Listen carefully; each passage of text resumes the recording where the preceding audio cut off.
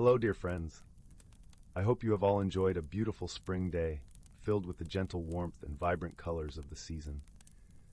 As the day comes to a close, I invite you to unwind and immerse yourself in the soothing sounds of our bedtime stories. Let your imagination drift into whimsical worlds, where dreams bloom gently like spring flowers. Remember, you can enjoy these stories ad-free on our Patreon, a peaceful haven just for you. Relax and let the magic of spring nights guide you into a restful slumber. Story 1. Once upon a time, in a quaint village nestled deep within an ancient forest, there lived a young girl named Luna. Though her surroundings were unassuming, Luna possessed a remarkable gift, the ability to communicate with the trees and creatures that called the woodlands home. From the moment she could toddle, Luna felt an inexplicable connection to the natural world. The gentle rustling of leaves and the songs of birds seemed to speak directly to her soul. The forest was her sanctuary, with its earthy scent of moss and wildflowers that intoxicated her senses, and the canopy of leaves above that filtered sunlight into dappled patterns on the forest floor. As she grew older, her parents marveled at her uncanny understanding of the forest's rhythms and secrets, a symphony of whispers and rustles that only she could decipher.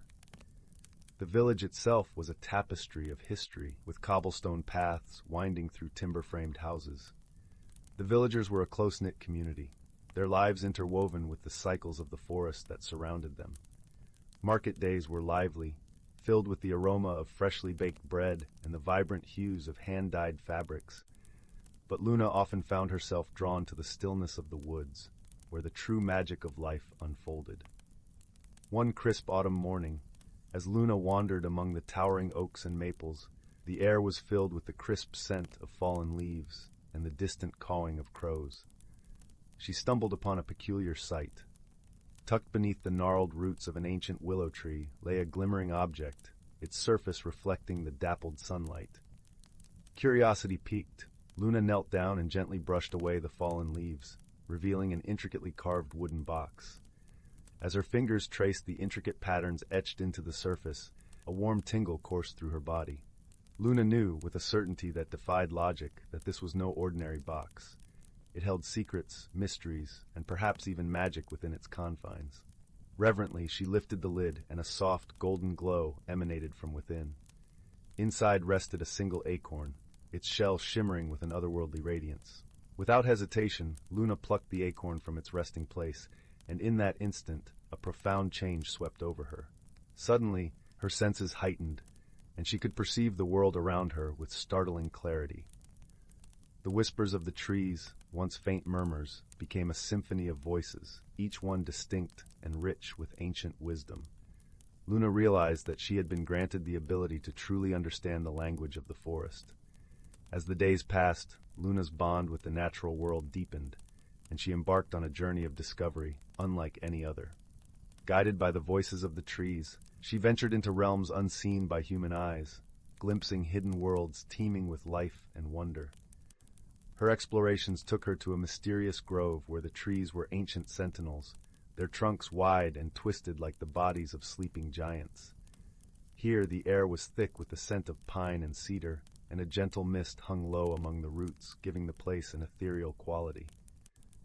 Luna met with the elder tree, a venerable oak whose bark was etched with stories of ages past.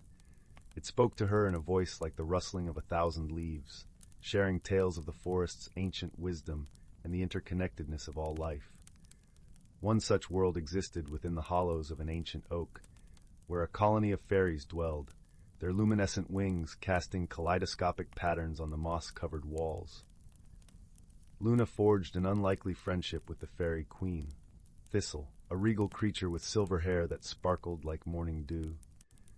Thistle shared stories of their long history, tales of enchantments and ancient alliances that spoke of a time when humans and fairies danced under the same moonlight, united in harmony.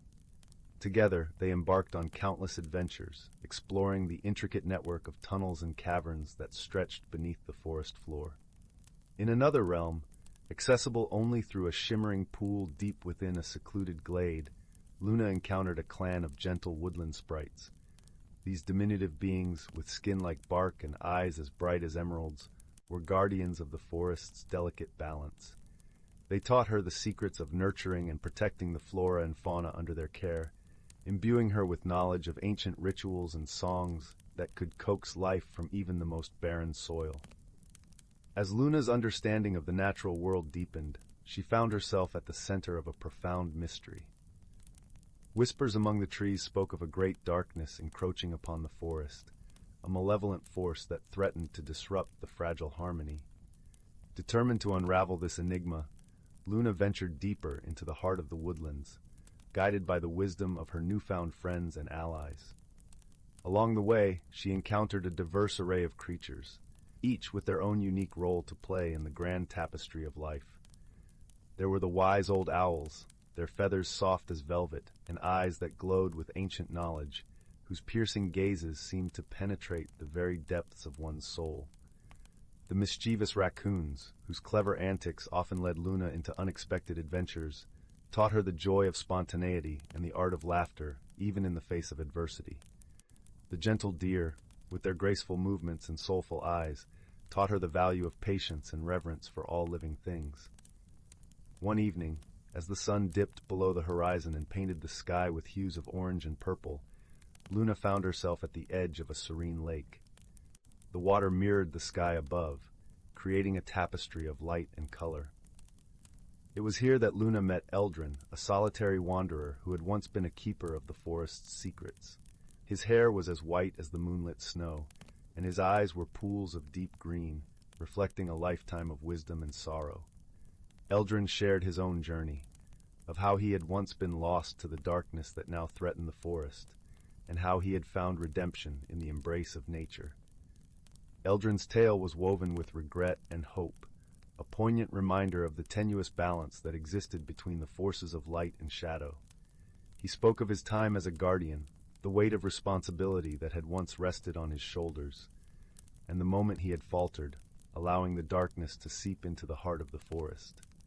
Yet, it was through this fall that Eldrin had found a deeper understanding of the cyclical nature of life, the ebb and flow of light and dark, growth and decay.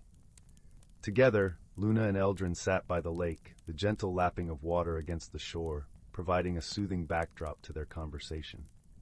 Eldrin revealed that the Shadow Blight was not merely a force to be defeated, but a manifestation of imbalance, a cry for help from the forest itself. It was a test, he said, one that required not just strength, but a profound understanding of the interconnectedness of all things.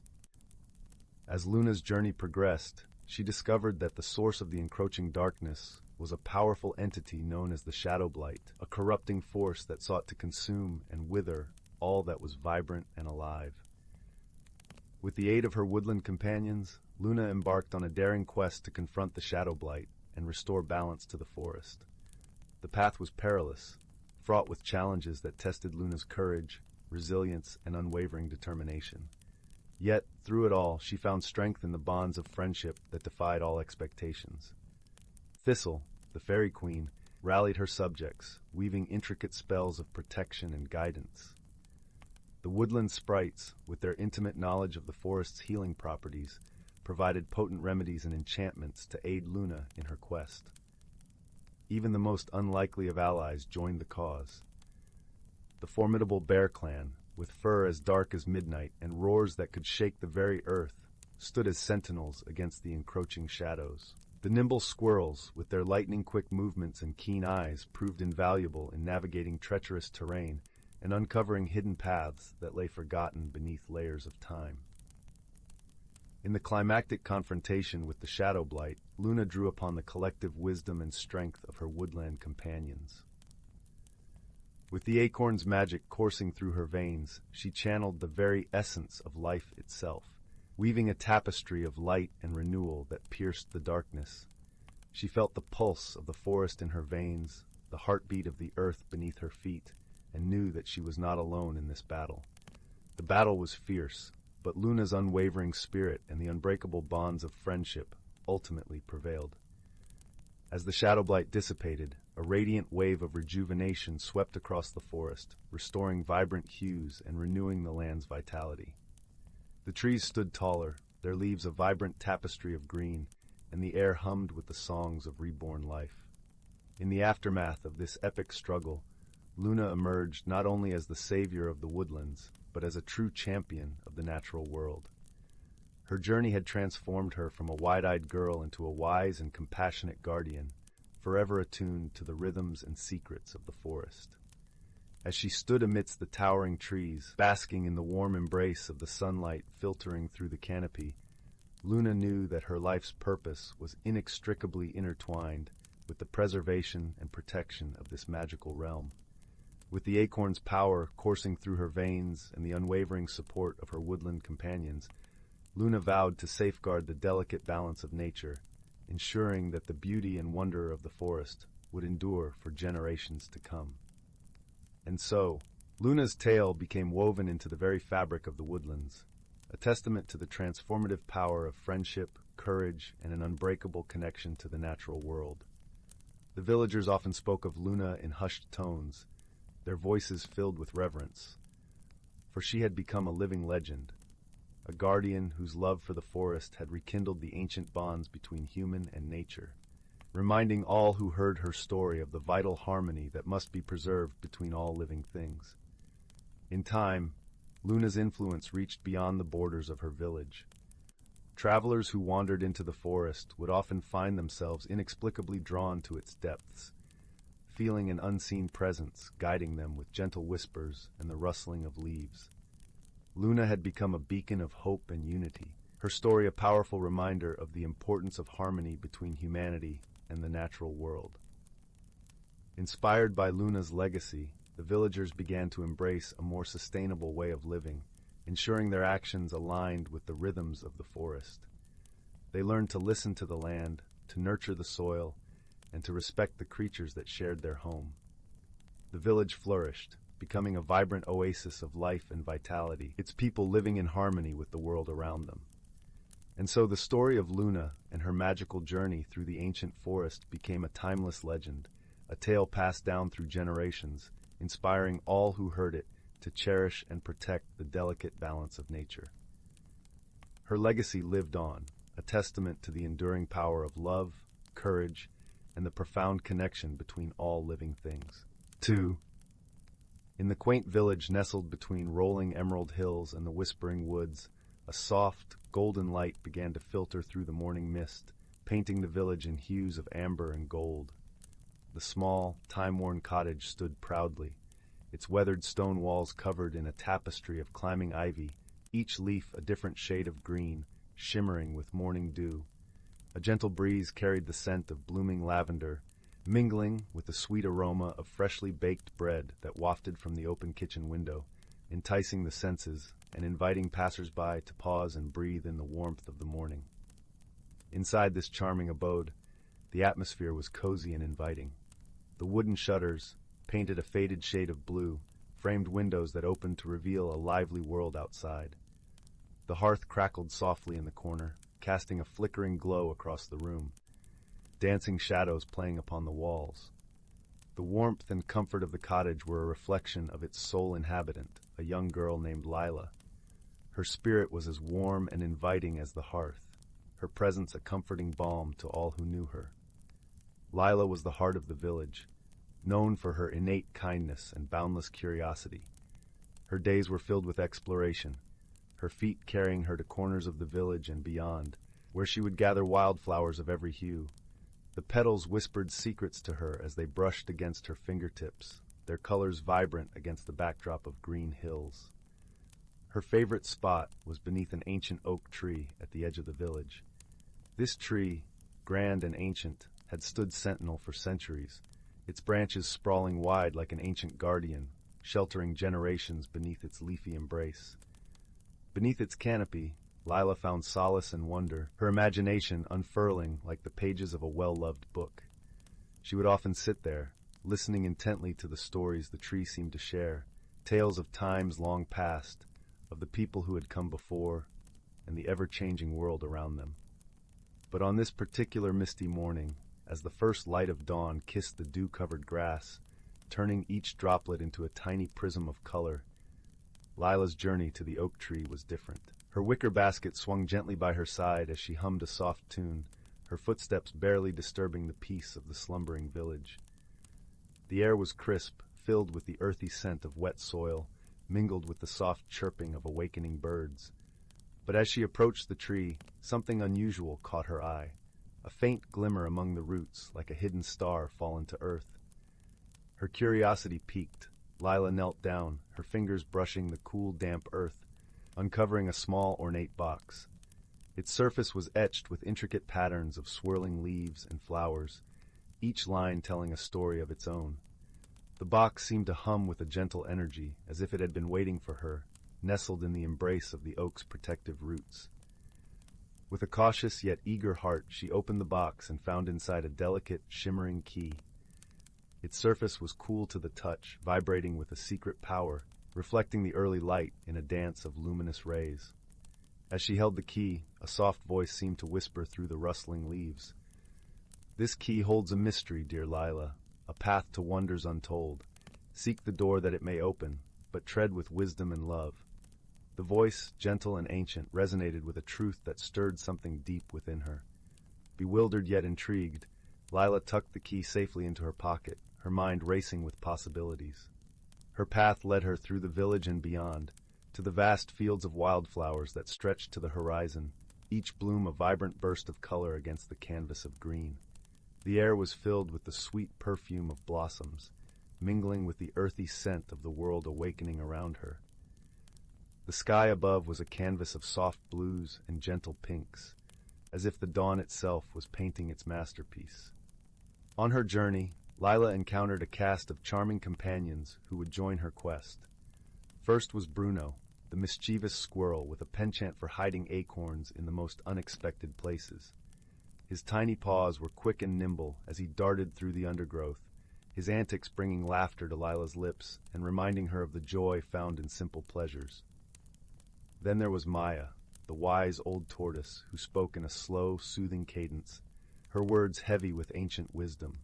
Her eyes, wise and understanding, seemed to hold the secrets of the earth itself, her presence a grounding force for the young girl. As they wandered the fields, the key seemed to guide them, its subtle pull leading them toward its destination. The landscape was a tapestry of vibrant colors, each petal and blade of grass woven together in perfect harmony. Butterflies danced in the air like living jewels, their wings catching the sunlight and scattering rainbows in their wake. The gentle breeze carried the soft songs of unseen birds, their melodies weaving a symphony of the natural world. Their journey was not without its challenges, for the path was sometimes unclear, and decisions had to be made with care. Lila found herself grappling with moments of doubt, wondering if she was truly meant to wield the key and uncover its secrets. Yet with each step, she grew more attuned to the world around her, her senses sharpened by the beauty and wonder she encountered. One afternoon, as they paused by a bubbling brook, Lila confided in her companions her deepest fear. What if I'm not the right person to unlock the mystery of this key? What if I'm not enough? Bruno, with a twinkle in his eye, scampered to her side and nuzzled her hand reassuringly. "You have already unlocked so much, Lila," he chirped. "The journey itself is a testament to your spirit." Maya, slowly drawing close, added thoughtfully, "The key chose you, dear child, just as you chose this path. Trust in your heart. It will guide you better than any map." Their words resonated with Lila, soothing her doubts, as she realized that her journey was as much about discovering herself as it was about uncovering the secrets of the key. As the day wore on, the key led them to a hidden glade, where a majestic willow tree stood, its branches cascading like a waterfall of green, creating a sanctuary of tranquility and beauty. Beneath its boughs, they discovered a door, carved into the trunk of the tree itself. The door was adorned with intricate carvings similar to those on the box, patterns that seemed to pulse with a life of their own. Lila knew that this was the place they had been seeking. With a deep breath, Lila inserted the key into the lock and turned it gently. The door creaked open, revealing a world bathed in a soft, golden light. Inside, they found a sanctuary of peace and wonder, where time seemed to pause and the air was filled with a sense of serene magic. The colors here were more vibrant, the air more fragrant, as if they had stepped into a realm where dreams took form. In the center of this hidden realm stood a pool of crystal clear water, its surface reflecting the shimmering light like 1,000 stars. As Lila approached, the water began to ripple, and a gentle voice emerged, echoing with the kindness of ages past. It was a voice that resonated with the wisdom of the earth, a voice that spoke of the interconnectedness of all things. "You have found the heart of the earth, dear child," the voice said. "Here, the secrets of the world are held in balance, and the wisdom of nature is preserved. Your journey has shown your heart's true nature, one of compassion and curiosity. Remember, it is not strength that holds the world together, but understanding and kindness." With her heart full of warmth and newfound wisdom, Lila and her companions spent the day in the sanctuary, learning from the ancient spirits that dwelled there. They listened to tales of how the world came to be, of the interconnectedness of all living things, and of the gentle power that resides in every heart. The spirits told them of a time when the world was young, and the dreams of the earth were woven into the fabric of reality by those who understood the language of nature. As they listened, Lila felt a transformation within her. She realized that her journey had been about more than just the key or the door it opened. It was about the connections she had formed along the way and the wisdom she had gained. She felt a deepening of her understanding and a strengthening of the bond she shared with her companions. The experience had taught her the importance of empathy and the power of friendship, lessons she would carry with her for the rest of her life. When the sun began its descent, casting long shadows across the glade, Lila knew it was time to return to her village. She placed the key in the box at the foot of the willow tree, a gift for the next seeker of truths, knowing that the journey she had embarked upon was one that would continue in the hearts of others. As they made their way back, Lila felt a profound sense of peace and fulfillment. The journey had changed her, opened her eyes to the beauty and wisdom that lay hidden in the world around her. She knew that she would carry the lessons she had learned with her, sharing them with others and nurturing the bonds of friendship that had grown stronger with every step. Under the gentle glow of the evening stars, Lila and her friends returned to the village, where the warm light of the cottage beckoned. As they gathered by the hearth, the crackling fire casting a cozy glow, Lila told her story to those who would listen. And as the flames flickered and danced, she understood that the greatest magic of all was the love and connection shared among friends. And so, in the heart of the village, where ordinary objects held extraordinary secrets, Lila found her place among the stars, her spirit shining brightly, a beacon of hope and kindness in a world filled with wonder. Her journey was a testament to the power of curiosity, compassion, and the enduring bonds of friendship, a story that would be told and retold, inspiring others to seek the mysteries of the world with open hearts and open minds. In the days that followed, the village seemed to glow with a renewed sense of unity and purpose, as if Lila's journey had imbued it with a magic all its own. The villagers, inspired by her tale, began to look at the world with newfound curiosity, finding joy in the simple acts of kindness and the beauty that surrounded them. The ancient oak, now a revered symbol of wisdom and guidance, stood proudly at the village's edge, its branches whispering secrets to those who paused to listen, just as it had done for Lila.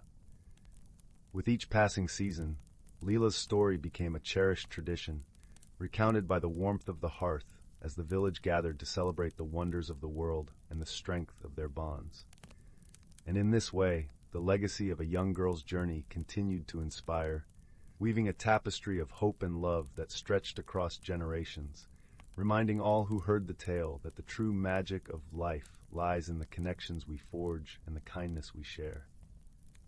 To further enrich their understanding of the world, Lila and her companions embarked on a new journey to the Whispering Woods, a place known for its elusive mysteries and enchanting wildlife. The woods were alive with the rustle of leaves and distant echoes of creatures unseen, their presence felt in the subtle crunch of twigs underfoot and the soft rustle of the canopy above. As they ventured deeper, the air grew cooler, laden with the rich scent of pine and moss. Sunlight filtered through the dense foliage, casting intricate patterns on the forest floor. Lila marveled at the towering trees, their trunks like ancient pillars supporting the sky. each one holding stories untold. In a clearing, they encountered an elderly woman named Elara, a guardian of the woods and a keeper of its secrets. Her eyes sparkled with a wisdom that seemed to span centuries, her voice a gentle melody that soothed the soul. She shared tales of the forest's magic, of the creatures that dwelled within, and the delicate balance that sustained them all.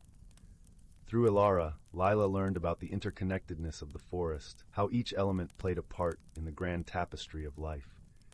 This newfound wisdom deepened her appreciation for the world, reinforcing the lessons she had learned from the hidden realm. With each story, she felt her heart expand, embracing the beauty and fragility of nature. As they bid farewell to Elara, Lila realized that her journey was far from over. The world was vast, filled with wonders yet to be discovered. With her companions by her side, she knew that together they could uncover the mysteries that lay hidden in every corner of the earth. Returning to the village, Lila shared her new insights, inspiring others to cherish and protect the natural world. The villagers, moved by her tales, vowed to preserve the beauty of their surroundings, ensuring that future generations would continue to find wonder and joy in the world around them. And so Lila's journey became not just a personal quest, but a collective awakening, a reminder that the greatest adventures are those shared with others, and that the true magic of life lies in the love and kindness we extend to all living things. In the subsequent days, as the village thrived under the shared glow of newfound wisdom, Lila found herself drawn back to the ancient oak. This time, she brought with her a seed from the willow tree in the hidden glade, a symbol of the journey she had undertaken. With careful hands, she planted it at the base of the oak, a promise of new beginnings and enduring growth. As the seed settled into the earth, Lila whispered words of hope and gratitude, her voice a gentle song carried by the breeze. The villagers, witnessing this act of faith and foresight, joined her in planting seeds of their own, each one a testament to the lessons learned and the bonds strengthened. In the years that followed, the village blossomed into a haven of harmony and understanding, where the wisdom of the earth was cherished and protected. Lila, now a guiding figure, continued to explore the world with her companions, ever curious, ever kind, her heart forever open to the mysteries and marvels that awaited her. And thus the tale of Lila and the Shimmering Key became a legend, a beacon of inspiration passed down through generations. It was a story of courage and compassion, of the magic found in friendship, and the beauty of a world united in love. As the seasons turned, the village remained a place of wonder and warmth, a sanctuary where dreams were nurtured and the bonds of community grew ever stronger. And in the heart of it all, Lila's spirit shone brightly, a testament to the power of an open heart and the enduring magic of a journey well taken. Story 3. Once upon a time, in a quaint village nestled between whispering forests and silvery streams, there was a young woman named Anwen. The village, a tapestry of cobblestone paths and thatched roofs, lay cradled in a valley where the scent of pine mingled with the earthy aroma of fertile soil. Anwen had lived in the village her entire life, surrounded by the familiar sights and sounds of rustling leaves and singing sparrows that woke the world each dawn. Her heart was kind and her spirit gentle, but she found herself feeling restless, as if a gentle wind was urging her to explore beyond the familiar paths. Anwen's days were filled with the simple joys of village life, baking bread with her grandmother, whose wrinkled hands moved with the grace of years, listening to the stories of elders, whose voices were like echoes of the past, and tending to the vibrant garden that was her pride and joy. The garden, a riot of colors with sunflowers towering like sentinels and lavender whispering secrets in the breeze, was a sanctuary. Yet, as the seasons turned, she noticed a longing growing within her, a whisper from the depths of her soul nudging her toward change. But change, she feared, meant letting go of the comfort and certainty she had always known, the gentle rhythms of life that cradled her in familiarity. One crisp autumn morning, as the first light of dawn kissed the dew-laden fields, Anwen decided to seek counsel from the wise old willow tree that stood at the edge of the village. The willow, with its gnarled branches that seemed to touch the sky, was known to hold ancient magic. It was said that if you listened closely, the rustle of its leaves would reveal secrets of the earth. Anwen gathered her courage and approached the tree, its leaves shimmering with the golden hues of fall, casting dappled shadows on the ground. As she sat beneath its sweeping boughs, a gentle breeze rustled the leaves, and Anwen closed her eyes, allowing the soothing rustle to calm her racing thoughts. The air was crisp, carrying the scent of fallen leaves and the promise of winter. Suddenly, a soft voice, as ancient as the earth itself, filled her mind. "Dear Anwen," it whispered, "change is not to be feared, but embraced. It is the way of nature, and through it you will find your true self." The words resonated within her, and as she opened her eyes, she noticed a small, glowing seed nestled in the grass beside her. It pulsed with a gentle light, like a heartbeat, and Anwen felt a strange connection to it. She gently picked it up, feeling its warmth seep into her palm, a comforting presence against the cool morning air. Curious and a little nervous, she decided to plant the seed in her garden. With each day that passed, she tended to it with care, watering it and whispering her hopes and fears to the tiny sprout that emerged. The seedling grew quickly, and as it did, Anwen found herself changing as well. The fear that had once held her back began to dissolve, replaced by a quiet confidence and a sense of wonder at the world around her. She began to see beauty in the small things, the way sunlight danced on water, or how the wind sang through the trees. Her friends in the village noticed the change in Anwen. Her laughter was brighter, her step lighter, and her eyes shone with a newfound clarity. Her dear friend Rowan, a gentle soul with a love for storytelling, was the first to comment. Rowan, who often wove tales under the stars, had always admired Anwen's quiet strength. "Anwen, it's as if you carry a light within you," he said one evening, as they sat by the fireplace in the village tavern, the air filled with the scent of spiced cider and the crackle of burning wood. Anwen smiled, feeling the warmth of his words wrap around her like a cozy blanket. "I think I finally understand what the willow meant," she replied softly, her voice a melody of newfound understanding. "Change is a part of life, and through it, we grow and discover who we truly are." As winter approached, the seedling in Anwen's garden had grown into a magnificent tree, its branches stretching toward the sky, adorned with shimmering leaves that glowed softly in the moonlight. It was a magical tree, unlike any other, and it became a symbol of Anwen's transformation. The villagers often gathered beneath its boughs, sharing stories and dreams, inspired by Anwen's journey. The tree, with its ethereal glow, seemed to listen to their hopes, holding them within its embrace. One evening, as snowflakes began to fall, dusting the village in a blanket of white, Anwen stood before the tree, her breath visible in the cold air. The village, quiet and serene, felt like a world suspended in time. In that stillness, she reflected on her journey, the fears she had faced, the courage she had found, and the love that surrounded her. One day, as Anwen walked through the village, she noticed an old, unused path leading into the forest. The path was overgrown, the cobblestones hidden beneath a carpet of leaves and moss. It seemed to beckon her, whispering tales of forgotten adventures. Driven by a newfound sense of curiosity, Anwen decided to explore it, her heart pounding with a mixture of excitement and trepidation.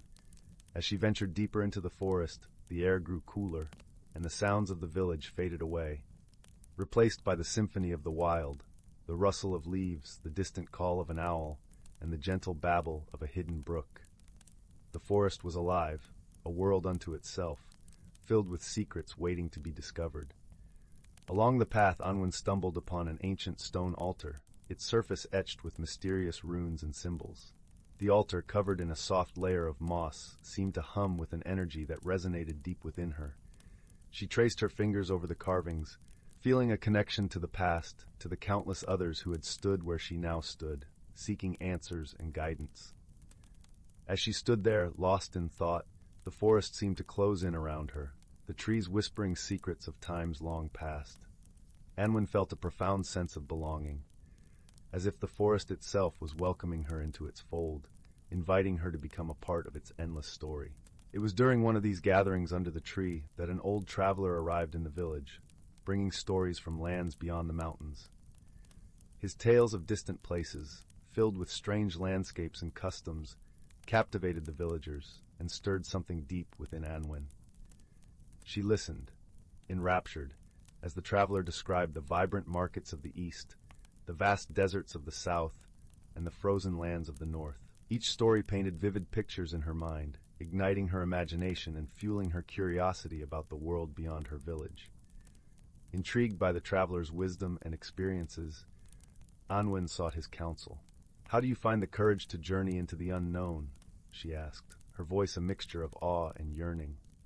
The traveler, his eyes twinkling with the light of countless adventures, replied, "Courage, my dear, is not the absence of fear, but the decision that something else is more important. For me, it's the endless possibilities that each journey brings, the chance to learn, to grow, and to connect with others." Anwen pondered his words, realizing that her desire to explore was not just a whim, but a call to discover more about herself and the world. She felt a resonance with the traveler's wisdom, as if the universe was gently guiding her toward her path. Anwen's transformation did not go unnoticed by the elders of the village. They saw in her a potential for leadership and wisdom that was rare and precious. One day, the village council, an assembly of the most respected and wise elders, invited Anwen to join their circle. It was an honor she had never anticipated, and as she sat among them for the first time, she felt the weight of their trust settle into her heart.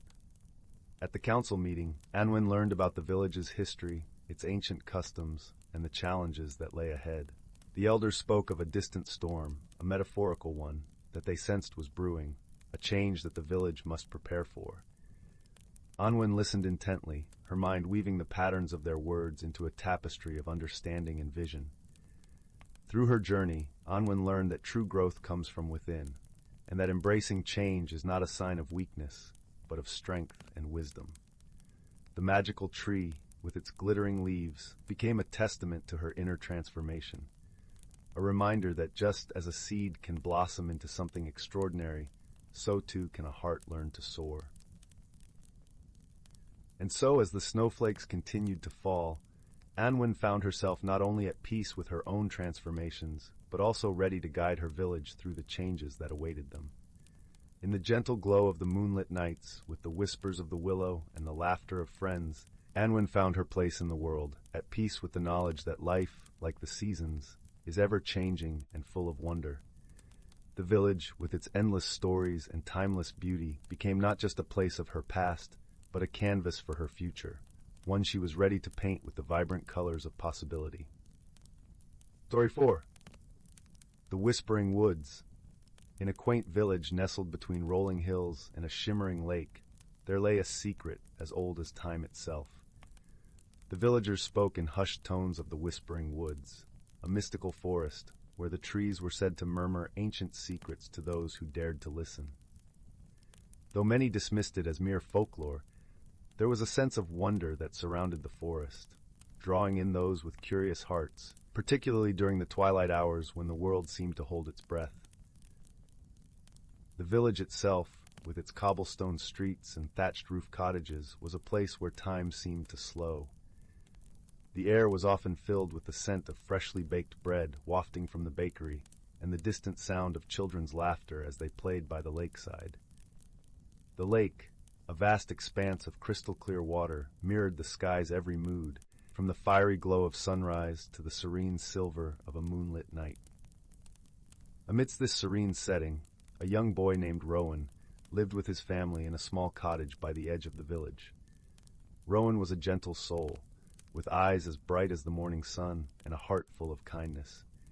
His days were filled with chores and schoolwork, yet he always found time to wander along the edge of the woods, his imagination painting fantastical tales in the air around him. His mother often found him perched on a rock, lost in thought, his fingers tracing patterns in the dirt as he dreamed of adventures waiting beyond the towering trees. Rowan's family was small but tightly knit, with his mother, father, and a younger sister named Alara. Alara was everything Rowan was not, bold and mischievous, with a curiosity that often got her into trouble. Yet she adored her older brother, trailing after him whenever she could. Eager to hear his stories of the mysterious woods, she had a knack for sensing his moods, understanding his quiet introspections, and sharing his wonder at the world around them. One crisp autumn afternoon, As the leaves crunched underfoot and the air was filled with the scent of pine and earth, Rowan found himself at the forest's entrance. The trees stood tall and majestic, their branches swaying softly in the breeze. Today, though, something was different. A peculiar, shimmering light flickered within the depths of the forest, beckoning him closer. It was as if the forest itself was awakening, each leaf and twig vibrating with a promise of secrets untold. With a cautious glance over his shoulder, Rowan stepped beyond the boundary, his heart pounding with a mixture of trepidation and excitement. The forest was alive with the sound of rustling leaves and chattering wildlife. The calls of distant birds echoed like an ancient song, weaving through the canopy and wrapping around Rowan like a comforting cloak.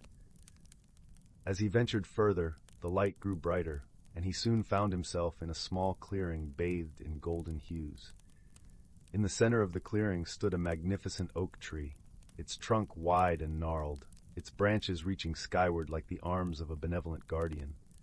The bark was rough beneath Rowan's fingers, yet there was a warmth, a pulse of life that seemed to speak directly to his soul. At the base of the tree, nestled among the roots, was a shimmering object, a small, intricately carved wooden box.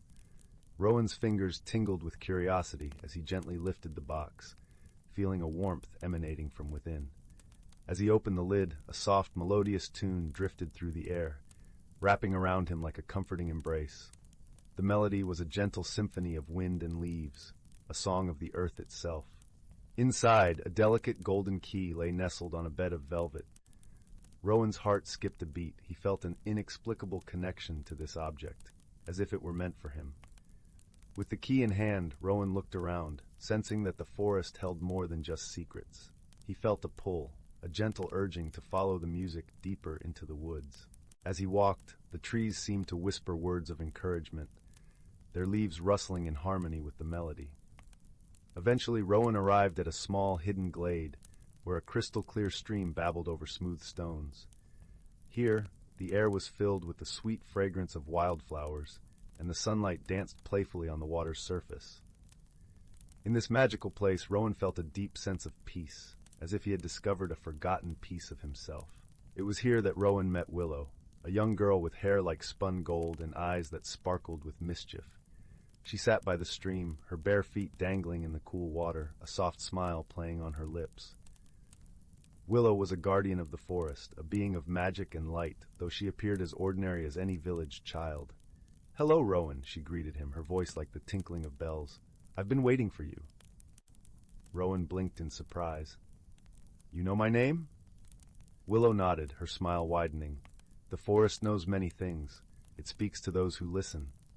Intrigued, Rowan sat beside her, the golden key still clutched in his hand. "What is this place?" he asked, his voice a whisper of awe. "This is the heart of the Whispering Woods," Willow explained, gesturing to the vibrant surroundings. "A realm hidden from the world, where magic and nature are one." Rowan's eyes widened with wonder. "And this key?" Willow's gaze softened.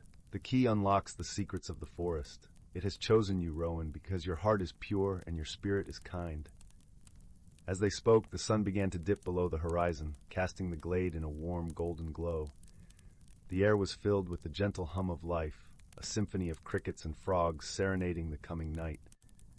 "Will you stay and learn the ways of the forest?" Willow asked, her voice carrying a note of hope. Rowan hesitated, thinking of his family and the village that lay beyond the trees. Yet there was something in Willow's eyes, a promise of adventure and discovery, that tugged at his heart. "I will stay," he decided, his voice steady with newfound resolve. And so began Rowan's journey of transformation. Under Willow's guidance, he learned to listen to the whispers of the trees, to understand the language of the animals, and to harness the magic that flowed through the very soil beneath his feet. The forest became his sanctuary, a place where he could be himself without fear or judgment. As the days turned into weeks, Rowan and Willow grew inseparable. They explored every hidden corner of the woods, discovering its wonders and solving its mysteries. Together they learned the importance of balance and harmony, of living in tune with the world around them. Meanwhile, within the village, life continued its rhythmic pace. The villagers, aware of Rowan's absence, shared tales around the hearth about the boy who disappeared into the forest. Some spoke with awe, believing he had been chosen by the forest spirits, while others whispered fears of enchantment. Alara, determined and unwavering, often ventured to the edge of the woods, a silent sentinel waiting for her brother's return. One evening, as the soft twilight cast the forest in shades of purple and gold, Rowan and Willow stumbled upon an ancient structure, hidden beneath the forest's embrace. The stone walls were crumbled yet sturdy, covered in moss and ivy, whispering stories of a forgotten era. It was a library, or what remained of one, its shelves lined with books whose pages were filled with the knowledge of yesteryears. There, Rowan discovered texts that spoke of a symbiotic relationship between the village and the forest, a cooperation that had been severed over time. "These stories," Rowan murmured, tracing the faded ink with reverence, "they speak of a bond between our world and yours." Willow nodded, her voice tinged with a hint of melancholy. "Long ago, the villagers in the forest lived in harmony, each respecting and nurturing the other." "Perhaps," Rowan mused, "it's time to restore that balance." The realization marked a pivotal turn in Rowan's journey. No longer was he just a student of the forest's secrets. He was a bridge, a link between two worlds that had drifted apart. The forest had taught him not just to see its wonders, but also to understand its need for connection with the village. As the seasons changed, Rowan knew it was time to return to the village. Though his heart ached at the thought of leaving the forest, he understood that his journey was far from over. The wisdom he had gained needed to be shared, to inspire others to see the beauty and magic in the world around them. With Willow by his side, Rowan returned to the village, where his family welcomed him with open arms. He shared his tales of the whispering woods, of the wonders he had seen and the lessons he had learned. Though some were skeptical, many were inspired by his stories, and a newfound respect for the forest began to blossom within the village.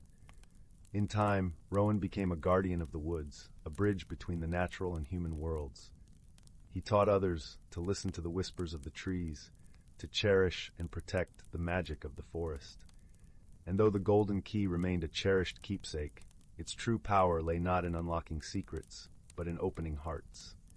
One evening, as Rowan sat with his family by the fireside, he shared stories of the forest with his younger siblings, their eyes wide with wonder. His tales painted vivid images of magical creatures and enchanted glades, sparking dreams of their own adventures. It was then that Rowan realized his true calling, not only as a guardian, but also as a storyteller, weaving the magic of the woods into the hearts of those around him. Alara, listening intently, felt the call of adventure within her own heart. Inspired by her brother's tales, she envisioned a future where she too would explore the mysteries of the woods, perhaps discovering her own role in the balance between village and forest. In a new decisive moment, Rowan gathered the villagers for a council by the lakeside, under the silver light of the full moon. He spoke of the knowledge he had uncovered, urging them to rekindle their bond with the forest. The villagers, captivated by his words, agreed to venture into the woods and rediscover the age-old harmony that once existed. Guided by Rowan and Willow, the villagers embarked on a pilgrimage into the whispering woods, where they were taught to listen and learn from the forest. The villagers began to understand the delicate balance of nature, each tree and creature playing a vital role in the ecosystem. They learned of the healing herbs hidden beneath the underbrush, the wisdom of the birds, and the stories etched into the bark of the ancient trees. As the bond between village and forest was restored, the land began to flourish. The crops grew more abundant, the lake sparkled with renewed vitality, and the air was filled with the harmonious sound of life thriving in unity. Rowan's dream of a harmonious world had become a reality, a testament to the power of understanding and respect. And so, as the moon rose high above the forest, casting a silvery glow over the land, Rowan stood at the edge of the woods, his heart full of gratitude and hope. The whispers of the trees surrounded him, a gentle lullaby that promised new beginnings and endless possibilities. With a smile, Rowan turned towards the village, the golden key tucked safely in his pocket. He knew that his journey was just one of many, and that the magic of the whispering woods would continue to inspire those who dared to dream. And so, dear listener, As you drift into slumber, remember the lessons of the forest, that kindness and courage can light even the darkest paths, and that the whispers of the world are always there, waiting to guide you on your own journey of discovery. Story 5. In the tranquil village of Willowbrook, where magic and nature wove together like the intricate threads of a tapestry, life unfolded at a gentle, unhurried pace. This quaint enclave was nestled between emerald hills and a babbling brook that sang its way through lush meadows, its melody a soothing lullaby for the soul. The villagers, known for their gentle hearts, often gathered by the warmth of their firesides, where stories were shared as often as bread was broken, and laughter echoed like a cherished refrain. The village itself was a patchwork of cottages with thatched roofs, each adorned with climbing roses and ivy. The cobblestone paths, worn smooth by years of footsteps, wound their way through the village like veins of history. The air was always filled with the scents of freshly baked bread, apples from the orchard, and the earthy aroma of nearby woods, making it a place where every breath felt like a sweet balm.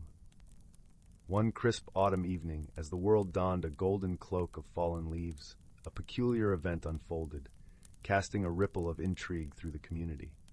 The villagers awoke to find that all the sunflowers in the fields had turned to face the moon instead of the sun. Eyes wide with wonder and confusion, they gathered at the fields, their breath visible in the chilly air. At the heart of Willowbrook lived a young girl named Lila, whose curiosity was as boundless as the starry skies above. Her long auburn hair danced in the breeze as she moved, and her eyes, the color of deep forest pools, sparkled with the light of discovery. Lila was a friend to all creatures, big and small, and her knack for solving puzzles was well known throughout the village. Her days were filled with exploring the hidden nooks of Willowbrook, accompanied by her loyal companion, Whiskers, a cat with fur as black as midnight and eyes as bright as the full moon. When Lila heard of the sunflower's unusual behavior, her heart leaped with intrigue. Perhaps the sunflowers have a secret, she mused to Whiskers, who purred in agreement, his tail flicking with anticipation. Let's find out what's whispering in the wind. With a heart full of wonder, Lila set off toward the fields, Whiskers prancing at her side. The air was crisp, carrying the scent of pine and earth, mingling with the sweet aroma of late-blooming wildflowers. The gentle rustle of leaves whispered secrets as they journeyed, the world around them a symphony of nature's quiet sounds. As they arrived at the field, Lila knelt beside a particularly tall sunflower, its face tilted towards the silver orb hanging in the night sky. "Hello, dear sunflower," she greeted softly, brushing her fingers against its velvety petals, feeling the warmth of life beneath her touch. "Why do you gaze at the moon?" The sunflower swayed gently, as if trying to communicate, its leaves rustling like a soft sigh. Lila noticed a slight shimmer around its base, something she'd never seen before. Her eyes widened as she realized it was the work of magic, a delicate, almost imperceptible aura that pulsed with ancient energy. Just then, a soft, melodious hum filled the air, wrapping around Lila like a comforting embrace. She turned to see a tiny creature flitting toward her, its wings iridescent and delicate as spun silk. It was a moonlight moth, its presence like a dream woven from the threads of twilight. "Greetings, Lila," the moth chimed, its voice as soothing as a lullaby sung by the moon itself. "I am Luna, keeper of the moon's secrets. The sunflowers seek its light to heal a hidden sorrow." "Hidden sorrow?" Lila echoed, tilting her head in thought. What sorrow could they hold? Luna fluttered closer, her wings casting gentle beams of light that danced across the field like whispers of starlight. A shadow has fallen upon the roots of the sunflower field, a shadow born from a forgotten wish. Lila sat in thought, her mind a flurry of possibilities, piecing the puzzle together with the precision of a master weaver. Could it be the old wishing well at the edge of the meadow? She pondered aloud. It's said to hold the dreams of those who once believed. The moonlight moth nodded, her eyes reflecting the ancient wisdom of the moon. Indeed, the well has absorbed many wishes, but one was neglected, left to dwell in sadness. It was whispered by a child who longed for the moon's light to guide them. With newfound purpose, Lila and Luna made their way to the ancient well, where moss clung to stones like a soft green mantle. The evening sky was a tapestry of deep blues and silvers, the moon hanging low as if listening to their every step, casting the world in a gentle glow. "Hello, old friend," Lila murmured to the well, her voice gentle, as if speaking to a cherished confidant. "I come to mend a wish forgotten." As she spoke, a soft glow emanated from the well, its surface shimmering like liquid silver under the moon's gaze. A gentle voice, like a breeze whispering through the trees, responded. The wish was made by a child who wished for courage to follow their dreams. It was never fulfilled, and thus it lingers here. As Lila pondered this revelation, she remembered a story her grandmother had once told her. It was about a young boy named Eli, who had lived in Willowbrook long ago. Eli had been a dreamer, much like Lila, but his heart was full of fear and doubt. He had whispered his wish to the well, hoping the moon would guide him, but he had left Willowbrook before his wish could be granted. Realizing the importance of fulfilling Eli's wish, Lila clasped her hands together, feeling the warmth of hope blossoming within her heart, and whispered her own wish. May this child find the courage they seek, and may the sunflowers shine brightly once more. As her words faded into the night, the well shimmered, and a warm, comforting light spread across the field. The sunflowers turned their faces back to the rising sun, their petals glowing with renewed life and joy, a testament to the power of dreams and the magic of hope. Luna flitted beside Lila, her eyes twinkling with gratitude, her wings creating a soft, ethereal music as they moved. You have lifted the shadow, dear Lila. You have given hope where it was lost. With the mystery resolved and the village at peace once more, Lila returned home, her heart light as a feather. The villagers celebrated the return of their sunflowers' sunny dispositions, the air filled with laughter and the scent of fresh-baked bread, a symphony of joy and unity. As night fell over Willowbrook, Lila curled up by the fireside with Whiskers, the crackling flames casting a warm glow that danced across the room like a comforting embrace. She knew that the world was filled with whispers of magic, and that sometimes all it took was a little courage and kindness to set things right.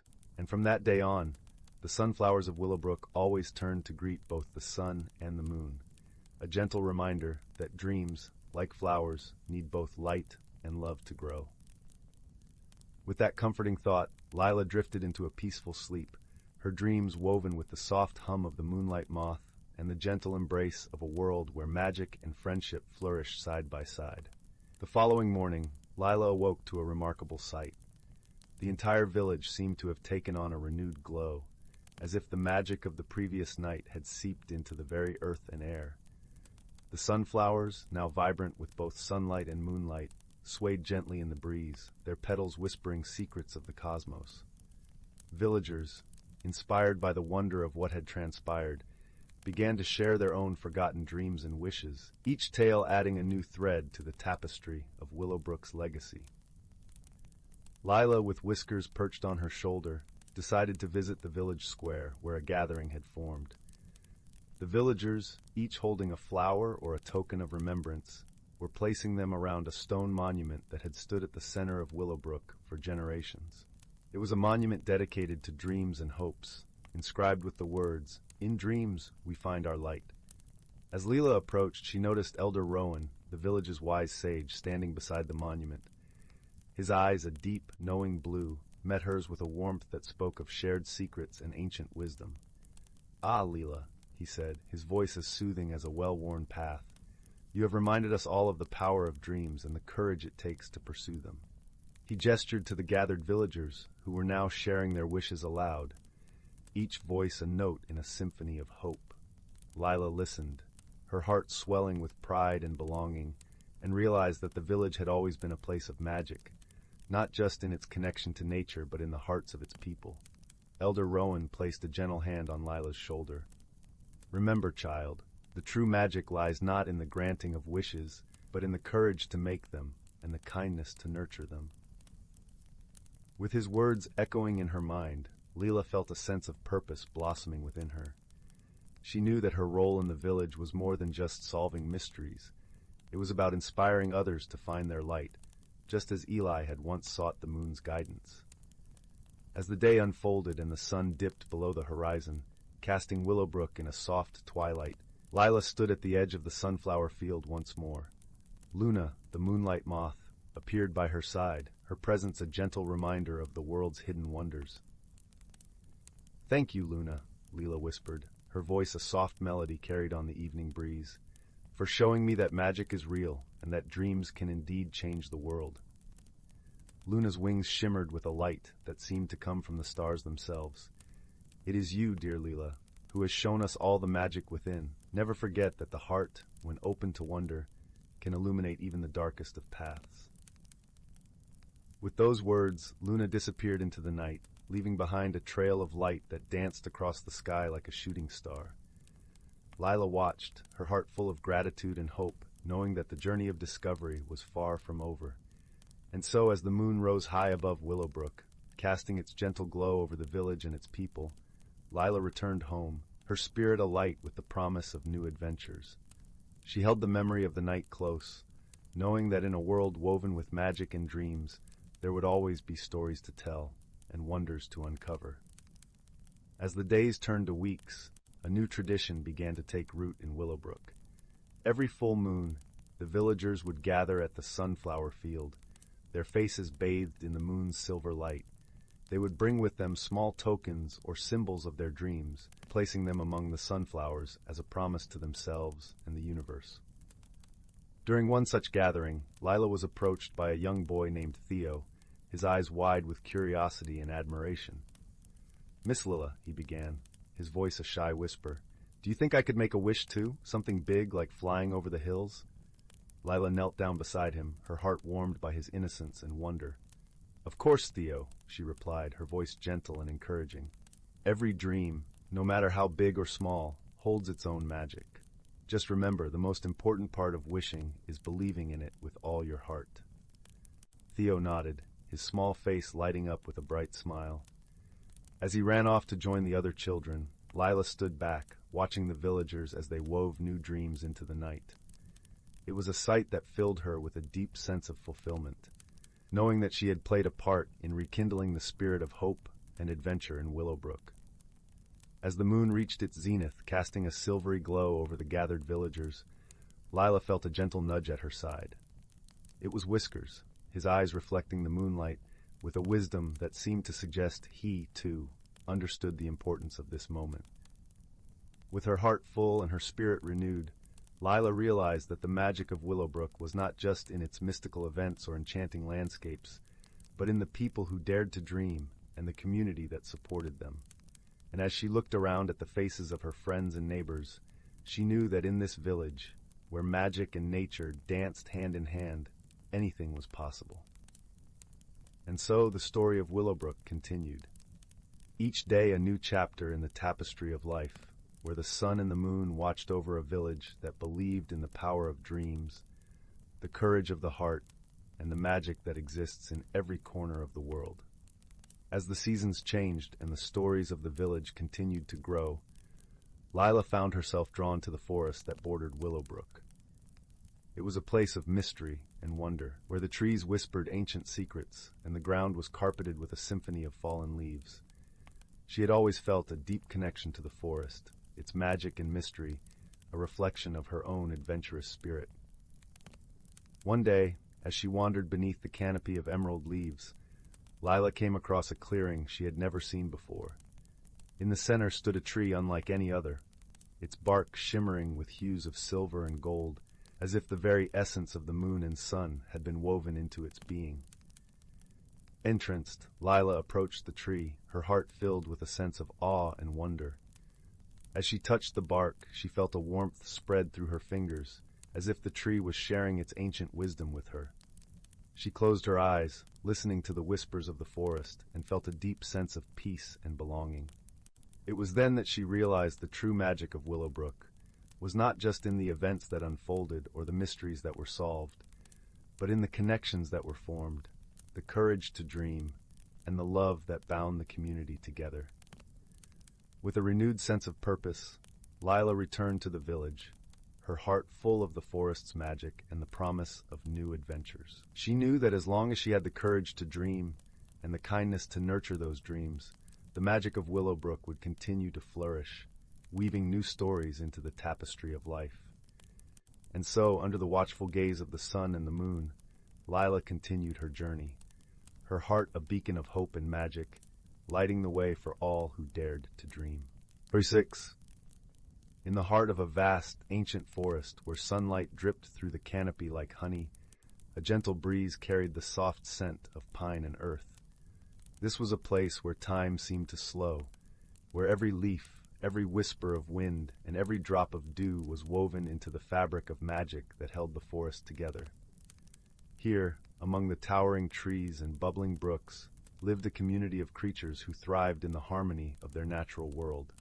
The creatures were small and agile, with fur as soft as the moss that carpeted the forest floor, and eyes that gleamed like the stars above. They were known as the Sylvans, and they had lived in this enchanted realm for as long as the oldest oak could remember. The Sylvans were not alone. Their world was shared with the wise, ancient trees, the playful winds, and the shimmering waters of the forest streams. Each element played its part in maintaining the delicate balance of this hidden world.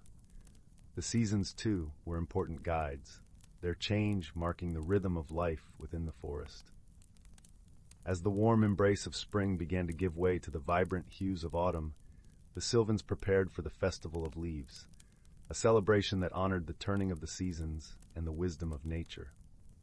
The festival was a time of gratitude, where stories of old were shared and the bonds of friendship and community were strengthened. Among the Sylvans was a young one named Finn, whose spirit was as bright as the morning sun and whose curiosity knew no bounds. Finn was often found exploring the nooks and crannies of the forest, his heart open to the wonders that lay hidden beneath the leaves and stones. On the day of the festival, as the golden light of the setting sun filtered through the trees, Finn wandered further than he ever had before, drawn by a whispering breeze that seemed to call his name. The air was filled with the crisp scent of fallen leaves and the distant song of the brook, inviting him deeper into the heart of the forest. Finn soon found himself in a part of the woods that felt both familiar and new. The trees here were older, their bark etched with the stories of ages past. As he marveled at their ancient majesty, he noticed a peculiar sight, a cluster of stones arranged in a circle, where the moss grew in patterns that seemed to dance in the fading light. Intrigued, Finn stepped closer, his feet barely making a sound on the soft earth. As he did, the air around him shimmered, and the world seemed to hold its breath.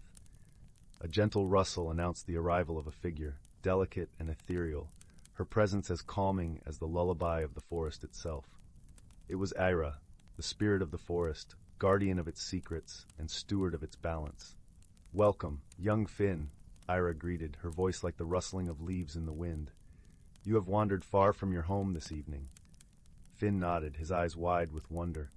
"I followed the breeze," he explained, his voice barely above a whisper. "It led me here." Ira smiled, a gentle light in her eyes. "The forest has many voices, and those who listen can hear its wisdom," she said. "Tonight, you have stumbled upon a place where the magic of the forest gathers, where the past speaks to those willing to listen." Finn felt a warmth spread through him, a sense of belonging that filled his heart. "What stories do these stones tell?" he asked, his curiosity burning brighter than ever. Era gestured to the circle, her movements as fluid as water.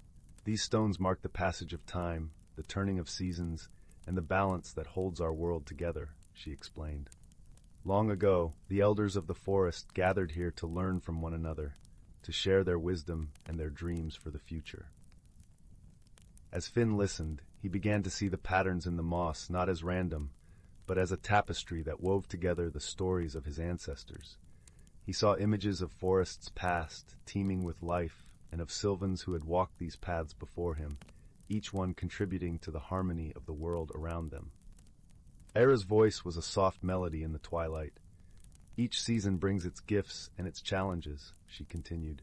"It is through understanding and respecting these cycles that we find our place within the forest, that we nurture the harmony that sustains us all." Finn nodded, the lessons settling into his heart like a seed in fertile soil.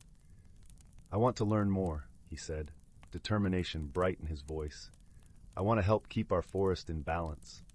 Era's smile was like the dawn breaking over the treetops. "You have already begun, young one," she said. "By listening, by caring, you become part of the story of this forest. As the stars began to twinkle in the sky above, Finn and Ira sat together, sharing tales of the forest and its many wonders. The night wrapped around them like a comforting blanket, and the world seemed to hum with a quiet joy. When at last it was time to return to the village, Finn felt a sense of peace, knowing he was part of something much larger than himself. He walked back through the forest, the path lit by the soft glow of the moon, his heart full of hope and promise. And so, on that night of the Festival of Leaves, wisdom was passed from one generation to the next, woven into the very fabric of the forest. The Sylvans continued to live in harmony with their world, guided by the gentle hand of nature and the enduring spirit of friendship. As the seasons turned and the years passed, the lessons of that night echoed through the forest, whispered by the winds and carried on the wings of birds. And in the heart of the ancient woods, the magic of the forest thrived, a timeless testament to the balance and beauty of the natural world. Story 7. Once upon a time, deep within an ancient forest, there lived a young fox named Ember. Her russet fur glowed like embers in the dappled sunlight that filtered through the canopy above. Though small, Ember possessed a most extraordinary gift, the ability to weave dreams into reality with a simple touch of her paw.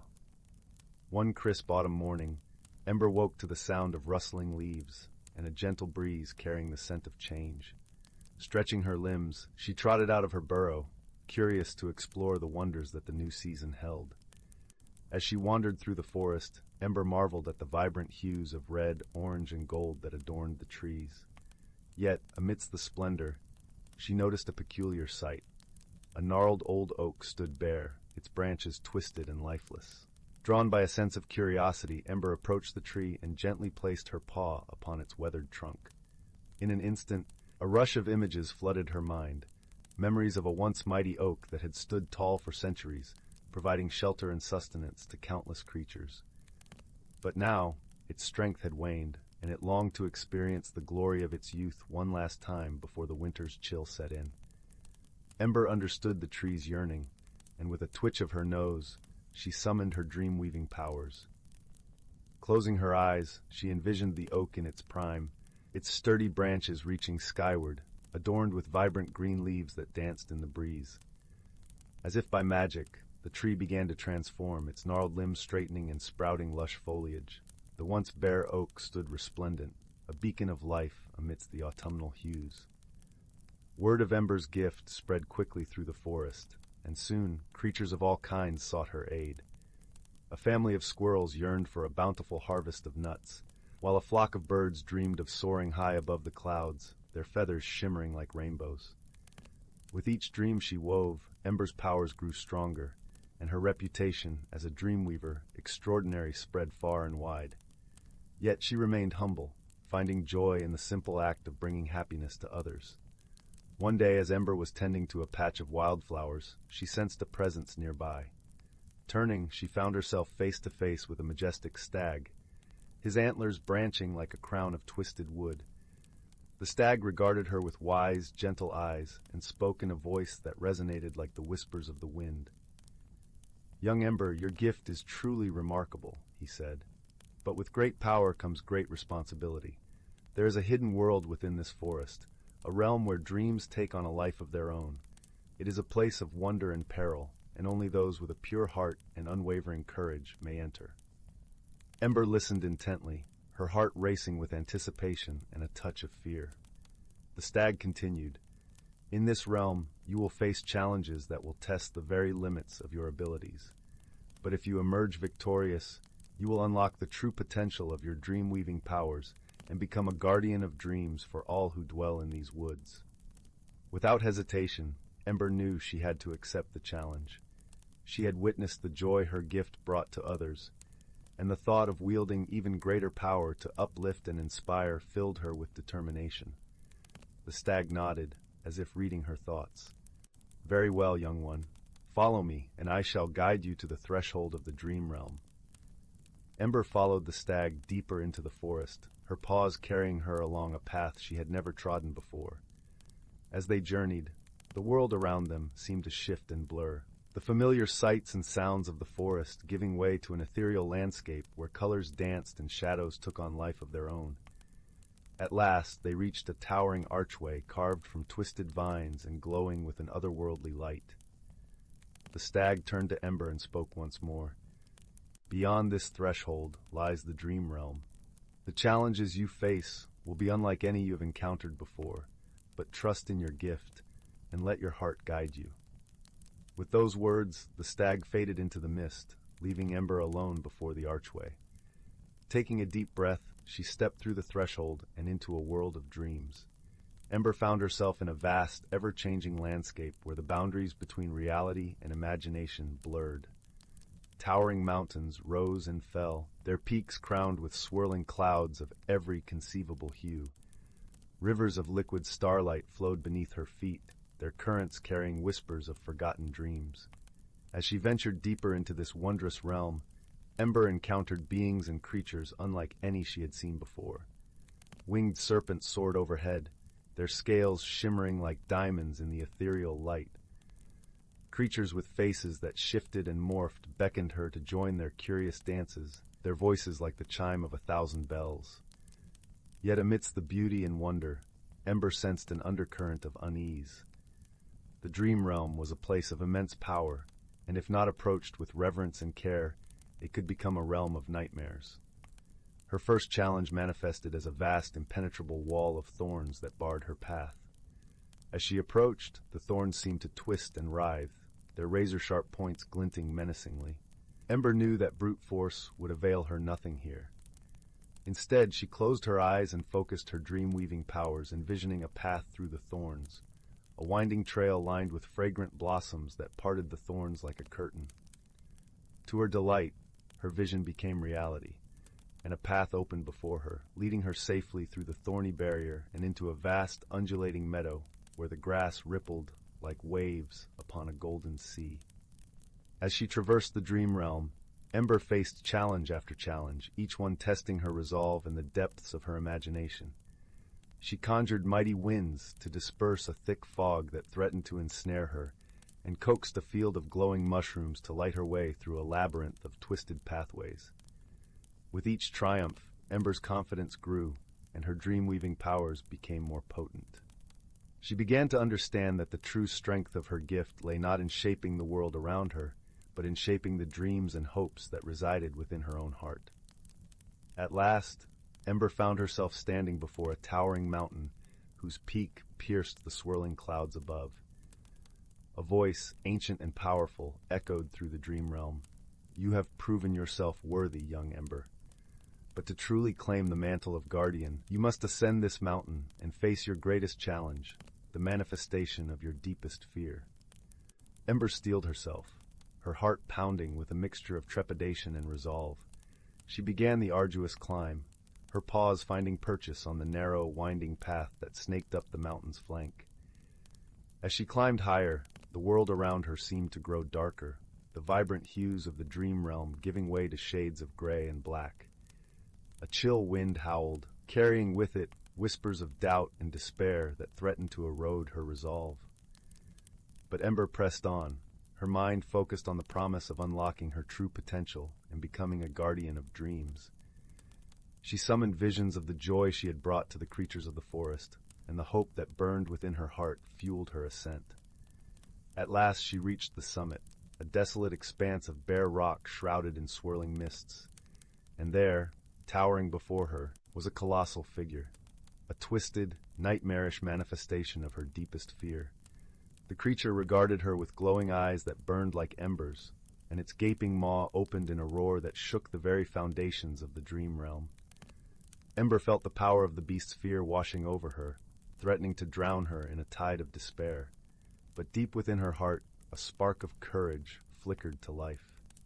She was the weaver of dreams, the guardian of hope, and she would not be undone by fear, not even her own. Closing her eyes, Ember reached into the wellspring of her power and summoned forth a vision unlike any she had conjured before, a vision of light and hope, of dreams made manifest and fears banished to the shadows. As she opened her eyes, the manifestation of her fear began to waver and dissipate, its form unraveling like a tapestry of nightmares, undone by the radiant power of Ember's dream weaving. In its place, a towering figure of pure light emerged, its form shifting and pulsing with the boundless energy of dreams unfettered. Ember looked upon this manifestation of her true power and felt a surge of joy and wonder unlike anything she had ever known. The ancient voice echoed once more. "Well done, young Ember. You have faced your greatest fear and emerged victorious. From this day forth you shall be known as the Dream Guardian, protector of hopes and banisher of nightmares. Your gift shall be a beacon of light to all who dwell within these woods, and your legacy shall endure for generations to come." With those words, Ember felt a profound transformation take place within her. Her powers had been elevated, imbued with a depth and resonance that transcended mere dream weaving. She was now a conduit for the collective hopes and dreams of all living beings, a guardian of the sacred realm where imagination and reality intertwined. As she descended from the mountain, Ember found herself surrounded by a multitude of creatures, the denizens of the forest who had been drawn to the dream realm by the power of her triumph. They looked upon her with reverence and awe, their eyes shining with the promise of dreams made real. From that day forward, Ember walked among them as the Dream Guardian, her every touch weaving intricate tapestries of hope and wonder. She brought solace to the weary, courage to the fearful, and joy to those who had all but forgotten the magic of dreams. And as the seasons turned and the years passed, Ember's legend grew, her name spoken in hushed tones by creatures great and small. For she was not merely a dream weaver, but a beacon of hope in a world where the boundaries between reality and imagination blurred. A reminder that even in the darkest of times, the power of dreams could light the way. Story 8. In the heart of the tranquil Whispershire wood, where the trees stood tall and ancient, a gentle wind rustled through the emerald canopy, carrying with it the scent of pine and fresh earth. This forest was a place where sunlight danced with shadows, painting the ground in dappled hues of gold and green. It was an enchanting realm, teeming with life and mysteries that unfolded like secrets shared between old friends. Nestled within this verdant tapestry was a quaint village named Fern Hollow, known for its cozy cottages that dotted the landscape like small, colorful jewels. Each home was adorned with ivy-draped stone walls and thatched roofs, with gardens bursting in a riot of colors, from the deep crimson of roses to the sunny yellow of marigolds. The air here was perpetually filled with the sweet symphony of birdsong and laughter, creating an atmosphere of warmth and belonging. In this village lived a young boy named Tobias, who was as curious as he was kind-hearted. Tobias had a shock of curly auburn hair and eyes that gleamed with the green of the forest itself. He was known throughout Fern Hollow for his adventurous spirit and his gentle nature. He could often be found exploring the hidden paths of Whispershire Wood, a place he considered his second home. Tobias shared his adventures with a most unlikely companion, a wise old tortoise named Mortimer. Mortimer was not just any tortoise. He possessed a gentle wisdom that seemed to come from the very earth itself. His shell was a mosaic of greens and browns, and his eyes held stories of centuries past. Together, Tobias and Mortimer shared a bond that transcended words, a friendship forged through countless shared discoveries and quiet moments beneath the forest's watchful embrace. One crisp autumn morning, as the leaves rustled like whispers of ancient tales, Tobias and Mortimer set out on one of their usual explorations. The forest was alive with color, the foliage turning shades of amber, gold, and fiery red. The air was crisp and carried the earthy perfume of fallen leaves, mingling with the scent of distant rain. As they wandered deeper into Whispershire Wood, Tobias felt something different in the air, a tingling sensation that prickled his skin and set his heart dancing with anticipation. It was as if the forest itself was calling to him, urging him to venture further, to uncover a secret hidden from the eyes of those who dared not wander so deeply. "Do you feel that, Mortimer?" Tobias asked, his voice barely more than a whisper, as if speaking louder might break the spell that enveloped them. Mortimer paused, his wise eyes narrowing slightly as he considered the question. "Indeed, young Tobias," he replied in his slow, deliberate manner, "the forest is alive with something extraordinary today." Guided by an invisible thread of curiosity, they followed a narrow path carpeted with leaves that crunched softly underfoot. The path wound its way through trees that stood like silent sentinels, their branches arching overhead to form a cathedral of nature. After what felt like hours, but might have been mere moments, they stumbled upon a clearing bathed in soft, ethereal light. In the center of the clearing stood an ancient oak tree, its trunk wide and gnarled with age, its branches stretching skyward like arms reaching for the heavens. It was a tree that seemed to pulse with an otherworldly energy. Tobias approached the tree with reverence, his heart beating in time with the gentle rustle of leaves. As he drew closer, he noticed something nestled in the roots, a small, intricately carved wooden box, worn smooth by time.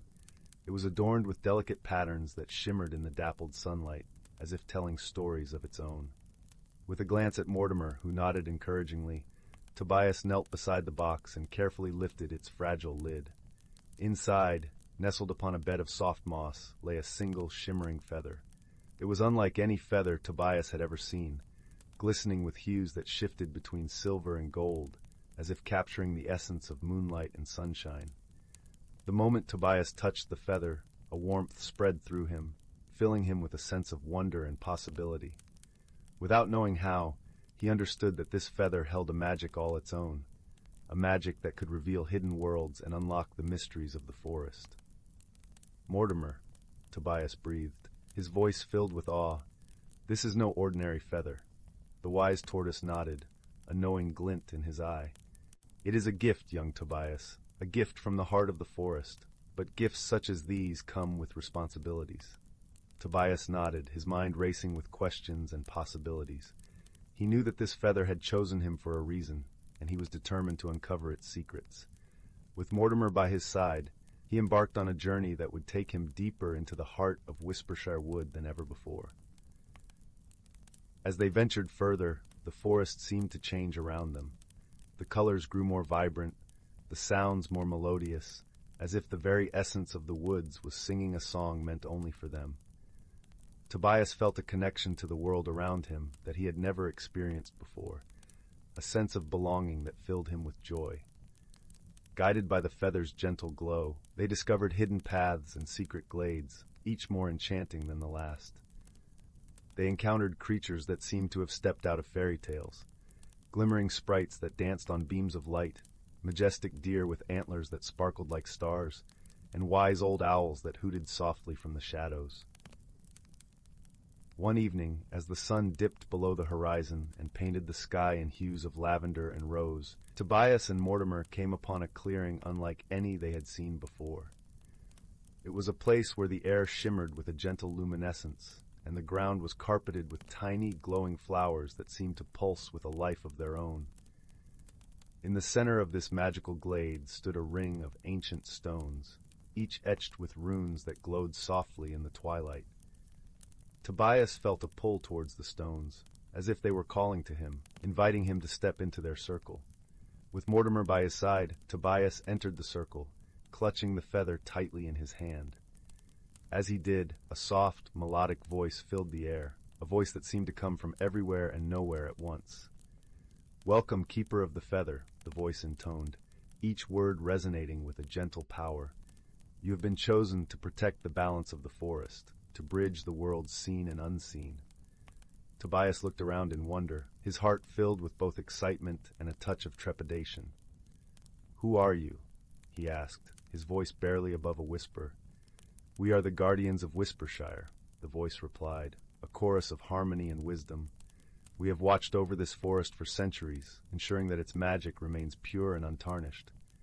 Tobias felt a sense of responsibility settle upon his shoulders, a weight that was both daunting and exhilarating. "What must I do?" he asked, his determination shining through. "The feather you hold is a key," the voice explained. "It will guide you to those in need, to places where the balance is threatened. Trust in the feather, and trust in yourself." With that, the voice faded into the gentle rustle of leaves, leaving Tobias and Mortimer standing in the circle of stones, the feather glowing softly in the twilight. As they made their way back to the village, Tobias's mind was a whirl of thoughts and emotions. He felt a newfound sense of purpose, a a calling that resonated deep within his soul. With Mortimer by his side, he knew he could face whatever challenges lay ahead. In the days that followed, Tobias and Mortimer embarked on many adventures, guided by the feather's gentle light. They helped creatures in need, healed places where the forest's magic had grown weak, and uncovered hidden wonders that brought joy to all who beheld them. Through it all, Tobias learned that true magic lay not in the feather itself, but in the heart of those who wielded it. He discovered that kindness and courage, friendship and love were the most powerful forces of all, capable of bridging worlds and healing wounds. As the seasons turned and the years passed, Tobias grew from a curious boy into a wise young man, beloved by all who knew him. The feather remained a treasured companion, a reminder of the journey that had changed him in ways he could never have imagined.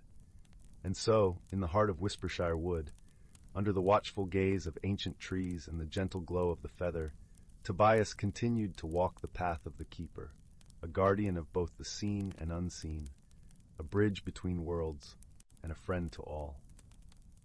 And as the sun set over the village of Fernhollow, casting its warm golden light over the land, the forest whispered its timeless song, a melody of magic and wonder, of friendship and love, a song that would echo through the ages, in the heart of every child who dared to dream. Story 9.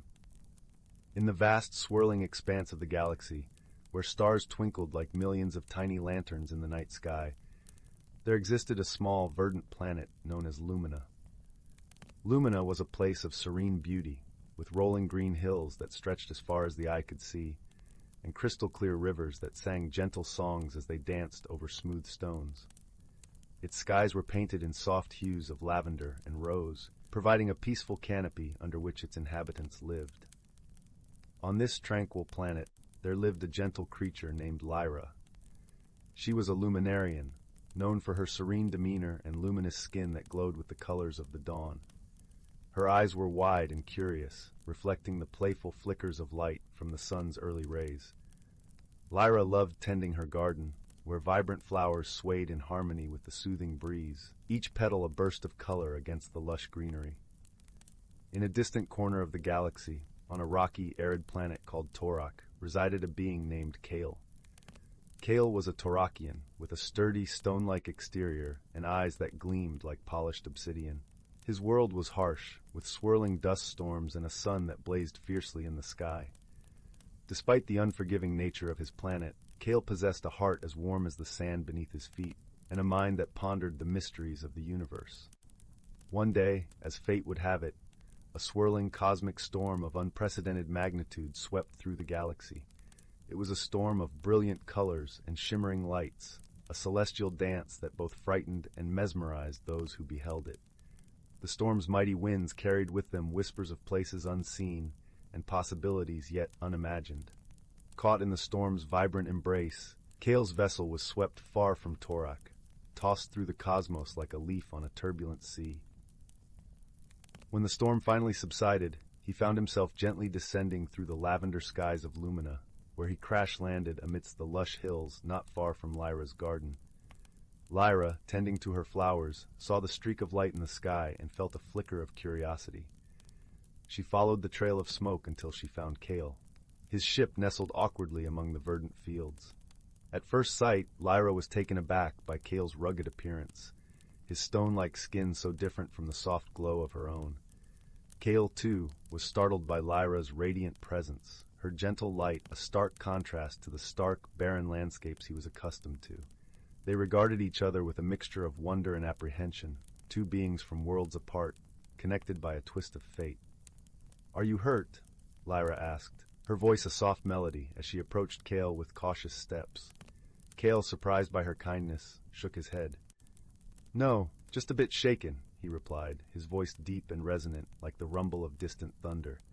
As they spoke, the initial tension between them began to melt away, replaced by a burgeoning sense of camaraderie. Lyra, with her gentle nature, offered Kale hospitality in her humble home, where the walls were woven from vines and the air was fragrant with the scent of blooming flowers. Days turned into weeks, and the two unlikely companions began to learn from one another. Lyra shared stories of Lumina's history and taught Kale about the delicate balance of life in her world. In return, Kale spoke of Torak's fierce beauty and the strength required to thrive amidst its challenges. One afternoon, as they sat beneath the shade of a great willow tree, Kale asked, "Lyra, does your world have storms like the one that brought me here?" Lyra smiled gently, her eyes reflecting the dappled sunlight as she replied, "Our storms are gentle, like whispers of the wind, but even in their gentleness, they teach us the importance of nurturing and patience." Kale pondered her words, understanding dawning in his heart. He realized that while his world valued strength and resilience, Lumina celebrated harmony and kindness. Both approaches held their own wisdom, and together they painted a more complete picture of the universe. As time went on, they faced challenges together. When a rare luminarian storm threatened Lyra's garden, Kale used his knowledge of fortifications to help build protective barriers, ensuring the safety of the delicate blooms. In return, Lyra's gentle encouragement gave Kale the confidence to repair his ship, a task he had feared was impossible without the resources of his home planet. Through shared laughter and quiet moments of reflection, their friendship blossomed like the flowers in Lyra's garden. They came to understand that their differences were not barriers, but bridges that connected their worlds in unexpected and beautiful ways. Eventually, the time came for Kale to return to Torak, his ship finally ready to brave the journey home. As he prepared to leave, he and Lyra stood side by side, watching the sun set in a glorious symphony of colors. "Thank you, Lyra," Kale said, his voice filled with warmth and gratitude. "You have shown me the beauty of a world beyond my own." Lyra smiled, her heart aglow with the light of friendship. "And you, Kale, have taught me the strength that comes from facing challenges with courage and wisdom." With a final embrace, Kale boarded his ship, his heart full of the lessons and memories he carried with him. As he soared into the sky, Lyra watched until he disappeared into the heavens, her soul comforted by the knowledge that their friendship would forever transcend the distance between their worlds. And so, in the vast, swirling expanse of the galaxy, two unlikely companions discovered the true meaning of friendship, a bond born from understanding, nurtured by kindness, and strengthened through shared challenges. In their hearts, they carried the light of each other's worlds, a beacon of hope and connection amidst the stars. Story 10. In the quaint village of Moonvale, nestled amid rolling hills and lush, whispering forests, there lived a peculiar calmness. The air was always filled with the gentle hum of nature, where the songs of birds mingled with the soft rustle of leaves. But one autumn, as the leaves turned golden and the evenings began to draw in, strange occurrences started to unsettle this peaceful hamlet.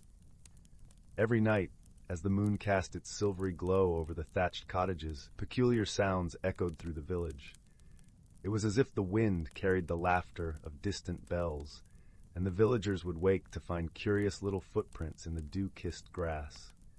They were too small to belong to any of the forest animals they knew. The village was home to a wise old woman named Seraphina, known for her gentle wisdom and her cozy herb shop, which always smelled of lavender and honey. Her warm hearth was a gathering place for stories and simple enchantments that eased aches and calmed minds. When the strange occurrences began, the villagers naturally turned to her, seeking understanding and comfort. One crisp evening, as the villagers gathered around Seraphina's hearth, the fire crackling softly and the scent of chamomile tea filling the air, the wise woman listened to their concerns. Her eyes, a spark of kindness and curiosity, glimmered in the firelight. "Perhaps," she mused, "we should not fear these happenings, but rather seek to understand them. The world, after all, is full of wonders beyond our knowing." Encouraged by her words, two friends, a young girl named Leora and her companion, a gentle tabby cat named Whiskers, volunteered to unravel the mystery. Leora was known for her keen observation and a heart open to the whispers of the world, and Whiskers, with his curious green eyes, seemed to understand more than a cat ought to. The next night, as the village lay under a blanket of stars, Leora and Whiskers set out on their adventure. The cool night air was filled with the scent of pine and the distant call of an owl. They followed the trail of tiny footprints which shimmered faintly in the moonlight, leading them deeper into the forest than they had ever ventured before. There, amid a circle of ancient oaks, they found a gathering unlike any they had imagined.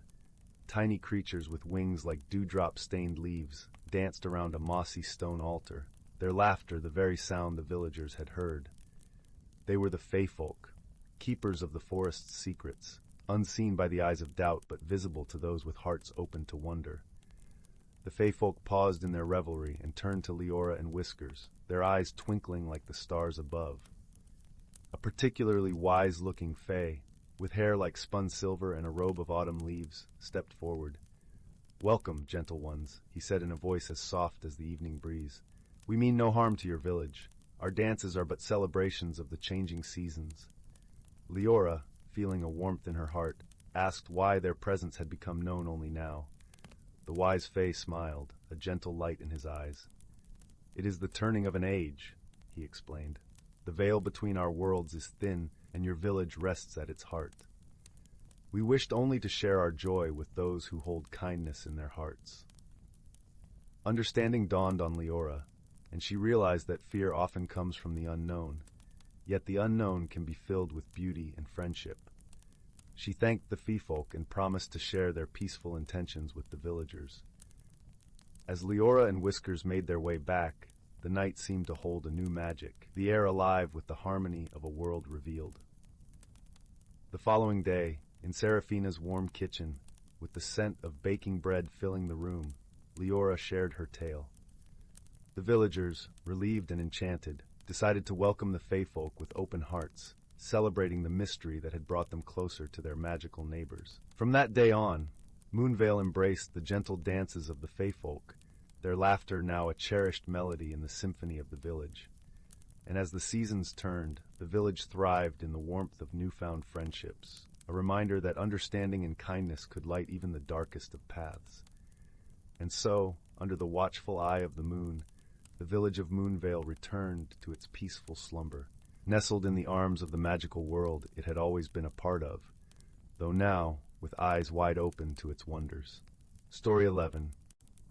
In a forest that had cradled the earth since the dawn of time, where the whispering pines and gnarled oaks stood as sentinels of ancient wisdom, a delicate balance of life thrived.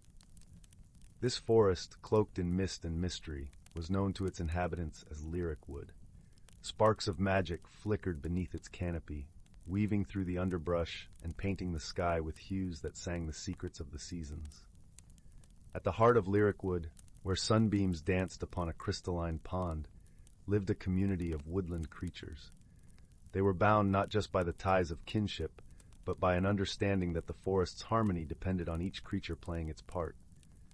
Among them were the wise old stag, whose antlers were a tapestry of time, the gentle hare, whose ears were attuned to the whispers of the wind, and the sparrow, whose song could summon the morning light. The story of Lyricwood was one of perpetual balance. Each shift in the wind, each rustle of leaves, was a note in the symphony of life. The creatures knew that the forest's magic was intertwined with the cycle of the seasons. As spring unfurled its verdant banners, the air was sweet with wildflowers and the promise of renewal. Summer's warmth brought a golden glow, while autumn laid a carpet of russet leaves, and winter wrapped the world in a serene, snowy hush.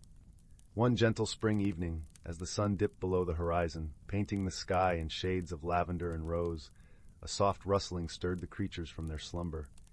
It was the hare, his fur glistening with dew as he bounded into the clearing where the elders convened. "Friends," he called softly, "I have seen something unusual in the woods." The stag raised his head, his eyes deep pools of wisdom. "Speak, young one," he rumbled, his voice like the low murmur of a distant stream. The hare, quivering with excitement and a touch of apprehension, recounted his encounter with a peculiar light deep in the forest. It danced like fireflies, yet its glow was ethereal, casting no shadows. The sparrow flitted down from her perch, her feathers gleaming in the fading light. "Could it be the glow of seasons?" she chirped, tilting her head with curiosity. The glow of seasons was a rare phenomenon, believed to be the forest's way of bestowing a gift or conveying a message. It appeared only when the forest sensed a ripple in its balance, calling upon its inhabitants to restore harmony. The stag pondered this possibility, his gaze drifting to the ancient oaks, whose branches swayed gently in the evening breeze. If it is the glow, he mused, we must discover its meaning. The forest's harmony is our lifeblood. We shall seek its wisdom together.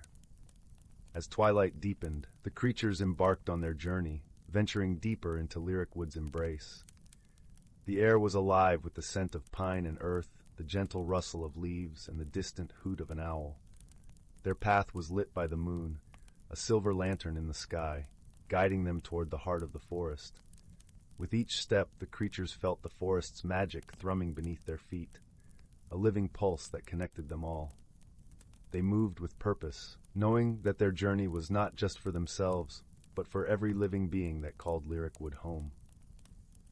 After what felt like hours, they reached a glade, bathed in the soft glow of the mysterious light. It shimmered like a dream, casting its gentle radiance over the moss-covered stones and the delicate ferns that fringed the clearing.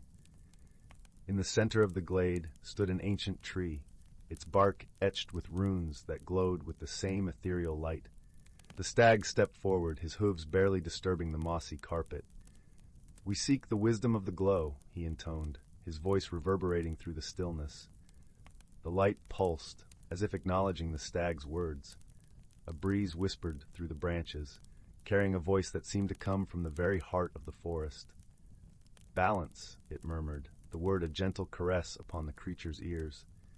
"The forest is shifting, the seasons are in flux. You must restore the harmony." The hare's eyes widened in understanding. "The glow is a warning," he said, turning to his companions. "The forest needs our help to realign the seasons." The sparrow hopped closer, her beady eyes bright with determination. "Then we shall help," she declared, her voice ringing clear and true. "The forest has always guided us. It is our turn to guide it."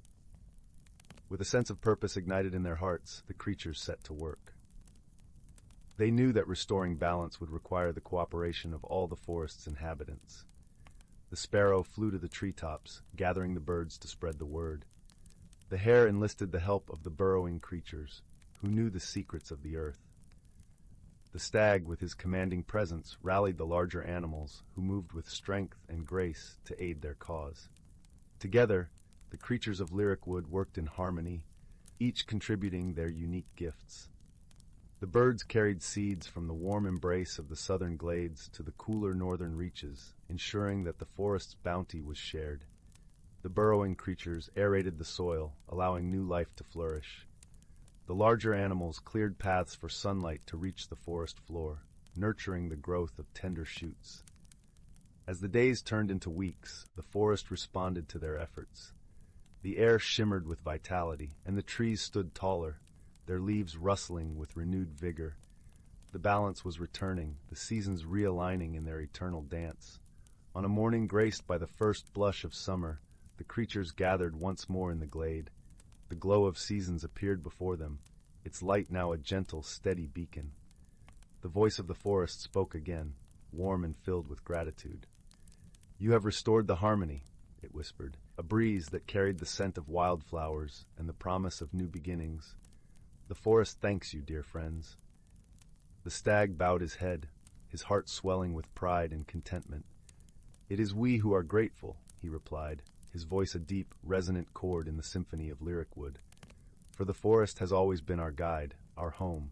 We are honored to protect it." With their task complete, the creatures dispersed, returning to their homes with spirits light and hearts full. They knew that the magic of the forest was a gift, one that required care and respect.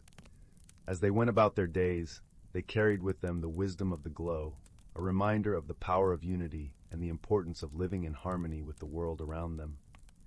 As the sun set over Lyricwood, painting the sky in hues of gold and crimson, the forest settled into a peaceful slumber. The creatures, nestled in their burrows and nests, drifted into dreams woven with the gentle lullaby of the wind and the soft murmur of the trees. And so, in the heart of the ancient forest, where magic danced on the breeze and the seasons sang their eternal song, life continued in its delicate, wondrous balance, an enduring testament to the harmony that bound them all. Story 12. In a quaint little village, nestled between emerald hills and surrounded by a whispering forest, there lived a community of kind-hearted folk. Each cottage was adorned with blooming flower boxes and chimneys that puffed out tendrils of sweet-scented smoke. The village was a place where time seemed to slow down, and the air was always filled with the gentle hum of crickets and the distant lull of a bubbling brook. In this village lived a young girl named Lila, known for her curiosity and a heart as warm as her smile.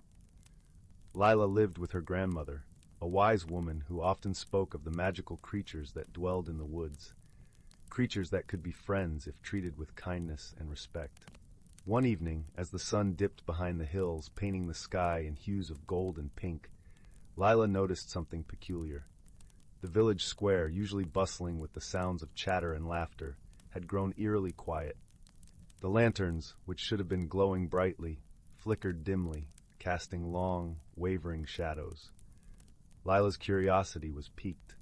She decided to investigate the strange occurrences. She wrapped a cozy shawl around her shoulders and stepped outside into the cool evening air. As she walked towards the square, the crunch of leaves underfoot mingled with the soft rustle of the wind through the trees. When she reached the square, Lila found a group of villagers gathered around the fountain, their faces etched with concern. "The lights," whispered Mrs. Willow, the baker, "they won't stay lit." Mr. Pippin, the village tinker, nodded gravely. "It's as if a playful wind keeps blowing them out." Mrs. Willow added, "And the fountain's song has changed. It sounds different, like a melody I've never heard before." Lila listened intently to their observations. Her grandmother had taught her that sometimes answers lay in the most unexpected places. She decided to visit the forest, where she felt a gentle tug, as if something was calling her. The forest was a magical place, where sunlight danced on dew-kissed leaves and birds sang in harmonious chorus. Lila meandered along a path lined with bluebells, their fragrance sweet and calming.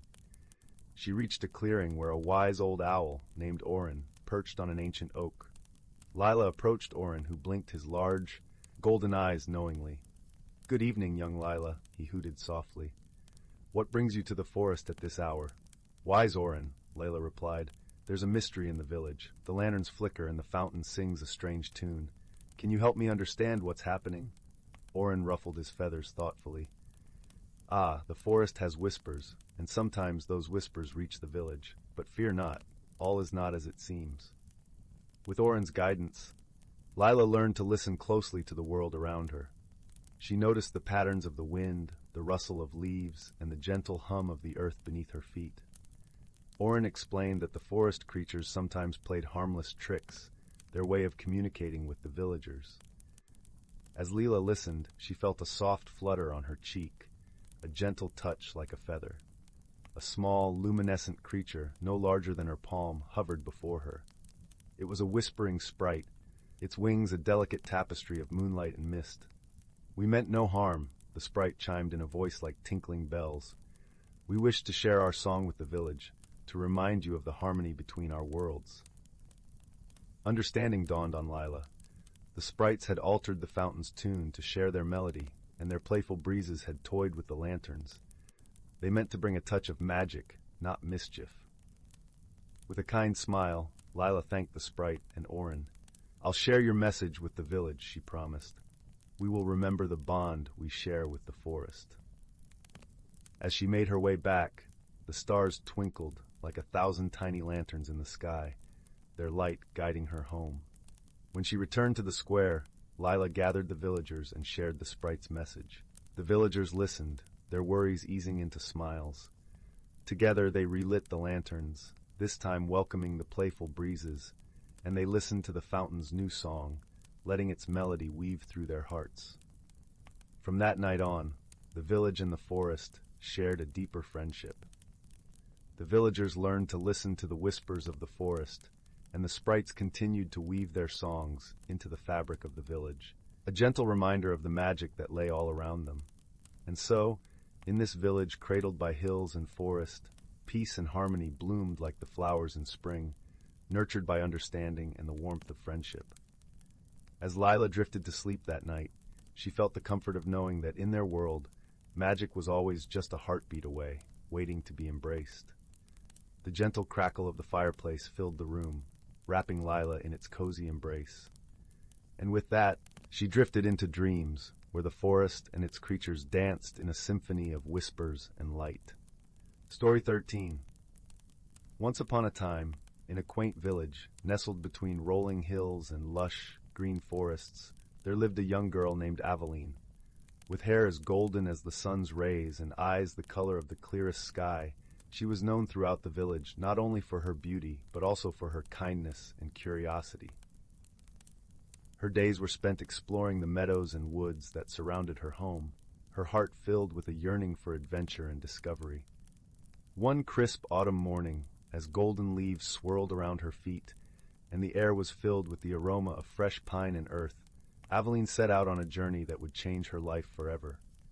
Her destination was a part of the forest that was whispered about in hushed tones by the village elders, a place known as the Whispering Grove. It was said to be enchanted, a realm where the natural world and magic intertwined. The path to the Whispering Grove was dappled with sunlight filtering through the canopy of leaves overhead, creating a mosaic of light and shadow on the forest floor. Aveline's footsteps were soft and steady as she ventured deeper into the woods, her heart beating with a blend of anticipation and trepidation. The forest seemed to hum with life around her, the gentle rustling of leaves and the distant call of birds, creating a symphony that resonated with her very soul. As she walked, Aveline's eyes caught sight of a peculiar shimmering light dancing just beyond the trees. Curiosity piqued, she followed the ethereal glow, pushing aside branches and stepping over gnarled roots until she emerged into a small clearing. In the center of this clearing stood an ancient oak tree, its trunk twisted and gnarled with age, its branches reaching out like welcoming arms. And nestled at the base of the tree was the source of the shimmering light, a small, intricately carved wooden box. Aveline knelt beside the box, her fingers tracing the delicate patterns etched into its surface. It was warm to the touch, as if imbued with a living energy. With a sense of reverence, she gently lifted the lid, revealing a dazzling array of colors that seemed to dance and swirl within. At the heart of this luminous display lay a single, radiant feather. It was unlike any feather Aveline had ever seen, its colors shifting from emerald green to sapphire blue and then to a deep amethyst purple, each hue more vibrant than the last. In that moment, a soft voice, as gentle as the breeze, filled the air around her. "You have found the feather of wonders," it said, the words caressing her ears like a lullaby. "It is a gift, a key to worlds unseen and mysteries untold. Guard it well, for it will guide you on a journey of the heart and spirit." Aveline clutched the feather to her chest, feeling its warmth spread through her, filling her with a sense of purpose she had never known. With the feather as her guide, she knew that her journey was only just beginning. Days turned into weeks as Aveline returned to the village, the feather of wonders always close at hand. Its presence was a comfort and a wonder, and she found herself drawn to the forest more than ever, seeking answers to the questions that now filled her mind. And it was during one of these wanderings that she met a most unexpected companion. His name was Thistle, a small, mischievous fox with fur as red as autumn leaves and eyes that sparkled with intelligence and humor. Thistle had been watching Aveline from afar, intrigued by her gentle nature and the magic that seemed to swirl around her like a tangible aura. One day, as Aveline sat by a babbling brook, the feather of wonders in her lap, Thistle approached her with curious caution. "Hello there," he said, his voice a blend of playfulness and wisdom. "I've seen you before, wandering these woods with that magical feather of yours. I must say it's not every day you meet someone with such a fascinating artifact." Aveline smiled, delighted by the fox's unexpected friendliness. "Hello, Thistle," she replied, having already heard of the clever fox from tales told by the village children. "This feather is indeed a mystery, and I'm still learning its secrets." Thistle's eyes glinted with interest. "Perhaps I can accompany you on your journey. 2 heads are better than 1, and I have a knack for finding things that are hidden." And so, with Thistle by her side, Aveline's adventures took on a new dimension. Together, they explored the depths of the Whispering Grove, uncovering hidden paths and secret glades where the veil between the ordinary and the magical was thin. The feather guided them to places where time seemed to stand still, where the air was thick with enchantment and the impossible became reality. One day, As they wandered through a grove of ancient willows, their branches trailing like the fingers of giants, they stumbled upon a hidden world that lay beneath the roots of the trees. It was a realm of soft, glowing light and gentle whispers, where the air was sweet with the scent of blooming flowers, and the ground was carpeted with moss as soft as velvet. In this hidden world, they met a community of tiny, winged creatures known as the felins. These beings, no taller than a blade of grass, were the guardians of the forest, their music and laughter echoing through the trees like a gentle breeze. The felins welcomed Aveline and Thistle with open arms. Their leader, a wise and gentle creature named Eldon, expressing gratitude for the respect and kindness they showed to the forest. Eldon explained that the Feather of Wonders was a gift from the felins, bestowed upon a worthy soul to help protect the balance of the natural world. The feather has chosen you, dear Aveline, because of your pure heart and your love for the world around you, Eldon said, his voice like the rustling leaves. With it, you can see the world as it truly is, in all its magic and wonder. Aveline listened, her heart swelling with gratitude and understanding. She realized that her journey was not just about discovering the secrets of the feather, but also about protecting the beauty and magic of the world she loved. As the days turned into months, Aveline and Thistle became beloved figures in the forest, their adventures and kindness weaving them into the very fabric of the land. They learned to listen to the whispers of the trees, to understand the language of the wind and the songs of the birds. In return, the forest opened its heart to them, sharing its secrets and its wonders. But as with all journeys, there came a time when Aveline's path led her back to the village. She returned a changed person, her heart filled with the magic of the Whispering Grove and the wisdom of the felins. The villagers marveled at the stories she shared, tales of hidden worlds and enchanted creatures, and they too began to see the world with new eyes, appreciating the beauty and wonder that surrounded them. Aveline's friendship with Thistle endured, the fox often visiting her in the village, bringing news of the forest and tales of their felin friends. Together, they continued to explore the world, their bond a testament to the power of friendship and the magic that exists in the most unexpected places. And so, as the years passed, the Feather of Wonders remained a cherished part of Aveline's life, a constant reminder of the journey that had transformed her heart and spirit. It was a symbol of the magic that exists within us all, waiting to be discovered and embraced. In the quiet hours of the night, as the village lay under a blanket of stars, Aveline would sit by the fire, the feather glowing softly in her hands, and she would remember the lessons she had learned, the friends she had made, and the magic that had changed her life forever.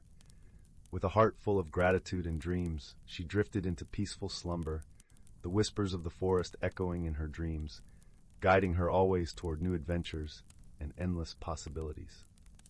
And so, dear listener, may the magic of Aveline's story inspire you to seek out the wonders of the world around you, to cherish the friendships that enrich your life, and to believe in the power of kindness and curiosity. For in every heart lies the potential for magic, waiting to be discovered and shared with the world. The end. Story 14. In a quaint village nestled between the lush rolling hills and the whispering winds of the northern woods, there was a tale often told around the fireside. It was a story of a hidden world, a magical realm that existed just beyond the veil of ordinary perception. The villagers spoke of it in hushed tones, their voices mingling with the crackling of firewood and the gentle rustling of the leaves that carpeted the forest floor. In this village lived a young girl named Amara, who was known for her boundless curiosity and kind heart. She had a mane of curly chestnut hair, eyes the color of stormy seas, and a smile that seemed to carry the warmth of summer. Amara was beloved by all, for she had a knack for listening to the tales of the elders and spinning them into new stories for the village children. One evening, as the sun dipped below the horizon and painted the sky in hues of lavender and gold, Amara sat by the fireside, listening intently to Old Man Harlan, the village's storyteller. His voice was like the gentle rumble of thunder, deep and resonant, as he wove a tale about the hidden world within the forest. Long ago, he began, the forest was not just a place of trees and shadows. It was alive with magic, a secret world where creatures of wonder dwelled. But over time, as the world grew louder and busier, the entrance to this realm became hidden, known only to those with pure hearts and curious souls. Amara's eyes widened with wonder, her mind racing with possibilities. She could almost feel the magic humming in the air, calling out to her. That night, as the village fell asleep under a blanket of stars, Amara lay awake, her imagination alive with dreams of hidden worlds and whispered secrets. The next morning, with the first light of dawn spilling over the hills, Amara set out on a journey into the heart of the forest. She wore her favorite cloak, a deep green that matched the vibrant leaves above her, and carried a small satchel filled with bread, cheese, and a flask of sweet tea. Her heart thrummed with excitement and a hint of trepidation as she followed a narrow path that wound deeper into the woods. The forest was a symphony of sounds, from the gentle murmur of a nearby stream to the soft rustle of leaves in the breeze. The scent of pine and earth filled the air, grounding Amara as she walked. She felt as if the forest itself was welcoming her, urging her onward with each step. As she journeyed further, Amara began to notice subtle changes in her surroundings. The trees seemed to lean closer together, their branches intertwining like old friends. The light that filtered through the canopy above was tinged with an otherworldly glow, casting dappled patterns on the forest floor. It was as if the forest was leading her somewhere, guiding her toward a hidden secret. After what felt like hours, Amara reached a small clearing bathed in a soft, ethereal light. At the center stood an ancient oak tree, its gnarled branches stretching toward the sky. Its bark was etched with intricate patterns like the delicate lines of a spider's web. Amara approached with reverence, drawn by an inexplicable pull. As she touched the tree's rough surface, a gentle warmth spread through her fingers, and a soft voice whispered in her mind, "Welcome, seeker of truth." Startled but not afraid, Amara closed her eyes and let the tree's presence envelop her. She felt a connection, a sense of belonging that she had never experienced before. When she opened her eyes, the clearing had transformed. The air shimmered with a golden light, and the ground was carpeted with vibrant wildflowers. Creatures of all shapes and sizes emerged from the shadows, their eyes curious and kind. There were graceful deer with antlers that glowed like moonbeams, fawns with coats of silver, and birds with feathers that sparkled like precious gems. One creature, a small fox with fur the color of autumn leaves, approached Amara. Its eyes were wise and warm, and it spoke in a voice as gentle as the breeze. "You have found our world, dear child. It is a place of magic and wonder, hidden from those who do not seek it." Amara knelt before the fox, her heart full of awe and gratitude. "I seek to understand," she said softly, "to learn and to share the stories of this world." The fox nodded, its eyes twinkling with approval. "Then you shall have your wish. But remember, our world is not just a place of beauty. It is a place of balance, where each creature plays a part in the harmony of nature." Over the days that followed, Amara explored the hidden realm, guided by the fox and other friendly creatures. She learned of the intricate dance of the seasons, the delicate balance between life and death, and the importance of kindness and compassion. She discovered that magic was not just a force of wonder, but a reflection of the love and respect shared between all living things. As she spent time in this enchanted world, Amara's heart grew lighter, her spirit more attuned to the rhythms of nature. She felt a deep connection to the forest and its inhabitants, a bond that transcended words. But as the days turned into weeks, Amara knew that she could not remain in the hidden world forever. She had a life in the village, a place where her stories could inspire and bring joy to others.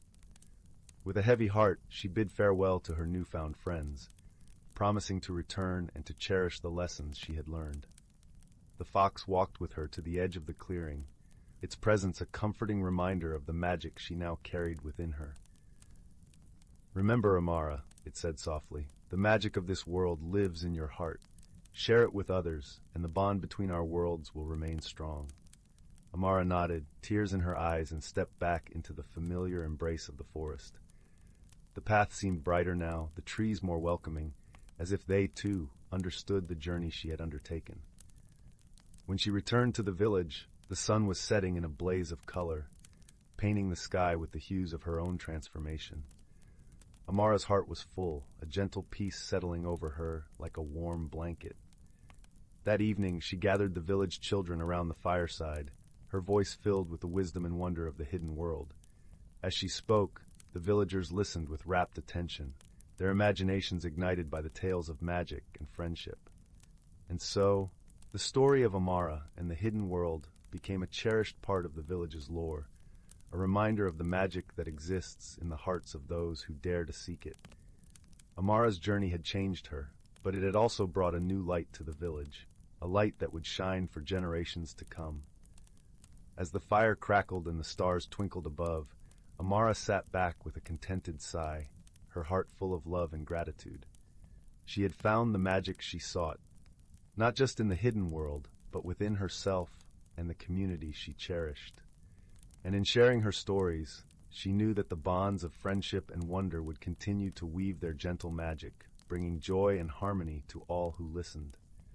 Thus the village thrived on the tales of old and new, whispered through the trees and carried on the wind. And in the quiet moments when the world was at peace, Amara would close her eyes and feel the gentle touch of the hidden world, a reminder of the journey that had forever changed her life. Story 15.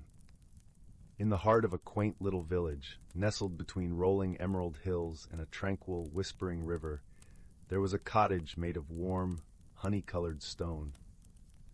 The cottage belonged to an elderly woman named Clara, known for her gentle spirit and her knack for weaving stories that danced in the minds of all who heard them. But Clara held a secret, one that even her closest friends knew nothing about. One crisp autumn morning, the village awoke to find the air fragrant with the scent of apples and cinnamon. The leaves danced to the ground in a symphony of reds and golds, carpeting the path that led to Clara's cottage.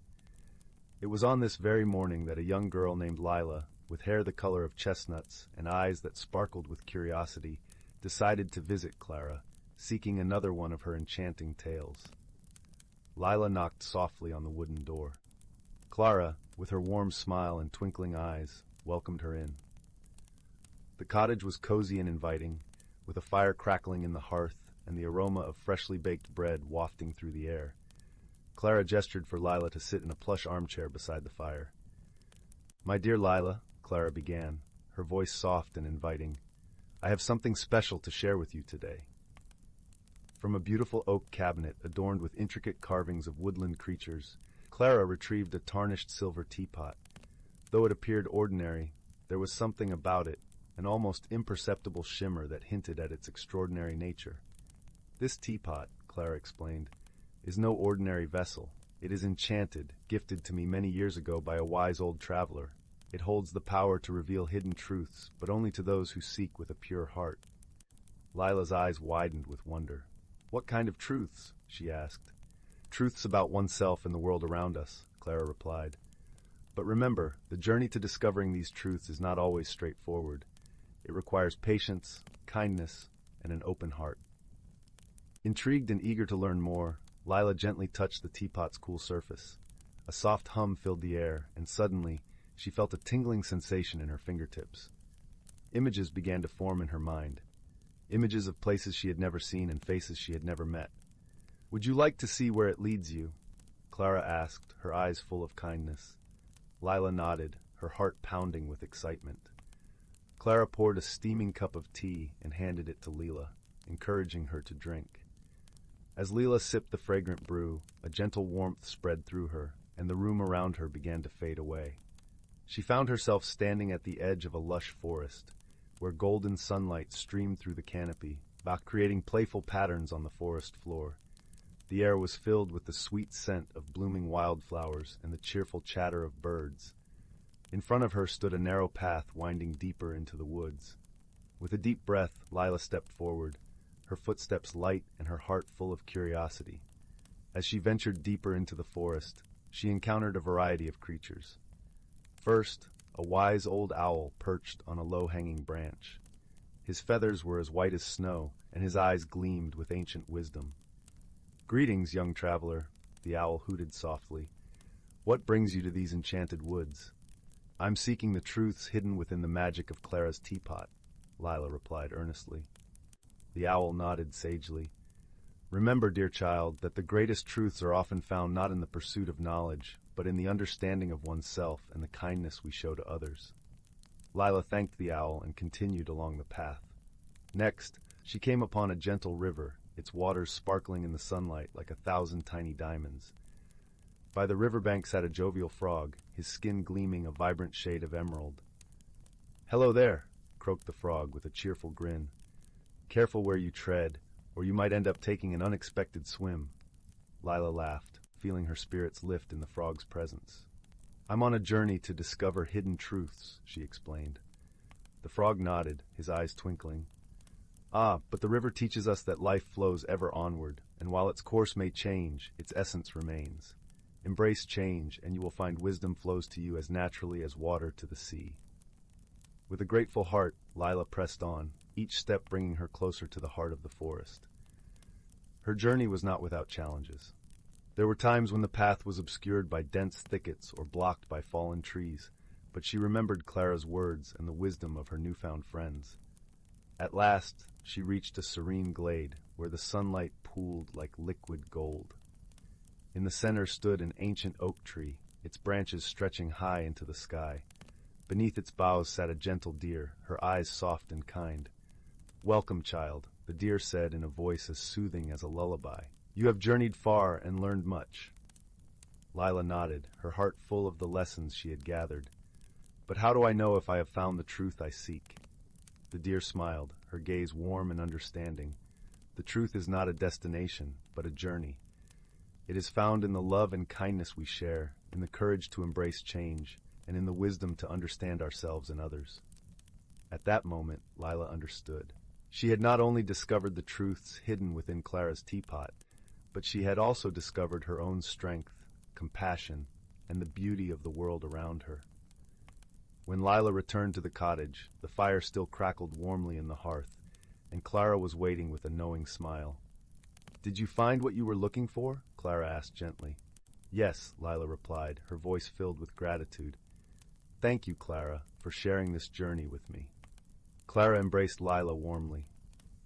"Remember, my dear, the magic of the teapot is not in its ability to reveal secrets, but in its power to open our hearts to the wonders of the world." And so, with a heart full of newfound wisdom and the warmth of Clara's friendship, Lila returned to her village. She carried with her the gentle lessons of the owl, the river, the frog, and the deer, and the understanding that the greatest magic of all lies in the love and kindness we share with others. As the sun dipped below the horizon, painting the sky in hues of lavender and rose, Lila lay in her bed, the gentle hum of the village settling into a peaceful slumber.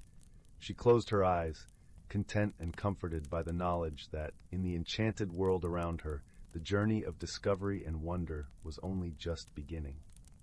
Story 16. In a quaint little village nestled between rolling emerald hills and shimmering sapphire lakes, there stood a small, unassuming house with ivy-clad walls and a charming thatched roof. It was here, under the watchful gaze of the moonlit sky, that young Nora lived with her grandmother. The house was filled with the warm scents of lavender and chamomile, which drifted softly from the drying herbs hung in every corner. Nora was a curious girl, with eyes that shone like the morning dew on a sunlit leaf, and a heart as kind as the gentle breeze that swept through the meadows. She loved to explore the nooks and crannies of her home, discovering forgotten trinkets and relics of times gone by. Little did she know, one of these discoveries would soon lead her on a journey unlike any other. One particularly chilly evening, as a gentle snow began to fall, dusting the village in a blanket of sparkling white, Nora decided to explore the attic, a place she rarely ventured. With a lantern in hand, she climbed the creaking stairs, her breath visible in the cool air. The attic was a treasure trove of memories, filled with old furniture draped in sheets, boxes brimming with yellowed letters, and shelves lined with dusty tomes. As Nora moved through the space, something peculiar caught her eye. An old, ornate mirror leaning against the far wall, its frame intricately carved with swirling vines and delicate flowers. Drawn to it, Nora approached the mirror, wiping away the thin layer of dust that obscured its surface. As she gazed into its depths, something extraordinary happened. The reflection shimmered, and to her astonishment, it revealed a scene not of the attic, but of a lush, enchanted forest bathed in the golden glow of twilight. Nora's heart raced with a mix of fear and excitement. She reached out, and with a gentle touch, the mirror's surface rippled like water, inviting her to step through. Taking a deep breath, she stepped forward and found herself standing at the edge of the very forest she had seen. The forest was alive with gentle whispers of leaves and the soft, melodic chirps of evening birds. Fireflies danced through the air, their lights twinkling like tiny stars. As Nora ventured deeper into this magical realm, she was greeted by the comforting scent of pine and wildflowers. Her journey was soon accompanied by a parade of delightful new friends. First, there was Thistle, a sprightly squirrel with fur as soft as velvet and eyes full of mischief and wisdom. Thistle's chatter filled the air with stories of the forest's secrets and wonders. Then came Luna, a wise old owl with feathers that shimmered like the moon's glow. Luna perched upon Nora's shoulder, offering guidance and gentle encouragement with her soothing, melodic voice. Together, they wandered through the forest, encountering creatures great and small, each with tales of their own. Nora learned of the ancient trees that whispered stories of the past, and of the gentle brook that sang a lullaby as it meandered through the woods. As they traveled, Nora's heart grew light with joy and wonder. She felt a profound connection to this magical world, as if it were a part of her she had always known, but never quite understood. Their journey led them to a clearing where stood an ancient, majestic tree, its branches stretching high into the starry sky. At its base lay a curious puzzle, a collection of stones arranged in a circle, each etched with a different symbol. Luna fluttered down to inspect the stones, her eyes glinting with wisdom. "This is the forest's challenge," she explained. "To unlock the tree's secret, one must place the stones in the correct order, guided not by force, but by the knowledge and understanding they have gained." Nora knelt by the stones, her mind whirling with everything she had learned. She thought of the stories, the creatures, and the lessons of the forest.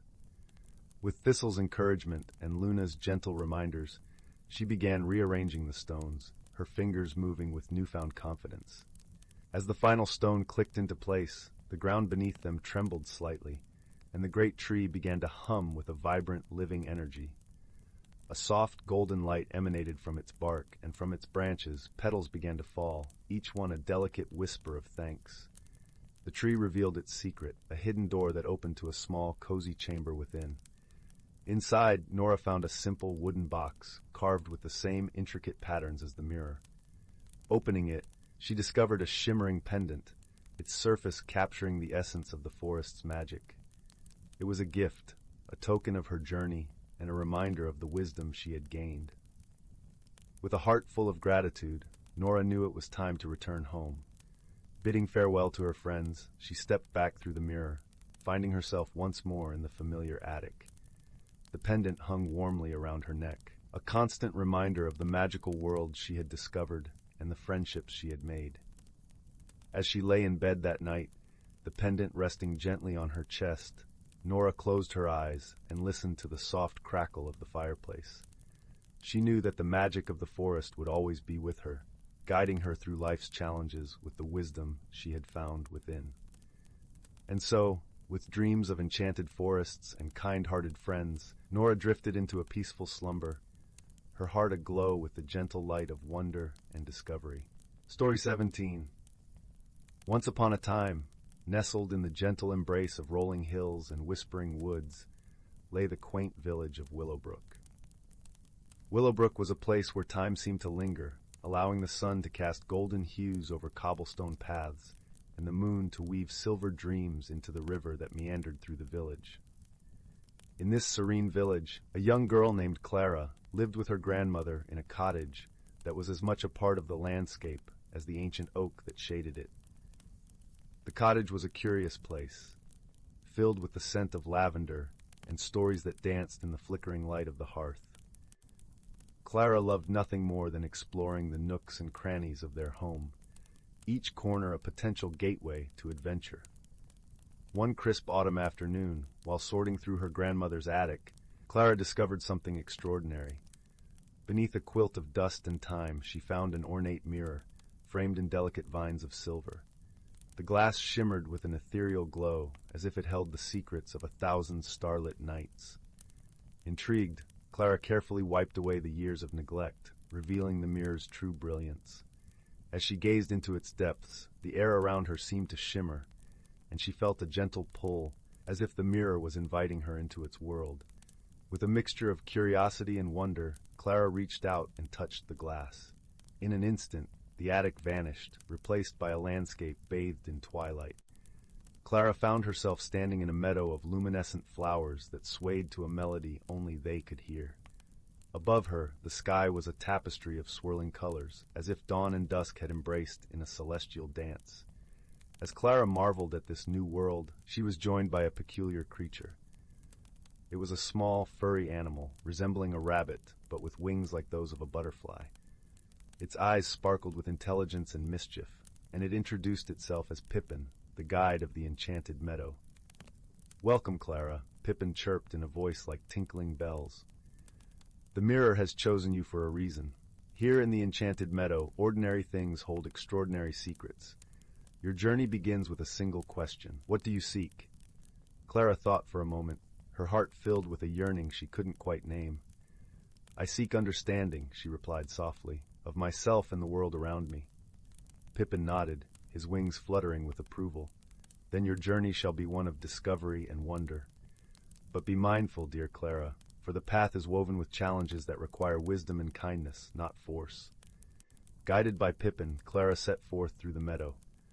Along the way, they encountered a host of delightful characters. There was Elliot, the wise old owl who perched on a branch of the tallest tree, and Lila, the playful fox who could weave illusions from the mist. Each offered Clara a piece of wisdom, a gentle nudge towards her goal. As Clara journeyed deeper into the meadow, she came upon a clearing where a beautiful but forlorn melody filled the air. There she found a harp, its strings tangled and neglected. The harp, once the source of joy for the meadow's inhabitants, had fallen silent, casting a shadow over the land. Understanding that this was the challenge she must face, Clara approached the harp with care. She remembered the lessons of her grandmother, who often said that even the most tangled knots could be undone with patience and love. Taking a deep breath, Clara began to gently untangle the strings, her fingers working with the rhythm of her heart. As she worked, Clara hummed a song her grandmother had taught her, a lullaby filled with warmth and hope. Slowly, the knots began to loosen, and the harp's strings shimmered with renewed vibrancy. With each untangled string, the meadow seemed to brighten, the flowers blooming in vibrant colors, and the air filled with the sweet scent of possibility. Finally, the harp was whole again, and Clara plucked a gentle chord. The melody that emerged was pure and joyous, resonating through the meadow like a long-lost friend returning home. The creatures of the meadow gathered, their spirits lifted by the music that once again filled their world. Pippin fluttered to Clara's side, his eyes twinkling with gratitude. "You have done more than restore the harp, Clara. You have brought harmony back to the Enchanted Meadow, a harmony that begins within you." Clara smiled, understanding now that the journey had changed her. She had discovered the power of patience, kindness, and the gentle strength that lay within her heart. With a farewell that was sweet and sad, Clara thanked her new friends and stepped back through the mirror, returning to her grandmother's attic. The attic was just as she had left it, but Clara knew she was not the same. She carried the lessons of the Enchanted Meadow within her, a melody of understanding that would guide her through the days ahead. As she descended the stairs to where her grandmother awaited with a warm hug and a cup of tea, Clara felt a deep sense of peace. And so, beneath the soft glow of the hearth, with the crackling fire singing its own lullaby, Clara found comfort in the knowledge that even the smallest acts of kindness could weave magic into the world around her. With a heart full of wonder and a spirit woven with the threads of wisdom, Clara drifted into a gentle sleep, her dreams a tapestry of stars and stories yet to be told. Story 18. Once upon a time, in a serene village nestled between emerald hills and the whispering embrace of an ancient forest, there lived a young girl named Lila. The village was a place where time seemed to slow, and the air was always filled with the sweet scent of blooming jasmine and warm bread baking in stone ovens. Lila lived in a quaint thatched roof cottage with her grandmother, Nana Ivy. Nana Ivy was a wise woman, her eyes twinkling with the secrets of the forest, and her hands always busy with the herbal remedies she concocted for the villagers. Lila, with her soft auburn curls and thoughtful green eyes, often helped her grandmother, listening intently as Nana Ivy shared stories of the magical world hidden just beyond the veil of the visible. Though her days were filled with the comforting rhythms of village life, Lila often felt a restlessness stirring within her, like the flutter of butterfly wings. She longed for change, yet feared it, unsure of what it might bring. Her heart was a garden where the seeds of dreams lay dormant, buried beneath the soil of uncertainty. One golden afternoon, as the sun dipped low on the horizon, casting a warm glow over the village, Lila decided to wander into the forest. She followed a path lined with wildflowers, their petals nodding gently in the breeze. The forest was a tapestry of greens and browns, the trees whispering ancient secrets as she passed beneath their boughs. As she walked deeper into the woods, Lila stumbled upon a hidden glade bathed in dappled sunlight. In the center of the glade stood a majestic tree, its branches stretching wide like welcoming arms.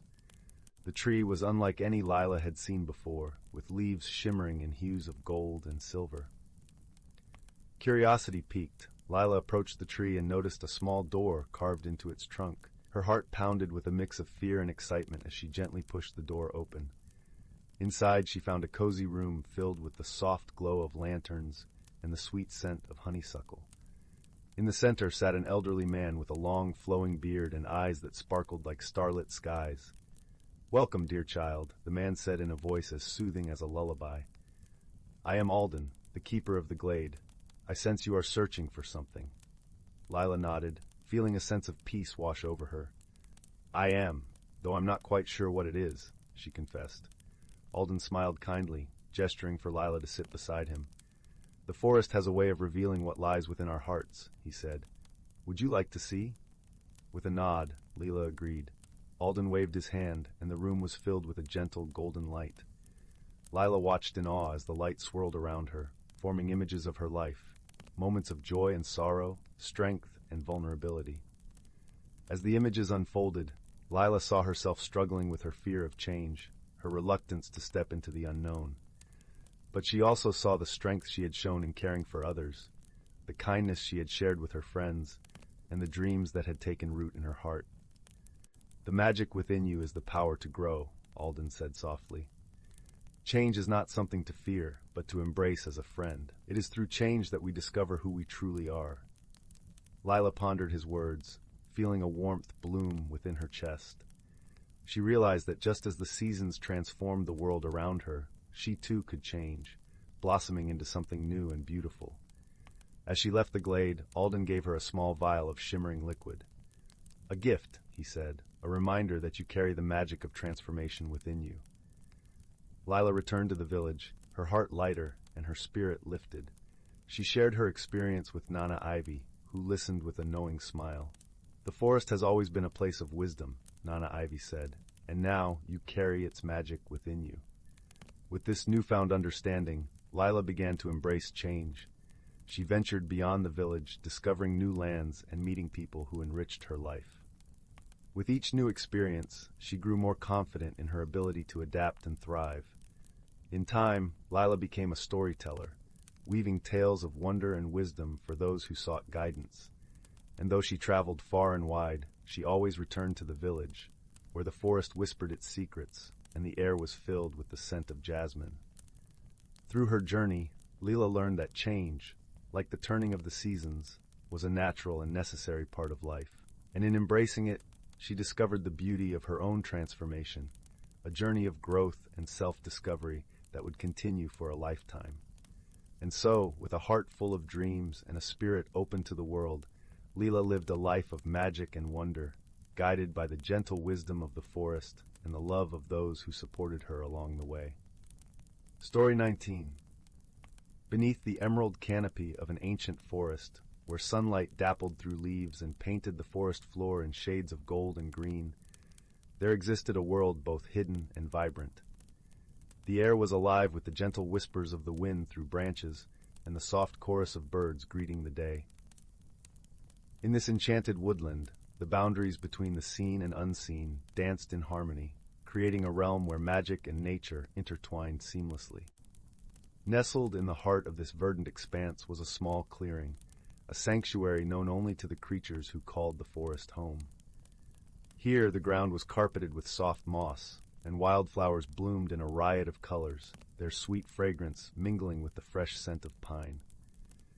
In the center of the clearing stood an ancient oak, its gnarled branches reaching out like welcoming arms.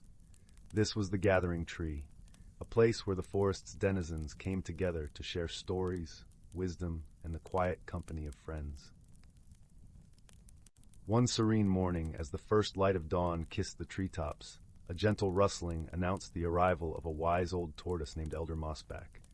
His shell was etched with the stories of time, and his eyes held the depth of countless seasons. Slowly, with the patience that comes from a life well lived, he made his way to the gathering tree, where he would share the tales passed down through generations. The creatures of the forest gathered around, drawn by the promise of his stories. There was Sable, the sleek and curious fox with fur as soft as the finest silk. Willow, the gentle deer whose eyes mirrored the tranquility of a hidden glade, and a host of other forest dwellers, each bringing their own unique presence to the gathering. As they settled in the clearing, Elder Mossback began his tale. Long ago, when the world was young and the forest was still finding its voice, he rumbled, the seasons were born from the dance of the elements and the whispers of the earth. Spring, with its promise of renewal, brought forth the blossoms and the song of life returning. Summer followed, bathing the world in warmth and light, encouraging growth and abundance. His deep voice wove a tapestry of images, each word conjuring visions of lush meadows and sun-drenched days. Then came autumn, with her cloak of fiery hues, painting the forest in gold and crimson before the quiet embrace of winter arrived, covering the earth in a blanket of snow, a time for rest and reflection. The creatures listened intently, their hearts warmed by the familiar rhythm of the seasons. But Elder Mossback was not done. He leaned closer, his voice dropping to a conspiratorial whisper. Yet there was a time, he continued, when the balance was threatened. A great storm, born of conflicting winds and restless skies, descended upon the forest, leaving chaos in its wake. The audience shivered, recalling stories of mighty winds that uprooted trees and rains that turned paths into rivers. It was then, Elder Mossback said, that the forest learned the true power of harmony. The elements, once at odds, came together through the wisdom of the ancient oak, whose roots ran deep and whose branches touched the sky. He paused, allowing the weight of his words to settle. The oak taught the winds to dance gently through the leaves, the rains to fall in nurturing showers, and the sun to warm the earth without scorching it. Through understanding and cooperation, the storm was calmed and the balance restored. As the tale unfolded, the creatures felt a sense of peace settle over them, a reminder of the interconnectedness of all things. Sable the fox nudged Willow the deer, her eyes alight with understanding. The forest teaches us, Sable murmured, that we are stronger together, our differences making us whole. Willow nodded, her gaze sweeping over the gathering, and that every season, every challenge, carries the seeds of wisdom and growth. Elder Mossback smiled, his heart swelling with pride at the understanding blossoming among his younger friends. Indeed, he said softly, the forest is a living tapestry, each thread essential to its beauty and strength. As the morning sun climbed higher, casting a warm glow over the clearing, the creatures lingered, basking in the sense of unity and purpose that Elder Mossback's story had inspired. The ancient forest, with its myriad of voices and vibrant life, stood as a testament to the enduring power of harmony and balance. And so, as the day unfolded, the creatures of the forest returned to their lives, carrying with them the lessons of the gathering tree. They moved with grace and respect, each step a part of the dance of life that had been choreographed by the elements themselves. As the shadows lengthened and the forest began to settle into the hush of evening, the final notes of birdsong echoed softly through the trees. The world seemed to exhale, a sigh of contentment and peace, as the ancient forest wrapped its inhabitants in the gentle embrace of twilight. And in the heart of the clearing, beneath the sheltering branches of the ancient oak, Elder Mossback closed his eyes, resting in the knowledge that the wisdom of the ages would continue to guide and nurture the forest, just as it had for generations untold. The balance of the natural world was a delicate, wondrous thing, and within it lay the magic that made the forest a place of eternal wonder and harmony. Story 20. Whispering Brook. In the heart of the gentle, rolling hills where the morning mist clung to the earth like a silken veil, there lay a quaint village named Aveline. The village was nestled in a valley, surrounded by whispering forests and fields of wildflowers that danced with the breeze. This was a place where time seemed to slow, and the sun always bathed the lands in a warm, golden hue. The people of Aveline lived simple, contented lives, their days marked by the rhythm of nature's cycles. In the village lived a young boy named Finn. He was a curious soul, with eyes the color of moss and hair that caught the sun like spun gold. Finn loved nothing more than to wander the woods and fields where he felt the whispers of the world around him. His heart was filled with questions, and his imagination soared like the larks that flitted through the sky. Finn's constant companion was a small, scruffy dog named Pip, who had a nose for finding adventure and a tail that wagged like a metronome. One crisp autumn morning, as the sun began its ascent and painted the sky in strokes of pink and gold, Finn and Pip set out for their daily exploration. The air was filled with the earthy scent of fallen leaves and the distant murmurs of the forest. As they strolled along a narrow path that wound through the woods, Finn noticed something unusual. There was a gentle, melodic sound, like a song being carried by the breeze. It was a sound that seemed to come from everywhere and nowhere all at once. "Do you hear that, Pip?" Finn asked, his voice filled with wonder. Pip cocked his head, his ears perked up, and let out a soft bark in response. Guided by the sound, the pair ventured deeper into the woods, where the trees grew taller and the light filtered through in dappled patches.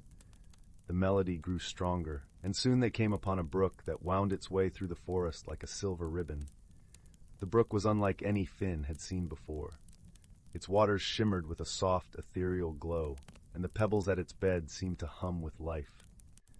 Finn knelt by the brook, entranced by its beauty. As he dipped his fingers into the cool, clear water, a sense of tranquility washed over him, as if the brook's song was speaking directly to his heart. And then, as if by magic, the brook began to speak. "Hello, young traveler," the brook murmured, its voice as gentle as the breeze. "I am the Whispering Brook, keeper of secrets and tales untold. You are the first to hear my song in many moons." Finn's eyes widened in amazement. "A talking brook! How is this possible?" he exclaimed, his voice echoing with excitement. The brook chuckled softly, its laughter a ripple of water over stone. "There is magic in the world, dear Finn, magic that hides in the most ordinary of places, waiting to be discovered by those with open hearts and curious minds." Finn listened intently, his heart racing with curiosity and wonder. "What secrets do you keep, Whispering Brook?" he asked, his voice barely a whisper. "The secrets of the world, of course," the brook replied. "Stories of love and loss, of courage and fear, of dreams and the power of friendship. But there is one tale that I wish to share with you today, a tale that begins with a journey, a hidden world, and a friend who defies all expectations." Finn settled on the soft grass by the brook, Pip curled up beside him, and listened as the brook began its tale. Long ago, in a time not so different from now, there lived a young girl named Amelia. She lived in a village much like yours, but her heart yearned for adventure beyond the horizon. One day, while exploring the forest much like you are now, she discovered an ancient map hidden within the hollow of a tree. The map depicted a hidden world, a place where magic thrived and the impossible became possible. With her heart set on discovering this world, Amelia embarked on a journey that would change her forever. Along the way, she met a peculiar creature named Bramble, a creature made of leaves and twigs, with eyes that glowed like embers. Bramble was unlike any friend Amelia had ever known. Though small and fragile, he possessed a wisdom that surpassed his appearance. Together, Amelia and Bramble navigated through enchanted woods and crossed rivers that sang with the voices of the past. They faced challenges that tested their courage and resilience, but through it all, their friendship grew stronger. Bramble taught Amelia the true meaning of empathy and kindness, showing her that strength often lies in understanding and compassion.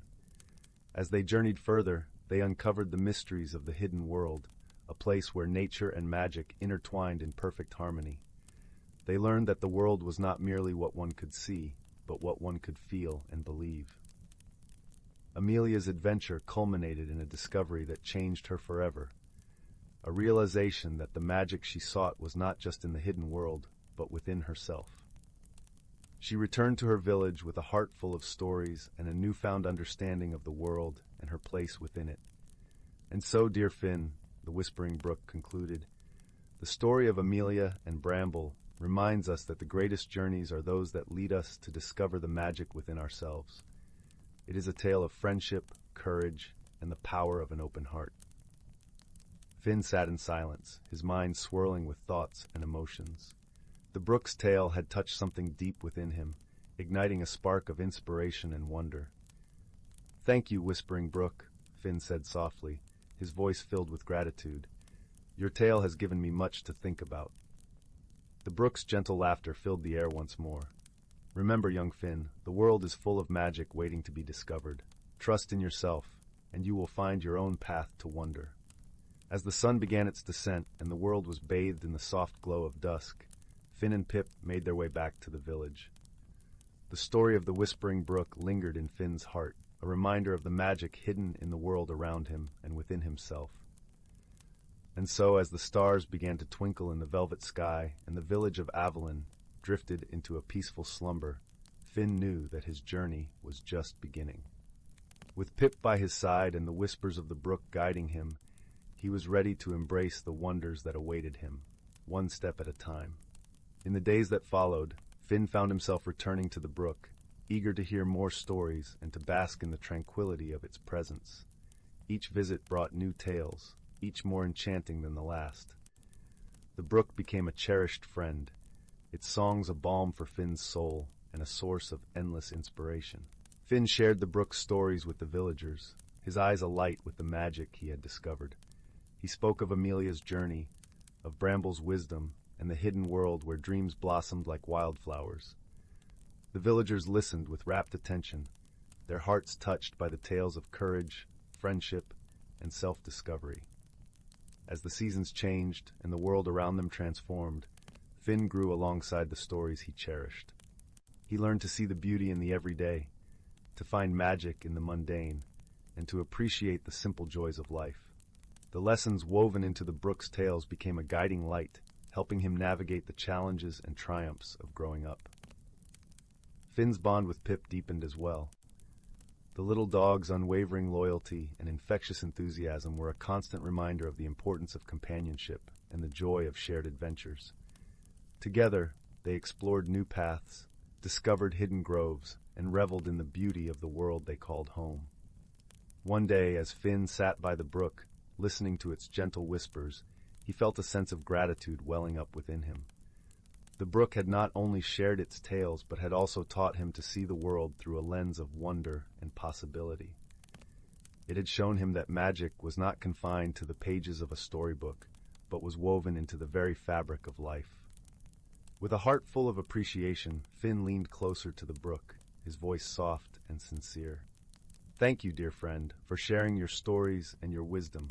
You've taught me so much about the world and myself." The brook's gentle laughter rippled through the air, a sound as soothing as a lullaby. "It is I who should thank you, young Finn. Your open heart and curious spirit have given my tales new life. Remember, the magic of stories lies not just in the telling, but in the hearts of those who listen."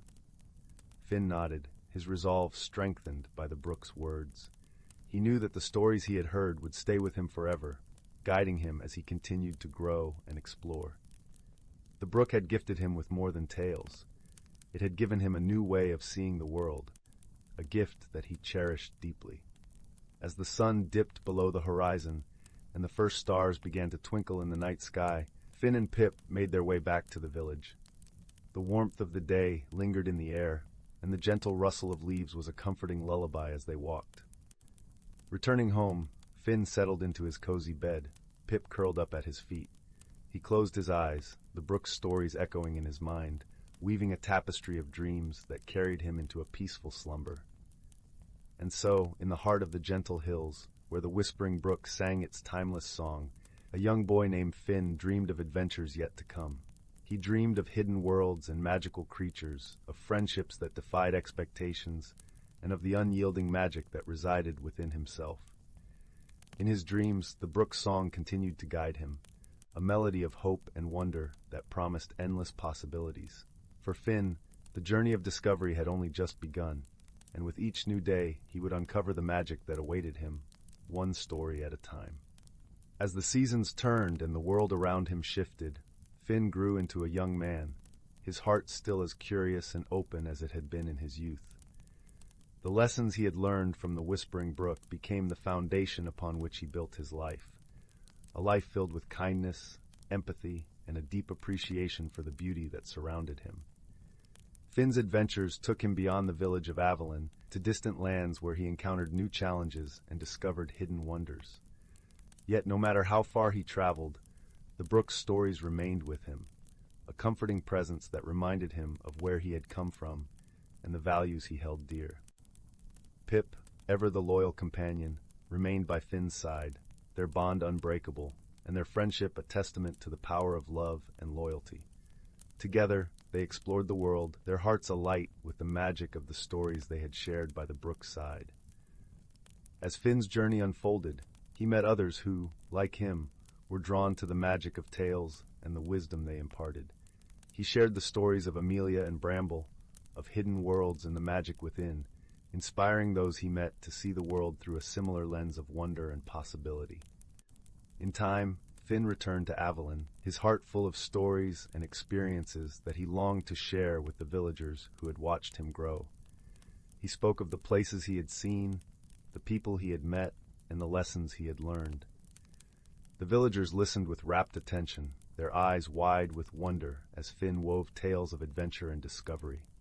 Through his stories, Finn rekindled the villagers' sense of wonder, reminding them of the magic that lay just beyond the horizon and within their own hearts. He showed them that the world was vast and full of possibilities, waiting to be explored by those with the courage to dream. As the years passed, Finn became a storyteller in his own right, his tales a source of inspiration and joy for those who listened. He shared the wisdom he had gained from the Whispering Brook, passing on the lessons of empathy, friendship, and self-discovery to future generations. And so, in the heart of the gentle hills, where the Whispering Brook continued to sing its timeless song, a young boy named Finn grew into a man who cherished the magic of stories. His journey was a testament to the power of imagination and the beauty of a life guided by the wisdom of a talking brook. Finn's legacy lived on in the hearts of those he touched, a reminder that the greatest journeys are those that lead us to discover the magic within ourselves. As the sun set over the village of Aveline, casting a warm, golden glow over the land, the Whispering Brook continued to sing, its melody a promise of endless possibilities for those who dared to listen. And so, dear listener, as you drift into slumber, may the stories of the Whispering Brook guide your dreams and inspire you to seek the magic in the world around you. For in every leaf that rustles and every brook that babbles, there lies a story waiting to be told, a story that begins with an open heart and a curious mind. In the quietude of the night, as stars twinkle like whispers of light in the vast tapestry of the sky, you are cradled by the gentle embrace of dreams. And just as Finn discovered, may you find the hidden worlds and the magic within, leading you to adventures yet untold. Good night. Story 21. Once upon a time, in a quaint little village nestled between rolling hills and whispering woods, there lived a young boy named Oliver. Oliver was a curious soul, with eyes that sparkled like the stars and a heart as big as the sky. He spent his days exploring the lush green meadows and the sun-dappled paths of the forest that bordered his home, always on the lookout for an adventure. One crisp autumn morning, as the golden leaves danced down from the trees like little fairies, Oliver stumbled upon something quite unusual. Half buried beneath a pile of vibrant leaves was an old brass telescope. Its surface was tarnished with age, but it glinted invitingly in the dappled sunlight. Oliver picked it up, brushing off the leaves and dirt, and held it to his eye. To his astonishment, the world around him transformed. The ordinary meadow before him shimmered into a land of breathtaking beauty. The trees were taller, their leaves a kaleidoscope of colors. The sky was a deeper blue, and the clouds were soft and fluffy like spun sugar. But most amazingly, Oliver could see things he had never noticed before. Tiny creatures with wings, like shimmering dragonflies, darting among the flowers and whispering to one another in a language only they understood. Oliver's heart leapt with excitement as he realized this was no ordinary telescope. It had the magical ability to reveal hidden wonders, the secret world of the Enchanted. Eager to share his discovery, Oliver ran back to the village, the telescope clutched tightly in his hands. He sought out his dearest friend, Lily, a kind and gentle girl who loved stories and had an imagination as vibrant as the flowers in springtime. Together, they began to explore the village and surrounding woods, taking turns peering through the magical telescope. Each time, they were rewarded with glimpses of the fantastical world that lay just beyond the veil of the ordinary. They saw shimmering rivers filled with laughing fish, trees that sang with the voices of the wind, and fields where flowers danced in perfect harmony. As the days turned into weeks, Oliver and Lily grew closer, their bond strengthened by the shared wonder and the many secrets they uncovered.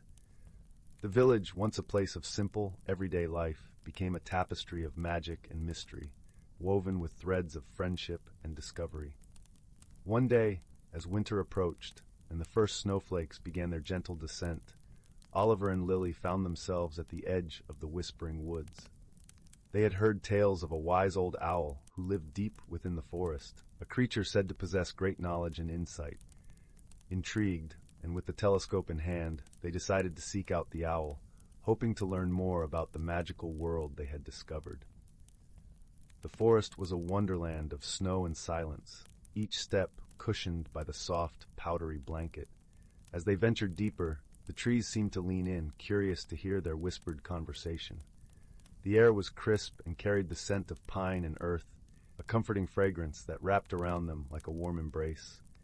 After a time, they reached a clearing where an ancient oak stood, its branches stretching wide like welcoming arms.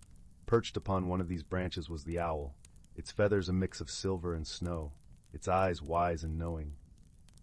"Welcome, young ones," the owl hooted softly, its voice deep and melodic. "I see you have discovered the telescope of wonder." Oliver and Lily nodded, their breaths visible in the chilly air. "Yes," Oliver replied, "but we don't understand why it came to us or what we should do with it." The owl blinked, a slow, deliberate motion, as if considering their question carefully. "This telescope reveals the magic that exists in all things, a magic that is often hidden from those who do not take the time to truly see. It has chosen you because you have the heart to appreciate the wonder and the wisdom to share it." "But we are just children," Lily said, her voice tinged with uncertainty. "How can we make a difference?" The owl's eyes twinkled with kindness. "Sometimes the greatest wisdom comes from those who are willing to look beyond what is and see what could be. Use the telescope not only to uncover hidden magic, but to see the potential in people and places. Share your discoveries, and you will inspire others to look beyond the ordinary." With those words, the owl spread its wings and took flight, leaving Oliver and Lily to ponder its advice. From that day on, Oliver and Lily embarked on a new journey. They began to use the telescope to teach others in the village about the wonders all around them. They shared stories of the magical creatures and places they had seen, encouraging everyone to look beyond the surface and find beauty and magic in their everyday lives. Through their efforts, the village itself began to change. People who had once hurried through their days now paused to appreciate the simple joys, the way sunlight danced on the water, the sound of the wind rustling through the leaves, and the laughter of children playing in the snow. The villagers began to see each other in a new light as well, recognizing the unique magic that each person brought to their community. And so, the telescope of wonder became more than just a magical object. It became a symbol of the power of friendship, imagination, and the ability to see the extraordinary within the ordinary. As seasons passed and years rolled on, Oliver and Lily grew up, their bond as strong as ever. They continued to explore, to learn, and to share the magic they saw with others. And though the telescope eventually found its way back to the forest, where it would wait for new eyes to discover its secrets, the lessons it had taught remained in the hearts of all who had been touched by its magic. And so, in a village where ordinary objects held extraordinary secrets, the legacy of discovery and wonder lived on, woven into the very fabric of the community, whispering its magic to those with the heart to listen.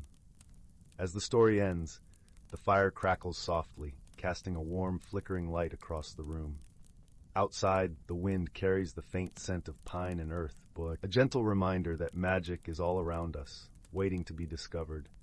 And with that comforting thought, we drift into a peaceful, dream-filled sleep. Story 22. In the heart of a quaint little village, nestled between rolling hills and whispering woods, stood a charming cobblestone cottage with a thatched roof. This was not just any cottage, but the home of an old, wise clockmaker named Finn. His workshop, filled with the gentle ticking of clocks and the faint scent of polished wood, was a haven of wonder and intrigue. Shelves lined with timepieces of all shapes and sizes clung to the walls, each with its own story waiting to be heard. One crisp autumn afternoon, as the golden leaves danced down from the trees and the sky blushed with the setting sun, a young girl named Lila wandered into Finn's workshop. Her eyes sparkled with curiosity, and her heart carried the lightness of 1,000 unspoken dreams. Lila had always been drawn to this place, captivated by the melodies of time that played within its walls. As Lila explored the workshop, her fingers brushed against a peculiar timepiece tucked away on a dusty shelf. It was unlike any other clock she had ever seen. Its face was adorned with delicate silver filigree, and the hands moved with a grace that seemed almost alive. Intrigued, Lila gently lifted the clock, feeling a soft warmth emanating from its core. Finn, with his kind eyes and gentle smile, noticed her fascination and approached quietly. "Ah, you found the whispering clock," he said, his voice as soothing as the rustling leaves outside. "It holds secrets of its own, you know." Lila looked up, her eyes wide with wonder. "Secrets? What kind of secrets?" Finn chuckled softly. "This clock, dear one, has the ability to show the heart's true journey. It reveals not the hours of the day, but the moments of the heart's growth." Curiosity piqued, Lila asked if she could keep the clock for a while, to understand its mysteries. Finn agreed, entrusting her with the timepiece, but with a gentle reminder. "Remember, Lila, the path it shows is one of learning and kindness." That night, as the moon cast its silvery glow over the village, Lila placed the whispering clock by her bedside. She watched its hands dance gracefully, and soon she found herself drifting into a gentle slumber. In her dreams, Lila was transported to a world woven from starlight and shadow. The landscape was serene, with soft hills that seemed to hum with a gentle song. The air was thick with the scent of lavender and honey, and a river of liquid crystal wound its way through the valley, singing as it flowed. As she wandered through this dreamscape, Lila was joined by a small, furry creature with the brightest eyes she had ever seen. It was a fox with a coat of russet and cream, and it trotted alongside her with playful grace. "Hello, little one," the fox spoke, its voice like the gentle rustle of autumn leaves. "I am Sylvan, your guide through the realms of the heart." Together, they journeyed along the riverbank, where the grass felt like velvet beneath Lila's feet. Along the way, they met a parade of whimsical characters, each offering a piece of wisdom wrapped in kindness. There was a wise old turtle who taught Lila the art of patience, and a pair of mischievous squirrels who shared the joy of laughter and play. As they traveled, Lila noticed a bridge made of moonbeams arching over the river. It shimmered with a soft, inviting glow, but its planks were missing. To cross it, Lila would need to find the missing pieces. With Sylvan's guidance, Lila collected lessons from each friend she met, gathering them like precious gems. She learned of compassion from a gentle deer, of courage from a brave little hedgehog, and of forgiveness from a kindly owl. With each lesson, a new plank appeared on the moonbeam bridge, and Lila's heart felt lighter, more open. Finally, the bridge was complete, and Lila knew it was time to cross. As she stepped onto the bridge, a soft light enveloped her, lifting her spirit with a warmth that spoke of home. On the other side, she found herself back in her own room, the whispering clock ticking softly beside her. The next morning, Lila awoke with a heart full of gratitude and a mind brimming with the wisdom she had gathered. She returned to Finn's workshop, the whispering clock cradled in her arms. "Thank you, Finn," she said, her voice tinged with the sweetness of newfound understanding. "The clock showed me not just time, but the journey of the heart." Finn smiled, his eyes twinkling. "And what did your heart learn, dear one?" Lila thought for a moment, her gaze drifting to the clocks that surrounded them. That kindness and wisdom light the path of life, and that true magic lies in the friendships we forge along the way. With that, Lila returned the whispering clock to its shelf, its secrets now a part of her own story. And as she left the workshop, the village seemed alight with the colors of her dreams, each moment a treasure waiting to be discovered. And so, in the peaceful embrace of the village, Lila's journey continued, her heart a tapestry of wonder and wisdom, her steps guided by the gentle ticking of time's gentle song. Story 23. The Whispering Woods. Once upon a time, in a small village nestled at the foot of the misty mountains, there lived a young girl named Leora. Her days were filled with the gentle hum of everyday life, the clatter of pots from the village's bustling kitchens, the rhythmic thud of hammers from the blacksmith's forge, and the soft rustling of leaves as the wind whispered through the trees. But most of all, Leora loved the stories told by the elders, tales of wonder and magic hidden within the world around them. As the seasons turned, the village prepared for the annual Festival of Lights. It was a time of celebration and joy, where lanterns danced in the night sky and stories were shared around crackling bonfires. This year, however, there was an unusual buzz of excitement. It was said that the Whispering Woods, a mysterious forest that bordered the village, had begun to sing a new song. Only those with the purest of hearts could hear its tune, and it was rumored to lead to a hidden world of enchantment. Leora, with her curious nature and heart full of dreams, longed to hear the melody. Each day, as she wandered through the village, she strained to catch even the faintest note. Her friends, however, were skeptical. "It's just a myth," they would say, shaking their heads. But Leora believed with every fiber of her being that the Whispering Woods held secrets waiting to be discovered. One crisp autumn morning, as the sun painted the sky with hues of gold and crimson, Leora decided to venture into the woods. The forest was alive with the vibrant colors of fall, the leaves crunching beneath her feet as she followed the winding path. The air was cool and filled with the earthy scent of moss and fallen leaves, a comforting embrace that seemed to welcome her deeper into the heart of the forest. As she walked, Leora listened intently, her senses attuned to the slightest change in the wind. Hours passed, and just as she was about to turn back, she heard it, a soft, ethereal melody drifting through the trees. It was unlike anything she had ever heard before, a harmonious blend of flute-like notes and the gentle rustle of leaves. The song wrapped around her like a warm blanket, guiding her toward its source. Drawn by the music, Leora found herself at the edge of a shimmering pool. The water mirrored the sky, capturing the ethereal beauty of the world above.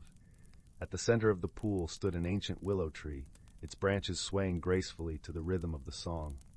Leora approached, her heart pounding with wonder and anticipation. As she neared the tree, a soft voice called out to her, gentle and wise. "Welcome, child of the earth," it said. "You have heard the song of the Whispering Woods, and thus you have been chosen." Startled but unafraid, Leora stepped closer, her eyes wide with curiosity. The willow tree, ancient and majestic, began to glow with a soft golden light. Its branches extended towards Leora, offering her a small, intricately carved flute. "This is the Songkeeper's flute," the tree explained. "It holds the power to unlock the hidden world within these woods. But remember, with great power comes great responsibility. Use it wisely, and it will guide you." Leora accepted the flute with reverence, its surface smooth and cool against her fingers. She felt a sense of purpose, a calling to explore the wonders beyond the veil of the ordinary. With a grateful heart, she promised to honor the gift and the trust that had been placed in her. As Leora returned to the village, the sun dipped below the horizon, casting a warm glow over the landscape. She kept the flute hidden beneath her cloak, eager to explore its magic when the time was right. That evening, as the village gathered for the Festival of Lights, Leora shared her adventure with her friends. Initially skeptical, they were soon captivated by her tale, their eyes alight with wonder. Together, they formed a plan to return to the Whispering Woods and uncover its mysteries. The next day, as dawn broke, Leora and her friends set off, their hearts filled with excitement and anticipation. The forest welcomed them with open arms, its song resonating within their souls. As they ventured deeper, Leora played the songkeeper's flute. The melody wove through the trees, unlocking paths and revealing hidden wonders. They discovered a grove of luminous flowers that shimmered with an inner light, a waterfall that cascaded in a symphony of colors, and a meadow where the air was filled with the laughter of invisible creatures. Throughout their journey, the friends grew closer, their bond strengthened by the shared magic of the woods. They learned to listen to the whispers of the forest, to see the beauty in the small and the simple, and to cherish the moments of joy and wonder that life offered. One day, as they rested by the pool beneath the willow tree, a shimmering portal appeared. It was a gateway to the hidden world, a realm of enchantment and dreams. With the flute's melody guiding them, they stepped through, their hearts open to the unknown. Beyond the portal lay a land of breathtaking beauty, a place where the sky was a canvas of swirling colors and the air sparkled with the light of 1,000 stars. Here the trees sang with voices of their own, and the rivers danced to the rhythm of the earth. It was a world of harmony and peace, where the magic of nature was celebrated and cherished. In this hidden world, Leora and her friends met beings of wisdom and kindness. They learned the secrets of the forest, the stories of the stars, and the songs of the wind. Each day was a new adventure, a journey of discovery and growth. But as the days turned into weeks, Leora began to feel a longing for her home, the village nestled at the foot of the misty mountains, the familiar faces of her family and friends, and the comforting warmth of the hearth. She realized that while the hidden world was a place of wonder, her heart belonged to the village and the life she knew. With a heavy heart, Leora approached the willow tree one last time. "Thank you," she whispered, her voice filled with gratitude, "for the magic, the adventure, and the lessons learned. But now I must return to my world." The willow tree nodded, its branches swaying in understanding. "You have grown, child of the earth," it said, "and with that growth comes the wisdom to know where you truly belong. Go with peace, and remember that the magic of the Whispering Woods will always be a part of you." With a final, heartfelt melody, Leora played the songkeeper's flute. The portal shimmered into view, and with one last look at the hidden world, she and her friends stepped through, returning to the embrace of their village. As they emerged from the forest, the sun rose over the misty mountains, casting a warm glow over the land. The village welcomed them with open arms, their return a cause for celebration and joy. Leora's heart swelled with happiness, her spirit renewed by the journey and the friendships forged along the way. From that day forward, the Whispering Woods held a special place in the hearts of Leora and her friends. They shared their tales with the village, inspiring others to listen to the whispers of the world and to seek the magic in the everyday. And though life returned to its familiar rhythm, the memories of their adventure remained, a testament to the power of friendship, courage, and the belief in the extraordinary hidden within the ordinary. And so, as the stars twinkled above and the village settled into the gentle embrace of night, Leora fell asleep with a smile on her lips, her dreams filled with the songs of the Whispering Woods and the promise of new adventures yet to come. Story 24. In a quaint little village nestled between emerald hills and a sparkling azure sea, there lived a gentle soul named Lila.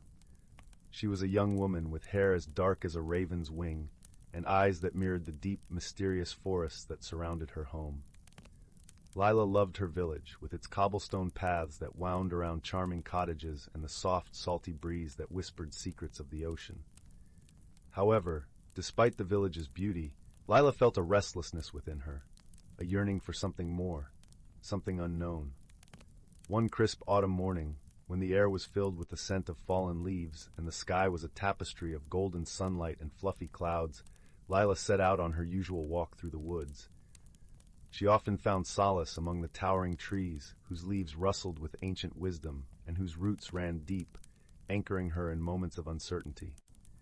Yet today felt different. As she wandered deeper into the forest, Lila noticed a delicate, shimmering light filtering through the canopy, a light that seemed to pulse with its own gentle rhythm. Drawn by curiosity and a sense of wonder, Lila followed the light till she reached a clearing she had never seen before. In the center of this magical glade stood an ancient oak tree, its branches twisted and gnarled, yet exuding an aura of timeless strength. From one of its branches hung a single, luminous fruit that seemed to glow with an inner light, casting a warm golden hue over the clearing. As Lila stepped closer, she noticed a small gathering of woodland creatures around the tree. A wise old owl with feathers speckled like stars, a gentle doe with eyes full of compassion, and a mischievous squirrel whose chittering laughter was infectious. They greeted her with nods and twinkles in their eyes, as if they had been expecting her. "Welcome, dear Lila," hooted the owl, his voice deep and melodious. "You have come at a time of great change, both within and around you." The doe stepped forward, her gaze tender and understanding. "This fruit is the heart of the forest," she explained. "It is a gift from the earth, bestowed upon those who seek to understand themselves and the world anew." Lila felt a flutter of apprehension mixed with excitement. She had never considered herself particularly brave, but standing there, surrounded by the gentle creatures and the enchanting light, she knew that this was a moment she could not let pass by. With a deep breath, she reached out and plucked the glowing fruit from the tree. As she bit into it, a sweet, otherworldly taste flooded her senses, and she felt a warm, tingling sensation spread through her body. The world around her shimmered and blurred, and she closed her eyes, surrendering to the magic of the moment. When Lila opened her eyes again, she found herself in a place that was both familiar and new. The clearing was still there, but it was as if she was seeing it through new eyes. Colors were more vibrant, the air was filled with melodies she had never heard before, and the creatures seemed to glow with an inner light. The owl spoke again, his voice a soothing balm. "The magic of the heart of the forest mirrors the journey of your soul, dear Lila. It shows you what you carry within and what you might become." Lila felt a surge of understanding, a clarity she had never experienced before. She realized that the restlessness she had felt was not a call to flee, but an invitation to grow, to embrace the changes that life presented with courage and grace. The squirrel, with a twinkle in his eye, scampered up her arm and whispered in her ear, "Transformation is never easy, but remember, you are never alone. We are here, as are the friends you hold dear."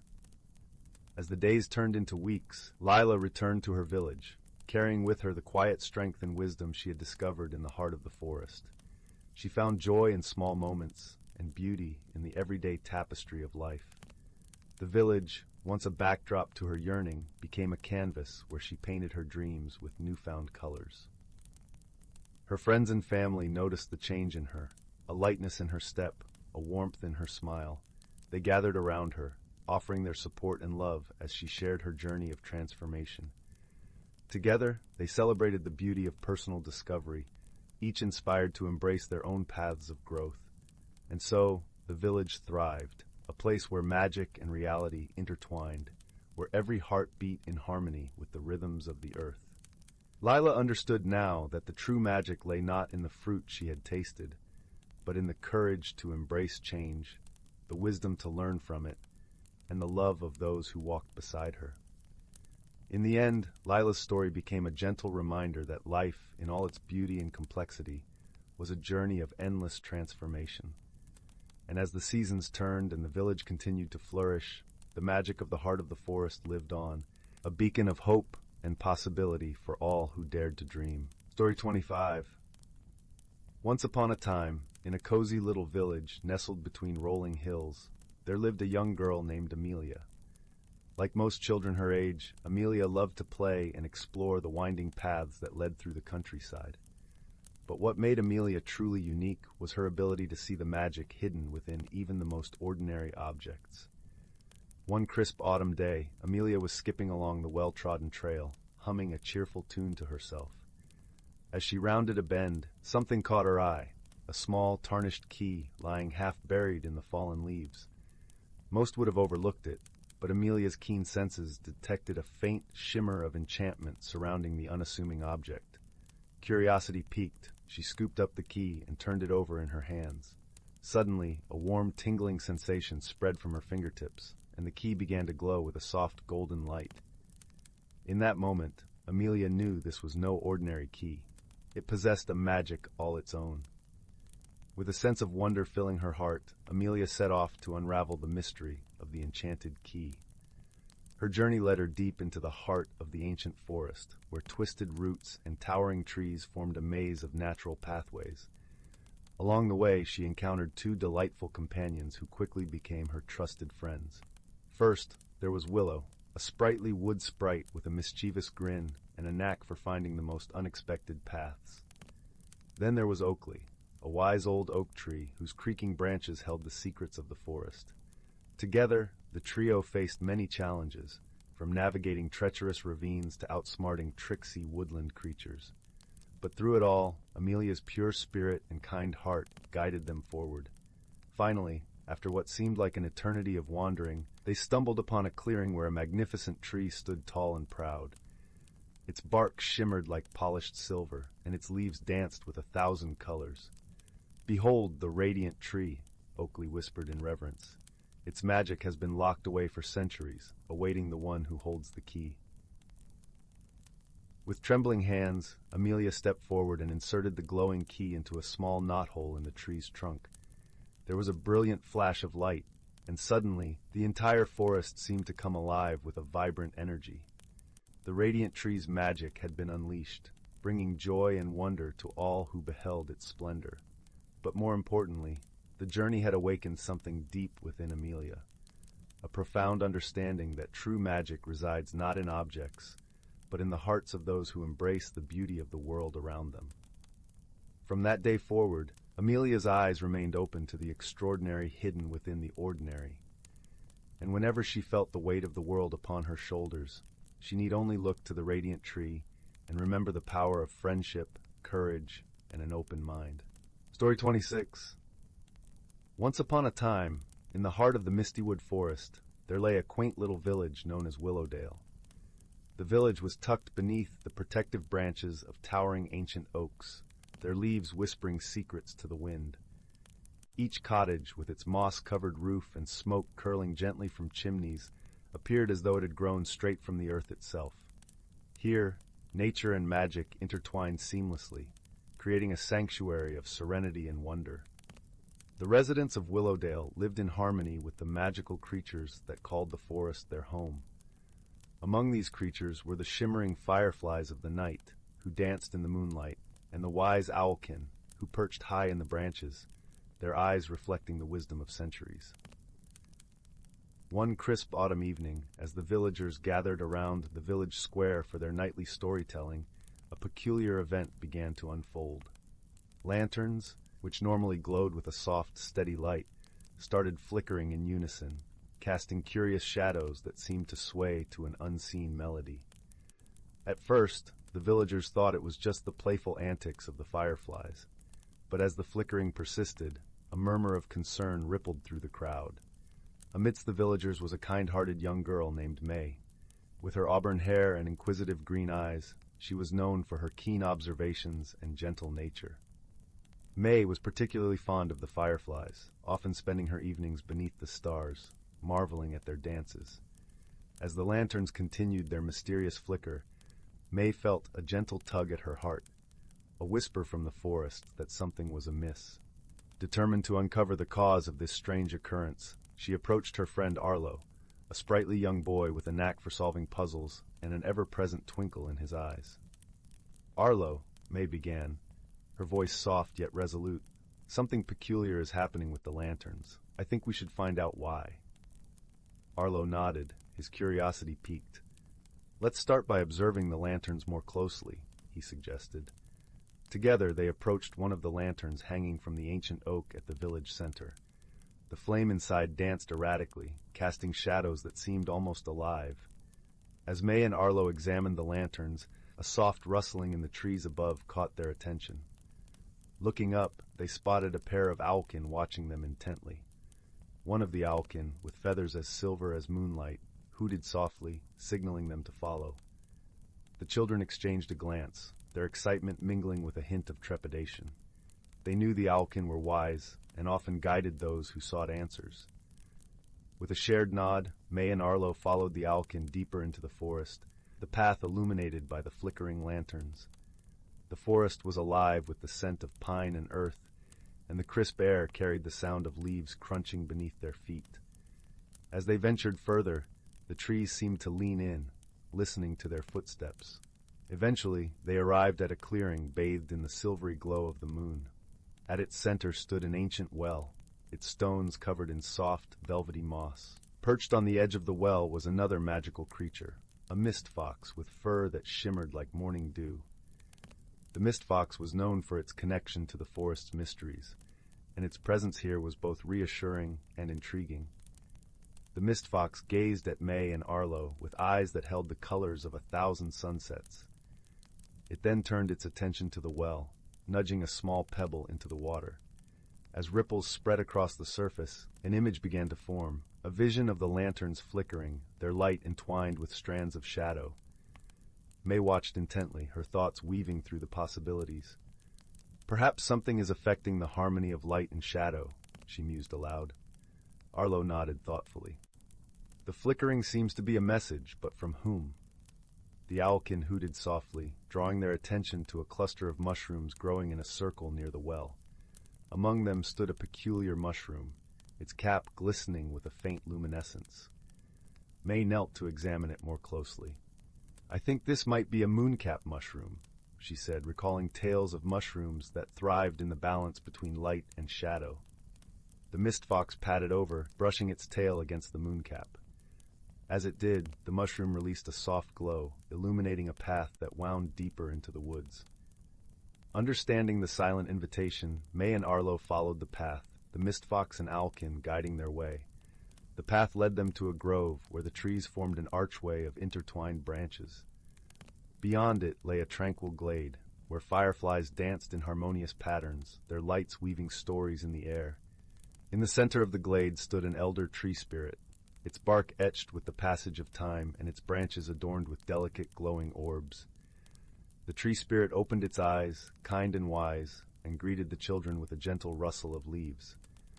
"Welcome, seekers of harmony," the tree spirit spoke in a voice as soft as a breeze. "You have come in search of the flickering lights, have you not?"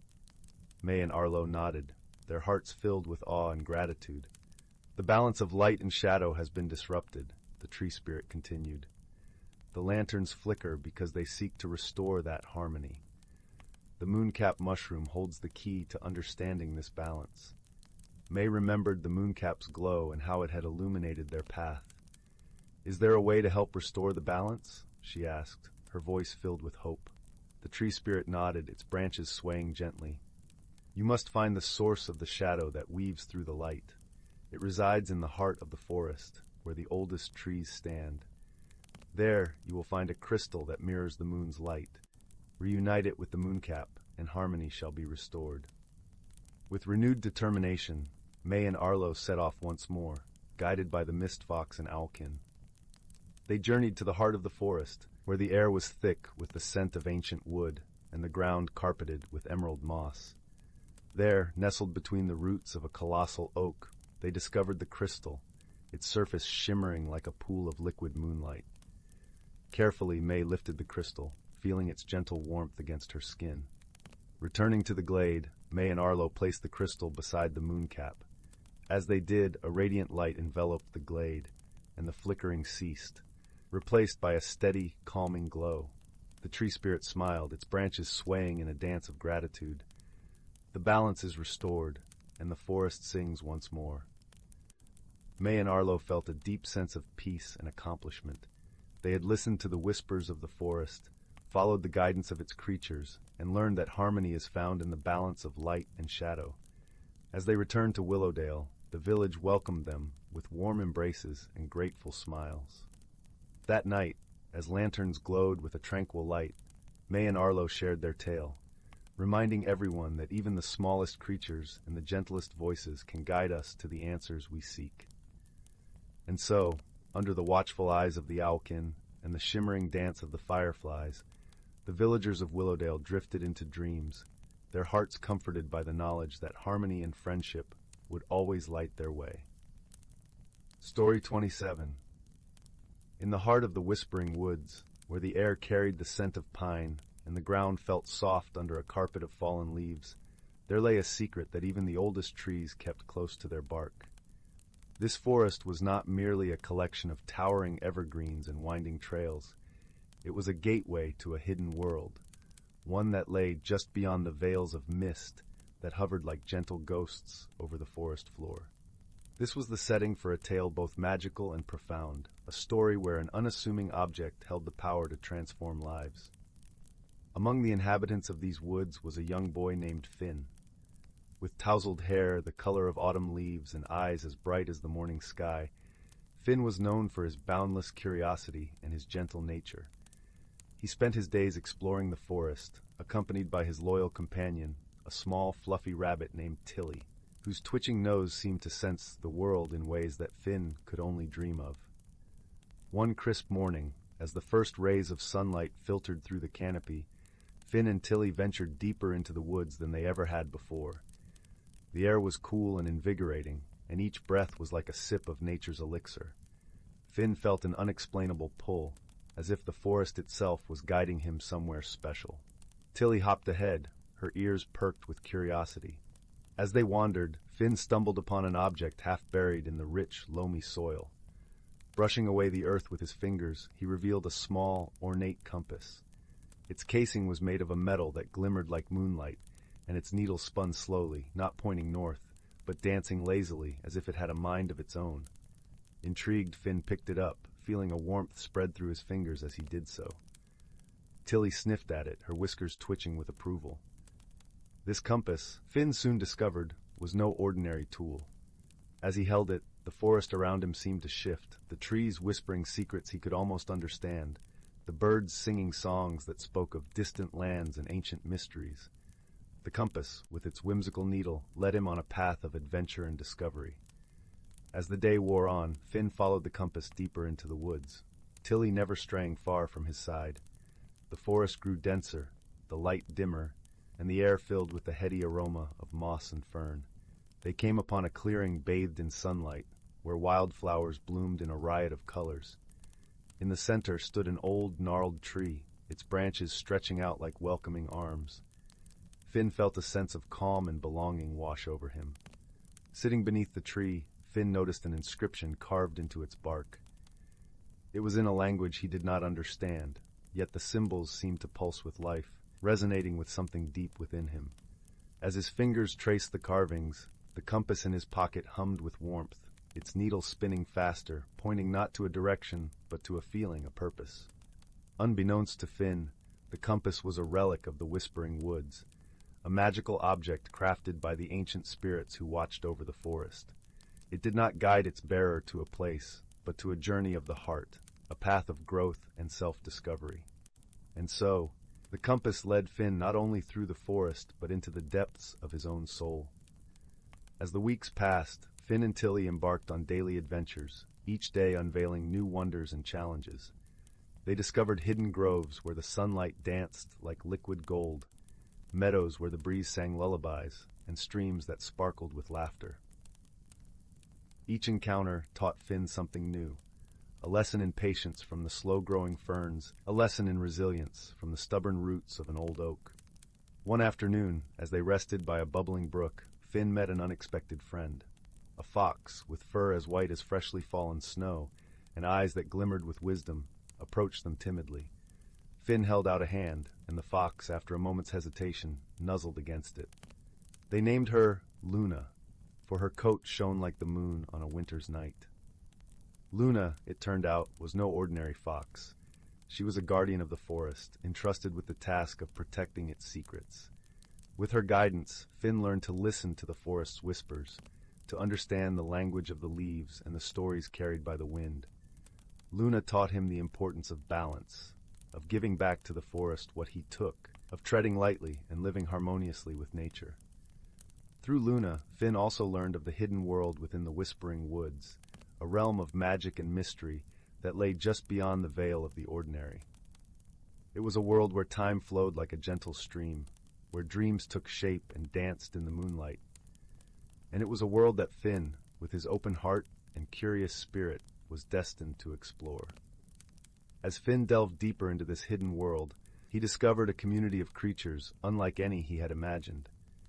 There were the sylphs, ethereal beings who rode the winds, their laughter like the tinkling of silver bells, the dryads, who tended to the trees with gentle hands and ancient songs, and the lumina, small creatures of light who flitted about like living stars, illuminating the darkest corners of the forest. Through his interactions with these magical beings, Finn learned the value of friendship and the strength found in unity. The sylphs taught him the joy of freedom, the dryads imparted their wisdom of the ages, and the lumina shared their light, both literal and metaphorical, showing him the way even when the path seemed lost in shadow. Yet amidst the wonder and enchantment, Finn also faced challenges. He encountered the shadowlings, mischievous spirits who thrived on chaos and confusion. They sought to disrupt the harmony of the forest, to sow discord among its inhabitants. But Finn, with his kind heart and newfound wisdom, saw through their tricks. Instead of reacting with fear or anger, Finn approached the shadowlings with compassion. He listened to their grievances, understood their loneliness, and offered them friendship. In doing so, he transformed their dark intentions into light, turning adversaries into allies, and further weaving the fabric of unity that held the forest together. As the seasons changed, Finn himself transformed. He grew not just in knowledge, but in spirit. The compass, which had once been a mysterious guide, now felt like an extension of his own heart, leading him not by pointing the way, but by reflecting the paths he chose to take. With each step, he became more attuned to the world around him, more in tune with the symphony of life that played in the Whispering Woods. And so the boy who once wandered the forest in search of adventure found his place within a world both familiar and extraordinary. The forest, with its hidden world and magical creatures, became his home, a place where he belonged, where his heart sang in harmony with the whispering leaves and the rustling branches. As the story draws to a close, let us return to that clearing where it all began, beneath the old tree with its ancient carvings. Finn sits there now, Tilly curled up beside him, Luna resting her head on his lap. The compass, that small, mystical object that changed everything, lies in his hand, its needle steady, its purpose fulfilled. Finn closes his eyes, feeling the warmth of the sun on his face, the gentle caress of the breeze, and the quiet strength of the earth beneath him. He smiles, not just with his lips, but with his whole being, content in the knowledge that he is part of something greater than himself, part of a story that continues to unfold with each new day. And as the sun sets, casting a golden glow over the Whispering Woods, Finn drifts into a peaceful sleep, his dreams filled with the magic of the forest, the love of his friends, and the endless possibilities of the journey that lies ahead. For in the heart of the woods, where the ordinary meets the extraordinary, every ending is but a new beginning, and every moment a chance to grow, to learn, and to love. Story 28. In the quaint village of Willowbrook, nestled between lush, rolling hills and shimmering streams, there was a young boy named Oliver. His inquisitive nature often led him to places where the mundane met the mysterious, and his heart held a quiet yearning for adventure.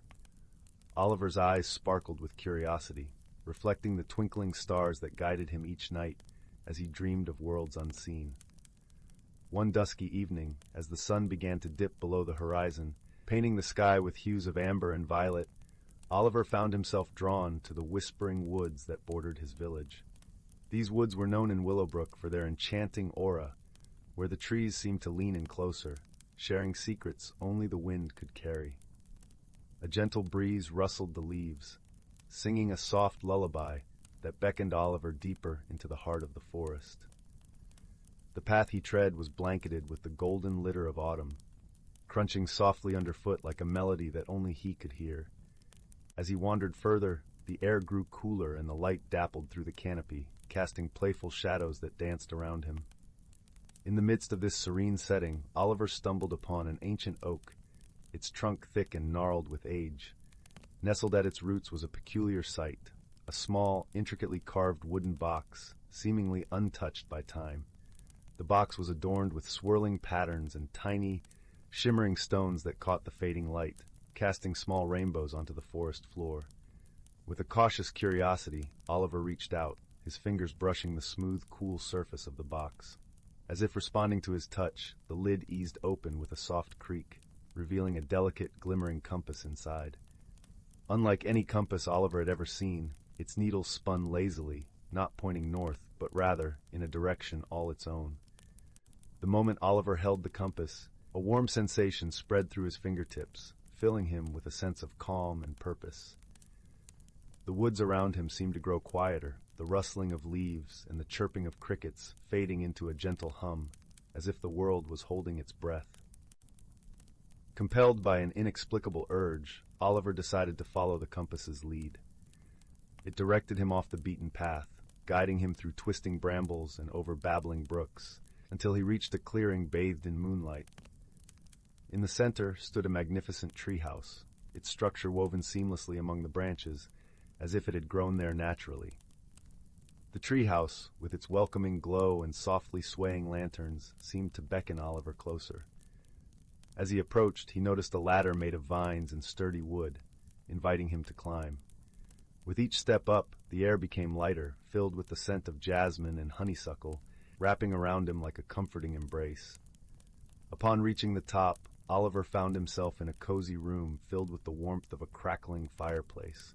Shelves lined with books of every shape and size hugged the walls, their spines bearing titles written in languages both familiar and strange. A plush, overstuffed armchair sat facing the fire, its fabric worn yet inviting, as if it had been waiting just for him. Sitting in the chair was a figure, an elderly man with eyes that sparkled with the wisdom of countless adventures. His beard was as white as the snow-capped mountains, and his voice, when he spoke, was like the gentle murmur of a brook. "Welcome, young traveler," the man intoned, a gentle smile gracing his lips. "I see you have found the compass of the heart." Oliver, though startled, felt no fear. Instead, he felt a deep sense of belonging, as if he had arrived at a place he had been searching for all his life. "What is this place?" he asked, his voice barely above a whisper. "This is the Sanctuary of Dreams," the old man replied, "a haven for those who seek to discover the wonders of their own hearts. The compass you hold is a rare gift. It guides you not by the stars, but by the desires and truths within you." As Oliver listened, he felt the truth of the man's words resonate within him. The compass had led him here, and in doing so, had already begun to reveal parts of himself he had yet to understand. "But why me?" he wondered aloud, the question hanging in the air like a tendril of smoke. The man chuckled softly, a sound like leaves rustling in the breeze. "The compass chooses those ready to explore the paths less traveled, those willing to embrace the unknown and learn from it. You, dear Oliver, have the heart of a true adventurer."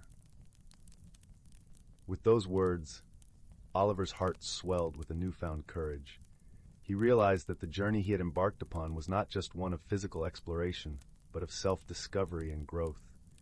The compass had opened a door to a hidden world, not only within the woods but within himself. Over the following days, Oliver returned to the Sanctuary of Dreams, spending hours in the company of the old man who introduced himself as Aveline. Together, they explored the endless stories contained within the books, each one a tapestry woven from the threads of countless lives and experiences. Through these tales, Oliver learned of friendship and bravery, of challenges met with kindness and wisdom. He discovered that true strength lay not in the absence of fear, but in the courage to face it. Each story was a lesson, imparting knowledge that he carried with him like a cherished treasure. As the seasons turned and the leaves of the forest changed from green to gold to bare branches, Oliver grew in ways he had never imagined. His heart, once filled with a quiet yearning, now brimmed with confidence and understanding. The compass continued to guide him, not just through the woods, but through the intricate journey of life. One frosty morning, as winter draped the village in a soft blanket of snow, Oliver found himself once more at the foot of the ancient oak. The compass in his hand pulsed with a gentle warmth, its needle steady and true. He knew it was time to return the compass to its resting place, for he had discovered its greatest secret. It had always been a reflection of his own heart. With a sense of gratitude and peace, Oliver placed the compass back into the wooden box, closing the lid with reverence. As he did so, the sun broke through the clouds, casting a golden light over the forest, illuminating the path back home. As Oliver walked back to Willowbrook, he carried with him the knowledge that the truest journey was one of understanding oneself. The hidden world within the woods had revealed the hidden world within his heart, and he knew that, wherever life would lead him, he would face it with the wisdom and friendship he had found along the way. In the cozy warmth of his home, beside the crackling fireplace, Oliver closed his eyes, dreaming not of distant lands, but of the endless possibilities that lay within. And in those dreams he found comfort, knowing that he was never truly alone, for he had discovered the greatest treasure of all, the courage to follow his own heart. Story 29. In a quaint village nestled at the edge of a vast enchanted forest, there lived a gentle young woman named Clara. The village was a place of timeless charm, where cottages with thatched roofs leaned together like old friends sharing secrets. Smoke curled lazily from stone chimneys, and the air was perpetually scented with the mingling aromas of pine and baking bread. Clara, with her chestnut curls and earnest eyes, was known for her kind heart and gentle spirit. Yet, she often felt a restlessness within her, a sense of longing for something she couldn't quite name. Change was something she feared. It loomed over her like a shadow, as the thought of leaving the familiar cocoon of her daily life filled her with apprehension. Every day, Clara would visit the edge of the forest, a place where the trees whispered ancient secrets, and the sunlight danced through the leaves, creating patterns on the forest floor. She found solace here, in the quiet companionship of the woods, though she never ventured beyond its fringe. The villagers often spoke of the forest's magic, tales of transformations and wonders hidden within its depths, but Clara had never been one to seek out the unknown. One afternoon, while sitting beneath her favorite oak tree, Clara noticed something unusual. A small, shimmering butterfly fluttered before her eyes, its wings glistening with colors that seemed to shift and change like the hues of a sunset. Entranced, Clara extended her hand, and the butterfly alighted gently upon her palm. As she watched, the world around her seemed to blur and soften, and she felt a warmth spreading through her body, a tingling sensation that was both unfamiliar and exhilarating. The butterfly took flight, leading Clara deeper into the forest than she had ever dared to go. She hesitated, her instincts urging her to retreat, but the butterfly's gentle pull was irresistible. With each step she took, Clara felt her fear slowly dissolve, replaced by a growing curiosity and a newfound courage. As she ventured deeper, the forest seemed to come alive around her. The trees swayed in a harmonious dance, their leaves rustling with laughter. Sunlight streamed through the canopy, dappling the ground with patches of golden warmth. A symphony of birdsong filled the air, each note a promise of wonder and discovery. Guided by the butterfly, Clara soon found herself in a clearing unlike any she had ever seen. At its center stood a magnificent tree, its trunk wide and ancient, its branches reaching skyward as if trying to embrace the heavens. This was the heartwood tree, whispered of in village lore, said to hold the power of transformation. As Clara approached, she was greeted by a gentle voice, soft as a breeze, that seemed to emanate from the very heart of the tree. "Welcome, dear one," it said, "to the place where change becomes possibility." Startled but comforted by the voice, Clara asked, "Why have you brought me here?" "The butterfly," the tree replied, "is a reflection of your own inner journey. You fear change, yet you are drawn to it, for within you lies the potential for great transformation." Clara listened, her heart swelling with a mixture of fear and hope. "But how can I change? I am just me." "Change is not about becoming someone else," the tree explained, "but about discovering the truest version of yourself. You are like a butterfly waiting to emerge from its chrysalis." Feeling the truth of these words resonate within her, Clara closed her eyes and took a deep breath. She allowed herself to imagine a life beyond the boundaries she had set, a life where her heart could soar as freely as the shimmering butterfly. In that moment, she understood that change was not something to be feared, but embraced. As if sensing her acceptance, the tree's branches began to glow with a gentle light, and Clara felt herself enveloped in a cocoon of warmth and comfort. Within this magical embrace, she experienced a profound sense of peace and clarity, as if every doubt and fear had been gently washed away. When the light faded, Clara found herself back at the edge of the forest. The butterfly fluttered around her once more before disappearing into the sky. Though the village remained unchanged, Clara felt as if she had been reborn. She returned to her cottage with a serene smile, her heart light and her mind filled with dreams of possibility. In the days that followed, Clara's newfound courage and openness to change transformed her life in ways she had never imagined. She began to explore new paths, both within the village and beyond, and discovered talents and passions she had long buried. Through her journey, she inspired others to embrace their own potential for transformation, showing them that the magic of the forest was not confined to its trees, but lived within each of them. And so, in the gentle embrace of a village at the edge of an enchanted forest, Clara learned that true growth comes not from fear of change, but from the courage to embrace it. Her story became a reminder to all who heard it, that within every heart lies the power to become something beautiful. If only we dare to take the first step into the unknown. Story 30. Title: The Whispering Woods. Once nestled amidst rolling hills and sparkling streams, there was a village known as Willow. It was a quaint, charming place where the air always smelled of honey and fresh-baked bread. The villagers lived in harmony with the land, tending to their gardens and orchards with a gentle touch. But what made Willow truly special was its proximity to the Whispering Woods, a forest so ancient that its trees seemed to murmur secrets of the past, present, and future. In this village lived a young girl named Lila. With curious eyes the color of the morning sky and a heart as warm as the sun, Lila was known for her love of adventure.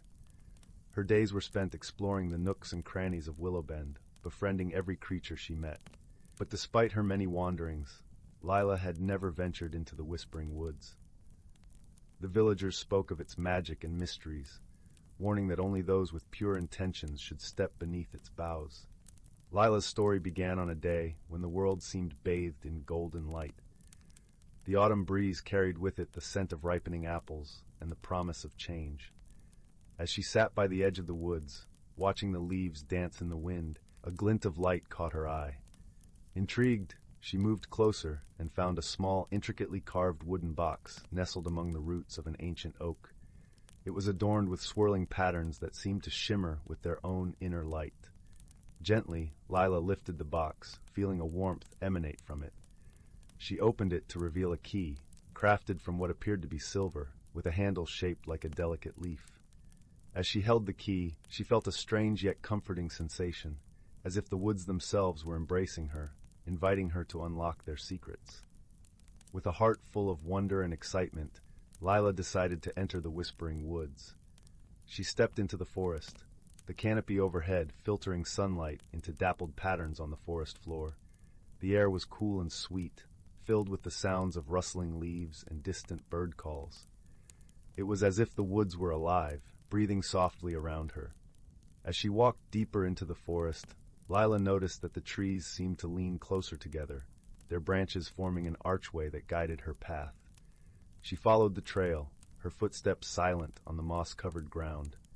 The woods whispered in a language she couldn't quite understand, yet it filled her with a sense of peace.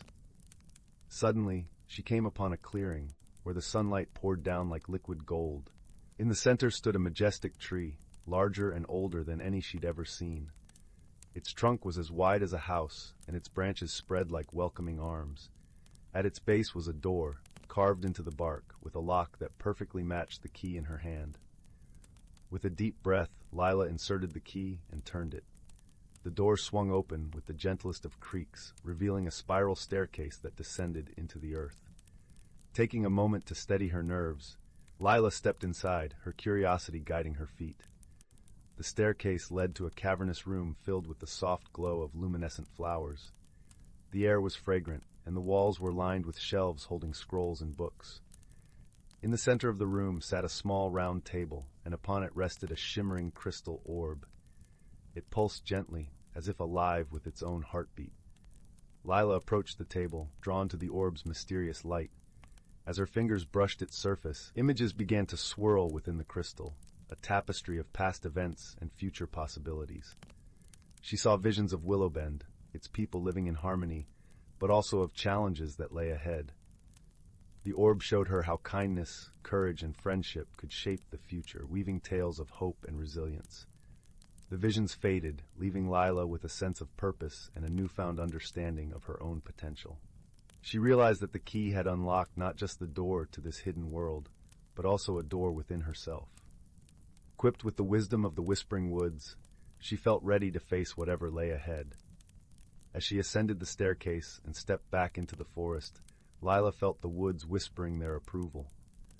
The path she had taken seemed to have changed, guiding her gently back to the edge of the forest. The sun was beginning to set, painting the sky in hues of pink and orange. Returning to Willowbend, Lila carried with her the magic of the woods. Her heart was light, her mind clear, and her spirit invigorated. She shared her experiences with the villagers, who listened with wide-eyed wonder. Inspired by her journey, they too began to see the world with new eyes, embracing the lessons of the Whispering Woods. In the days and years that followed, Lila's adventures continued, each one a new chapter in the story of her life. The village thrived, its people united by the bonds of friendship and the wisdom of the forest. And though the Whispering Woods remained a place of mystery, its magic was now a part of Willowbend, woven into the very fabric of their lives. As for the wooden box and the silver key, they remained in Lila's possession, cherished reminders of a journey that had changed her forever. And every so often, Lila would return to the forest, feeling its gentle embrace and hearing its whispers, a testament to the enduring power of nature and the boundless potential within us all. And so, as the village of Willowbend settled into the peace of another evening, the stars began to twinkle in the night sky, casting their gentle light over the land. The villagers, snug in their homes, drifted into dreams filled with adventures of their own, guided by the wisdom of the Whispering Woods and the warmth of Lila's tale. Story 31. Once upon a time, in a quaint little village nestled between rolling emerald hills and whispering silver streams, there lived a young girl named Anwen. Anwen was known throughout the village for her bright, curious eyes that seemed to hold the light of 1,000 stars. She lived in a cozy cottage with her grandmother, whose stories of wonder and magic filled Anwen's nights with dreams of adventure. One misty morning, as the dew blanketed the world in shimmering diamonds, Anwen set out on her usual walk through the meadows that stretched beyond the village. The soft earth cradled her bare feet, and the gentle breeze carried the sweet scent of wild lavender and honeyed clover. As she wandered, she stumbled upon an object partially hidden beneath the roots of an ancient oak tree. It was a small, intricately carved wooden box, its surface adorned with delicate patterns that seemed to shift and dance in the dappled sunlight. Curiosity sparked. Anwen tenderly lifted the box, feeling a warmth emanate from its surface. She opened it to reveal a curious golden feather, glimmering with an ethereal glow. Anwen felt a tingling sensation spread through her fingertips as she touched it, a gentle whispering echoing in her mind, a promise of journeys untold and secrets to be unearthed. Determined to uncover the feather's mystery, Anwen returned home to consult her grandmother. The wise old woman, with eyes as deep and knowing as the sea, took one look at the feather and nodded knowingly. "This," she said, her voice as soft as a lullaby, "is a feather of whimsy. It holds the power to reveal the unseen world, but only to those with a pure heart and an open mind." Anwen's heart leapt with excitement, and her grandmother continued, "There is a legend that speaks of the feather of whimsy leading the way to the hidden glade, a place where the whispers of the forest come alive.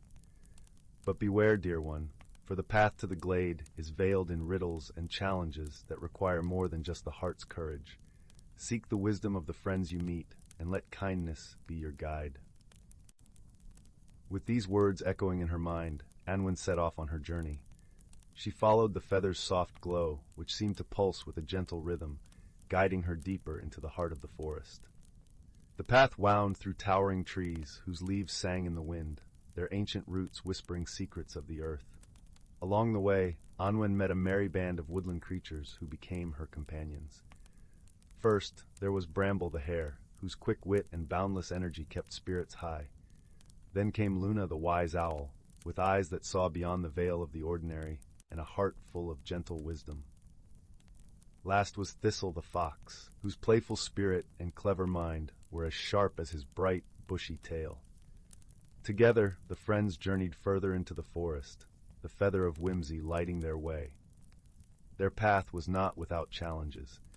They encountered a swirling mist that clouded their vision, and a babbling brook that sang a tune so sweet it could lull even the most determined traveler into a deep slumber. But with each challenge, Anwen and her friends relied on their combined wisdom and friendship to find a way through. Bramble's quick thinking, Luna's sage advice, and Thistle's clever tricks turned obstacles into stepping stones. As they traveled, Anwen learned that the true magic of the Feather of Whimsy was not in its glow, but in the strength it drew from the friendship and unity of those who walked beside her. Each step along the path was a lesson in trust and understanding, each moment a reminder that magic is woven into the fabric of everyday life, waiting to be discovered by those with open hearts.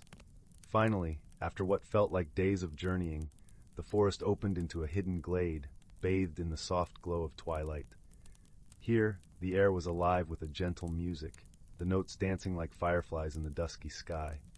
In the center of the glade stood a majestic tree, its branches reaching up to cradle the stars. At its base, a pool of crystal-clear water reflected the night sky, creating a tapestry of light and shadow. Anwen approached the tree, the Feather of Whimsy now a brilliant beacon in her hand.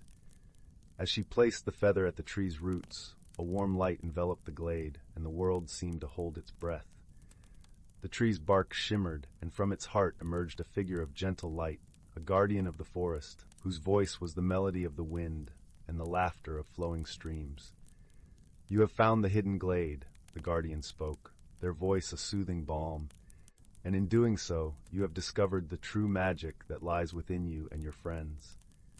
Remember, Anwen, that the world is full of wonders, and the greatest journey is the one that leads to understanding and connection." With those words, the light of the feather faded, but Anwen's heart was forever changed. She knew that the magic of the forest and the lessons she had learned would remain with her always, a guiding star in the tapestry of her life. As the first light of dawn kissed the horizon, Anwen and her friends made their way back to the village. The journey home felt lighter, their hearts warmed by the bonds they had forged and the wisdom they had gained. And though the Feather of Whimsy now lay quietly in the roots of the ancient tree, its magic lived on in Anwen's heart, a gentle reminder of the wonders waiting to be discovered in the world around her. And so, beneath the watchful gaze of the stars and the soft embrace of the night, Anwen drifted into a peaceful sleep, her dreams filled with the gentle whispers of the forest and the promise of new adventures to come. Story 32. In the heart of the whispering woods, where the trees hummed a lullaby to the moon, there was a small, enchanting village called Lullabrook. The village was nestled by a sparkling brook that sang softly as it meandered through the lush emerald landscape. The air was always perfumed with the scent of wild lavender and honey, and the sky at night twinkled with stars that seemed close enough to touch. In Lullabrook lived a young girl named Iris. She had eyes as bright as the morning sun and hair that flowed like the brook's gentle waters. Iris had a curious mind and a heart full of kindness. Her best friend was a small, plump rabbit named Thistle, whose fur was the color of freshly fallen snow. Thistle had a knack for finding hidden paths and secret places within the woods, and together they ventured on small adventures, guided by the wisdom of the forest. One evening, as the sun began to dip below the horizon, painting the sky in shades of pink and gold, Iris noticed something peculiar.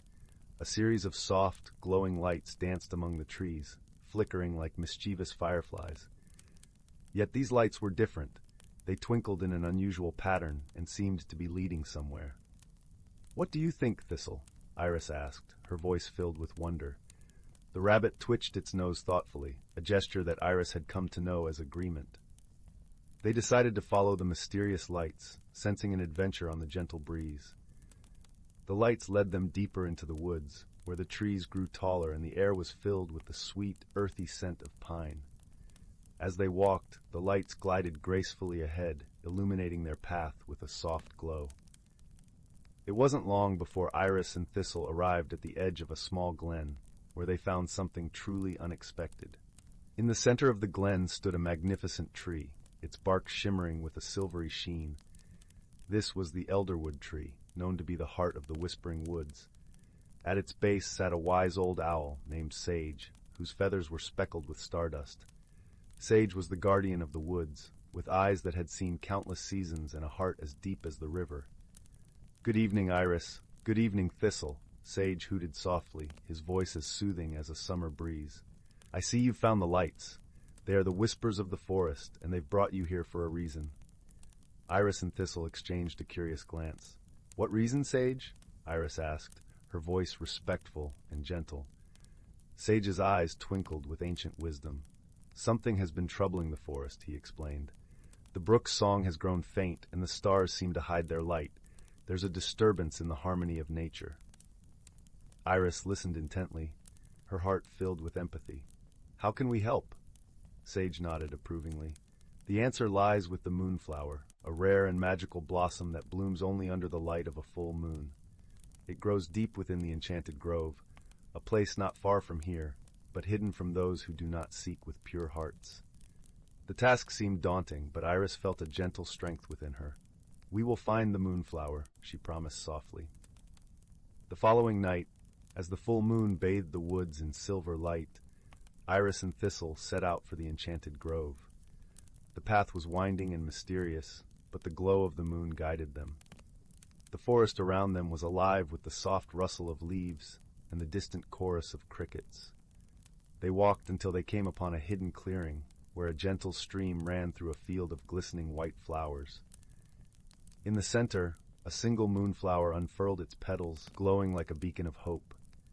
Iris approached the flower with reverence, and as she touched its petals, a warm light enveloped the grove. The brook's song returned, flowing with a melody so sweet it seemed to cradle the stars themselves. The disturbance had been soothed by the moonflower's magic. With the flower in hand, Iris and Thistle returned to Sage at the elderwood tree. The owl's eyes shone with gratitude. "You have restored balance to the woods, dear one," he said, his voice filled with warmth. "Your kindness and courage have brought peace." Iris smiled, feeling the gentle embrace of the forest around her. She and Thistle returned to Lullabrook under the watchful gaze of the moon, their hearts light with the joy of their adventure. And so, in the cozy cottage by the brook, Iris drifted into slumber, knowing that the woods were alive with harmony once more. The Whispering Woods hummed a lullaby, a song of peace and friendship that would echo through the ages, ensuring that all who called it home would rest under its gentle care. Story 33. Once upon a starlit night, deep within the ancient evergreen forest, a young rabbit named Willow stirred from her slumber. The crisp, cool air carried the scent of pine needles and damp earth, beckoning her to emerge from her burrow. As she hopped through the dense undergrowth, dewdrops glistened like tiny diamonds on the ferns and mushrooms that lined her path. Willow's sensitive ears twitched, picking up the faint whispers of the forest's inhabitants. The nightingales serenaded to the moon with their melodious trills, while the chorus of crickets provided a soothing rhythm. In the distance, the gentle rush of the stream sang its eternal song, a melody as old as the forest itself. As she ventured deeper into the heart of the woods, Willow sensed a shift in the air. The trees seemed to lean closer, their branches swaying in an unseen breeze. Glimmering lights danced among the leaves, flickering like fireflies but with an ethereal glow that defied earthly explanation. Entranced, Willow followed the trail of luminescence until she reached a secluded glade where the ancient oak trees formed a protective canopy overhead. In the center of the clearing stood a majestic stag, his antlers adorned with tiny glowing orbs that cast a warm radiance upon the mossy ground. "Welcome, young Willow," the stag spoke in a deep, resonant voice that seemed to emanate from the very earth beneath his hooves. You have been chosen to bear witness to the forest's most sacred ritual, the changing of the seasons. Willow's heart raced with a mixture of wonder and trepidation. She had heard tales of this ancient ceremony from her elders, but never dreamed she would have the honor of witnessing it firsthand. As if on cue, the glowing orbs began to swirl and dance, weaving intricate patterns in the air. The stag closed his eyes, and a melodic hum rose from the depths of the forest, growing in intensity until the very trees seemed to vibrate with the power of the ancient magic. Suddenly, the orbs converged, coalescing into a brilliant sphere of light that hovered before the stag. With a gentle nod of his magnificent head, the sphere burst forth, scattering countless sparks that rained down upon the glade. Where each spark landed, new life blossomed forth. Vibrant wildflowers unfurled their petals, their vivid hues painting the forest floor in a tapestry of color. Tender shoots emerged from the earth, stretching towards the dappled sunlight that filtered through the canopy above. Willow watched in awe as the forest transformed before her very eyes, the cycle of rebirth and renewal unfolding in a dazzling display of natural magic. The stag turned his kind eyes towards her, and in that moment, she understood the profound wisdom that had been passed down through countless generations. "The forest is a delicate balance, young one," he intoned, his voice resonating with ancient knowledge. "Each creature, each plant, each drop of rain plays its part in the great symphony of life. We must honor and protect this harmony, for it is the very essence of our world." As the last sparks faded and the glade basked in the radiant glow of new life, Willow felt a deep reverence for the natural order that sustained them all. She vowed to carry the lessons of this sacred ritual within her heart, sharing its wisdom with her own offspring, and ensuring that the balance of the evergreen forest would endure for generations to come. With a grateful nod to the stag, Willow turned and made her way back through the now vibrant and rejuvenated woods, her steps lighter and her spirit renewed. The forest had revealed its most profound secrets to her, and she knew that from that night forward, she would forever be a steward of its magic and mysteries. Story 34. Once upon a time, in the quaint village of Elderwood, nestled between rolling hills and whispering forests, there was a little cottage with a thatched roof that looked as if it had been woven by fairies. Smoke curled lazily from its chimney, mingling with the sweet scent of lavender and honeysuckle that danced in the air. The cottage belonged to a kind-hearted weaver named Anwen, who was known throughout the village for her nimble fingers and warm smile. Anwen had a heart as generous as the day was long, and her creations were imbued with a gentle magic that brought comfort to all who wore them.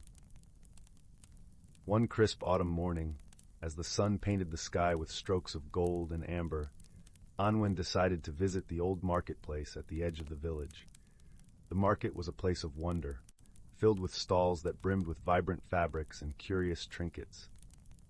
As she wandered through the bustling aisles, her eyes were drawn to a small, unassuming stall tucked away in a quiet corner. It was draped in fabrics of the deepest midnight blue, and a sign above read, "Whispers of the Unknown." Behind the stall stood a wizened old man, his beard long and white as freshly fallen snow. His eyes twinkled with the mischief of 1,000 stories untold. "Welcome, dear Anwen," he said in a voice as soft as a lullaby. "I have just the thing for you." Curious, Anwen approached the stall, her fingers brushing lightly over the array of items. Among them was a simple spool of thread, shimmering with an iridescent glow that seemed to pulse gently with its own heartbeat. "This is no ordinary thread," the old man whispered conspiratorially. "It holds the power to weave dreams into reality." Anwen's heart fluttered with excitement. She carefully exchanged a handful of copper coins for the spool, tucking it safely into her basket. With a grateful nod to the old man, she made her way back to her cottage, her mind buzzing with the possibilities of what this magical thread might bring. That evening, as the stars began to twinkle like diamonds scattered across velvet, Anwen sat by her hearth, the fire crackling and casting a warm, flickering glow around the room. She decided to test the thread's magic and began to weave a tapestry, her fingers moving deftly as she worked. As the night wore on, Anwen found herself weaving not just threads, but memories and dreams. She thought of her friend Tom, the village carpenter, whose heart was as sturdy as the oak trees he loved to carve. Tom had always dreamed of building a ship to sail beyond the horizon, where the sea kissed the sky. With each pass of the shuttle, Anwen wove Tom's dream into the fabric. The tapestry shimmered and shifted, and as the final thread was placed, a soft breeze swept through the room, carrying with it the scent of salt and adventure. The tapestry glowed with a life of its own, revealing a magnificent ship, its sails billowing in an unseen wind. The next morning, Anwen awoke to the sound of excited chatter outside her window. Rushing to see what was amiss, she found the villagers gathered by the riverbank, where a majestic ship now floated serenely on the water. Tom stood at the helm, his eyes wide with disbelief and joy. "Anwen," he called, his voice carrying across the water like a song. "Is this your doing?" Anwen merely smiled and nodded, her heart swelling with happiness. The magical thread had worked, turning dreams into reality in the most wondrous of ways. With Tom's ship ready to set sail, the village buzzed with excitement, each person eager to see what new wonders lay beyond the horizon. Days turned into weeks, and Anwen continued to weave with the magical thread, each tapestry bringing a small miracle into the world, whether it was a garden blooming in the heart of winter, or a melody that played softly through the air, soothing even the weariest of souls. Despite the joy her creations brought, Anwen began to notice a subtle change within herself. The more she used the thread, the more she realized that the true magic lay not in the thread itself, but in the dreams and hopes it helped to realize. Her heart grew lighter, and she felt a profound connection to the world around her, as if she were a part of the very fabric of life. One evening, as the moon hung low and full in the sky, Anwen sat by the fire, her thoughts drifting like the autumn leaves. She realized that the greatest gift she could give was not the magic of the thread, but the encouragement to dream and the courage to pursue those dreams, however distant they might seem. And so, with a gentle smile, she decided to share the last of the magical thread with her friends and neighbors, each spool a small token of the wonders they could weave for themselves. She taught them to believe in the power of their dreams, in the strength of their own hearts. As the seasons turned and the village of Elderwood continued to thrive, the tales of Anwen's magical thread were woven into the very essence of its people. They learned to listen to the whispers of their own hearts, to find magic in the everyday, and to cherish the joys of friendship and community. And so, as the sun set each evening, casting its golden glow over the fields and forests, the village of Elderwood was a testament to the simple yet profound truth that the most extraordinary magic of all is the love and kindness we share with one another. Anwen's heart was content, knowing that she had helped weave a tapestry of dreams that would continue to grow and blossom, bringing warmth and light to the world for generations to come. And as she sat by her hearth, the fire crackling softly, Anwen knew that the true magic of the thread was not in the miracles it wrought, but in the hope it inspired. And so, under the gentle watch of the moon and stars, the village of Elderwood slumbered peacefully, wrapped in the comforting embrace of dreams and possibilities. And in that quiet, enchanted corner of the world, magic was not a distant wonder, but a gentle, ever-present whisper in the hearts of those who dared to dream. Story 35. In a cozy village nestled at the edge of an ancient forest, there was a quaint little cottage where a young girl named Isla lived with her grandmother. The forest, with its towering trees and lush undergrowth, was said to be enchanted, whispering secrets of old to those who dared to listen. The villagers often spoke of the forest's mysteries, cautioning against venturing too deeply into its heart. But Isla, with her boundless curiosity and gentle spirit, found the call of the forest irresistible. Every evening, as the sun dipped below the horizon and the sky was painted with hues of orange and purple, Isla would sit by the window, gazing at the forest with wonder in her eyes. Her grandmother, a wise old woman with a heart full of love, would tell her tales of the forest, stories of magical creatures, hidden worlds, and the ancient magic that flowed like an invisible river through the trees. One chilly autumn evening, as the leaves rustled softly in the breeze and the fire crackled warmly in the hearth, Ila's grandmother beckoned her to sit by her side. There is something I must tell you, my dear, she began, her voice gentle and soothing like a lullaby. Within the forest there is a hidden world, a realm untouched by time, where magic thrives and the impossible becomes possible. Ila's eyes widened with excitement, her heart fluttering like a bird in flight. A hidden world, she echoed, her voice barely a whisper.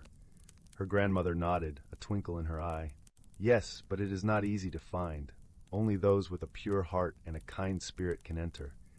And there is a magical object, an ancient amulet, that holds the key to this world. It is said to be hidden deep within the forest, guarded by the spirits of nature. Isla listened intently, her imagination painting vivid pictures of this mystical world. She felt a tug at her heart, a deep yearning to explore the forest and uncover its secrets. But she knew she must be patient, for the forest was as wise as it was mysterious, and it revealed its wonders only to those who proved themselves worthy. The following morning, Ela awoke to the sound of birdsong and the soft glow of dawn filtering through her window. She dressed quickly, her heart filled with a sense of purpose. She knew that today was the day her journey would begin. As she stepped outside, the crisp morning air kissed her cheeks, and the scent of pine and earth wrapped around her like a comforting embrace.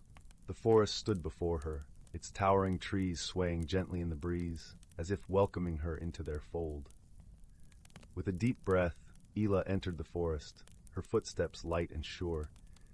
The path was dappled with sunlight, and the air was alive with the whisper of leaves and the distant murmur of a babbling brook. As she walked, she couldn't help but feel that the forest was watching over her, guiding her with an unseen hand. After what felt like hours, Isla came upon a clearing bathed in golden sunlight. In the center stood an ancient oak tree, its gnarled branches reaching skyward like the arms of a wise old sage. At its base, nestled among the roots, was a small hollow. Curiosity piqued, Isla knelt down and peered inside. To her amazement, she found a small wooden box, intricately carved with symbols she couldn't decipher. Her heart raced with excitement as she carefully lifted the box from its resting place. As she opened the lid, a soft, warm glow emanated from within, illuminating her face with a gentle light. Inside lay an amulet, crafted from a shimmering stone that seemed to pulse with an inner light. Isla could hardly believe her eyes. She had found the magical amulet her grandmother had spoken of. Cradling the amulet in her hands, Isla felt a surge of warmth spread through her body, filling her with a sense of peace and belonging. She knew in that moment that her journey was far from over. The amulet was the key to unlocking the hidden world within the forest, and she was determined to discover its secrets. As she rose to her feet, the forest seemed to shift around her, the trees parting to reveal a narrow path that had not been there before. It was as if the forest itself was guiding her, urging her to continue her journey. With renewed purpose, Isla set off down the path, the amulet clutched tightly in her hand.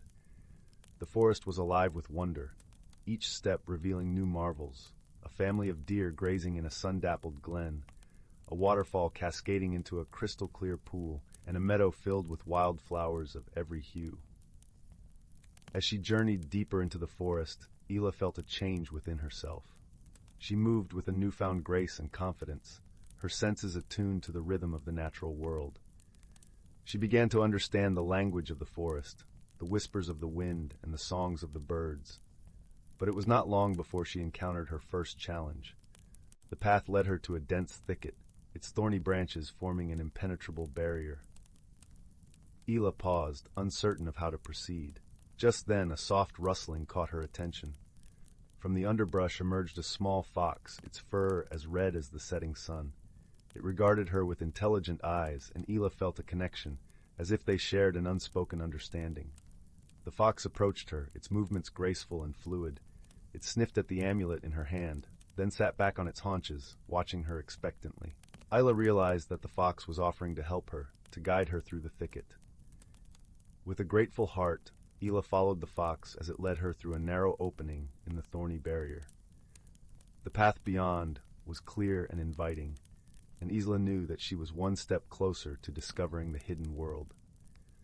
As the sun began to set, painting the sky with brilliant shades of pink and gold, Ela finally arrived at her destination. Before her lay a glade unlike any she had ever seen. The air shimmered with magic, and the ground was carpeted with soft, glowing moss. In the center stood a circle of ancient stones, each inscribed with runes that seemed to pulse with energy. Ela knew that she had found the entrance to the hidden world. Clutching the amulet tightly, she stepped into the circle, her heart filled with anticipation and wonder. As she crossed the threshold, a wave of warmth and light washed over her, enveloping her in a cocoon of magic. The forest around her transformed, revealing a world of breathtaking beauty and enchantment. The trees were taller, their leaves shimmering with iridescent colors, and the air was alive with the songs of unseen creatures. In this hidden world, Ela felt a profound sense of belonging. She knew that she had been chosen to protect and nurture the magic of the forest, to be its guardian and friend. As the days turned into weeks, Ela explored the wonders of the hidden world, guided by the wisdom of the forest and the friendship of the fox. She learned to harness the magic of the amulet, using it to heal the land and bring harmony to the natural world. But Ela's greatest lesson came not from the magic of the forest, but from the bonds of friendship she forged along the way. She discovered that true strength lay not in power, but in kindness and understanding, in the ability to listen and learn from those around her. And so, as the years passed, Isla became a wise and beloved guardian of the forest, her heart forever intertwined with the magic of the hidden world. She knew that the forest would always be her home, a place of endless wonder and enchantment, where dreams took flight and the impossible became reality. And as the sun set each evening, casting a warm glow over the land, Isla would sit by the edge of the forest, her heart at peace, knowing that her journey had only just begun. Story 36. In the heart of an ancient forest, where towering trees held whispered secrets of centuries past, there lived a community of creatures unseen by most eyes. This forest was a sanctuary of lush greenery, where sunlight filtered through the dense canopy, dappling the forest floor in a kaleidoscope of light and shadow. The air was sweet with the scent of pine and wildflowers, and the gentle symphony of birdsong and rustling leaves played in harmonious concert. Within this forest, the creatures lived in a delicate balance, a testament to the wisdom passed down through generations.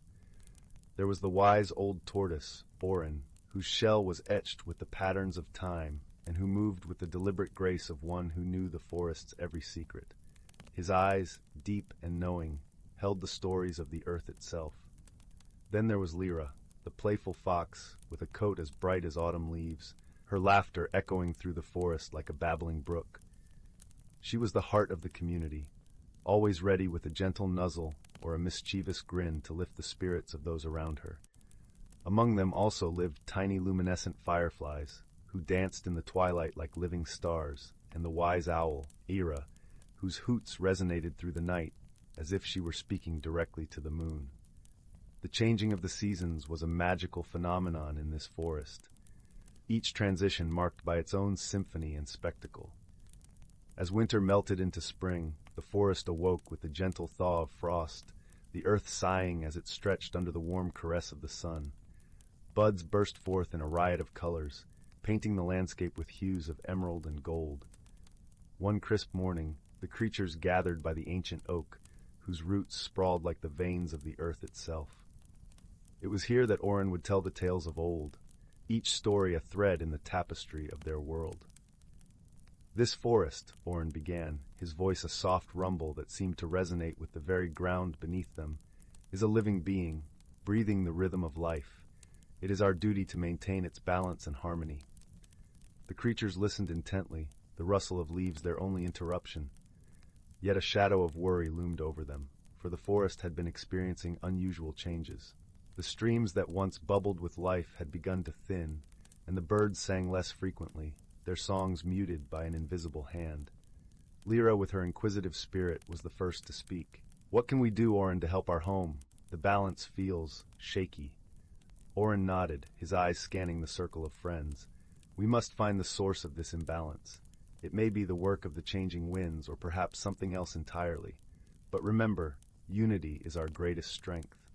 Together, we are the forest's guardians." With a plan to seek the source, Lyra and her friends embarked on a journey deeper into the forest. They moved through shimmering meadows, where the dew clung to spiderwebs like diamonds, and across babbling brooks whose waters whispered ancient secrets. The air grew cooler as they approached the heart of the forest, where a mystical fog lingered, swirling with the colors of the dawn. It was here they met a creature unlike any they had seen before, a gentle giant of a bear named Bramble, whose fur was a patchwork of moss and bark. Bramble, with a voice like rolling thunder, explained that the forest had begun to change with the shifting of the seasons, and that an imbalance in the magical energies of the earth was at play. "The streams are thinning because the earth is thirsty," he explained. "The rains have been scarce, and the magic that flows through this forest needs to be replenished." Understanding that they needed to restore the balance of the magical energies, Lyra and her friends devised a plan. They decided to call upon the ancient power of the forest's guardian spirits, who were said to reside at the very heart of the forest, where the oldest tree stood, a tree so massive its branches seemed to touch the sky. As they journeyed to this sacred place, the creatures sang songs of the forest, their voices rising and falling like the wind through the trees. The melody was one of hope and unity, carried on the breeze to the ears of the guardian spirits. Upon reaching the ancient tree, the creatures gathered in a circle. The air was electric with anticipation, the ground beneath them humming with unseen energy. Orin led them in a chant, a song as old as the forest itself, invoking the spirits with words that resonated with the power of the earth. The air shimmered and glowed, and from the heart of the tree emerged the spirits, ethereal beings woven from light and shadow. Their presence was a balm, their wisdom and power palpable in the air around them. The spirits listened to the creature's plea, and with a gentle wave of their hands, sent a rain of golden light cascading over the forest. The streams began to swell with life once more, the birds sang with renewed vigor, and the leaves gleamed with a vibrant sheen. The balance was restored, and the forest sighed in relief, its harmony once again intact. The creatures, filled with gratitude, thanked the guardian spirits, who returned to their slumber within the ancient tree. As the sun dipped below the horizon, casting the forest in a soft, golden glow, Lyra and her friends celebrated their success. They had learned that the strength of their community lay not just in their individual talents, but in their unity and shared love for their home. The forest, once more in harmony, continued to thrive, a testament to the wisdom and courage of its gentle guardians. And as the stars winked to life in the velvet sky, the creatures settled into their nests and burrows, their hearts warm with the knowledge that they were part of something truly magical. And so, under the watchful gaze of the ancient trees and the shimmering glow of the fireflies, the forest slept, cradled in the embrace of the night, a haven of peace and balance. Story 37. In a quaint village nestled among rolling hills and whispering woods, there was a place where magic was as common as the morning dew. The village, known as Willowbrook, was home to kind-hearted folk who lived in harmony with the magical creatures that inhabited the surrounding forest. One misty evening, as the sun dipped below the horizon and the sky turned a soft, velvety purple, a gentle mystery began to unfold. It started with whispers, carried on the cool breeze that rustled through the leaves of the great willow tree at the heart of the village. The villagers noticed something peculiar. Their beloved lanterns, which usually glowed with a warm, golden light, were flickering weakly, casting only faint glimmers. The villagers were puzzled, for these lanterns were not ordinary. Each was imbued with a touch of magic, ensuring they burned brightly all through the night. Concerned, they gathered at the village square, their faces illuminated by the waning light of the lanterns. Among them was young Finley, a curious and gentle soul with a knack for noticing details others might overlook. Finley had always been fascinated by the magic that infused their world, and the mystery of the dimming lanterns piqued their interest.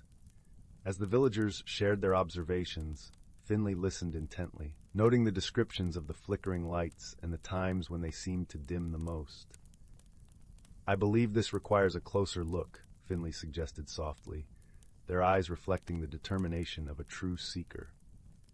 The villagers nodded in agreement, entrusting Finley with the task of uncovering the cause of the strange occurrence. As the night deepened, Finley set out into the cool embrace of the forest, where the air was tinged with the sweet scent of blooming night flowers. The path was lined with ancient trees, their branches forming a protective canopy overhead. The soothing symphony of crickets and the occasional hoot of an owl accompanied Finley on their journey. Finley knew of an old friend who might provide some insight, Marin, the wise owl, who was known for his vast knowledge of all things magical. Marin lived in a hollow high up in the oldest oak tree, its trunk wide and gnarled with age. Finley approached the tree and softly called out, "Marin, may I seek your counsel under the light of the stars?" With a gentle rustle of feathers, Marin emerged from his cozy abode, his large amber eyes twinkling kindly. "Ah, Finley," he hooted warmly, "what brings you to my tree at this hour?" Finley explained the mystery of the dimming lanterns, and Marin listened thoughtfully, nodding his wise head. "It seems we must unravel this mystery with care," Marin mused. "Perhaps the answer lies not in the lanterns themselves, but in something affecting their magic." With Marin's guidance, Finley continued deeper into the forest, where the magical energy was palpable, humming softly in the air. They reached the glade of lights, a serene clearing where gentle fireflies danced in graceful patterns. It was here that Finley noticed something unusual. The fireflies, too, were flickering, their delicate lights pulsing in time with the lanterns back in the village. A thought struck Finley. Could it be that something is disturbing the flow of magic here in the forest, affecting both the fireflies and the lanterns? They wondered aloud. Marin nodded sagely, his feathers shimmering in the moonlight. "A wise observation, Finley. Let us search for what might be causing this disruption." Together, they moved through the glade, their steps gentle on the soft earth.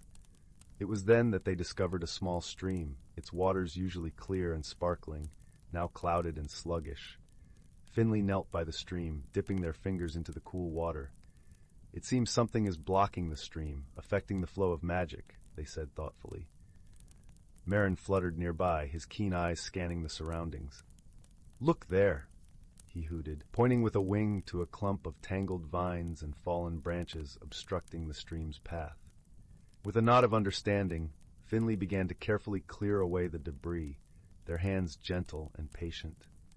As the stream began to flow freely once more, a subtle change filled the air. The fireflies' lights grew steady, their graceful dance resuming with renewed vigor. Finley and Marin watched as the magic of the forest seemed to breathe a sigh of relief, restored to its natural harmony. With their task complete, Finley and Marin returned to Willowbrook, where the lanterns now glowed warmly, their light a comforting presence in the village square.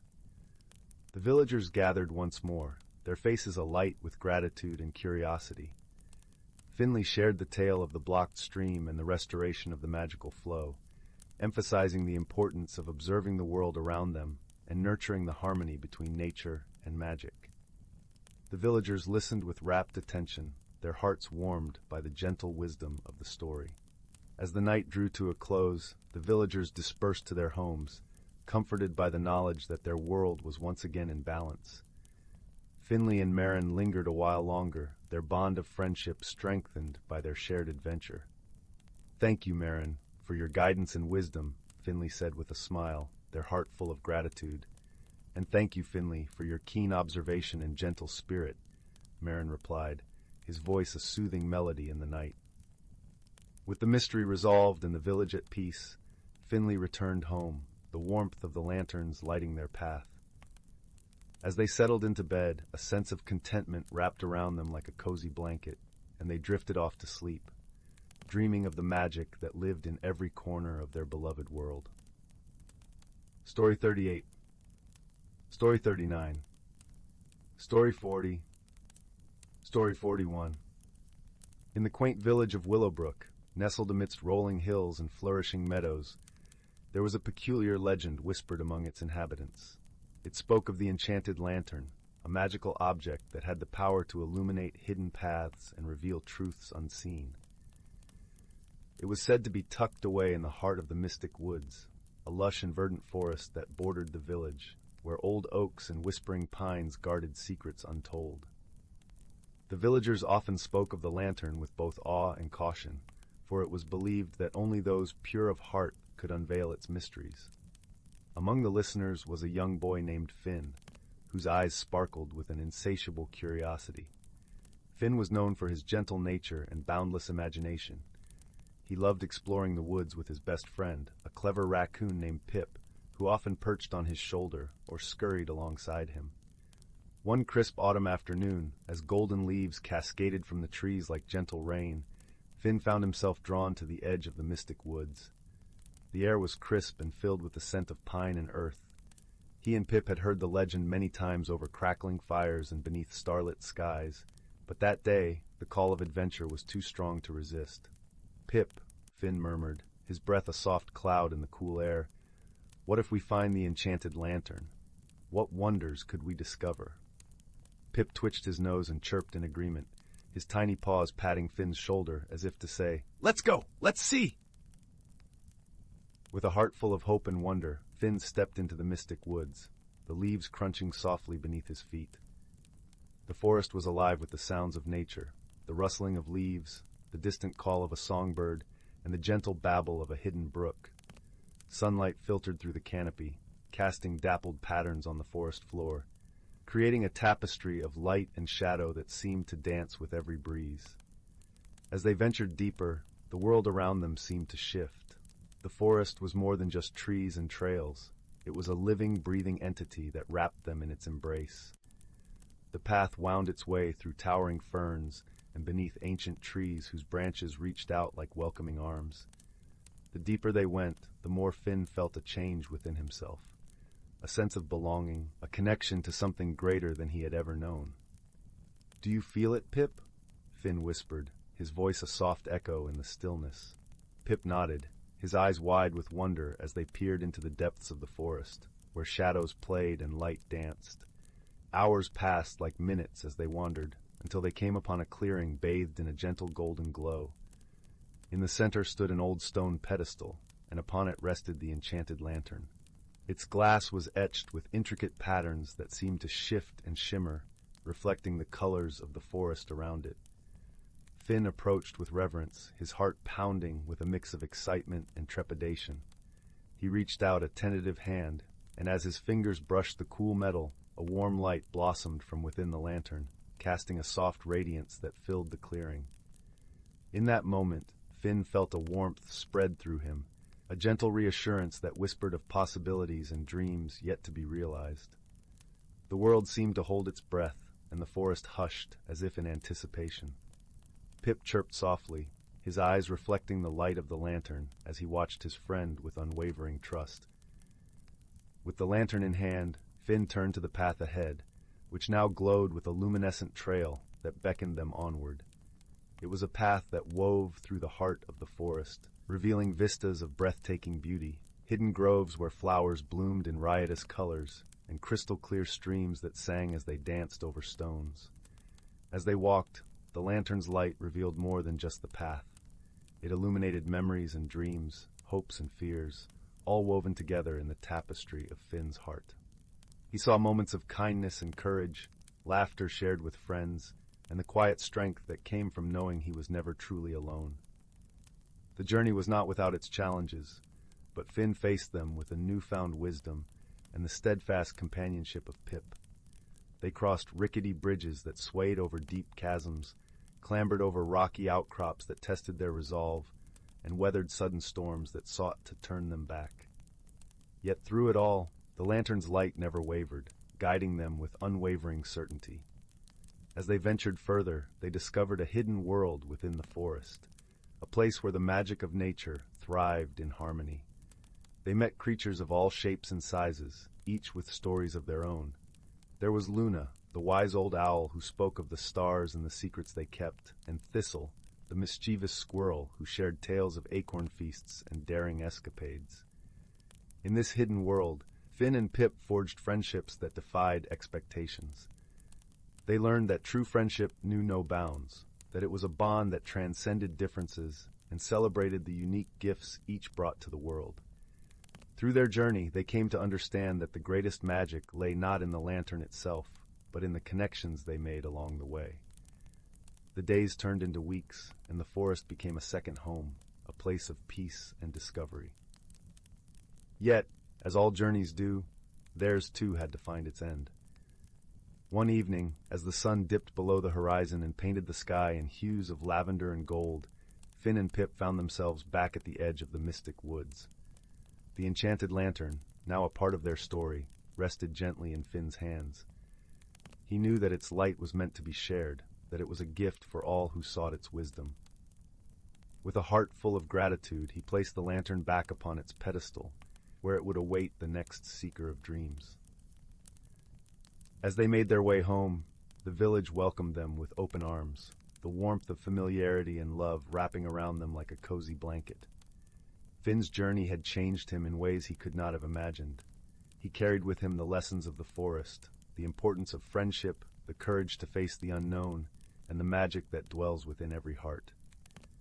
And so, with Pip by his side, Finn returned to the world he knew, forever changed by the journey he had taken. The enchanted lantern remained in the heart of the mystic woods, a beacon of hope and wonder, its light waiting to guide those with the courage to seek it. In the quiet of the night, beneath a sky strewn with stars, Finn and Pip lay in the warmth of their home, knowing that the magic of their adventure would live on in their hearts and in the stories they would share. And as they drifted into a peaceful slumber, the gentle glow of the lantern lit the path for the dreams yet to come, promising new adventures, new friendships, and the enduring magic of a kind heart. Story 42. In a lush and verdant valley kissed by the gentle glow of twilight, nestled amongst rolling hills and whispering streams, lay the village of Bramblebrook. It was a place untouched by the rush of the outside world, where the air was perpetually sweet with the scent of honeysuckle and lavender. The cobblestone paths wound gracefully between quaint, thatched-roof cottages, each adorned with vibrant flower boxes overflowing with blooms of every imaginable hue. The heart of Bramblebrook was its market square, a lively yet serene hub where villagers gathered to exchange goods, stories, and laughter. In the center stood a grand old oak tree, its branches stretching wide, offering shade and a sense of timelessness. Beneath this ancient tree sat an equally ancient bench, worn smooth by countless tales told and secrets shared. One evening, as the sun dipped below the horizon, painting the sky in shades of peach and gold, a peculiar event began to unfold. The villagers noticed that the twinkling lights of the fireflies, which usually danced merrily in the dusk, were nowhere to be seen. Instead, a soft, shimmering mist curled through the air, weaving its way like a silken ribbon through the village. The villagers, though curious, were not alarmed, for they were accustomed to the mysterious wonders of their magical world. However, the absence of the fireflies was indeed unusual, and so they turned to their beloved friend and guide, an elderly woman named Anwen, known for her wisdom and gentle spirit. Anwen lived in a cozy cottage at the edge of the village, surrounded by a garden brimming with herbs and wildflowers. Her presence was as calming as a lullaby, and her eyes twinkled with the knowledge of 1,000 stars. The villagers approached her with their concerns, and she listened intently, nodding as they spoke. "It seems we have a little mystery on our hands," Anwen said with a soft chuckle, her voice like the rustle of leaves. "Fear not, for mysteries are like puzzles, and every puzzle has its pieces." Intrigued, a small group of villagers offered to assist Anwen in uncovering the puzzle's solution. Among them was a young boy named Finn, whose curiosity was as boundless as the sky, and a thoughtful girl named Isla, who had a knack for noticing the smallest of details. Together, they formed a merry band, ready to explore the strange happenings.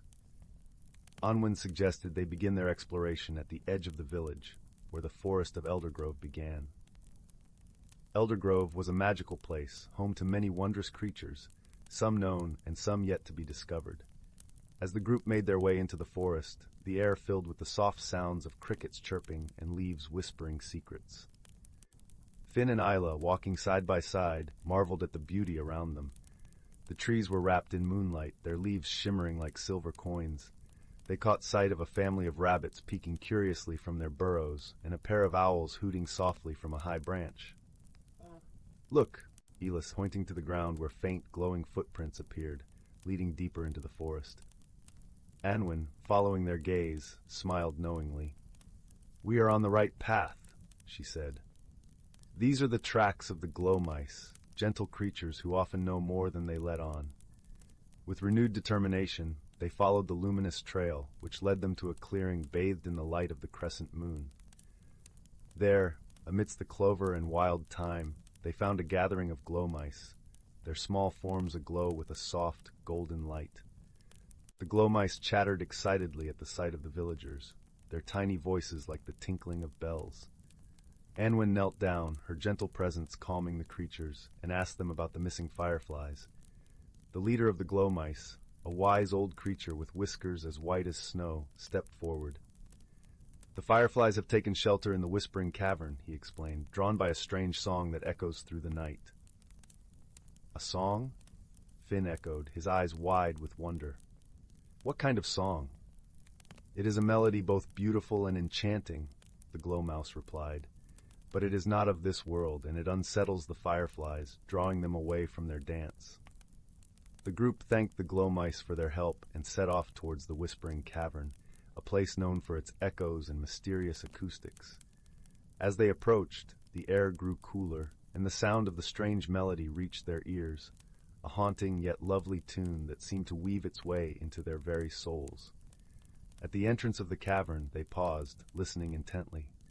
The song was indeed captivating, like the gentle lapping of waves upon a shore, and it seemed to come from deep within the heart of the earth.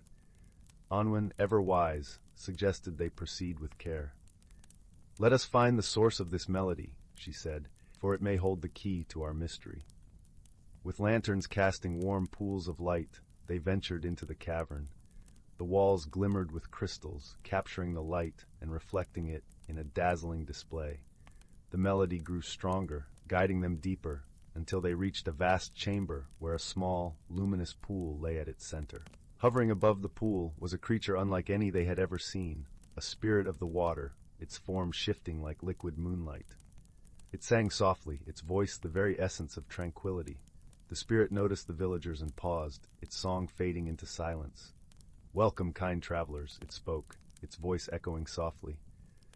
"I did not mean to trouble the fireflies. I sang to remember my home, far beyond the stars." Anwen stepped forward, her heart full of compassion. "We understand," she said gently. "Perhaps you might share your song with the world above, where all can hear and join in your melody." The spirit considered her words, its form shimmering with thought. "That would be lovely," it replied at last, "to sing under the open sky, where the moon and stars can hear my song." With the villagers' encouragement, the spirit rose from the pool, its song swelling once more, this time with joy and gratitude. Together, they returned to the village, where the spirit's melody filled the air, a harmonious blend with the night.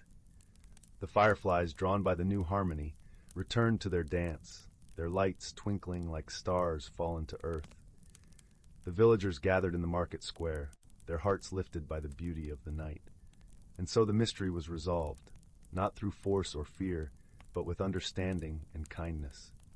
The spirit found a new home in Bramblebrook, where it sang each night, accompanied by the fireflies, the glow mice, and the whispers of the ancient oak.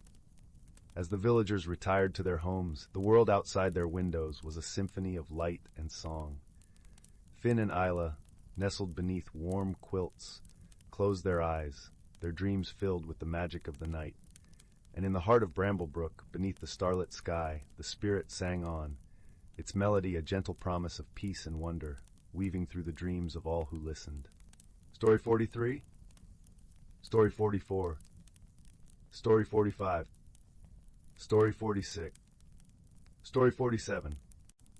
In a quaint village nestled between the lush, rolling hills and a gentle stream that sang softly as it wound its way through the countryside, there lived a young woman named Linnea. Her home was a modest cottage, its roof adorned with moss and ivy, and its windows framed by cheerful boxes bursting with lavender and daisies.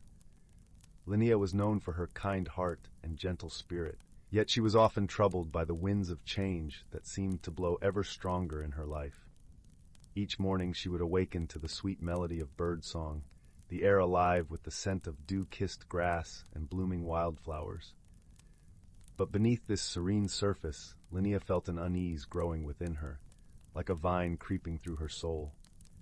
She feared the unknown changes that loomed in the distance, much like the approaching autumn wind that rustled through the trees, turning their leaves to gold. Her life had been simple and predictable, revolving around the village and its gentle rhythms. She tended her garden, baked bread, and often helped her neighbors with their daily tasks. However, as the seasons turned, she felt a stirring within her, a yearning for something beyond what she knew, yet she was hesitant to embrace it, fearing what it might bring. One crisp, clear morning, as Linnea wandered through the village square, she noticed an unfamiliar figure setting up a colorful stall draped with vibrant silks and shimmering trinkets. This was Marisol, a traveling enchantress known for her wisdom and the magical wonders she carried in her caravan.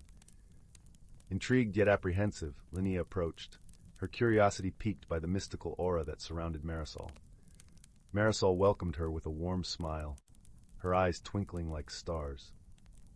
"Ah, dear Linnea," she said, her voice like a gentle breeze, "I see in you a heart that longs for growth and transformation, yet fears the journey it may require." Linnea nodded, her voice barely a whisper. "I feel something inside me changing, but I don't know what to do. How can I embrace what I don't understand?" With a knowing look, Marisol reached beneath her counter and retrieved a small, intricately carved box.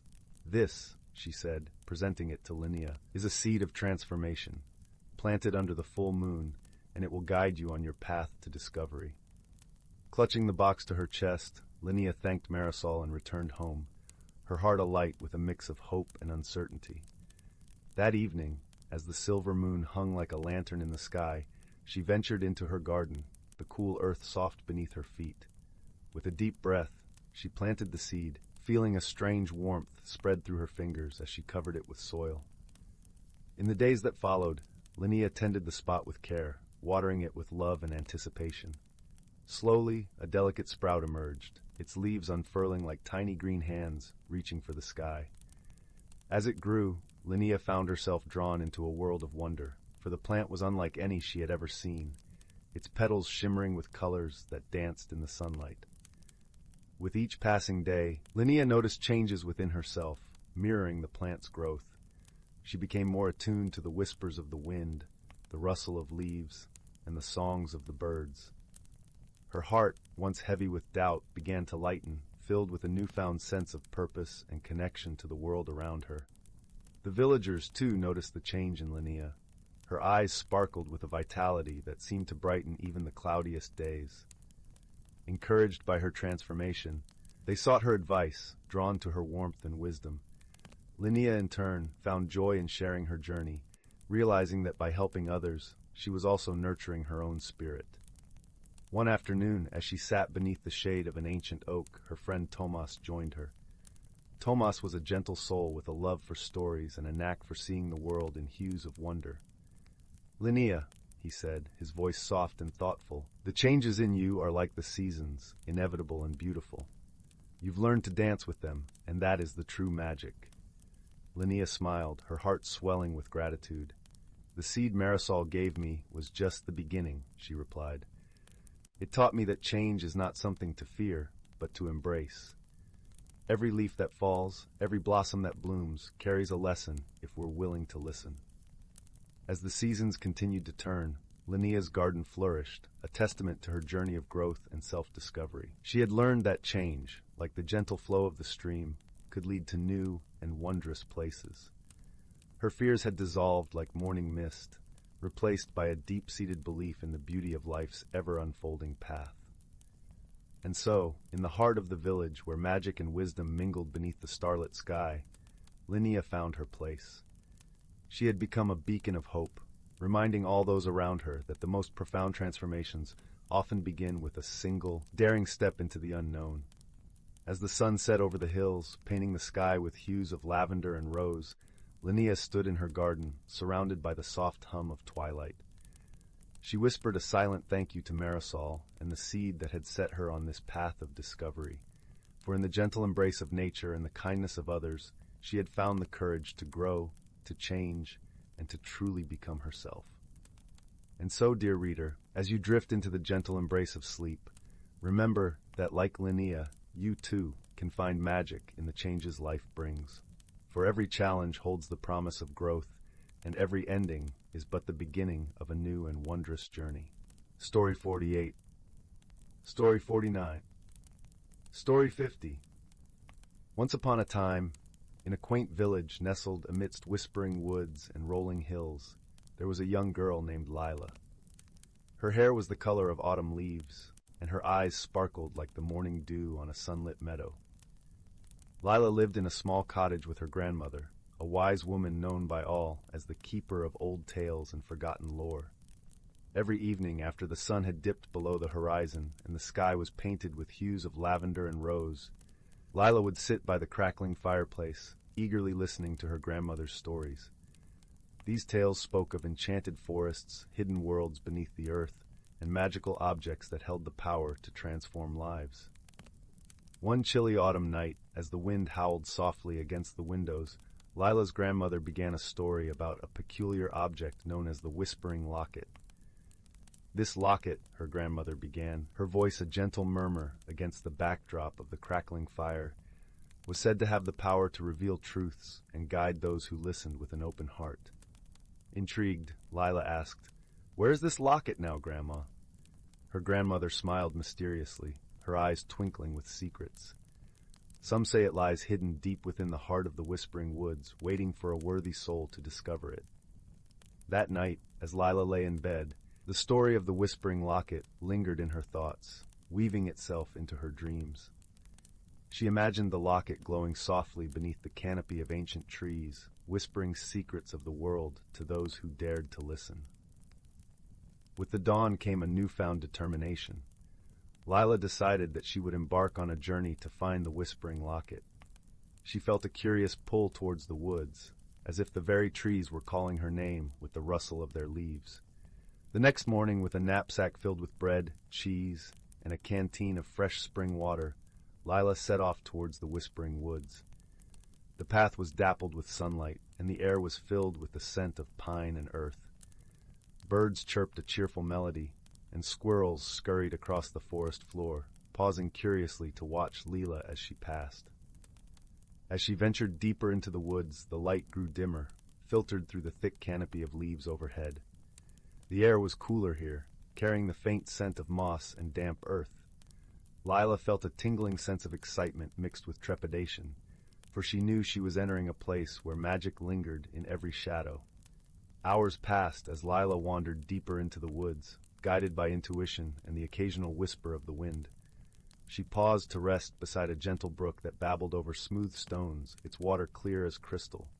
Here, she met a peculiar friend, a small, golden fox with eyes as bright as amber. The fox approached Lila with a cautious curiosity, its bushy tail flicking playfully. Lila extended her hand, and to her delight, the fox nuzzled its nose against her fingers. "Hello there," Lila said softly. "Are you a guardian of these woods?" The fox tilted its head, as if considering her words, then darted off a few paces, pausing to look back at her with an inviting gaze. It seemed to beckon Lila to follow, and with a sense of wonder, she did. They journeyed together through the forest, the fox leading Lila through hidden trails and secret glades. Along the way, Lila marveled at the beauty around her, the delicate ferns that unfurled in the shade, the vibrant mushrooms that dotted the forest floor, and the symphony of birdsong that filled the air. As the sun began its descent, casting long shadows across the woodland, the fox led Lila to a clearing bathed in the golden light of dusk. At the center of the clearing stood an ancient oak tree, its gnarled branches reaching towards the sky like the arms of a wise old sage. Nestled among the roots of this grand tree was a small moss-covered stone altar. Upon it rested a locket, its silver surface glinting in the fading light. Lila's heart leaped with recognition. This was the Whispering Locket from her grandmother's tales. With a sense of reverence, Lila approached the altar. The locket seemed to hum softly, resonating with a melody that only her heart could hear. She reached out and gently lifted the locket from its resting place, feeling its cool weight in her palm. As she held the locket, a soft voice echoed in her mind, warm and wise. "What truth do you seek, dear child?" Lila closed her eyes, allowing the calm of the moment to wash over her. She thought of her grandmother, of the stories and wisdom she'd shared. She thought of her own place in the world and the courage it took to seek the unknown. "I seek to understand my path," Lila whispered, her voice blending with the gentle rustle of leaves. The locket pulsed gently, and Lila felt a warmth spread through her, as if the very essence of the woods embraced her. Images danced before her mind's eye, her grandmother's loving smile, the friends she had yet to meet, and the adventures that awaited her beyond the horizon. In that moment, Lila understood that the journey she had embarked upon was not just about finding the locket, but about discovering the strength and wisdom within herself. The locket had guided her, but it was her own heart that had shown her the way. With newfound clarity, Lila opened her eyes and looked at the fox, who watched her with knowing eyes. She smiled, and the fox seemed to nod in approval, its tail flicking contentedly. As the stars began to twinkle in the sky, Lila returned the locket to the altar, feeling a sense of gratitude and peace. The fox led her back through the forest, the path now familiar and welcoming. The journey home was filled with a quiet joy, the forest around her alive with the magic of the night. When Lila finally emerged from the woods, the village was bathed in the soft glow of moonlight. Her grandmother was waiting by the garden gate, her eyes full of pride and love. "Did you find what you were looking for?" her grandmother asked, embracing Lila warmly. "I did, Grandma," Lila replied, her voice filled with the wisdom of her journey. "I found the whispering locket, but more importantly, I found myself." Her grandmother smiled, her heart full of understanding. Together, they walked back to their cozy cottage, where the fire crackled merrily in the hearth, casting a warm glow across the room. As Lila lay in bed that night, she felt a deep sense of contentment. The forest had whispered its secrets, and she had listened with an open heart. Her dreams were filled with the gentle rustle of leaves and the soft glow of moonlight, a reminder that magic was everywhere, waiting to be discovered. And so, Lila's story became one of many, passed down through generations as a tale of courage, friendship, and the timeless journey of self-discovery. In the quiet village by the Whispering Woods, the legend of the Whispering Locket lived on, inspiring those who dared to seek their own truths. As the night deepened, the village lay in peaceful slumber, the stars watching over all with their gentle light. And in the heart of the woods, the ancient oak stood sentinel, its branches whispering secrets to the wind, a reminder that the world was full of wonder for those who listened with their hearts. Story 51. Story 52. Once upon a time, nestled at the edge of a sprawling emerald-green forest known as the Whispering Woods, there was a quaint little village called Willowbrook. The village was known for its vibrant gardens and gently babbling brooks that meandered through the cobblestone streets. Its cottages, with their thatched roofs and blooming window boxes, looked as if they were painted by the hands of a gentle artist. The villagers lived in harmony, their days filled with laughter and the soft melodies of nature. In this serene village lived a young girl named Marigold. With hair the color of sunlight and eyes like the shimmering surface of the village pond, she was a curious soul, always seeking the mysteries hidden within the world around her. Marigold had a heart full of kindness, and she spent her days helping her neighbors and tending to the lush gardens that surrounded her home. One misty morning, as the dew glistened on the petals of the garden blooms, Marigold set out on her usual walk through the Whispering Woods. The forest was alive with the soft rustle of leaves and the melodic chirping of birds, creating a symphony that accompanied her steps. Each breath filled her lungs with the fresh scent of pine and earth, grounding her in the beauty of the world. As she wandered deeper into the woods, Marigold discovered a path she had never noticed before. It was a narrow, winding trail, barely visible beneath the carpet of fallen leaves. Intrigued by the promise of adventure, she decided to follow it. The path twisted and turned, leading her through a part of the forest that seemed untouched by time. The trees stood tall and proud, their branches forming a canopy that filtered the sunlight into a gentle, golden glow. Before long, Marigold came upon a clearing bathed in the soft, dappled light of the sun. In the center of the clearing, nestled among the wildflowers, was an ancient oak tree. It was the grandest tree Marigold had ever seen, its trunk wide and gnarled, telling tales of centuries past. As she approached, she noticed something unusual. Hanging from one of the lower branches was a small, intricately carved wooden box. It was adorned with delicate patterns of vines and leaves, and it seemed to emanate a gentle, inviting warmth. Marigold's heart fluttered with excitement and curiosity. What was this mysterious box? Who had left it here? Her fingers trembled slightly as she reached up to take it down. As soon as her hands closed around the box, a gentle breeze swept through the clearing, carrying with it the sweet scent of honeysuckle and a soft, whispering voice that seemed to come from the very heart of the forest. "Open it, dear child," the voice murmured, "and discover the magic within." Trusting in the kindness of the whispering woods, Marigold carefully opened the box. Inside, she found a small, shimmering stone that sparkled with all the colors of the rainbow. It was warm to the touch, and as she held it, she felt a sense of peace and joy wash over her. The voice spoke again, this time with a tone of gentle wisdom. "This is the Stone of Serenity. It holds the power to reveal the hidden wonders of the world and to guide those who possess it on a journey of understanding and growth." Marigold's heart swelled with wonder and gratitude. She knew that the stone was a gift, and she vowed to use it wisely. Tucking the stone safely into her pocket, she thanked the forest and promised to return soon. Over the following days, Marigold found that the stone indeed held a special magic. When she held it close, she could hear the thoughts of the animals in the forest and understand the language of the trees. She marveled at the hidden world that had always surrounded her, now unveiled by the stone's gentle glow. One sunny afternoon, as Marigold sat by the village pond, she noticed a young fox watching her from the edge of the woods. Its eyes were filled with a mix of curiosity and caution. Marigold reached for the stone, and holding it close, she called out softly to the fox. "Hello there, little friend," she said with a gentle smile. "Do not be afraid."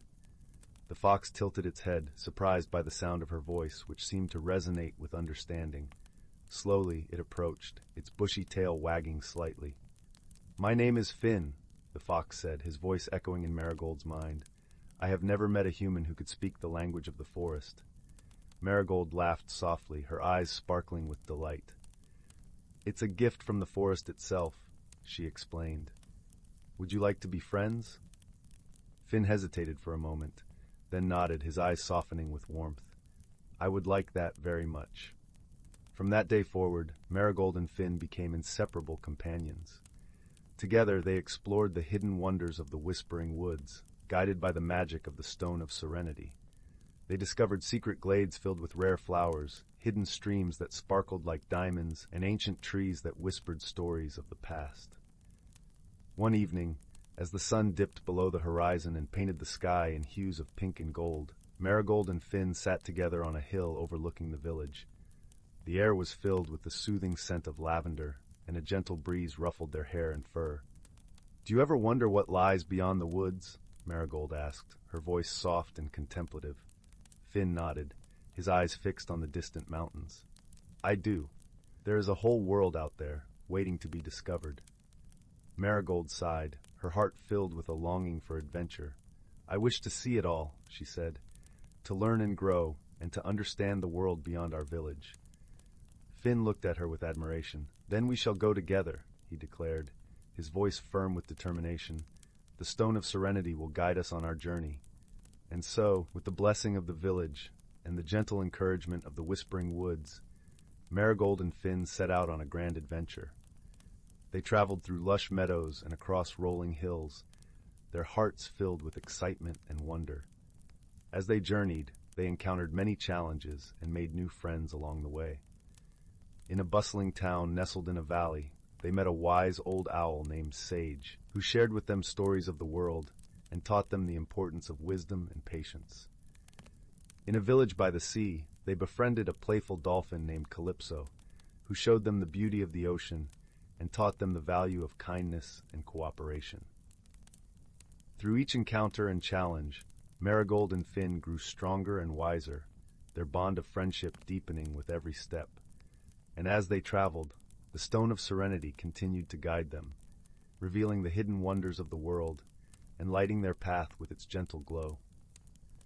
One day, as they rested beneath the shade of a towering oak tree, Marigold turned to Finn with a smile.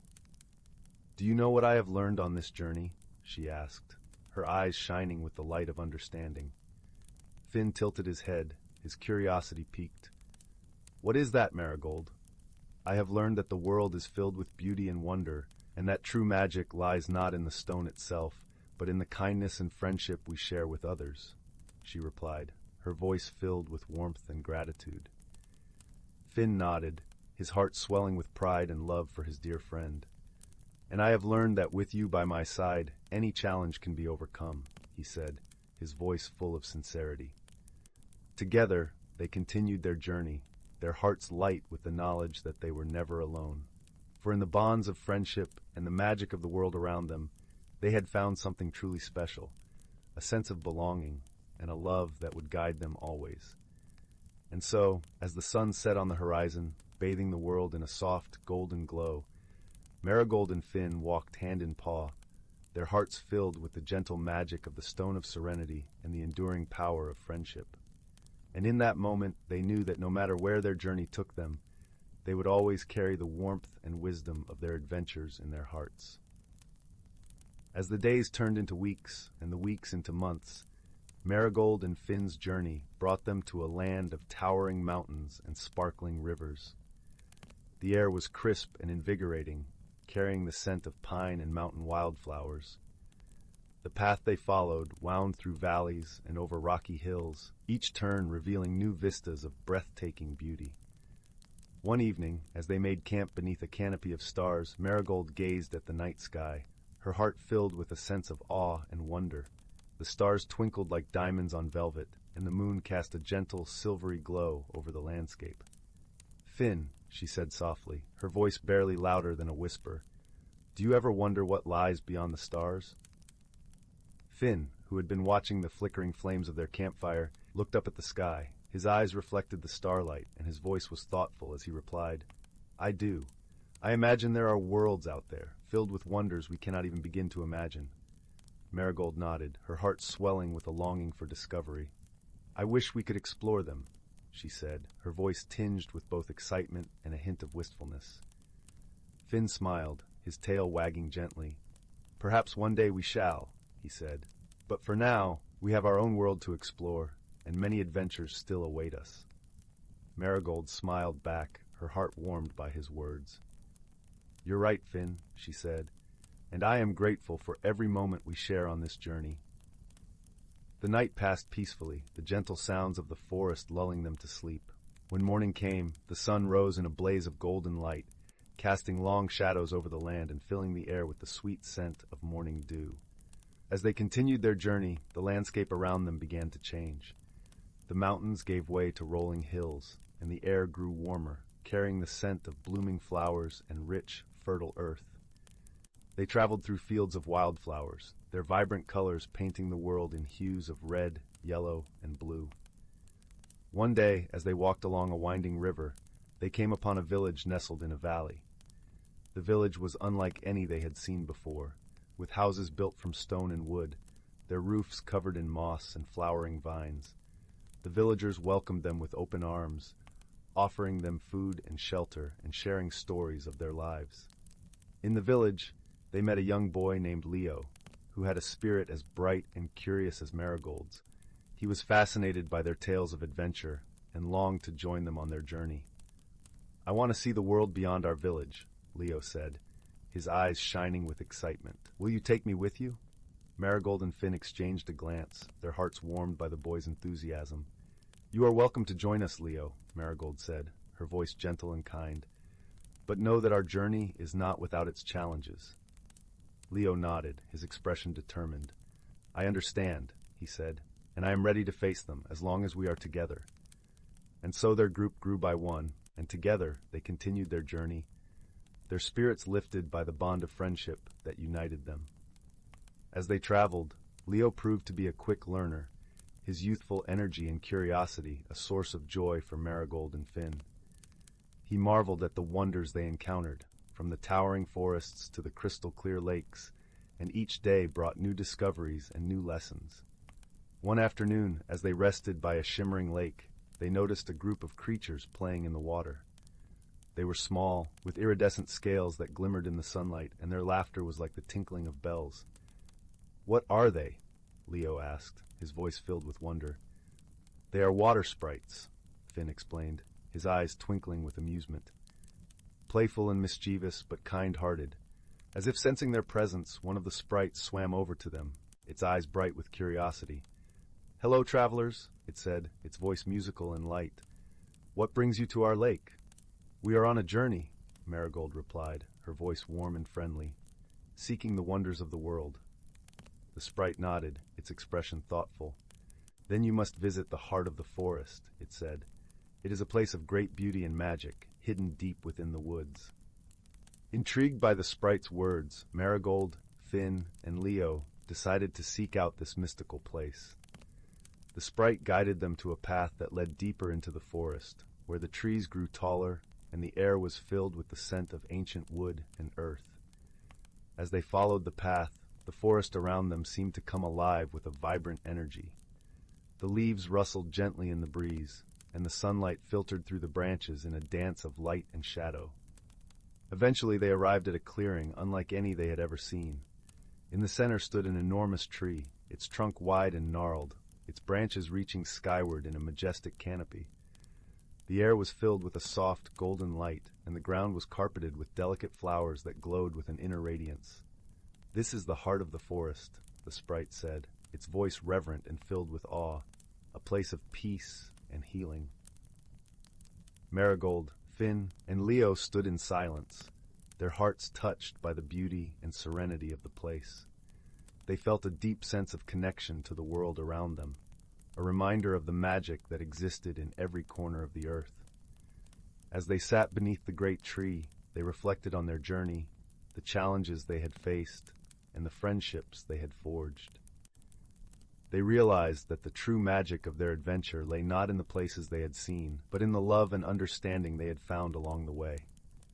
And so, with hearts full of gratitude and joy, they continued their journey, knowing that the world was a place of endless wonder, and that together they could face any challenge that lay ahead. As the days turned into weeks and the weeks into months, Marigold, Finn, and Leo's journey took them to new lands and introduced them to new friends. Their adventure was filled with laughter and learning, and each day brought new discoveries and new lessons.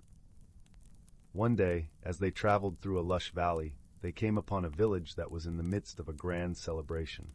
The air was filled with the sound of music and laughter, and the streets were lined with stalls selling all manner of goods. Curious about the festivities, Marigold, Finn, and Leo joined in the celebration, their hearts light with joy. They danced to the music, sampled the delicious food, and marveled at the colorful decorations that adorned the village. As they wandered through the village, they met a wise old woman named Era, who was known for her knowledge of the world and her gift for storytelling. Ira welcomed them warmly, her eyes twinkling with kindness and wisdom. "I have heard of your journey," Ira said, her voice gentle and melodic, "and I have a story to share with you." Marigold, Finn, and Leo gathered around, eager to hear what Era had to say. As they listened, Era wove a tale of a magical land beyond the mountains, a place of beauty and peace, where all creatures lived in harmony. "The land is known as the Valley of Harmony," Era said, her voice filled with reverence. "It is a place where the magic of the world is at its strongest, and where the bonds of friendship and love are cherished above all else." Marigold's heart was filled with a longing to see this mystical land, and she turned to her friends with a smile. "Shall we seek out this Valley of Harmony?" she asked, her voice filled with excitement. Finn and Leo nodded, their eyes shining with anticipation. "Yes," they said in unison, their voices filled with determination. "Let us find this land of peace and magic." And so, with Era's blessing and guidance, Marigold, Finn, and Leo set out on the final leg of their journey. They traveled through forests and across rivers, their hearts filled with hope and wonder. As they approached the mountains, the air grew cooler, and the landscape around them changed. The trees gave way to rocky cliffs and narrow paths, and the air was filled with the scent of fresh mountain air. Finally, after many days of travel, they reached the top of a ridge, and before them lay a sight that took their breath away. The Valley of Harmony stretched out below them, a land of rolling hills and sparkling lakes, bathed in a soft, golden light. The air was filled with the gentle sound of birdsong, and the scent of blooming flowers carried on the breeze. It was a place of beauty and peace, just as Ira had described. With hearts full of joy and gratitude, Marigold, Finn, and Leo descended into the valley, their spirits lifted by the magic of the land. They knew that their journey had brought them to a place where they could find rest and renewal, and where the bonds of friendship and love would be cherished forever. And so as the sun set on the horizon, casting a warm golden glow over the valley, Marigold, Finn, and Leo knew that their journey had come to a close. But they also knew that the magic of the world and the love they shared would guide them always, lighting their path with warmth and wisdom. As they stood together hand in paw, they understood that the true magic of their adventure lay not in the places they had seen, but in the love and understanding they had found along the way. And in that moment, they knew that they were home. Story 53. Story 54. Story 55. Story 56. In the heart of an ancient forest, where the towering trees wore cloaks of emerald leaves and whispered secrets with the wind, there existed a hidden realm teeming with life and magic. The air was perfumed with the scent of pine and moss, and the ground was soft beneath a blanket of fallen leaves, gently crunching underfoot like a soft symphony. Sunlight filtered through the canopy in golden beams, creating patches of warmth that danced on the forest floor, while shadows played in the cooler, deeper parts. Here, amid the rustle of leaves and the melodious calls of forest birds, lived creatures both ordinary and extraordinary. Among them was a gentle doe named Lyra, whose steps were as light as the falling leaves. Her coat was the soft brown of sun-dappled earth, and her eyes were as deep and warm as the forest itself. Lyra was beloved by all the forest dwellers for her wisdom and kindness, always ready to lend an ear or share a piece of advice. One crisp autumn morning, as the forest was painted in hues of amber and gold, a chill breeze carried the first whispers of winter. Lyra sensed a change approaching, a shift in the balance of the forest's harmony. Concerned, she set off to consult Elder Maple, the oldest and most revered tree in the forest, whose branches stretched wide like arms welcoming the sky. As Lyra approached Elder Maple, the tree's leaves rustled softly, a welcome and a promise of guidance. "Dear Lyra," the tree intoned, its voice a deep, comforting rumble, "the winds of change are upon us, and with it comes the challenge of maintaining our delicate harmony." The doe listened intently, her ears twitching in earnest attention. "How can we ensure balance, Elder? What must we do?" she asked, her voice as gentle as a breeze through the leaves. Elder Maple's branches swayed thoughtfully. "Each season brings its own magic and responsibility," it explained. "The task of this season is to prepare for the coming winter. But more than gathering and storing, we must also ensure that every creature finds its place, its part in this cycle." With gratitude in her heart, Lyra set off to spread Elder Maple's wisdom. She trotted through the forest where the air was sweet and crisp, sharing the message with every creature she met. She spoke to the busy squirrels, their cheeks full of acorns, and the songbirds, perched high above, their feathers ruffled against the cool breeze. Each listened and understood, knowing that their actions would weave the fabric of their shared home. As the days grew shorter and the nights cooler, the forest community came together in a flurry of activity. The squirrels gathered nuts with renewed vigor, guided by Lyra's gentle encouragement. The birds, taking heed of her words, sang the songs of the changing season, their melodies a reminder of the cycle of life. In the evenings, when the sky turned to a tapestry of twilight colors, Lyra would gather with her friends by a quiet brook. The water shimmered beneath the moonlight, and a gentle mist rose from its surface, carrying with it the earthy scent of damp leaves. Here, by the brook's edge, they shared stories of the forest, tales of old told by their ancestors. One such evening, as the stars twinkled like scattered jewels in the sky, a young fox named Finn approached Lyra. His fur was a vibrant red, and his eyes sparkled with curiosity and the eagerness of youth. "Lyra," he began, his voice tinged with a hint of anxiety, "as the forest prepares for winter, I find myself unsure of where I fit in. What is my role in this grand tapestry?" Lyra smiled warmly, her gaze soft and assuring.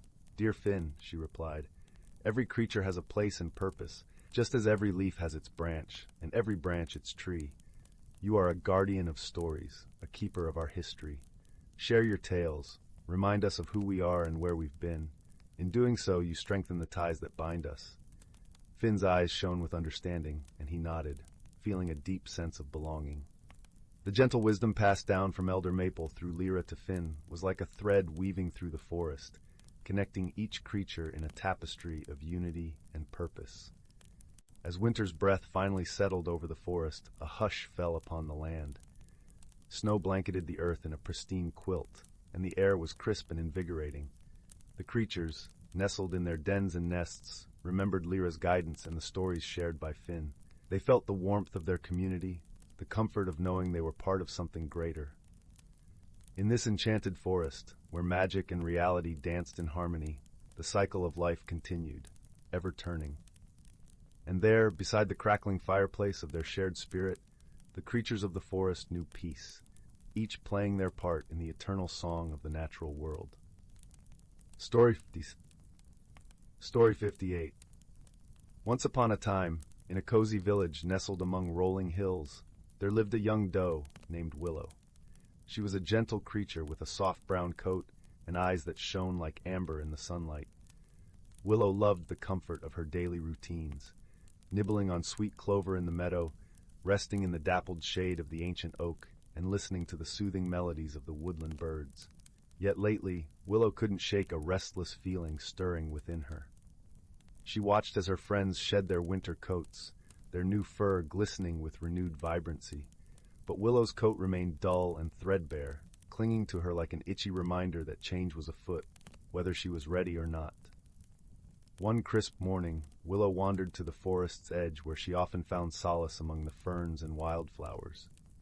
There she met an old friend, a wizened tortoise named Sage, who moved with great care and contemplation. "You seem troubled, little one," Sage said, her voice as gentle as the rustling leaves. Willow confided her fears about the impending change. "I feel stuck, like this tattered coat is weighing me down. I'm afraid if I let it go, I'll lose a part of myself forever." Sage smiled knowingly. The cycle of rebirth can be daunting, but it's nature's way of helping us grow. Think of the butterfly emerging from its chrysalis. A wondrous transformation takes immense courage. As if on cue, a shimmering light danced through the trees, catching Willow's eye. It was a radiant sprite named Glow, one of the forest's fabled guardians. "Don't fret, dear Willow," Glow chimed, her ethereal voice like a tinkling brook. "Every ending is a new beginning in disguise." With a wave of her tiny hand, Glow conjured a glittering pool of water before them. Images began to swirl across its surface, a kaleidoscope of vibrant colors representing the stages of growth and renewal. Willow was transfixed, seeing reflections of her own journey mirrored in nature's eternal rhythm. Glow gestured toward the water. "You'll know when you're ready to embrace the change within you. Trust in the magic that guides all living things." Heartened by her friend's wisdom, Willow realized her fears were rooted in resistance to the unknown. As the days passed, she moved through the transition with newfound grace, allowing her tattered coat to shed naturally. Beneath the weathered exterior, a lustrous new coat emerged, its rich chestnut hues shimmering like sunlight on autumn leaves. Willow felt lighter, revitalized, as if she were seeing the world through fresh, wondering eyes. From that day on, she greeted each season as a wondrous teacher, honoring the continual cycle of transformation as the greatest magic of all. For in surrendering to change, Willow discovered her truest self, resilient, radiant, and beautifully renewed. Story 59. Story 60. 61. Story 62. In the heart of the lush, emerald-green woods, where the golden sunbeams filtered through the canopy like threads of silk, there lay a small village named Willow Glen. It was a place where time seemed to stand still, wrapped in the gentle embrace of nature's beauty and serenity. The villagers there lived simple, harmonious lives, tending to their gardens and sharing stories by the fireplace. Among the villagers was a young girl named Lila, known for her kind heart and curious spirit. Lila had a way of seeing the world that others often overlooked, finding magic in the mundane and joy in simplicity. Her days were filled with exploration, as she wandered the woods, collecting wildflowers and listening to the whispers of the wind. One day, while following a particularly curious-looking butterfly with wings the color of a late afternoon sky, Lila stumbled upon something extraordinary. Nestled beneath the roots of an ancient oak tree was a small, intricately carved wooden box. It was adorned with swirling patterns, reminiscent of the dancing leaves in autumn. As she carefully picked it up, she noticed it felt warm to the touch and seemed to hum with a life of its own. Lila's heart raced with excitement as she opened the box.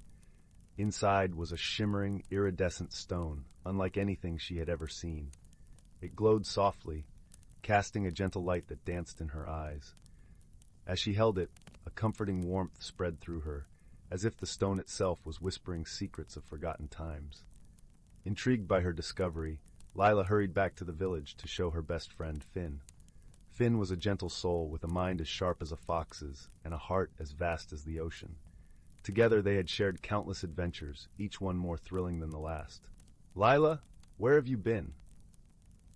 Finn called out as she approached, his eyes lighting up with curiosity. "Finn, you won't believe what I found!" Lila exclaimed, holding out the stone for him to see. As Finn took the stone in his hands, his eyes widened in awe. "It's beautiful, Lila. But what is it?" he asked, turning the stone over to admire its luminescent surface. "I don't know," Lila admitted, "but I think it's special. It feels alive." The two friends sat beneath the shade of a willow tree, discussing the stone's origins and pondering its purpose.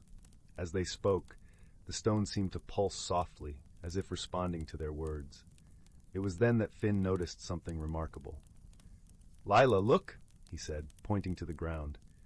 As they watched, the grass around them began to shimmer with the same iridescent glow as the stone, forming a delicate pathway leading deeper into the woods. With hearts full of wonder and a sense of adventure, Lila and Finn decided to follow the glowing path. It twisted and turned through the forest, leading them to places they had never seen before. The air was filled with the scent of wildflowers, and the sounds of birdsong accompanied their journey. As they walked, they noticed that the path seemed to guide them through a hidden world, one that existed just beyond the veil of the ordinary. Trees with leaves of silver and flowers that sang in the breeze surrounded them, and they marveled at the beauty of it all. Eventually, the path led them to a clearing bathed in golden light. In the center stood a magnificent tree, its branches stretching toward the heavens, adorned with blossoms that glowed like stars. "This must be the heart of the forest," Finn whispered, his voice filled with awe. Lila nodded, her eyes shining with wonder. "It's like a dream," she said softly. As they approached the tree, the stone in Lila's hand began to glow brighter, and a gentle voice filled the air around them. It spoke not in words, but in feelings and images, conveying a sense of warmth and belonging. "You have found the stone of harmony," the voice seemed to say. "It is a gift from the forest, a symbol of the bond between nature and those who cherish it." Lila and Finn exchanged a glance, understanding dawning within them. The stone was not just a magical object. It was a reminder of the harmony that existed between all living things, a connection that could be felt in every breath of wind and every rustle of leaves. As they stood beneath the tree, the stone pulsed with a gentle rhythm, and the world around them seemed to come alive. The whispers of the forest became clearer, speaking of ancient stories and timeless wisdom. "We must protect this place," Lila said, her voice filled with determination. "It's a treasure, and it needs to be cherished." Finn nodded, his heart swelling with pride. "Together, we can make sure it stays safe," he agreed. With a newfound purpose, the two friends made their way back to the village, their hearts light with the knowledge of the secret world they had discovered. They shared their tale with the villagers, who listened with rapt attention and vowed to help protect the forest and its hidden wonders. As the days turned into weeks, Lila and Finn continued to visit the clearing, tending to the tree and learning from the wisdom of the forest. They discovered that the stone had the power to heal and to bring peace, and they used it to help those in need, spreading kindness and harmony throughout the village. Through their actions, the forest thrived, and the bond between the villagers and the natural world grew stronger. Lila and Finn's friendship blossomed, their shared adventures bringing them closer than ever. In the heart of Willow Glen, where the sun cast its warm embrace over the land, the village flourished, a testament to the power of harmony and the beauty of friendship. And in the depths of the forest, beneath the shade of the ancient tree, the stone of harmony continued to glow, a beacon of hope and peace for all who dared to dream. As the years passed, Lila and Finn grew older, their lives rich with the memories of their adventures and the joy of the world they had helped to protect. And though they eventually passed the stone of harmony on to the next generation, its magic remained, a timeless reminder of the bonds that connected them all. And so, in the quiet moments as dusk settled over the village, the whispers of the forest could still be heard, telling tales of a young girl and her friend who had found the heart of the world and learned that true magic lay not in the stone itself, but in the love and friendship that it inspired. The end. Story 63. Story 64. In a cozy woodland clearing, beneath the sheltering boughs of ancient oaks, there lived a community of gentle forest folk. Their cottages were carved into the sturdy trunks, adorned with whimsical mushroom roofs and windows framed by vines that danced in the breeze. At the heart of this enchanting hamlet stood the great hollow tree, its vast interior transformed into a warm, inviting gathering place. Here the forest folk would come together to share stories, music, and the simple joys of friendship. One crisp autumn evening, as the leaves swirled in golden eddies, an unusual hush fell over the hollow tree. The forest folk noticed something amiss. The glowing lanterns that typically illuminated the space had dimmed to a faint flicker. Tilly, a young squirrel with an inquisitive nature, was the first to voice her concern. "Friends, have you noticed the strange way the lanterns are behaving? It's as if their magic is waning." Murmurs of agreement rippled through the gathering, and Willow, the wise old oak spirit, stepped forward. Her bark-etched face creased with concern as she spoke. "You are right to be troubled, little one. The lanterns are indeed behaving strangely, and we must uncover the reason before their light is extinguished completely." With a wave of her gnarled branch, Willow summoned a cluster of glowing sprites, their luminous bodies casting a warm glow around the hollow.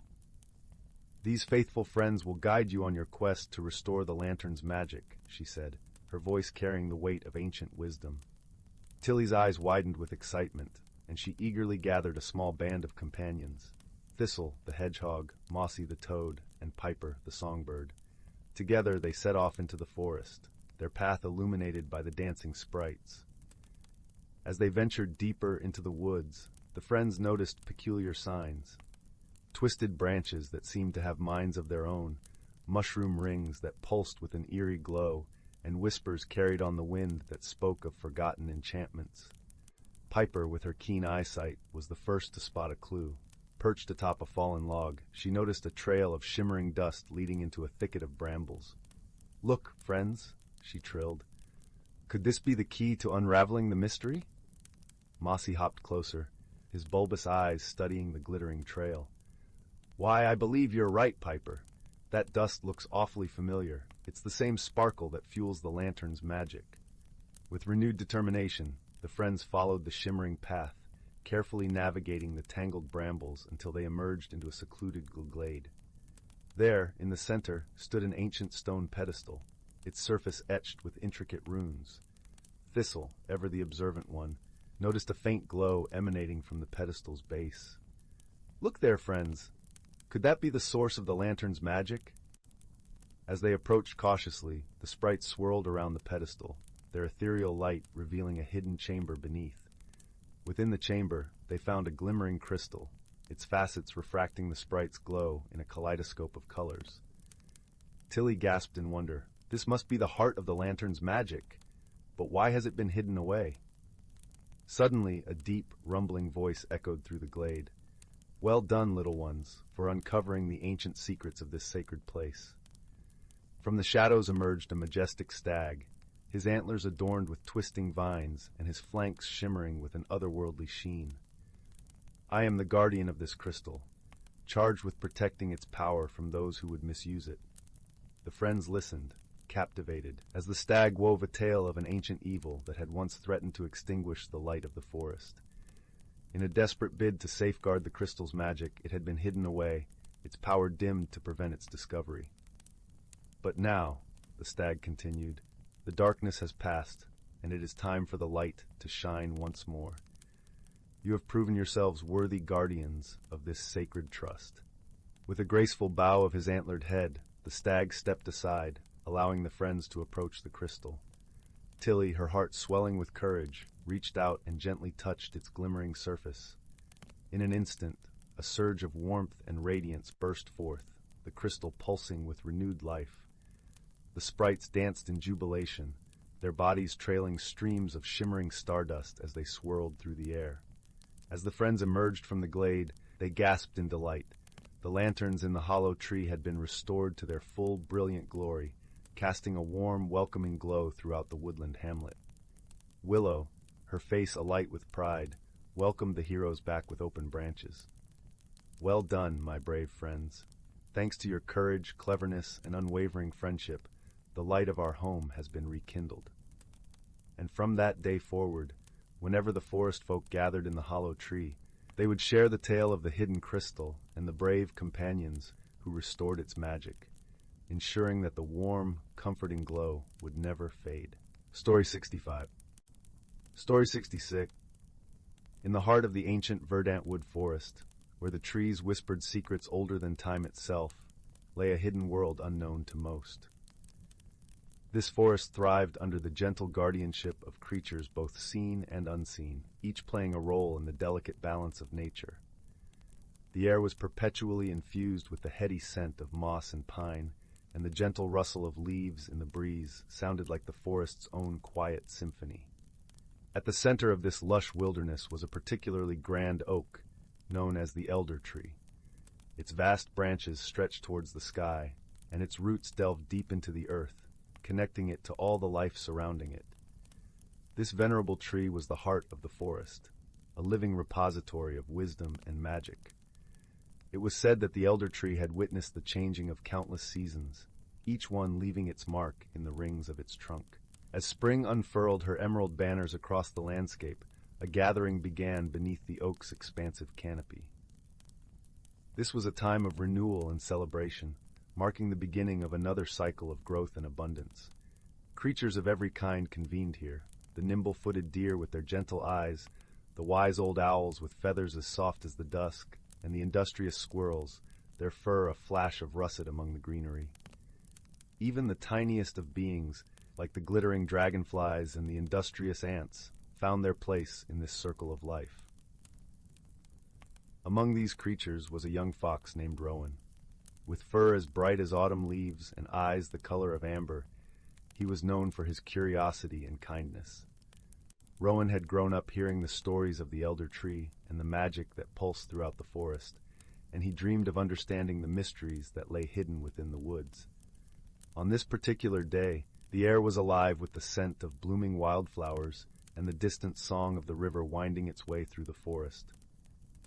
Rowan found himself seated at the foot of the elder tree, listening intently to the stories being shared.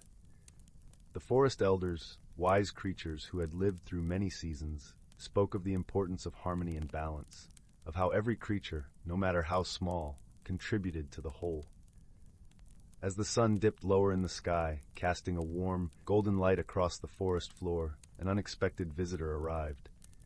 It was Zephyr, a gentle spirit of the wind, who often roamed the skies and danced among the treetops. Zephyr's presence was as light as a whisper, and whenever he appeared, the leaves would shimmer and sway, as if greeting an old friend. "Rowan," Zephyr called softly, his voice barely more than a breeze, "come walk with me." Intrigued, Rowan rose to his paws and followed the wind spirit. They moved through the forest, Zephyr guiding him with a playful gust here, a gentle nudge there. The world around them seemed to come alive with vibrant colors and sounds, the call of a distant owl, the trickle of a nearby brook, the soft crunch of leaves underfoot. As they wandered deeper into the woods, Zephyr began to share stories of the seasons and the magic they carried. "Each season brings its own gifts," Zephyr explained. "Spring brings renewal and hope, summer warmth and abundance, autumn wisdom and reflection, and winter rest and resilience. The forest thrives because each season knows its place and purpose. Rowan listened intently, his heart swelling with understanding. He realized that just as the seasons worked together, so too did the creatures of the forest, each with their own role to play in maintaining the harmony of their home. Their journey led them to a clearing where the ground was carpeted with soft, fragrant moss and the sky above was a canvas of twinkling stars. Here Zephyr paused, allowing Rowan to take in the beauty of the world around him. "Remember this, young Rowan," Zephyr continued, his voice gentle and wise. "True strength lies not in power or force, but in understanding and cooperation. The forest flourishes because its inhabitants work together, respecting the balance of nature." Rowan nodded, feeling the truth of Zephyr's words resonate deep within him. He understood now that his own small acts of kindness and curiosity could contribute to the greater good of the forest. He felt a renewed sense of purpose, ready to play his part in this intricate dance of life.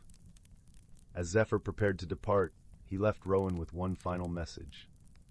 "Cherish the stories of the elders, for they are the threads that weave the tapestry of our world. Pass them on, and you will keep the magic of the forest alive for generations to come." With that, Zephyr took to the skies once more, a gentle breeze rustling through the treetops.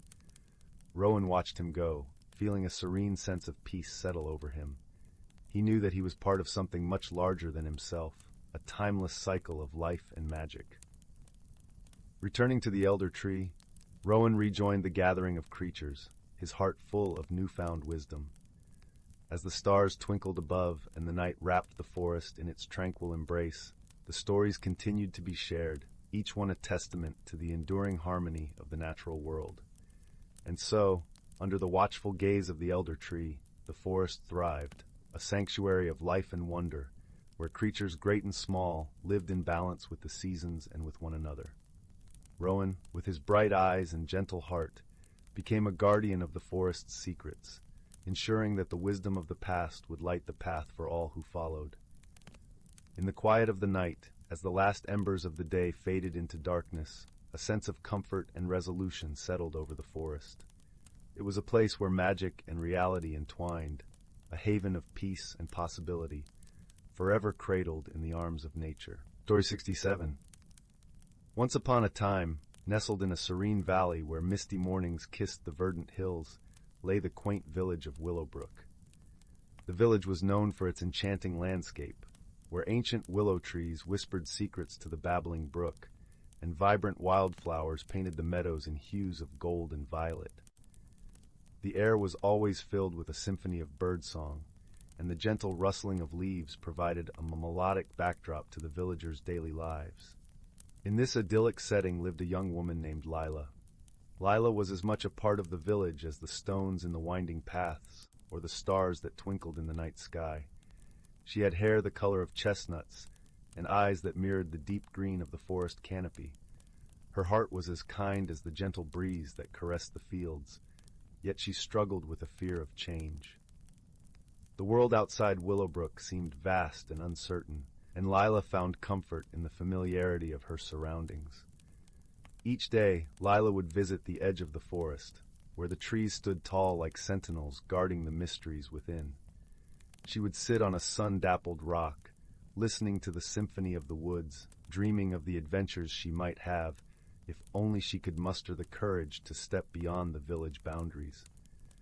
But the thought of change, of leaving the safety of what she knew, kept her tethered to her little corner of the world. One crisp autumn morning, as the leaves turned to shades of amber and russet, Lila's routine was interrupted by an unexpected visitor. A small, luminous creature with wings that shimmered like moonlight flitted into her garden. It was a fairy, delicate and ethereal, leaving trails of stardust in its wake. The villagers spoke of fairies as guardians of the forest, beings of wisdom and magic. The fairy introduced herself as Mirabelle, her voice as soft as the whispers of the wind. "Lila," she began, her eyes sparkling with ancient knowledge, "I have watched you from afar, yearning for change yet afraid of its embrace. The forest holds secrets that can guide you if you are willing to listen." Intrigued yet hesitant, Lila nodded, feeling a gentle warmth spreading through her chest. Mirabelle continued, Within the heart of the forest lies the Grove of Reflection. It is a place where magic and nature intertwine, where you will discover the strength within to embrace transformation. With Mirabelle as her guide, Lila embarked on a journey into the forest. The path was softly lit by the golden glow of the morning sun filtering through the canopy. As they ventured deeper, the air grew fragrant with the scent of pine and earth. The forest seemed to welcome her, wrapping her in its timeless embrace. Along the way, they encountered friendly creatures, wise owls with eyes like polished amber, gentle deer that moved with silent grace, and playful squirrels that chattered merrily as they scurried through the branches. Each one offered Lila a piece of advice or a word of encouragement, their voices echoing with the wisdom of the ancients. Finally, they arrived at the Grove of Reflection. The grove was a realm of enchantment, where the trees formed a perfect circle around a crystal-clear pond. The water was as smooth as glass, reflecting the world above in a flawless mirror. Lila approached the edge, her heart filled with a mixture of awe and trepidation. Mirabelle hovered beside her, her wings casting dappled shadows on the ground. Look into the pond, Lila, and see not just your reflection, but the essence of who you are and who you can become. Taking a deep breath, Lila gazed into the water. Her reflection stared back, but as she watched, it began to shift and change. She saw herself not as she was, but as she could be, confident, adventurous, and unafraid of the unknown. The vision filled her with warmth and a newfound sense of possibility. With Mirabelle's gentle encouragement, Lila dipped her hand into the pond. As her fingers touched the water, ripples spread across its surface, sending shimmering waves of light into the air. She felt a tingling sensation, as if the magic of the grove was flowing through her, awakening something deep within.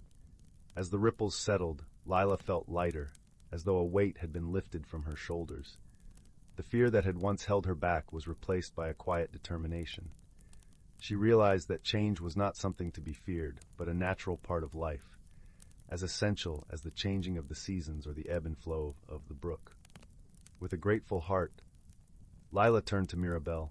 "Thank you," she whispered, her voice filled with emotion. "You've shown me that the journey of self-discovery is as beautiful as the destination." Mirabelle smiled, her eyes twinkling like stars.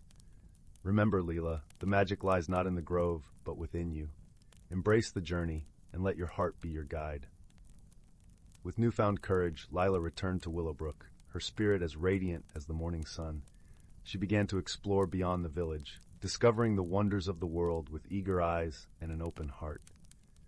The villagers noticed the change within her, inspired by her transformation and the joy she found in each new experience. As the seasons turned and the years passed, Lila's adventures became the stuff of legend in Willowbrook. Her stories were filled with laughter and learning, with kindness and courage. Each tale was a testament to the beauty of personal growth and the magic of embracing change. And so, in the heart of the valley where the willows whispered and the brook sang its timeless song, Lila lived a life rich with discovery and wonder. She had learned that true magic lay not in the mystical creatures of the forest, but in the power of friendship, the strength of the heart, and the endless possibilities that awaited those who dared to dream. In the end, Lila found that the journey of growth was the greatest adventure of all, and that by embracing change, she had unlocked the door to a world of infinite beauty and boundless hope. And as she sat by the fire, surrounded by friends and family, she knew that she had finally come home to herself. Story 68. Story 69. Story 70. In the quiet village of Meadowbrook, nestled between rolling hills and whispering woodlands, a gentle breeze often carried the scent of sweet lavender and the soft hum of wild bees. The villagers, with their simple lives and kind hearts, were accustomed to the mysteries of the natural world. It was said that the land itself was imbued with a magic that was as old as the stars, a magic that whispered to those who listened closely.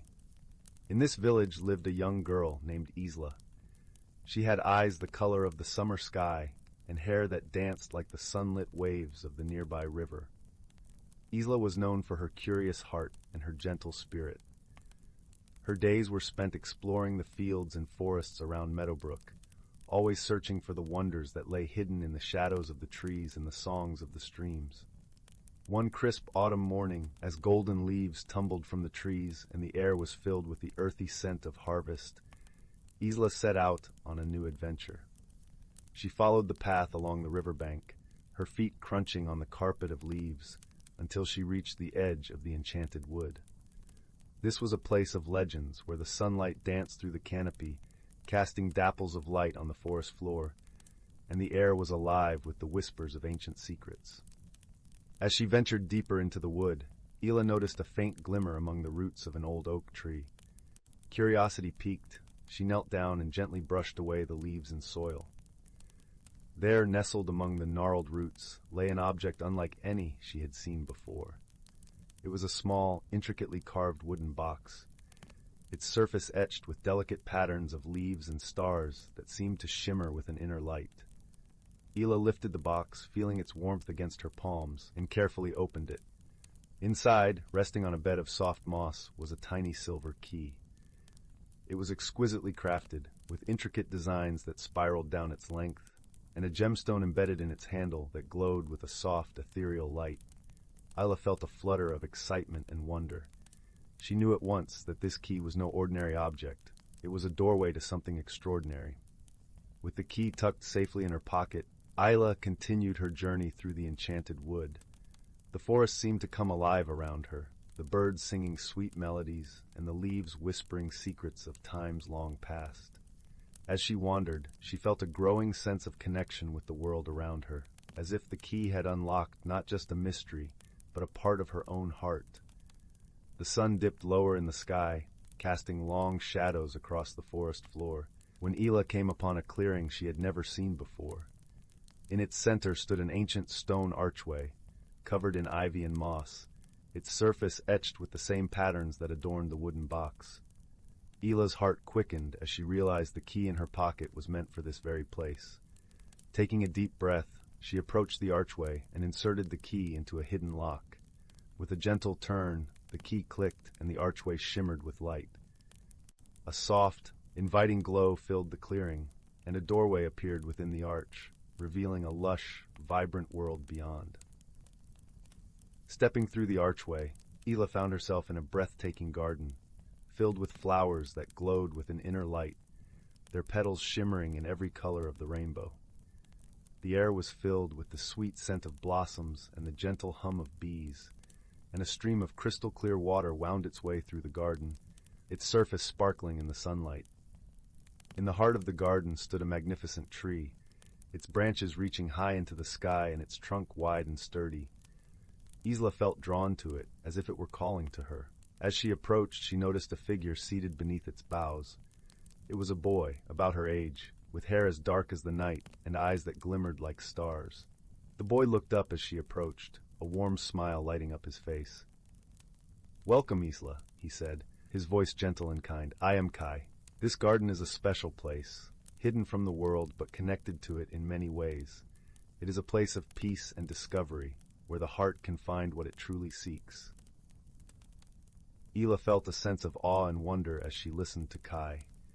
She sensed that he, like the garden, was a part of the magic that surrounded them. She spent the afternoon exploring the garden with him, discovering its many wonders and secrets. They found a pond where colorful fish danced beneath the surface and a grove of trees that sang with the wind. Everywhere they went, the garden seemed to come alive with joy. As the sun began to set, painting the sky with hues of pink and gold, Isla and Kai returned to the great tree. They sat together beneath its branches, watching as the stars began to twinkle in the evening sky. "This garden reflects the magic of the world," Kai explained softly. "It shows us the beauty that lies within and around us, the connections we share with all living things. And it reminds us that we are never truly alone, for we are all part of something greater."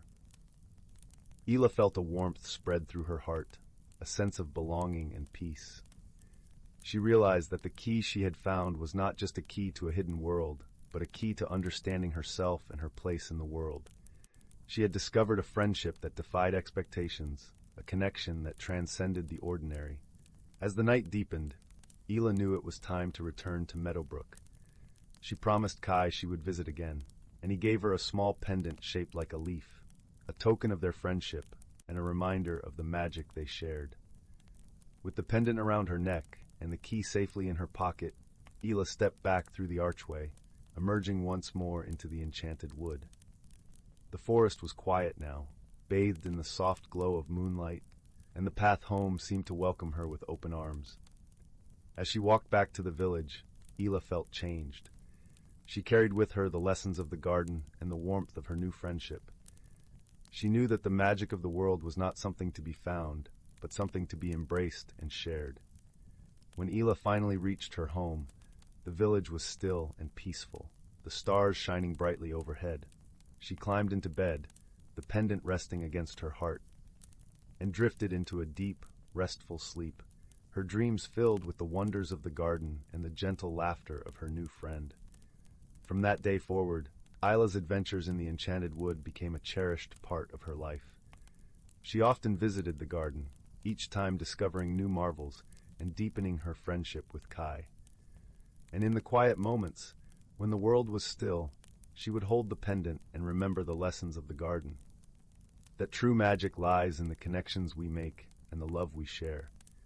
And so, in the village of Meadowbrook, under the watchful gaze of the stars, Ela lived her life with an open heart and a spirit full of wonder, ever mindful of the magic that surrounded her and the friendship that had unlocked her world. Story 71. Stories of Two. In a quaint village nestled between rolling hills and whispering woods, there lived a young woman named Clara. Her home was a charming cottage draped in ivy, its stone walls warmed by the golden glow of the evening sun. Clara was known for her gentle heart and a smile that could light up the darkest days. But beneath her cheerful exterior, Clara wrestled with a secret discomfort, an unease that stemmed from the changes she felt lurking in the shadows of her life. The seasons were shifting from summer's lush greenery to autumn's fiery palette, and with this change, Clara felt a stirring within her soul. She often strolled through the village, her feet crunching over fallen leaves, her thoughts a flurry of uncertainty. Why must things change? She would whisper to the rustling trees, as if seeking solace in their ancient wisdom. One crisp morning, while gathering herbs in the forest, Clara stumbled upon a peculiar sight. There, nestled among the roots of an old oak, was a tiny door, intricately carved with symbols that seemed to dance in the dappled sunlight.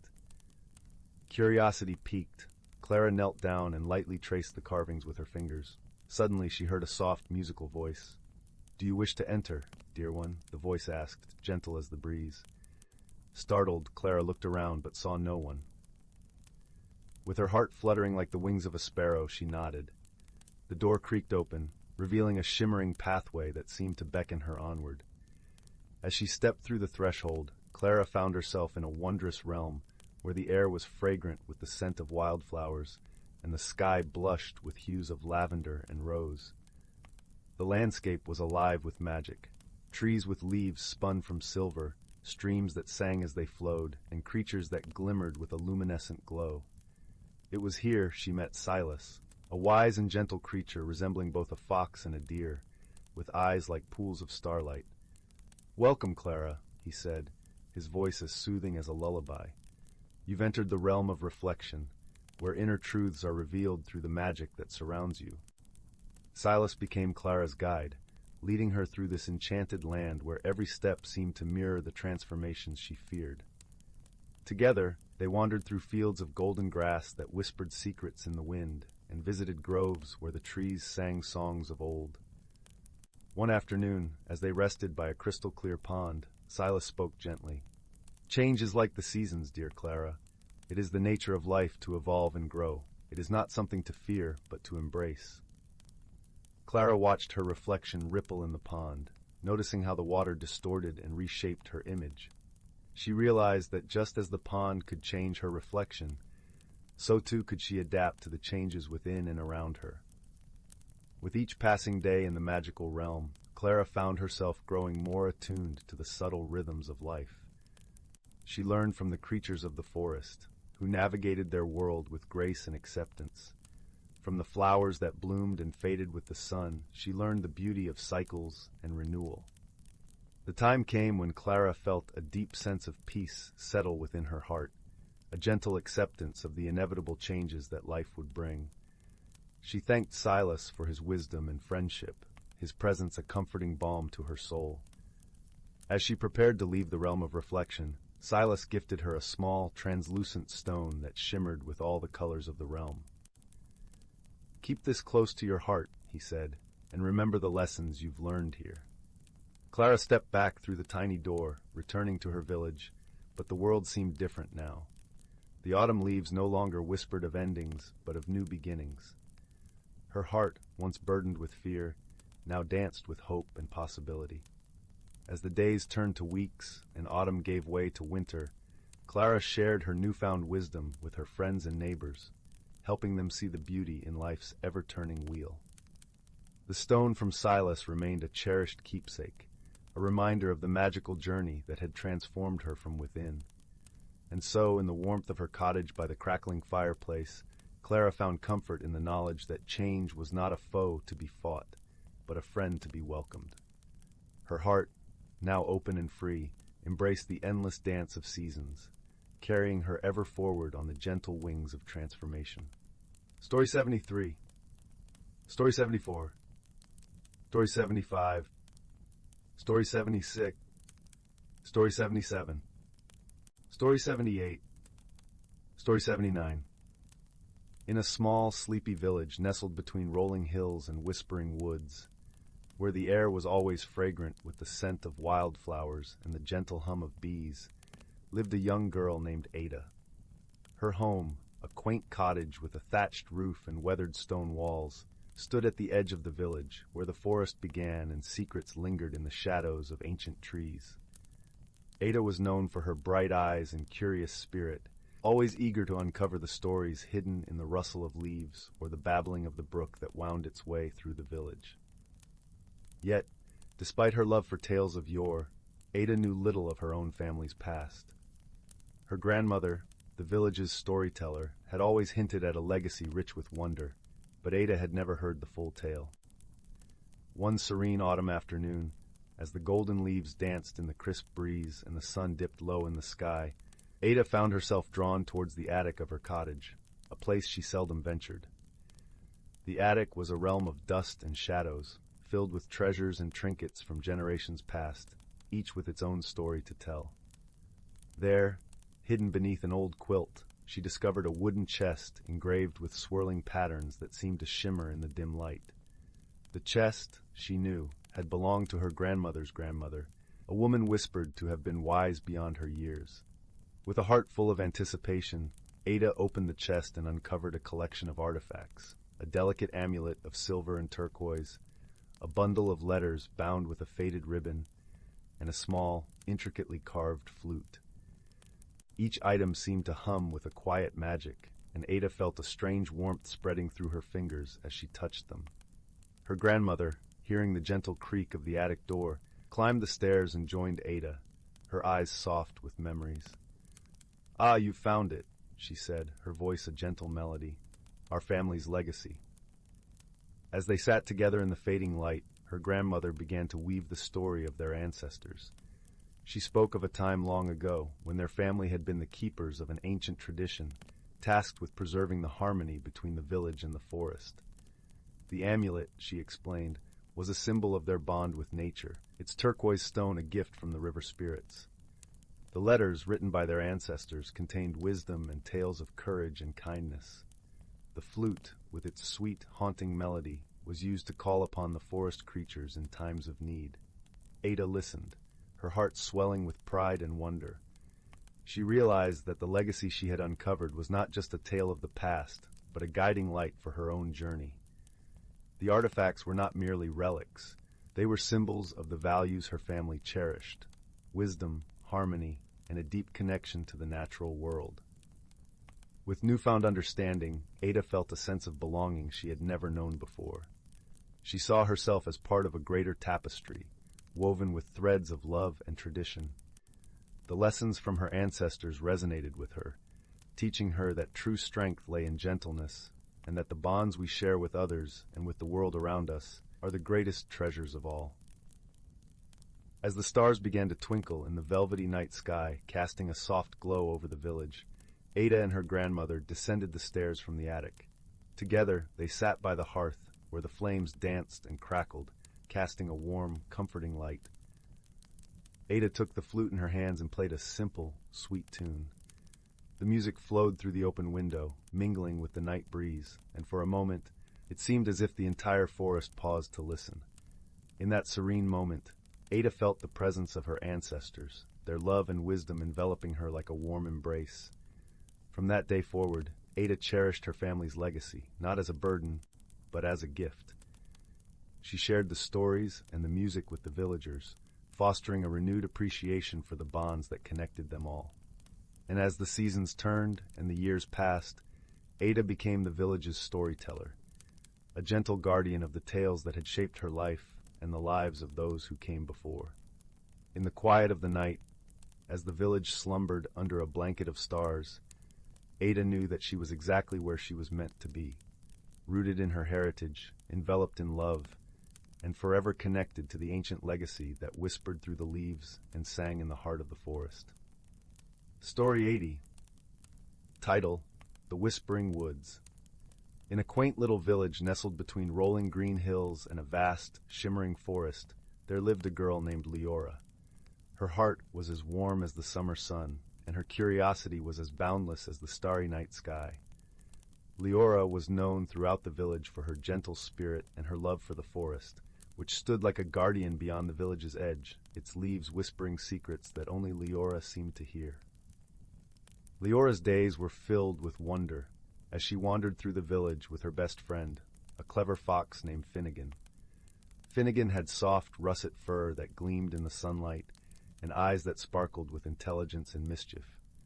Together, they explored the hidden nooks and crannies of their world, always seeking the mysteries that lay just beyond their fingertips. One crisp autumn morning, as the scent of fallen leaves and wood smoke filled the air, Leora and Finnegan set off on one of their many adventures. The forest, with its canopy of amber and gold, beckoned them with its enchanting allure. As they wandered deeper into the woods, the familiar path gave way to a trail neither had seen before, overgrown and winding like a forgotten dream. Curiosity tugged at Leora's heart. "Shall we see where it leads, Finnegan?" she asked, her voice a soft melody in the quiet of the forest. Finnegan twitched his bushy tail in agreement, his eyes alight with excitement. Together they stepped onto the path, feeling the crunch of leaves beneath their feet and paws, the cool breeze whispering through the trees like a gentle lullaby. As they delved deeper, the forest seemed to change around them. The light grew softer, filtered through a veil of delicate branches. The air was filled with the earthy scent of moss and the distant, melodic calls of unseen birds. And then, quite suddenly, they found themselves standing before a grand ancient tree. Its trunk was wide and gnarled, its bark etched with the passage of time. From within its depths came a soft, glowing light, warm and inviting. Leora approached the tree with reverence, her heart pounding with a sense of discovery. As she reached out to touch the bark, the light pulsed gently, and a soft, musical voice filled the air. "Welcome, seekers of truth," it said, resonating like a choir of distant stars. Startled, Leora drew back, but Finnegan stood firm, his gaze fixed on the tree. "We've come to explore," Leora said, finding her voice, "to understand the secrets of the forest." The tree's light shimmered in response, casting a gentle glow that seemed to wrap around them like a warm embrace. "You have found the heart of the Whispering Woods," the voice explained, "a place where the stories of the forest come to life, where the past and the future entwine." As the words washed over them, the world around Leora and Finnegan began to change. The forest shimmered and shifted, revealing a hidden world teeming with magic and wonder. Creatures of all shapes and sizes appeared, their eyes twinkling with ancient wisdom and playful curiosity. There were tiny fairies flitting about on gossamer wings, their laughter like the tinkling of bells. Majestic stags with antlers that glowed like moonlight stood among the trees, watching with gentle eyes. Leora felt a thrill of joy and awe. This hidden realm was a tapestry of life and magic, woven together by threads of light and shadow. She and Finnegan wandered through this enchanted world, marveling at its beauty, until they came upon a small clearing. In the center of the clearing stood a stone pedestal, upon which rested a small, ornate box. Its surface was intricately carved with patterns that seemed to shift and change, catching the light and drawing the eye with their mesmerizing dance. Leora approached the box, her fingers tracing the delicate carvings. "What is this?" she asked, her voice barely above a whisper. The tree's voice answered, its tone gentle and wise. "This is the Box of Echoes, a vessel of memories and dreams. It holds the stories of those who have come before and those yet to come. To open it is to embark on a journey of discovery and transformation." Leora felt a flutter of excitement in her chest. She glanced at Finnegan, who nodded encouragingly, his eyes bright with anticipation.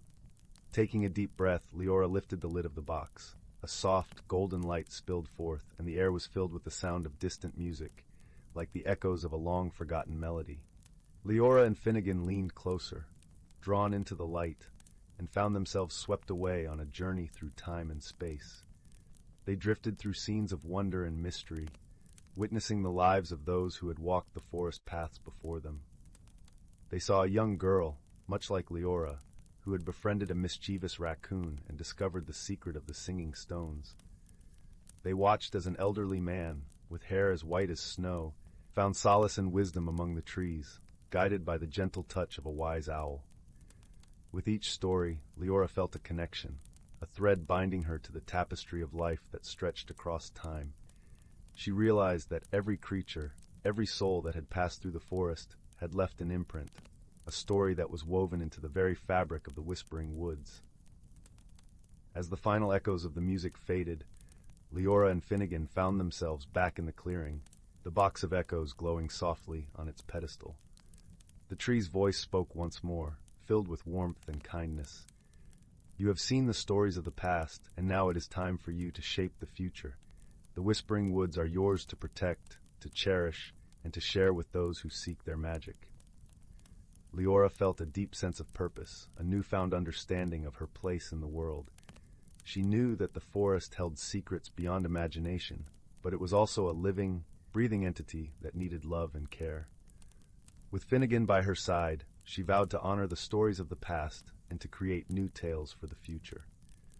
As the sun dipped below the horizon, painting the sky in hues of pink and gold, Leora and Finnegan made their way back to the village. The forest, once a place of mystery, now felt like a friend, a sanctuary filled with whispers of hope and dreams. From that day on, Leora and Finnegan became the guardians of the Whispering Woods, sharing its magic with all who sought it. Their adventures became legends, stories shared around warm fires on cold winter nights. And as the stars twinkled in the velvet sky, the forest stood watch, its heart beating with the stories of those who had come before and those who would come after. For in the Whispering Woods, every soul was a part of the grand tapestry of life, woven together by love, friendship, and the timeless magic of the world. The tale of Leora and Finnegan is a reminder that the world is filled with wonder and wisdom, waiting to be discovered by those with open hearts and curious minds. As you drift into slumber, may your dreams be filled with the magic of the Whispering Woods, where stories live and secrets dance in the light of the moon. Story 81. Story 82. Story 83. Story 84. Story 85. Once upon a time in a land where the sun painted the skies with hues of pink and gold, there lay the enchanting village of Whimsy Hollow. The village was nestled between rolling hills of lavender and fields of fluttering daisies, where the air was always filled with the gentle hum of laughter and the sweet scent of honeysuckle. In Whimsy Hollow, every creature was unique, and each had a special charm of their own. There was Pipkin, the pint-sized fox with a tail that sparkled like 1,000 fireflies, and Mary, the mouse who wore a tiny top hat and played delightful tunes on his miniature violin. Then there was Lark, a wise old tortoise with a shell that changed colors with the seasons, and who always had a kind word or two to share. Life in Whimsy Hollow was always filled with wonder and joy, but one sunny morning, a peculiar event occurred that sent ripples of excitement through the village. The great bubble tree, a magical tree that stood at the heart of the village square, began to produce bubbles that were far too large and bouncy. Normally, the tree's bubbles were just the right size to float gently around, spreading giggles to anyone they touched. But now, they were so immense that they bounced off rooftops and sent chickens clucking in surprise. The villagers gathered around the great bubble tree, scratching their heads in bewilderment. "I do declare," said Pipkin, his eyes wide with amazement, "these bubbles are as big as pumpkins and as bouncy as a bed of marshmallows." Mary twirled his hat and played a cheerful note. "Perhaps there's a bit of magic gone awry," he mused. "Or maybe the tree is simply in a jolly mood." Lark nodded thoughtfully, his shell glistening in the sunlight. "It seems to me," he said in his deep, soothing voice, "that we must discover the cause and find a way to help our dear tree return to its usual self." The villagers agreed, and so began their whimsical adventure. Pipkin, Mary, and Lark decided to seek the advice of the village's resident enchantress, a whimsical old woman named Flora, who lived at the edge of the village in a cottage made entirely of gingerbread. As they made their way through the fields, the air was filled with the fragrance of freshly baked cookies, and the sound of Flora's laughter danced on the breeze. Her garden was a riot of colors, with flowers that sang when tickled by the wind and trees that swayed in rhythm to the songs. Flora greeted them with a warm smile and a twinkle in her eye. "Ah, my dear friends," she chuckled, "I hear the great bubble tree has been getting a bit carried away with its bubbles." Pipkin nodded, his tail twinkling with excitement. "Yes, indeed. We were hoping you might have a potion or a spell to help." Flora clapped her hands with delight. "Oh, I do love a good magical mystery. Let us see what we can brew together." In Flora's cozy kitchen, the scent of cinnamon and vanilla filled the air as they mixed ingredients from her collection of jars and bottles. There were giggleberries, which always brought a smile, and whispering petals, known to share secrets with those who listened closely. They added a sprinkle of moonbeam dust, just for a touch of sparkle. As they stirred the concoction, Mary played a joyful tune, and Lark shared an old tale of a turtle who once danced with the stars. The potion bubbled and glowed, casting a warm light around the room. With the potion ready, the friends hurried back to the great bubble tree. The villagers watched with anticipation as Flora sprinkled the potion over the roots of the tree. For a moment, nothing happened, and then the tree shivered with delight, and the bubbles began to shrink to their usual delightful size. The villagers cheered, and the air was filled with laughter and hugs. The great bubble tree twinkled in the sunlight, grateful to be back to its bubbly self. Pipkin, Mary, and Lark beamed with pride, knowing they had helped their village with creativity and friendship. Flora smiled, her heart warmed by the joy she saw around her. "Remember, my dear friends," she said, "that the magic of Whimsy Hollow lies not just in spells and potions, but in the kindness and laughter we share." And so life in Whimsy Hollow returned to its happy rhythm, with bubbles that danced gently on the breeze and hearts that sang with joy. The village continued to be a place of wonder and whimsy, where every day was a new adventure, and where friendship was the most magical gift of all. As the sun set, painting the sky with colors as vibrant as the village itself, the villagers gathered around the great bubble tree once more. This time, they weren't there to solve a mystery, but to celebrate the joy of their community. Pipkin, Mary, and Lark stood proudly, knowing that their teamwork had brought the village back to its delightful self. Flora joined them, bringing a basket filled with her homemade ginger snap cookies, each one shaped like a star. As they nibbled on the sweet treats, the bubbles floated gently overhead, casting rainbows in the fading light. The air was filled with the soft sounds of Mary's violin, his tunes weaving a melody of peace and happiness. "Do you suppose the tree will ever get carried away again?" Pipkin asked, a playful glint in his eyes. "Perhaps," Flora replied with a wink. "But that's the beauty of magic, isn't it? It's full of surprises and wonder, much like life itself." Lark nodded in agreement, his wise old eyes sparkling with wisdom. "And when it does, we'll be ready with our wits and laughter," he said, his shell reflecting the gentle glow of the bubbles. The villagers continued to celebrate, sharing stories and dreams as the stars began to twinkle in the night sky. They knew that whatever challenges they might face, they would always have each other, and that was the greatest magic of all. As the night deepened, the villagers slowly made their way to their cozy homes, their hearts warm with the comfort of friendship and community. The great bubble tree stood tall and proud, a symbol of the joy and unity that defined Whimsy Hollow. And so, under the watchful gaze of the moon and stars, Whimsy Hollow drifted into a peaceful slumber, dreaming of the adventures yet to come and the laughter that would always fill their days. In the quiet hush of the night, the gentle rustle of leaves and the soft murmur of bubbles filled the air, a lullaby of magic and love. And as the first light of dawn began to peek over the hills, Whimsy Hollow awoke once more, ready to embrace the new day with open hearts and cheerful spirits. For in Whimsy Hollow, every day was a celebration of life, a testament to the power of friendship, and a reminder that with kindness and creativity, any problem could be solved. And that, dear listener, is the true magic of Whimsy Hollow, a place where dreams come to life and every heart finds its song. Story 86, Story 87, Story 88, Story 89, Story 90, Story 91, Story 92, Story 93, Story 94, Story 95, Story 96, Story 97, Story 98, Story 99, The Whispering Grove.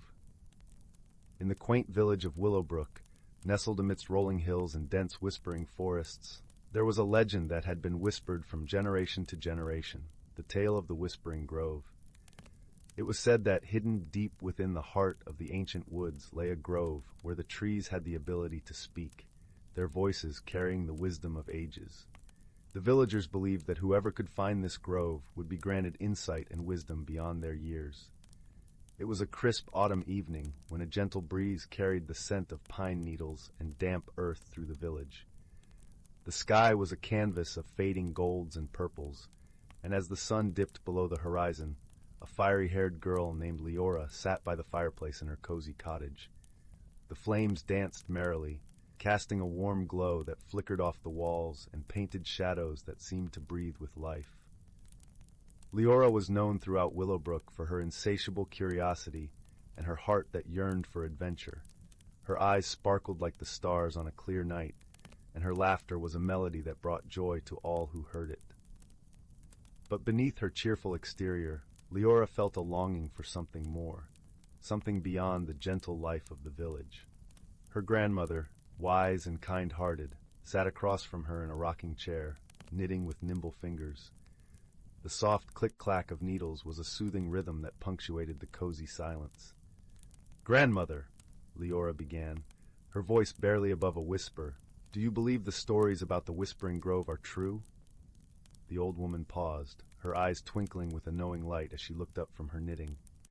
"Ah, the Whispering Grove," she mused, her voice rich with the cadence of 1,000 stories. "Many have sought it, my dear, but few have found it. The grove reveals itself only to those who seek wisdom not for themselves, but for the world." Leora pondered her grandmother's words, feeling a spark of determination ignite within her chest. "I want to find it," she declared softly, her voice tinged with a mix of excitement and resolve. Her grandmother chuckled, a sound like the gentle rustle of leaves in the wind. "Then you must listen to the whispers of the forest, Leora. Follow them with an open heart." The next morning, Leora set off at dawn, the air crisp and invigorating against her face. She dressed warmly in a cloak the color of autumn leaves and carried a small satchel filled with provisions. As she stepped into the forest, the world seemed to hold its breath. The only sound, the gentle crunch of leaves beneath her boots. The forest was a tapestry of vibrant colors, leaves painted in shades of amber, crimson, and gold. The air was thick with the scent of pine and earth, and shafts of sunlight pierced through the canopy, casting dappled patterns on the forest floor. Leora walked deeper into the woods, her heart guiding her as much as her feet. As the hours passed, the forest seemed to come alive around her. Birds flitted from branch to branch, their songs weaving melodies that danced through the air. Squirrels scampered along the ground, their bushy tails flicking as they collected acorns for the coming winter. Leora paused to rest by a babbling brook, the water clear and cold as it meandered over smooth stones. She sipped from her flask, the water refreshing her spirit as much as her body. As she sat, she closed her eyes, letting the sounds of the forest envelop her. It was then she heard it, a soft, gentle whisper, like the rustling of leaves in the breeze. At first, the sound was indistinct, but gradually it grew clearer, forming words that seemed to weave through her mind. "Seek the light that guides, the heart that listens," the whisper said, a voice both ancient and familiar. Leora's heart quickened, a thrill of excitement coursing through her veins. She rose to her feet, her senses attuned to the whispers that seemed to guide her deeper into the forest. She followed the sound, her footsteps light and sure. The day turned to dusk, the forest bathed in the soft glow of twilight. Leora's path led her to a clearing, and there, standing tall and majestic, was the entrance to the Whispering Grove. The trees here were ancient, their trunks wide and gnarled, their branches reaching skyward like outstretched arms.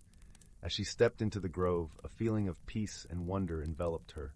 The air was alive with the soft murmur of voices, a chorus of whispers that seemed to sing in harmony with the rustling leaves. Leora closed her eyes, letting the grove's magic wash over her. "Welcome, seeker of wisdom," the grove seemed to say, its voice a gentle caress.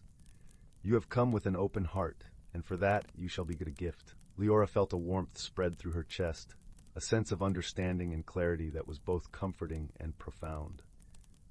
The grove's whispers spoke of the interconnectedness of all things, the importance of kindness and compassion, and the beauty of the world that lay beyond the surface. As the last light of day faded, Leora knew it was time to return home. She left the grove, her heart filled with gratitude and a newfound sense of purpose. The journey back through the forest was a journey of reflection, the whispers of the grove echoing in her mind. When she returned to Willowbrook, Leora found that the world seemed both familiar and new. The village was the same, yet her perception had changed.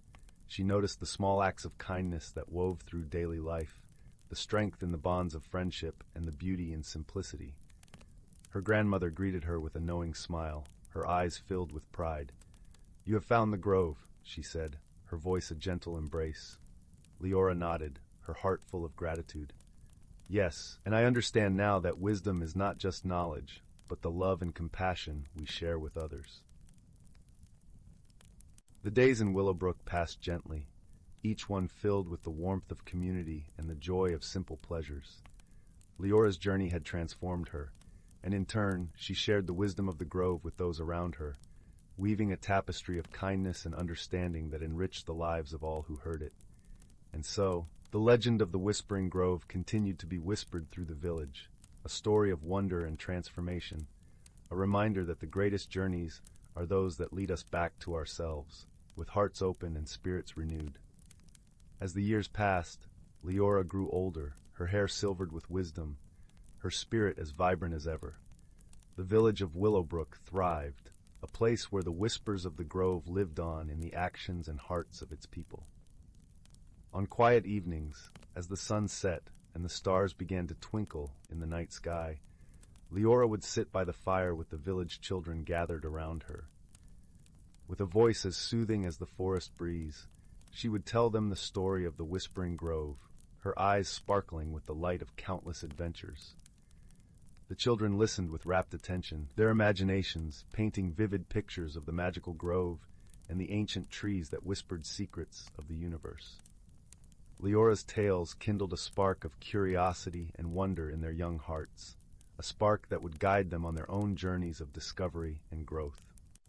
One day, as Leora wandered through the village, she noticed a young girl standing at the edge of the forest, her eyes filled with the same longing for adventure that Leora herself had once felt. The girl's name was Arya, and she was known for her gentle spirit and her love of stories. Leora approached her with a warm smile, her heart full of understanding. "Are you thinking of seeking the Whispering Grove?" she asked softly. Arya nodded, her eyes wide with excitement and a hint of trepidation. "I want to hear the whispers for myself," she admitted. Leora placed a reassuring hand on Arya's shoulder, her touch a gentle promise of guidance and support. "Then listen to the forest and trust your heart," she advised. "The grove will find you when you are ready, just as it did for me." With Leora's encouragement, Arya set off, her heart brimming with hope and anticipation. As she disappeared into the forest, Leora watched her go with a sense of peace, knowing that the cycle of discovery and transformation would continue with each new generation. The seasons turned, painting the world with the vibrant hues of spring, the golden warmth of summer, the rich tapestry of autumn, and the quiet beauty of winter. The village of Willowbrook remained a haven of harmony and kindness, its people bound together by the wisdom of the grove. As Leora sat by the fire, her heart full of contentment, she realized that the greatest gift the grove had given her was not just the knowledge of the forest's whispers, but the understanding that true wisdom was found in the love and connections she shared with others. With a heart as light as the gentle breeze that rustled through the trees, Leora closed her eyes, the whispers of the grove a soothing lullaby that carried her into a peaceful slumber. And so the story of the Whispering Grove lived on, a tale of wonder and wisdom that continued to inspire and enchant all who heard it. A reminder that the magic of life lay not in the destination, but in the journey and the love that guided us along the way. In the heart of an ancient forest, where sunlight filtered through a canopy of whispering leaves, a hidden world thrived in a delicate balance of harmony and magic. This was a realm where the whispers of the wind carried secrets older than time, and where the creatures, both seen and unseen, lived lives intertwined with the very soul of nature. One such creature was Neem, a gentle doe with eyes as deep and knowing as the forest itself. Her coat was the color of autumn leaves, a rich tapestry of amber and gold, blending seamlessly with the dappled sunlight that danced across the forest floor. Neem was a guardian of the forest's secrets, entrusted with the ancient wisdom passed down through generations of her kind. As the forest hummed with the vibrant energy of early autumn, the air tinged with the scent of earth and pine, Neem sensed a change. The whispers of the trees spoke of a disturbance, a ripple in the harmony that held their world together. The leaves rustled with urgency, and the brook that babbled over moss-covered stones did so with a note of concern. Curious and concerned, Neem set out to uncover the source of this disturbance. Her hooves were silent upon the soft earth, her presence a quiet whisper in the symphony of the forest. Along her path, she encountered Finbar, a wise old owl perched high in the branches of a towering oak. His feathers were the color of storm clouds, and his eyes gleamed with the light of countless moonlit nights. Neem, he called in a voice like the rustle of ancient parchment. The forest speaks of an imbalance. The clouds gather their strength, yet the rains do not fall. The rivers run low, and the creatures grow anxious. We must find the cause and restore the harmony. Neem nodded, her heart heavy with the responsibility she felt for her forest home. Together, she and Finbar set off deeper into the woods, following the subtle signs that nature left for those who knew how to read them. As they ventured further, the forest grew denser, the canopy above a quilt of green and gold. The sunlight flickered like 1,000 tiny flames, casting playful shadows on the ground. They were joined by Aveline, a rabbit with fur as soft as the morning mist, and eyes that sparkled with curiosity. She hopped alongside Neem, her nose twitching with determination. "I heard your call, Finbar," Aveline said, her voice as light as a breeze. "The forest is my family, too. I will help in any way I can." Together, the trio journeyed on, their path winding through groves of ancient trees and fields of wildflowers that swayed gently in the breeze. They listened to the songs of the birds and the rustle of the leaves, seeking clues in the patterns of nature. Finally, they reached a clearing where the earth seemed to hold its breath. Here, the magic of the forest was palpable, a shimmering presence that danced in the air. In the center of the clearing stood a great stone, worn smooth by time and weather, its surface etched with symbols that told the story of the forest. As they approached, the stone began to glow with a soft, ethereal light, and a gentle voice spoke, seeming to rise from the very heart of the earth. "Welcome, guardians of the forest," the voice intoned, resonating with the strength of the mountains and the softness of the falling rain. "The balance of this world is delicate, and it is in peril. The seasons have shifted, their rhythms disrupted by the actions of those who do not understand their power." Neem, Finbar, and Aveline listened intently, their hearts united in purpose.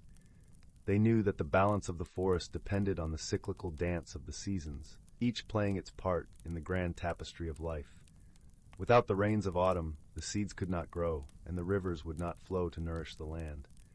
The voice continued, its tone filled with wisdom and hope. To restore balance, you must seek the heart of the storm. There, you will find the key to unlocking the rains. But remember, the true power lies not in force, but in understanding and harmony. With renewed determination, the trio set forth once more, their path leading them ever closer to the heart of the forest. The air grew cooler, the scent of rain heavy upon the breeze. Above, the sky was a swirling mass of dark clouds, pregnant with the promise of a storm yet to be unleashed. As they neared the source of the disturbance, the forest seemed to hold its breath, as if waiting for the resolution that would either restore or unravel its delicate balance. Niam and her companions moved with purpose, their hearts guided by the wisdom of ages. Finally, they arrived at the edge of a great lake, its waters still and reflective like a mirror. In the center of the lake, a swirling vortex of clouds hovered, crackling with energy. This was the heart of the storm, the place where the balance must be restored. Niam stepped forward, her reflection shimmering in the water's surface. She closed her eyes and reached deep within herself, seeking the connection that bound her to this land. Finbar and Aveline stood beside her, lending their strength and faith to the effort. In the stillness, Niam heard the voice of the forest once more, a whisper of leaves and the gentle caress of the wind. Remember, Niam, the key is in understanding. The storm is not your enemy, but a partner in this dance of life. With this wisdom, Niam opened her eyes and spoke to the storm, not with words, but with the language of the heart. She shared her love for the forest, her respect for the cycles of nature, and her desire to restore the harmony that had been disrupted. As her message resonated through the air, the storm responded, the clouds parting to reveal a sky painted with hues of gold and pink. Raindrops began to fall, gentle and life-giving, soaking into the earth and filling the rivers once more. The forest sighed with relief, its balance restored. The creatures emerged from their hiding places, their hearts light with gratitude. Niam, Finbar, and Aveline stood together on the shore of the lake, their spirits intertwined with the magic of the moment. As the sun dipped below the horizon, casting a warm glow over the land, Niam turned to her companions with a serene smile. "We have done it, my friends. The forest will thrive once more, its harmony preserved for future generations." And so, under the sheltering canopy of the ancient forest, the hidden lives of its creatures continued in peace, their world a testament to the power of understanding and friendship. As the stars twinkled above, the forest settled into a gentle lullaby, carrying the promise of new beginnings and the enduring wisdom of the natural world. In the heart of a gentle valley, cradled by rolling hills and whispering woods, there lay a quaint little village known as Willowbrook. Its cobblestone paths wound through fields of wildflowers and past homes with thatched roofs that seemed to smile warmly at the sun. The air was always sweet with the scent of lavender and honey, and the breeze carried the soft, melodic hum of the brook that gave the village its name. In this charming village lived a young woman named Marin. She was known for her kindness and gentle spirit, her presence as soothing as the brook itself. Yet Marin carried within her a quiet turmoil. Life in Willowbrook, though beautiful, felt too predictable for her restless heart. She longed for change, for something beyond the familiar patterns of her days. But the thought of stepping beyond the comfort of her village made her anxious, like a bird hesitant to leave its nest. Marin often found solace in the whispering woods at the edge of the village. There she would sit beneath the ancient oak, its branches stretching like arms to embrace the sky, and listen to the symphony of rustling leaves and chirping crickets. One evening, as the sun dipped low and painted the sky with hues of gold and lavender, Marin noticed something peculiar. Tiny orbs of light began to dance around her, flickering like distant stars brought to earth. These were the will-o'-the-wisps, mischievous yet wise spirits that flitted through the woods on gentle wings. They had watched Marin many times, sensing her inner conflict. As the wisps swirled around her, they whispered in voices like the tinkling of wind chimes, "Follow us, Marin, and discover the magic within." Curiosity, mixed with a sprinkle of courage, tugged at Marin's heart. She rose to her feet and followed the wisps deeper into the woods, where the air grew cooler and the shadows danced with an ethereal glow. The path was narrow and the canopy of leaves above was thick, but the light of the wisps guided her safely through. As they journeyed deeper, the forest began to change. The trees shimmered with a silvery sheen, and the flowers glowed with an inner light. It was as if Marin had stepped into a realm where magic wove through the very fabric of nature.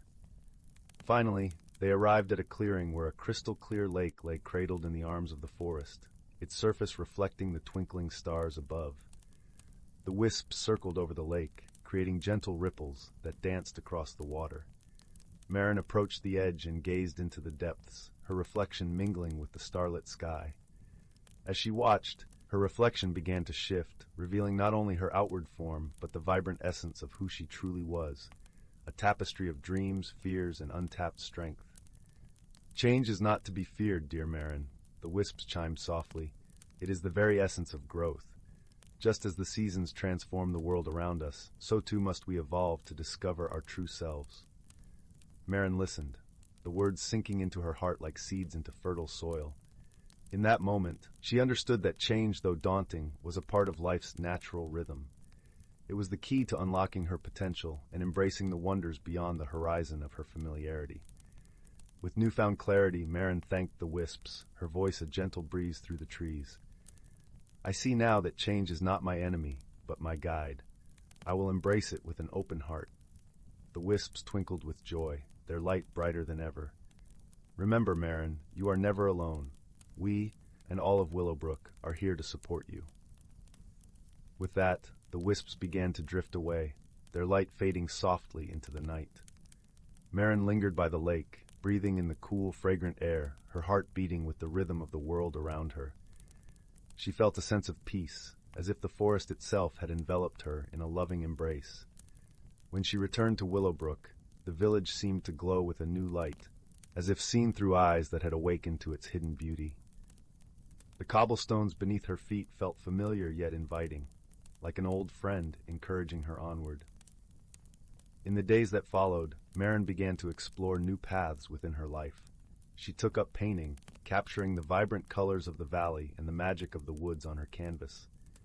She joined the village's evening gatherings more often, sharing stories and laughter beneath the stars. And with each new experience, she felt herself blossoming, like a flower opening to the morning sun. The villagers noticed the change in Marin, and they welcomed it with open arms.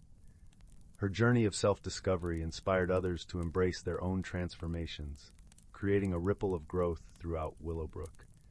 Together, they learned that while change could be uncertain, it was also a gateway to the extraordinary.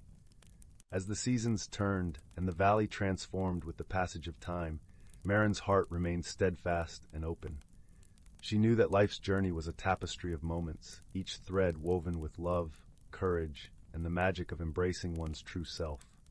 And so, with the woods whispering their timeless song and the brook humming its gentle lullaby, Marin found her place in the world, a place of wonder, growth, and endless possibility.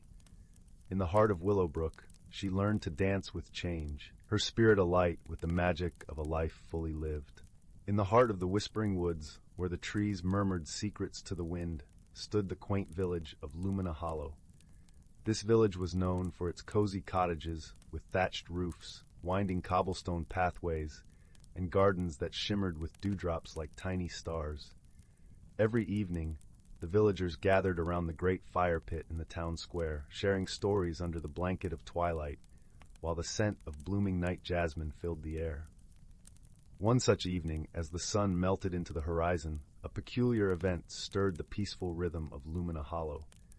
A soft, tinkling sound, like that of distant chimes, echoed through the village. It was gentle yet persistent, and no one could quite pinpoint its source. The sound seemed to float on the breeze, sometimes coming from the old well, other times drifting from the boughs of the ancient oak that stood proudly in the center of the square. At first, the villagers thought it to be the playful wind, but as days turned into a week, their curiosity grew. The sound was soothing, almost like a lullaby, but its mystery beckoned for an explanation.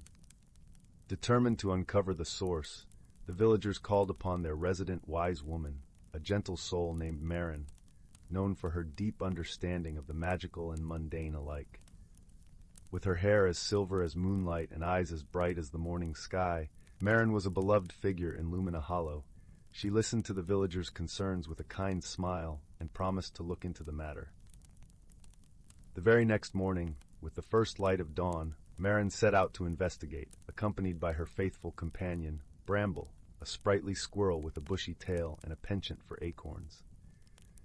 Together they wandered through the village, Marin humming softly to herself, while Bramble chattered excitedly, darting here and there.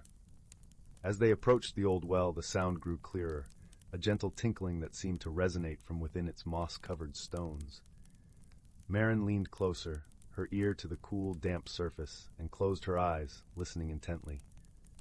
"Ah, it's a melody," she murmured, recognizing the rhythmic pattern. "But what could be singing from the depths of this well?" Bramble tilted his head, his tiny eyes filled with curiosity. "Maybe it's the water sprites," he suggested, his voice a whisper on the wind. Marin chuckled softly, patting Bramble on the head. "Perhaps, my dear friend, but let's see if we can find more clues." They continued their exploration, following the sound as it danced through the village. It led them to the ancient oak, its branches stretching wide like protective arms over the square. Marin ran her fingers over the bark, feeling the pulse of life within the tree. "There's magic here," she said softly, sensing the gentle hum of energy that enveloped the oak. "But it feels different." As they pondered, a rustling above caught their attention. From the depths of the oak's leafy canopy emerged a creature no larger than Bramble himself. It was a delicate being, with wings that glimmered like stained glass in the sunlight. A gentle glow surrounded it, casting a warm light on Marin and Bramble below. "Greetings, wise Marin," the creature said, its voice as soft as the chiming sound that had puzzled the village. "I am Lyra, a guardian of this oak." Marin bowed her head in respect. "Greetings, Lyra. We've been curious about the beautiful music we hear throughout our village. Could it be your doing?" Lyra nodded, her wings fluttering gently. "Indeed it is. I sing to the trees and the wind to keep the balance of magic in these woods, but I sense that my song has traveled further than intended." Marin smiled warmly. "It has become a mystery to us, one that brought much wonder and joy, yet we were eager to understand its source." Lyra's light flickered with happiness. "I am glad my song has brought joy. I shall adjust my melody so it rests more quietly upon the woods." Before Marin could respond, Bramble chirped. "But Lyra, why did the song change? It was never heard before." Lyra's glow dimmed slightly, a hint of bashfulness in her expression. "Oh, it was a new tune I've been practicing. I did not realize it would carry so far." Marin laughed, a sound as gentle as a breeze rustling through leaves. "Your song was a gift to us, even as it was a surprise. Thank you, Lyra, for sharing your magic with Lumina Hollow." With a graceful nod, Lyra promised to visit the village more often, her songs weaving joy and tranquility into the fabric of the village life. As she fluttered back into the branches, the air felt lighter, filled with a sense of camaraderie and shared understanding. Marin and Bramble returned to the village square, where the villagers awaited eagerly.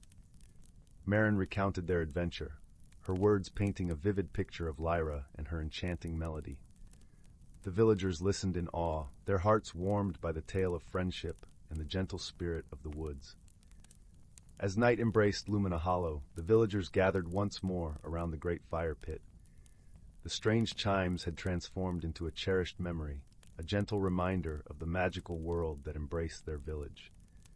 With hearts at ease and minds at peace, they settled into their homes, the night wrapping them in its comforting embrace. And so, under a canopy of stars, Lumina Hollow returned to its tranquil slumber, the whisper of Lyra's song a soft, soothing lullaby that cradled the village in dreams as sweet as the scent of night jasmine. In a village nestled between rolling hills and surrounded by the gentle murmur of whispering pines, lived a young woman named Lyra. She had hair the color of autumn leaves and eyes as deep and green as the forest itself. Lyra was known throughout the village for her skill in weaving tapestries, yet she struggled with the idea of change. Her heart was tethered to the familiar rhythms of her daily life, where she found comfort in the predictable pattern of the loom. Every morning, the sun would rise, casting a golden glow over the village, and Lyra would sit by her window with a cup of chamomile tea, savoring the quiet moments before the bustle of the day. She cherished the stillness, the way the light danced across the wooden floorboards, and the scent of fresh bread wafting from the bakery down the lane. But as the seasons turned, a restlessness began to stir within her. It was as if the very air around her whispered of adventures untold and paths not yet walked. Despite the yearning in her heart, fear of the unknown held her back, like a vine wrapping around her ankles. One crisp morning, as the first frost of autumn kissed the leaves with silver, Lyra received a peculiar letter. It was sealed with wax and bore the emblem of a crescent moon. The letter was from an old friend named Finn, who lived in a quaint cottage on the edge of the enchanted forest. Finn was a gentle soul, known for his wisdom and a garden that flourished with the most extraordinary herbs and flowers. "Dear Lyra," the letter read, "I sense a change upon the wind, a calling for those who are ready to embrace it. Come visit me, and perhaps together we can unravel the tapestry of what is to come." Intrigued yet apprehensive, Lyra decided to visit Finn. She packed a small satchel with essentials and set out at dawn, the village still wrapped in a blanket of mist. As she walked, the path wound through fields bathed in the soft glow of early morning, the dewdrops sparkling like tiny crystals. The forest soon enveloped her, its ancient trees standing like sentinels. The air was cool and fragrant with pine and earth. As Lyra ventured deeper, she noticed the forest seemed to hum with a quiet magic. The leaves rustled gently, and rays of sunlight filtered through the canopy, creating patterns that danced upon the ground. After a time, she arrived at Finn's cottage. It was a charming little abode, with ivy climbing its stone walls and vibrant flowers spilling from window boxes. Finn greeted her with a warm smile, his eyes twinkling with the wisdom of countless lifetimes. "Welcome, dear Lyra," he said, ushering her inside. The cottage was cozy, with a fire crackling in the hearth and the aroma of herbs hanging in the air. Books and trinkets lined the shelves, each holding a story of its own. Over tea, they spoke of many things, of dreams, of fears, and the subtle dance between them. Finn listened with the patience of an old oak, and then shared a tale of his own, of a seed that dared to grow beyond the confines of its small garden. "You see, Lyra," he said, "change is the essence of life. It is in the unfurling of a leaf, the bloom of a flower, and the journey of a river. We are all part of this grand tapestry, each thread unique in its path." As they talked, Lyra noticed a peculiar plant on the windowsill. Its leaves shimmered with a silvery hue, and tiny, luminescent flowers bloomed along its stem. "This," Finn explained, "is the moonflower. It blossoms only under the light of the full moon, a reminder that even in darkness there is beauty waiting to be revealed." Inspired by Finn's words and the moonflower's gentle glow, Lyra felt a shift within her. She realized that change was not something to be feared, but embraced as part of life's journey. It was an invitation to grow, to discover new facets of herself, and to weave a tapestry richer and more vibrant than she had ever imagined. With renewed courage, Lyra returned to her village, her heart alight with possibility. She began to incorporate new designs into her tapestries, inspired by her time in the forest. Swirls of silver thread danced across the fabric, echoing the moonflower's luminescence. Her work blossomed in ways she had never anticipated, drawing admiration from villagers and travelers alike.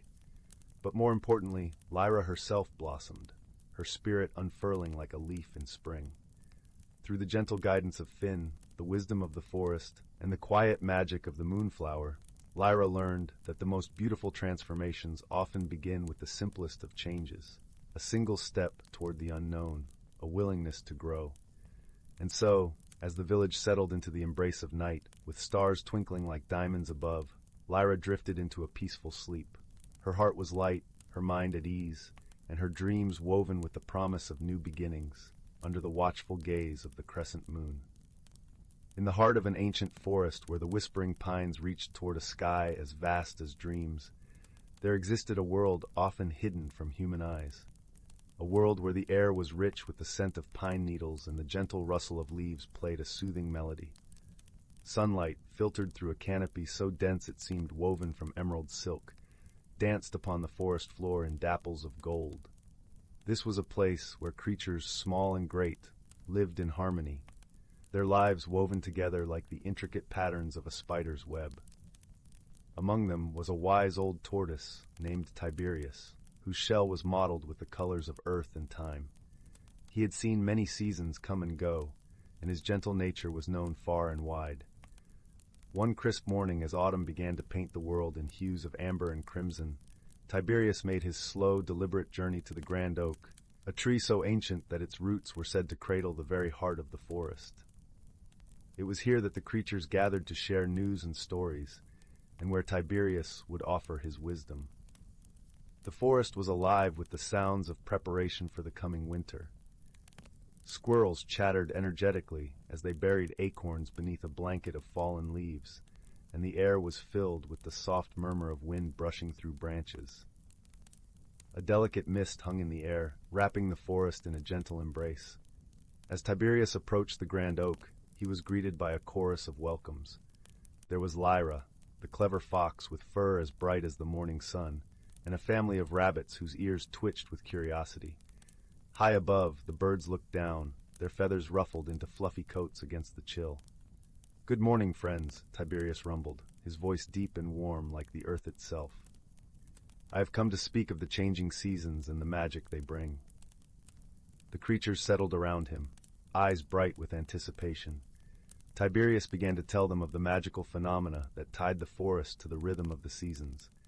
He spoke of the gentle snowfall that would soon blanket the earth, insulating it, nurturing it, and how each snowflake was a tiny, perfect crystal, a gift from the winter sky. "But," he continued, "we must remember the balance. Just as the earth must rest beneath the snow, so too must we prepare and respect the cycles of nature." Lyra, the fox, nodded thoughtfully. "Tiberius, how do we ensure we live in harmony with these cycles?" Tiberius smiled, his eyes crinkling at the corners. "We listen, dear Lyra. The forest speaks to us if we take the time to hear its whispers. It tells us when to gather, when to conserve, and when to give back." As the morning sun climbed higher, warming the chill from the air, the creatures shared their plans for the upcoming winter. The rabbits had dug snug burrows lined with leaves, and the birds had fluffed their nests high in the trees. In the midst of their preparations, a young deer named Soren approached, his eyes wide with concern. "Tiberius," he said softly, "I've heard of a great storm that might come. What should we do?" The old tortoise regarded the young deer with kindness. "Ah, Soren, storms are a part of the cycle, too. They can be fierce, but they also bring renewal. We must find shelter when they come, and afterward, we will see how the forest renews itself." The creatures spent the day sharing stories and advice, weaving a tapestry of community and support. As twilight descended, painting the sky in shades of lavender and rose, Tiberius spoke once more. "Remember, dear friends, the forest thrives because of the balance we maintain. Our lives are intertwined with the seasons, and it is our duty to protect and cherish this harmony." As the creatures began to disperse, their hearts were lighter, and their minds filled with thoughts of the wisdom shared. They understood their place within the forest's grand design, and felt a renewed sense of belonging to the rhythm of life. That night, as the moon rose high and bathed the forest in its silvery glow, Tiberius found his way to a quiet spot beneath the stars. The air was crisp and clear, and the world seemed to hold its breath in anticipation of the first snowflakes. The old tortoise settled into his shell, his heart full of gratitude for the community that surrounded him, the lessons learned, and the beauty of the world that he called home. And as he drifted into a peaceful slumber, the first gentle flakes began to fall, a soft, magical touch upon the earth, a reminder of the cyclical dance of seasons, whispered through the quiet of the night. And so in the heart of the ancient forest, the lives of its creatures continued, bound together by friendship, wisdom, and the eternal magic of nature's embrace. Once upon a time, in a realm where magic danced through the air like glittering motes of stardust, there was a cozy little village nestled in a verdant valley. The cottages were adorned with thatched roofs and cheerful window boxes overflowing with vibrant blooms. A winding stream, its waters sparkling like liquid diamonds, flowed through the heart of the village, serenading the residents with its gentle melody. In one of these cottages lived a young girl named Willow. Her eyes shone with curiosity, and her heart was filled with a deep love for the natural world around her. Each morning, she would skip through the village streets, waving cheerfully to the friendly villagers and greeting the enchanted creatures that called the valley home. One crisp autumn day, as Willow was wandering through the woods, she noticed something peculiar. The usually vibrant leaves seemed to be losing their color, their once brilliant hues fading to a dull, lifeless gray. Confusion knitted her brow as she hurried deeper into the forest, only to find that the strange phenomenon was spreading, leaving a trail of grayness in its wake. Willow's heart raced with concern for the well-being of the woodlands and its inhabitants. She knew she had to unravel this mystery before it was too late. With determination sparkling in her eyes, she set out to seek the guidance of her dear friend, Oakroot, the ancient tree spirit who had watched over the forest for centuries. As Willow approached Oakroot's gnarled and towering form, the wise tree spirit sensed her distress.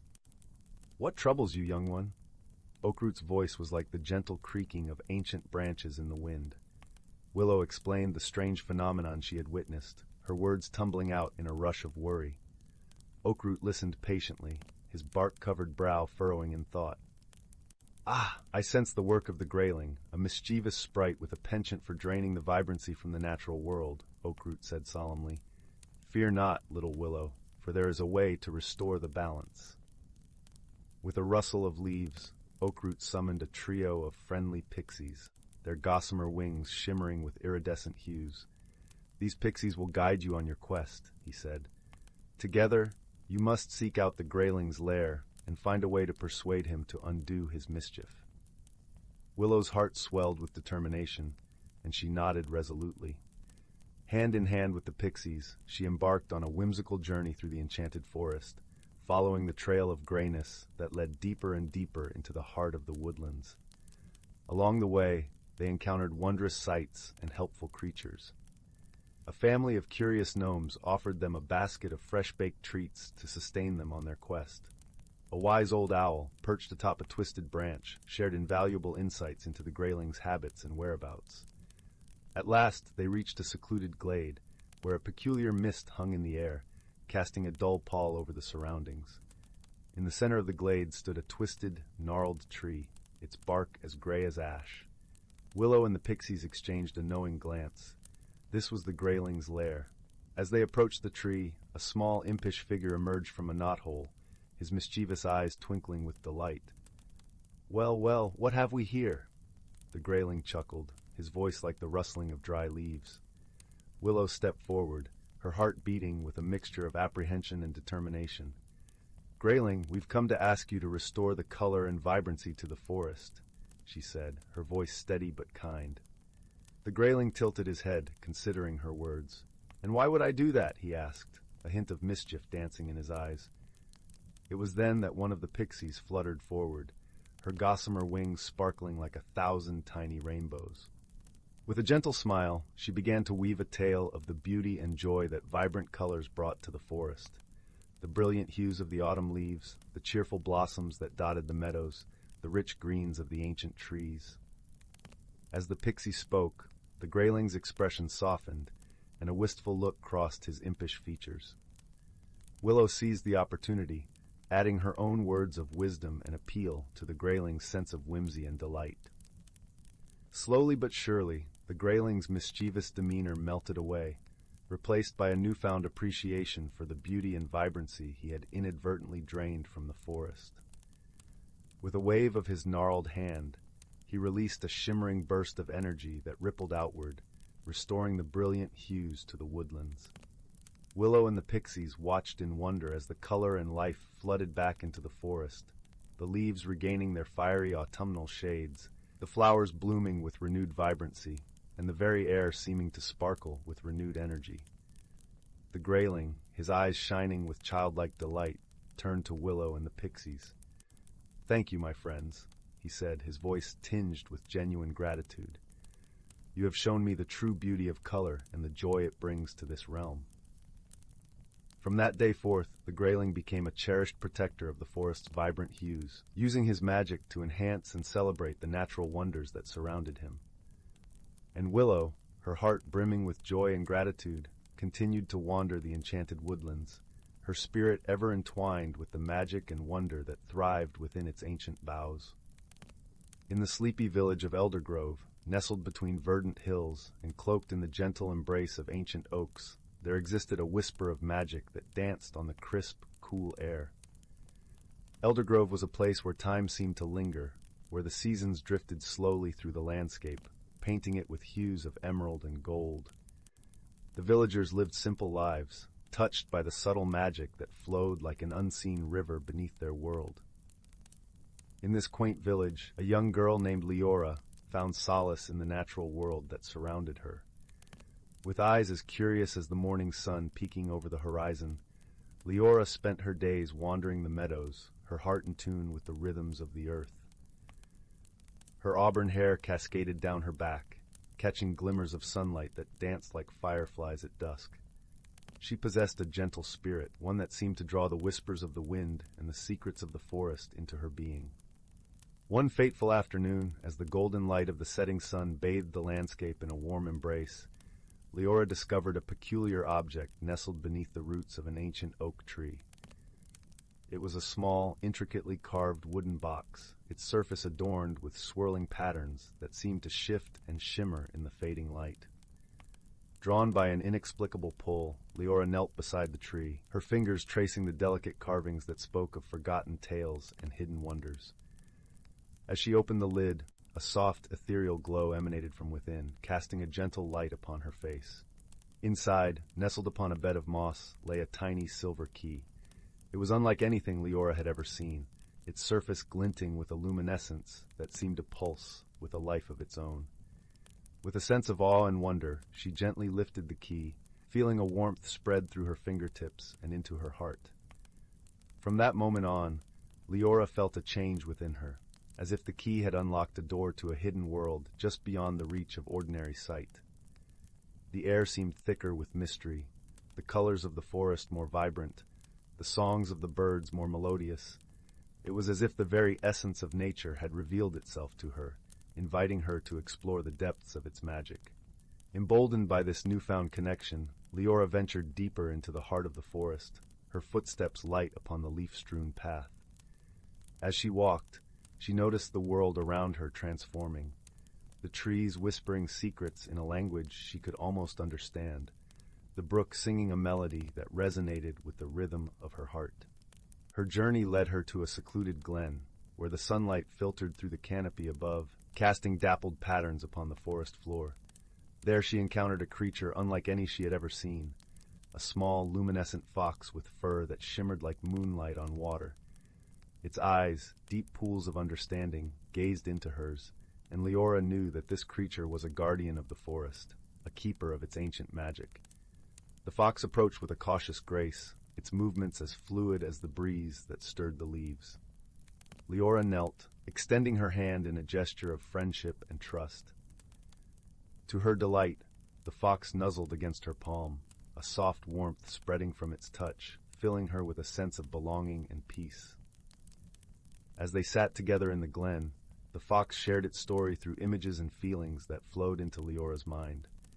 She learned of the hidden world within the natural environment, a realm where magic thrived in harmony with the earth, where creatures of wonder and wisdom lived unseen by those who hurried through life without noticing the miracles around them. The fox revealed that the silver key Leora had found was a gift, a token of trust from the spirits of the forest. It granted her the ability to see beyond the veil of the mundane, to experience the world in its truest form. But with this gift came a responsibility, a duty to protect the magic of the forest and ensure its secrets remained safe. Days turned into weeks as Leora and the fox explored the hidden wonders of the forest together. They discovered groves of whispering trees that shared stories of the past, pools of crystal-clear water that reflected the dreams of those who gazed into their depths, and fields of wildflowers that bloomed with colors unseen by ordinary eyes. Each new discovery deepened their bond and strengthened their resolve to protect the magic that thrived within their world. As the seasons changed, so too did Leora. She grew wiser, her heart attuned to the delicate balance of nature, her spirit intertwined with the ancient magic that flowed through the forest. She learned to understand the language of the wind, to listen to the wisdom of the stars, and to dance with the rhythms of the earth. One moonlit night, as they rested beneath the protective canopy of the trees, Leora confided in the fox her dreams of understanding more about the origins of the forest's magic. The fox, in response, led her to an ancient, hidden library, where the walls were made of entwined branches and the shelves were lined with books and scrolls filled with knowledge of the land's history and magic. In the library, Leora immersed herself in the rich tapestry of stories and lore. She read about the ancient guardians of the forest, legendary creatures who had once roamed the earth, and the delicate balance that sustained the magic around them. She discovered tales of courageous souls who had defended the forest in times of peril, and she felt a kinship with these protectors of old. But with knowledge came challenges. One crisp autumn morning, as leaves of amber and gold carpeted the forest floor, Leora sensed a disturbance, a shadow that crept upon the edges of her awareness, a chill that whispered of danger. The forest spoke in hushed tones, warning of an impending threat that could unravel the delicate threads of magic that bound their world together. Determined to protect the hidden realm she had come to love, Leora set out with the fox by her side, their path illuminated by the soft glow of the silver key. They ventured to the heart of the forest, where an ancient stone circle stood as a sentinel against the encroaching darkness. The air crackled with energy, the stones humming with a power that resonated deep within Leora's soul. As they approached, a figure emerged from the shadows, a tall, cloaked stranger whose presence seemed to draw the light from the very air. His eyes glinted with a cold, calculating gleam, and his voice was a low, menacing whisper that curled around Leora's heart like a tendril of smoke. "You possess something that does not belong to you," the stranger intoned, his gaze fixed upon the silver key that hung around Leora's neck. "It is a power too great for one so young, so inexperienced." Leora felt the weight of his words, the doubt they sowed in her heart. But she drew strength from the warmth of the fox by her side, from the ancient magic that thrummed through the stones beneath her feet. She met the stranger's gaze with unwavering resolve, her voice steady and clear. "This key was entrusted to me by the spirits of the forest," she declared, her heart burning with the courage that comes from knowing one's purpose. "I will protect the magic of this world, and I will not allow you to harm it." The stranger's eyes narrowed, a flicker of frustration crossing his face. "You are but a child," he sneered, "and you cannot hope to stand against me." But Leora knew she was not alone. She felt the presence of the forest around her, the strength of the trees, the wisdom of the creatures, the power of the earth itself rising to support her. She reached for the silver key, feeling its warmth spread through her fingertips, its magic flowing into her being. In that moment, Leora understood the true nature of the gift she had been given. The key was not a weapon, but a bridge, a connection between her and the magic of the forest, a conduit through which she could draw upon its strength. She closed her eyes, feeling the energy of the forest pulse through her, filling her with light and certainty. When she opened her eyes, the stranger recoiled, his expression shifting from arrogance to fear.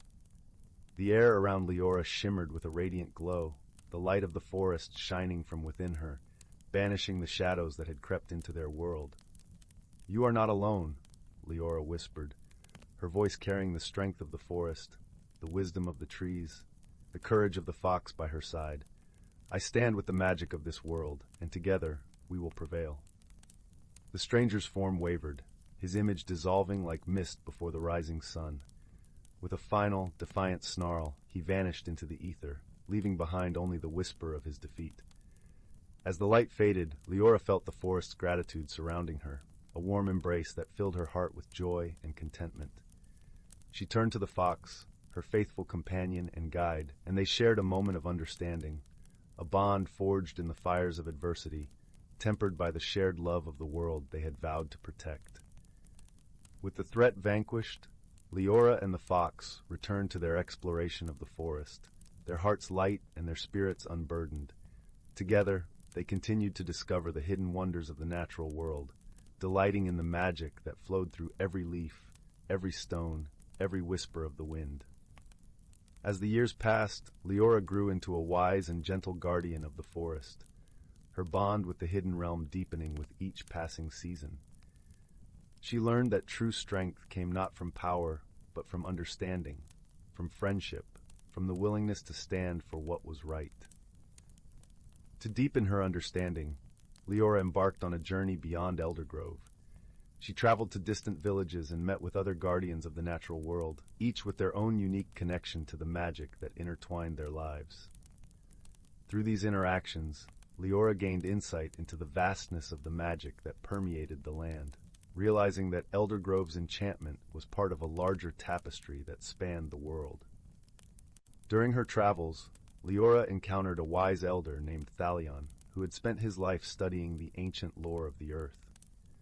Thalion spoke of the Great Convergence, a time when all the magical energies of the world would align, allowing those attuned to their power to glimpse the very fabric of creation.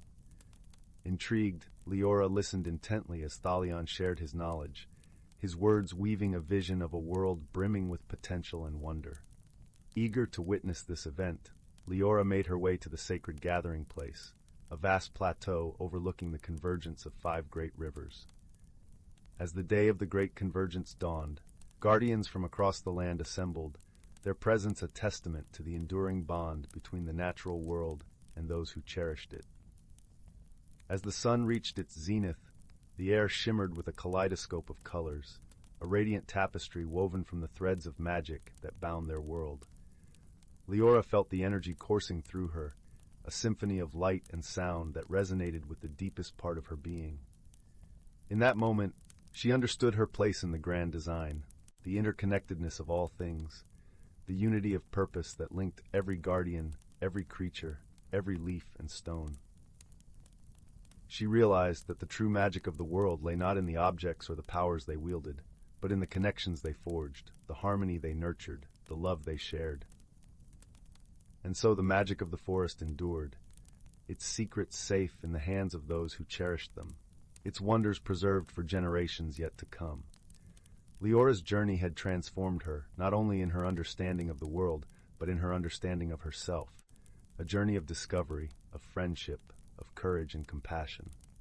In the end, Leora knew that the true magic of the forest lay not in the mysterious objects or the hidden powers, but in the connections forged between those who dared to see beyond the ordinary, to embrace the extraordinary, and to protect the beauty and wonder that surrounded them. And so, under the gentle light of the moon, with the forest as her eternal companion, Leora's heart swelled with gratitude, her spirit forever intertwined with the magic that had changed her life. She sat beside her fox friend, the crackling leaves beneath them a comforting symphony, and whispered a promise into the night, a vow to cherish the magic of their world, to guard it with all her heart, and to share its wonders with those who would listen, those who would see, those who would believe. With the stars as her guide and the forest as her home, Leora found peace in the knowledge that she was part of something greater, something timeless and beautiful. And as the gentle night wrapped its arms around the world, she closed her eyes, the warmth of the fox by her side, and drifted into a dreamless sleep, content in the certainty that she was exactly where she was meant to be. For in Eldergrove, where magic whispered through the trees and danced upon the breeze, there was always a place for those who believed, those who listened, those who loved. And in that enchanted world, Leora had found her home. On a particularly golden autumn afternoon, while the sun dipped low in the sky, casting long shadows across the forest floor, Leora felt a stirring within her heart, a call to return to the ancient oak where her journey had begun. With the fox at her side, she retraced her steps through the woods, the path familiar yet ever-changing in the dance of light and shadow. As they approached the oak, Leora noticed a gathering of creatures, deer, birds, and even a curious squirrel assembled around the tree, as if drawn by the same mysterious force. The air was thick with anticipation, a gentle hum of energy that vibrated through the ground beneath her feet. Leora knelt before the oak, the silver key in her hand, and placed it gently upon the mossy earth. The creatures watched in silence, their eyes reflecting the glow of the setting sun. As the key touched the ground, a ripple of light spread outward, weaving through the roots and branches, illuminating the tree from within. In that moment, Leora understood the true purpose of the key. It was not merely a token of power, but a symbol of unity, a reminder of the bond between all living things. The magic of the forest thrived on this connection, nourished by the love and respect of those who called it home. With a soft sigh, the oak released a single leaf, its surface etched with delicate patterns that shimmered like gold. The leaf drifted down to Leora, settling in her open palm, a gift from the heart of the forest. Touched by the gesture, Leora felt tears of joy welling in her eyes, a profound gratitude swelling in her chest. She understood now that her journey had come full circle, that her role as a guardian was not to wield power, but to nurture and protect the fragile web of life that bound them all together. As the sun dipped below the horizon, painting the sky in hues of pink and lavender, Leora stood with the fox by her side. The creatures of the forest gathered around them in a silent vow of solidarity. Together they watched as the stars emerged, each one a beacon of hope, a reminder of the magic that flowed through their world. And in the quiet of the night, with the forest as her witness, Leora whispered a promise to the stars, a vow to cherish and protect the magic of Eldergrove, to honor the connections that gave it life, and to share its wonders with those who would listen, those who would see, those who would believe.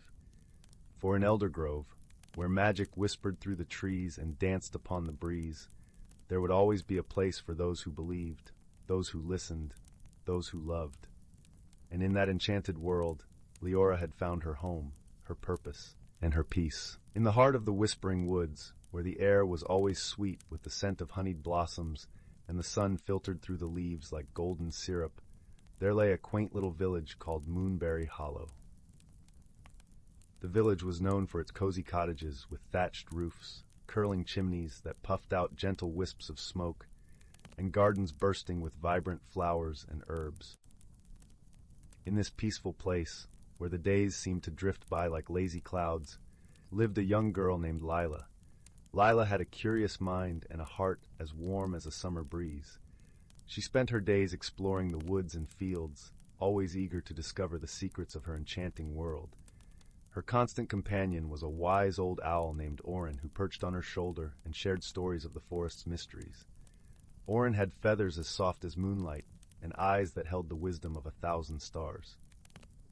One crisp autumn morning, as the chill began to weave its way through the branches, Lila noticed something peculiar. The villagers were abuzz with whispers and puzzled expressions. It seemed that every night, just after the moon had risen, a strange, gentle humming sound could be heard echoing through the village. It was a soothing melody, yet it left everyone curious and a bit bewildered.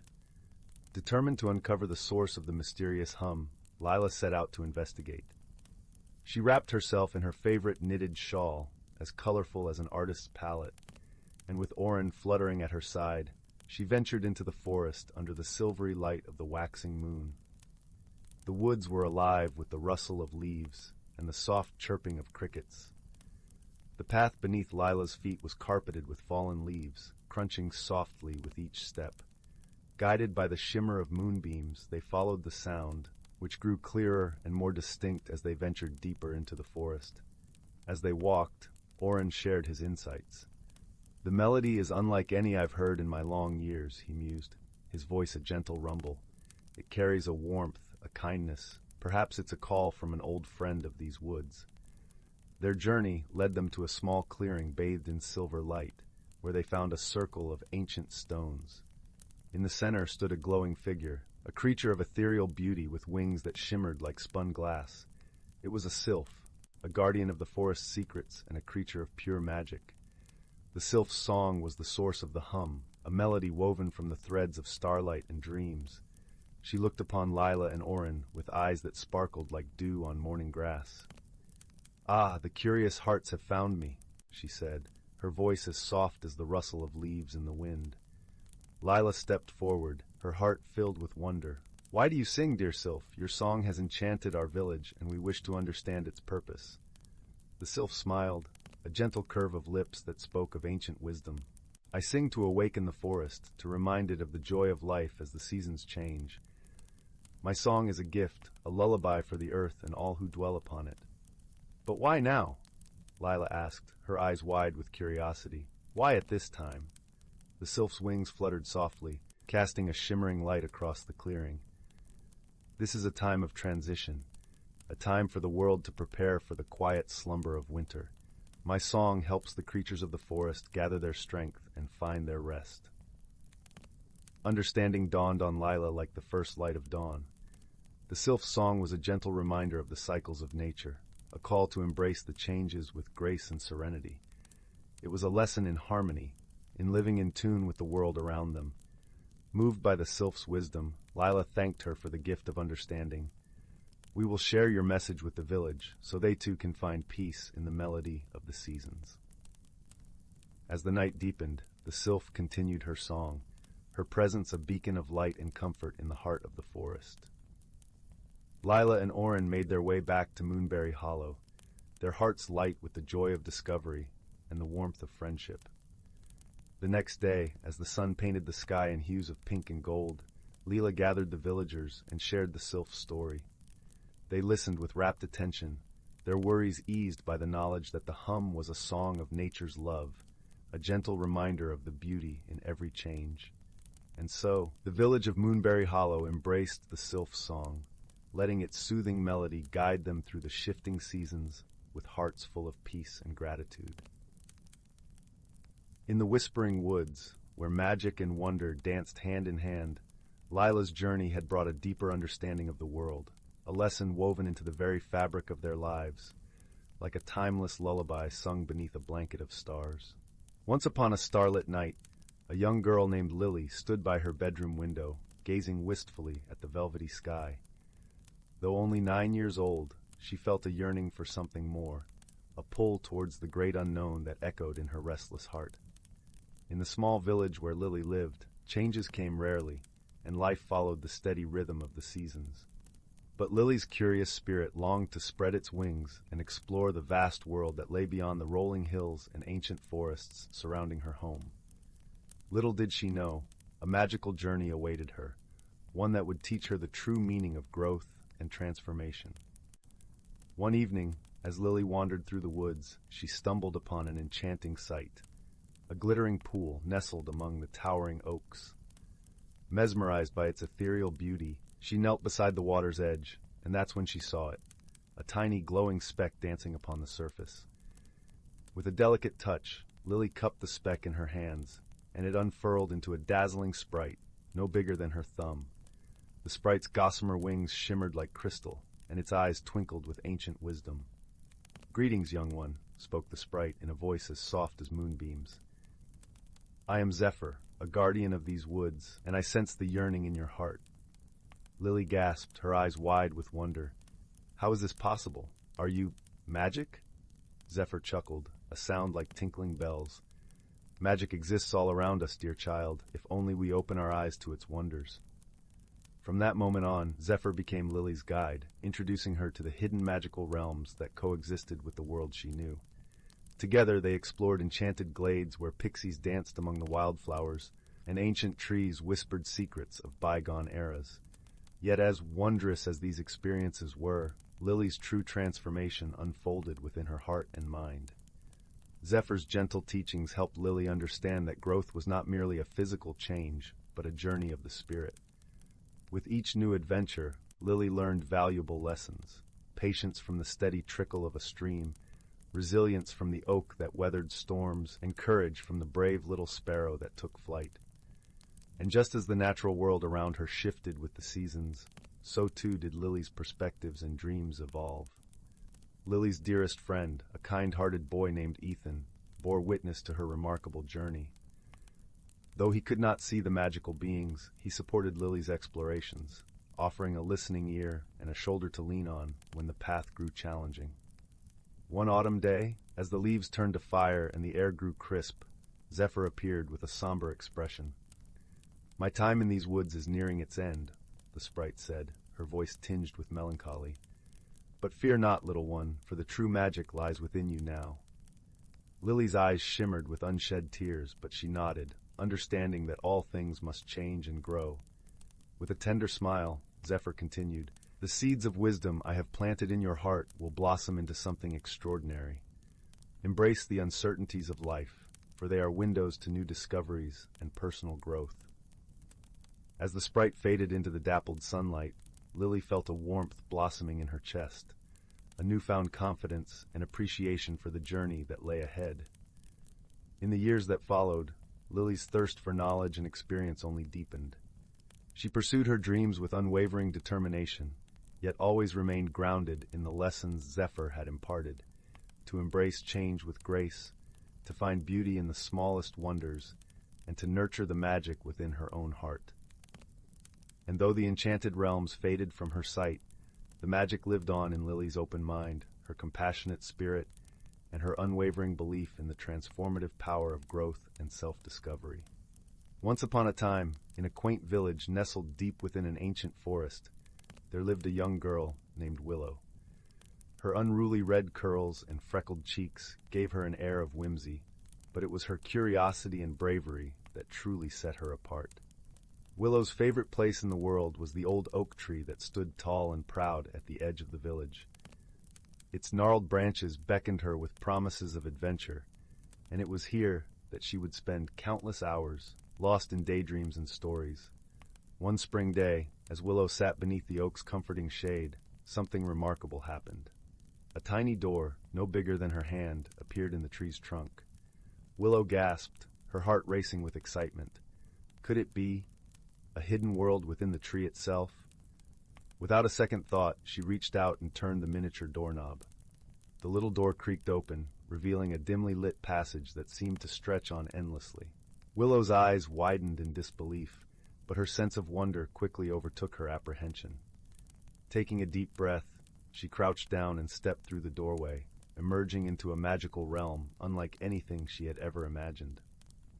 The world within the oak tree was alive with vibrant colors and the sweet fragrance of wildflowers. Tiny mushrooms dotted the mossy ground, and streams of crystalline water trickled over smooth pebbles. As Willow wandered deeper into this enchanting place, she encountered creatures she had only heard of in stories.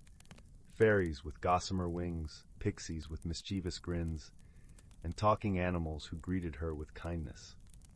One such animal, a wise old badger named Bramble, took Willow under his wing and introduced her to the wonders of this hidden realm. He explained that the oak tree was a magical gateway, and only those with pure hearts and open minds could enter. Bramble became Willow's guide, teaching her about the delicate balance of nature and the importance of protecting this secret world. Together, they embarked on countless ventures, exploring every nook and cranny of the oak tree's inner sanctum. On one particularly memorable journey, Willow and Bramble stumbled upon a clearing where a cluster of glowing mushrooms grew. Bramble warned her that these were no ordinary fungi. They possessed the power to grant wishes, but only to those who truly understood the weight of their desires. Willow, ever the curious soul, couldn't resist the temptation to make a wish. She closed her eyes and wished for the ability to understand and communicate with all living things. In an instant, the world around her came alive with a symphony of voices, the whispering trees, the chattering squirrels, and even the soft melodies of the wind itself. At first, this newfound ability was overwhelming, but with Bramble's guidance, Willow learned to embrace her gift and use it to forge deeper connections with the natural world. She became a bridge between the hidden realm and the human village, advocating for the protection of the forest and its inhabitants.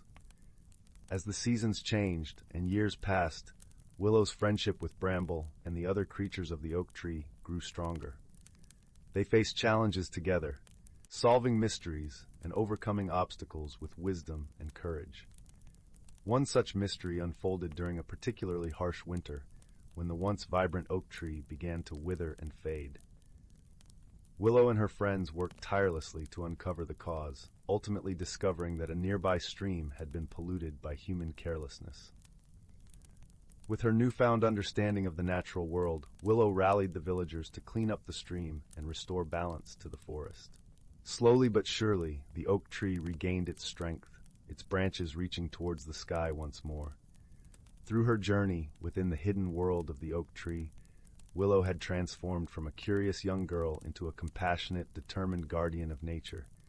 She had faced her fears, embraced her gifts, and forged friendships that defied all expectations.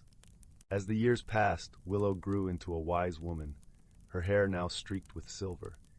But her spirit remained as vibrant as ever, and she would often return to the oak tree, opening the little door and stepping into the magical realm that had shaped her so profoundly. And as she sat beneath the whispering branches, surrounded by her dearest friends, Willow would share the tales of her adventures with the next generation of wide-eyed, curious children. For she knew that the hidden world within the oak tree was not just a place of magic, but a sanctuary of wonder, friendship, and personal growth, a legacy to be cherished and protected for all time. In the heart of an ancient forest, a place where the sky was a canopy of green and the earth was a carpet of soft moss and fallen leaves, there dwelt creatures in harmony and simplicity. The forest, known as Elderwood, was a realm where each rustle of the leaf and each ripple of the stream spoke of stories untold, whispering secrets of old to those who listened with open hearts. As dawn's gentle light filtered through the interlacing branches, casting a kaleidoscope of gold and green, the forest came alive with a soft symphony of bird song. This was the time when the creatures of Elderwood awoke, stretching their limbs and wings, preparing for the day's gentle adventures. Among them was a wise old owl named Orin, whose feathers bore the hues of autumn leaves, and whose eyes were deep wells of ancient wisdom. Orin had lived in Elderwood longer than most, his perch high in the gnarled branches of an ancient oak. One day, as the sun began its slow ascent, Orin noticed a change in the forest's song. The usual harmony seemed somewhat disjointed, as if a single string in a beautifully tuned harp had loosened. Concerned, Orin spread his wings and flew down to the forest floor, where the air was thick with the scent of damp earth and budding flowers. He met with Fern, a gentle deer whose coat was the color of morning mist, and who was known for her keen understanding of the forest's moods. "Fern," Orin began, his voice as soothing as a breeze through the leaves, "have you noticed the forest's song today? It feels different." Fern nodded, her large, gentle eyes reflecting the dappled sunlight. "I have, Orin. There seems to be a disquiet, as if something is out of balance." Together they wandered deeper into the forest, their paths lined with wildflowers that nodded their heads as if in greeting. It was not long before they came upon a small, babbling brook. Normally its waters were clear and sparkling, a mirror for the azure sky, but today they were muddied and sluggish. "The brook," Fern whispered softly, "it carries a sadness." Orin peered closely, his wise eyes noticing a pile of fallen branches and leaves that had created a dam, blocking the natural flow of the water. "Ah, here is the source of the discord," he said gently. "When the brook cannot sing its song, the forest feels its loss." With great care, they began to clear away the debris. Orin used his sharp beak to lift the twigs, while Fern nudged the larger branches aside with her strong yet gentle hooves. As they worked, the sun rose higher, warming the air with its gentle touch, and a light breeze began to dance through the trees, bringing with it the scent of pine and fresh rain. Finally, the brook flowed freely once more, its song a joyful melody that rippled through the forest. Orin and Fern watched as the water sparkled under the sun, its clarity returning, carrying with it the reflection of a sky that seemed to smile down upon them. As they rested by the rejuvenated brook, a soft rustling announced the arrival of another forest friend. It was Bramble, a cheerful squirrel with fur as bright as the maple leaves in autumn. Bramble had been watching from the branches above and now scampered down to join them. "Thank you, Orin and Fern," Bramble chittered, his eyes alight with gratitude. "The brook's song is what wakes me each morning, and I missed it dearly." Orin nodded, a warm glow in his eyes. "The forest is a web of connections, Bramble. Each part, no matter how small, is important to the whole. When one part is troubled, it affects all of us." Fern lowered her head to nuzzle Bramble affectionately. "And when we work together, we can restore balance and harmony. It is the way of Elderwood." As the sun dipped towards the horizon, painting the sky in shades of lavender and rose, the three friends lingered by the brook, savoring the peace they had helped restore. The forest began its evening song, a gentle lullaby that spoke of calm winds and restful nights. In the days that followed, the creatures of Elderwood continued their lives with renewed joy, their bonds of friendship strengthened by the shared experience. Orin, with his wisdom, reminded them of the importance of listening to the subtle changes in their world, while Fern and Bramble spread the message of unity and care throughout the forest. And so, Elderwood thrived, a testament to the power of harmony and the gentle strength of friendship. The seasons turned, bringing with them new challenges and changes, but the creatures faced them with wisdom and togetherness, their hearts as open and enduring as the ancient forest itself. As the stars began to twinkle in the velvet sky, casting a gentle glow over the sleeping forest, Orin settled back into his perch high in the oak tree. With a heart full of contentment, he closed his eyes, letting the whispering winds carry him into dreams of peace and unity. And so, Elderwood slept too, cradled in the embrace of nature's enduring balance. Title: The Whispering Wood's Secret. In the tranquil village of Elderglow, nestled within the embrace of a lush, ancient forest, there lived a young girl named Mabel. Elderglow was a place where the air was always sweet with the scent of blooming lilacs, and the gentle rustle of leaves in the whispering wood seemed to carry secrets from times long past. The village was small, with stone cottages dotting the landscape like scattered pebbles, each one warmed by the glow of hearth fires that never seemed to fade. Mabel, with her curious hazel eyes and a heart full of wonder, was no ordinary child. She had a penchant for exploring, often venturing to the edges of the village where the whispering wood began.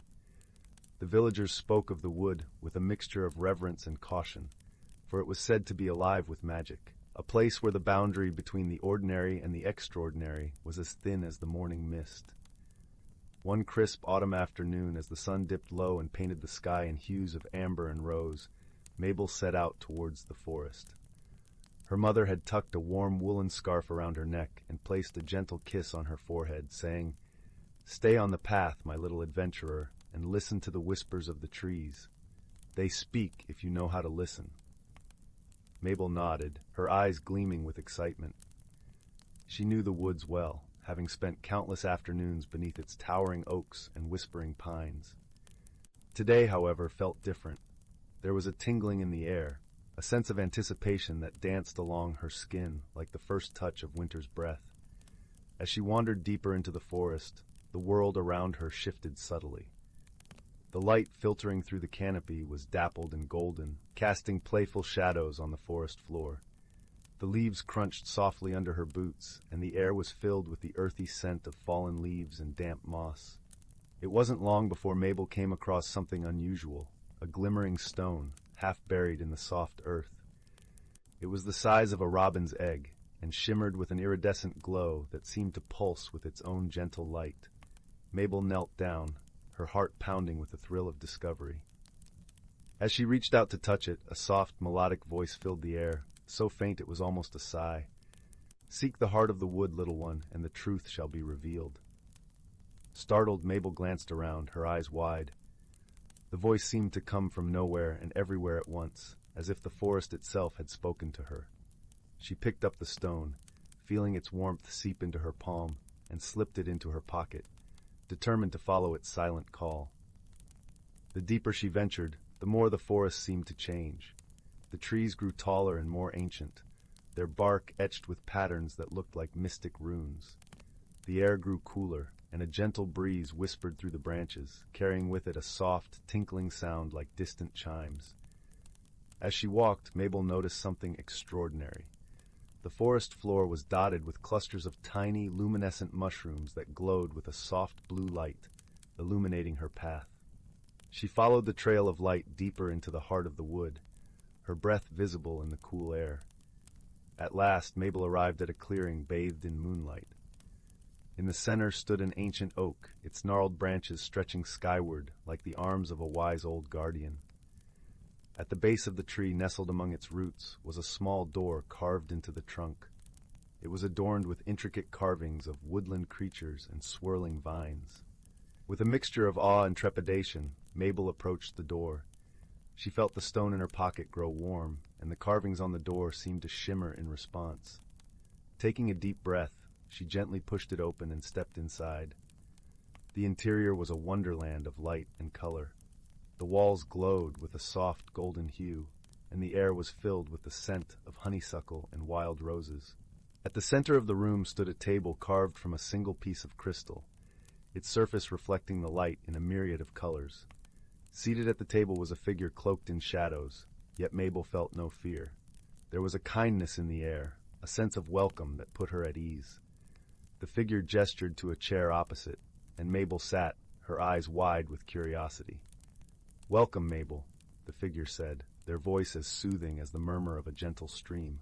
"I am the keeper of the Whispering Wood, and you have been chosen to receive a gift." Mabel listened intently, her heart filled with wonder. "A gift?" she asked, her voice barely above a whisper. The keeper nodded, and with a wave of their hand, the room filled with images, scenes of the forest through the ages, its beauty and magic captured in a tapestry of light. "This stone you carry," the keeper said, "is a shard of the forest's heart, a fragment of its ancient magic. With it, you hold the power to listen to the whispers of the world, to understand the language of nature." Mabel gasped, her fingers brushing the stone in her pocket. "But why me?" she asked, her voice filled with awe.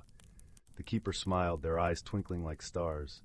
"Because, dear child, you have the heart of a true listener, one who sees the beauty in the world and cherishes it. Use this gift wisely, and you will bring joy and harmony wherever you go." Mabel nodded, her heart swelling with gratitude. "I will," she promised, her voice strong and clear. As the keeper faded into the shadows, the room began to dissolve into a swirl of light and color. Mabel felt herself being gently lifted, the world spinning around her until she found herself back in the clearing, the ancient oak standing silent sentinel under the moonlit sky. The journey back through the forest was a blur of wonder and joy. The stone in her pocket pulsed with warmth, and the forest seemed to hum with life around her. As she emerged from the woods, the village of Elderglow lay ahead, its lights twinkling like stars in the gathering dusk. Mabel returned home, her heart filled with the magic of the Whispering Wood. She knew that her life would never be the same, that she had been forever changed by the gift she had received. And as she lay in bed that night, the stone glowing softly on her bedside table, she listened to the whispers of the world, her heart open to its secrets. In the days that followed, Mabel discovered that her new gift allowed her to communicate with the natural world in ways she had never imagined. She could hear the songs of the birds, the gentle murmur of the brook, and even the soft sighs of the wind as it danced through the trees. The village of Elderglow seemed to come alive with magic, its beauty magnified by Mabel's newfound ability to listen and understand. Word of Mabel's gift spread quickly through the village, and soon people began to seek her out, eager to hear the stories she could tell and the wisdom she had gained. Mabel, ever kind and generous, shared what she had learned, helping those around her see the world with new eyes. One day, a young boy named Oliver approached Mabel with a look of worry etched on his face. Oliver was known for his mischievous spirit, often getting into trouble with his playful antics. He was well liked, but his restlessness sometimes got the better of him. "Mabel," Oliver said hesitantly, "there's something strange happening in the meadow near my house. The flowers have stopped blooming, and the bees are nowhere to be found. Can you help?" Mabel nodded, her heart filled with determination. "Of course, Oliver. Let's go see what we can do." Together, they made their way to the meadow, the soft grass whispering beneath their feet. As they arrived, Mabel noticed the silence that hung heavy in the air, the absence of the usual buzz of life that filled the summer days. Closing her eyes, Mabel reached out with her senses, listening to the whispers of the earth beneath her feet. She felt the pulse of the meadow, its energy dampened and subdued. Slowly the truth revealed itself. A patch of tangled brambles had grown unchecked, their thorny vines choking the life from the flowers and blocking the bees' path. "We need to clear the brambles," Mabel said, her voice filled with certainty. "Once the flowers can breathe again, the bees will return." With Oliver's help, they carefully cleared away the brambles, their fingers working gently to free the delicate blooms hidden beneath. As they worked, Mabel could feel the meadow's energy shift, the life returning to the soil and the air. By the time they finished, the sun had begun to set, painting the sky in shades of pink and gold. Mabel and Oliver stood together, watching as the first bees returned, drawn by the sweet scent of the newly freed flowers. "You did it, Mabel," Oliver exclaimed, his eyes shining with gratitude. "We did it," Mabel corrected, smiling at her friend. Sometimes all it takes is a little listening and a lot of heart. As the days turned to weeks, Mabel's gift continued to bring joy and harmony to Elderglow. She helped the villagers understand their connection to the natural world, teaching them to listen to its whispers and cherish its beauty. One crisp morning, as the first hints of winter touched the air, Mabel was walking through the village when she noticed an elderly man sitting alone on a bench. His eyes were clouded with sorrow, and Mabel's heart went out to him. "Hello," Mabel said softly, sitting down beside him. "Is there something troubling you?" The man sighed, his voice tinged with sadness. "I used to play the violin," he said, his gaze distant, "but my hands are no longer steady, and the music has left me." Mabel reached out, her hand gently resting on his. "Maybe the music hasn't left," she said gently. "Perhaps it's just waiting for you to listen again." The man looked at her, hope flickering in his eyes. "Could you help me find it?" Mabel smiled, nodding with understanding. "Close your eyes and listen with your heart," she instructed softly. "Feel the rhythm of the world around you." Together they sat in silence, the sounds of the village weaving a gentle symphony. Gradually the man's expression softened, the lines of worry smoothing into a look of peace. "I can hear it," he whispered, his voice filled with wonder. "The music is still there." Mabel beamed at him, her heart warm with joy. "It's always there," she said softly. "Sometimes you just need to be still and listen." The man's eyes shone with gratitude as he looked at Mabel. "Thank you," he said, his voice choked with emotion. "You've given me back my music." As the first snowflakes began to fall, Elderglow was transformed into a winter wonderland, its rooftops blanketed in white and the air filled with the crisp scent of pine. Mabel continued to share her gift with the village, her heart full of the magic that had been entrusted to her. One evening, as she sat by the fireplace, her family gathered around her. Mabel's mother smiled at her daughter with pride and love. "You've brought so much light to our village, Mabel," she said softly. "The forest chose well." Mabel looked around at her family, her heart swelling with happiness. "The forest taught me to listen," she replied, her voice gentle and warm. "And in listening, I found a world full of wonder and friends." As the fire crackled and the wind whispered outside, Mabel knew that her journey had only just begun. With each new day, she would continue to listen, to learn, and to share the magic of the Whispering Wood with those around her. And as she drifted into a peaceful sleep, she dreamed of the endless possibilities that lay ahead, her heart open to the whispers of the world and the promise of tomorrow. And so, in the village of Elderglow, where the air was always sweet and the forest alive with magic, Mabel's story became a cherished tale of friendship and wisdom, a reminder that sometimes all it takes to change the world is a little listening and a lot of heart. The Whispering Woods and the Lantern of Truth. Once upon a time, nestled in the heart of the lush and rolling hills of Oakshire, lay a small, quaint village known as Willowbrook. This village was surrounded by an ancient forest, known to all as the Whispering Woods. The woods were a place of mystery and enchantment, where the trees seemed to murmur secrets to the wind, and the leaves danced in the gentle breeze like 1,000 tiny fairies. In Willowbrook, there lived a young girl named Anwen. With her auburn hair and bright green eyes, she resembled the very woods she loved to wander. Anwen was known for her kind heart and boundless curiosity. She often spent her days exploring the edges of the forest, collecting wildflowers and listening to the gentle symphony of nature. One crisp autumn morning, as the sun painted the sky with strokes of gold and crimson, Anwen set out on a journey deeper into the Whispering Woods than she had ever ventured before. She had heard tales of a hidden world within the forest, a place where magic thrived and the ordinary transformed into the extraordinary. As Anwen walked, the soft crunch of fallen leaves under her feet echoed through the woods. The air was cool and fresh, carrying the earthy scent of moss and the sweetness of ripened berries. Sunlight filtered through the canopy, casting playful shadows that danced around her like old friends. After wandering for what seemed like hours, Anwen stumbled upon a clearing she had never seen. In the center stood a magnificent tree, its trunk wide and gnarled, its branches stretching towards the heavens like the arms of a gentle giant. This tree was unlike any other. Its bark shimmered with a silvery hue, and its leaves glowed with an emerald light. As she approached, Anwen noticed something unusual at the base of the tree, a small, ornate lantern, crafted from bronze and adorned with intricate carvings of stars and moons.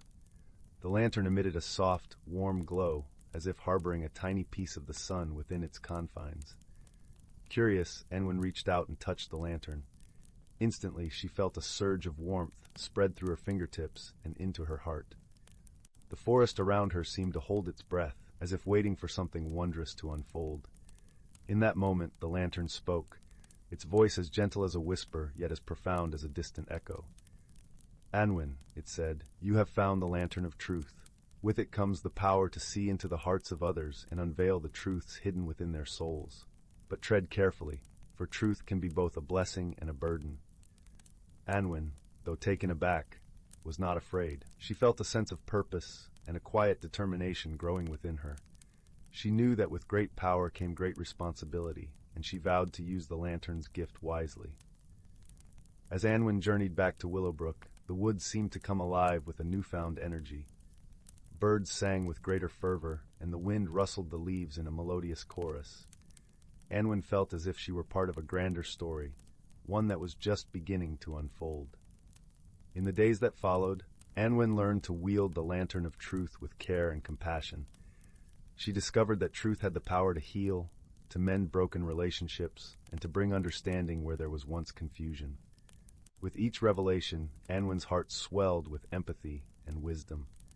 But as time went on, Anwen also learned that truth could be painful. It could reveal hidden wounds and unearth memories long buried. She realized that not everyone was ready to embrace the truths the lantern unveiled, and she had to learn the delicate art of patience and timing. One evening, as the sun dipped below the horizon and the village was bathed in the soft glow of twilight, Anwen found herself by the village pond. The water was as smooth as glass, reflecting the myriad stars that began to pepper the sky. As she sat there, the lantern of truth by her side, Anwen noticed a figure approaching. It was Rowan, a boy from the village who was known for his quiet demeanor and gentle nature. Rowan and Anwen often shared stories by the pond, their friendship blossoming like the wildflowers that grew along its banks. Tonight, however, Rowan seemed troubled. His brow was furrowed, and his usually bright eyes were clouded with worry. Anwen sensed that something weighed heavily on his heart. "Rowan," she said softly, "what troubles you so?" Rowan hesitated, his gaze fixed on the rippling water. "Anwen," he began, his voice barely a whisper, "there are things I have kept hidden, things I fear might change the way you see me." Anwen reached for the lantern, its comforting glow casting a gentle light between them. "Rowan, the truth is like the stars in the night sky. It is always there, even when hidden behind clouds. Trust that it will guide us, just as it guides the travelers who follow its light." With a deep breath, Rowan spoke of his fears and insecurities, the burdens he had carried in silence. As he spoke, the lantern's light seemed to envelop them both, wrapping them in a cocoon of warmth and understanding. In that moment, Anwen realized that the lantern's true power lay not in revealing truth, but in creating a space where truth could be shared without fear. It was a power that fostered connection, empathy, and healing. As the night wore on, Anwen and Rowan talked until the stars began to fade and the first light of dawn kissed the horizon. They spoke of dreams and fears, of hopes and past regrets, their hearts growing lighter with each word shared. From that day forward, Anwen used the lantern of truth not as a tool, but as a bridge, connecting hearts, mending rifts, and fostering friendships that transcended the boundaries of expectation. The villagers came to see the lantern not as a relic of power, but as a beacon of hope and understanding.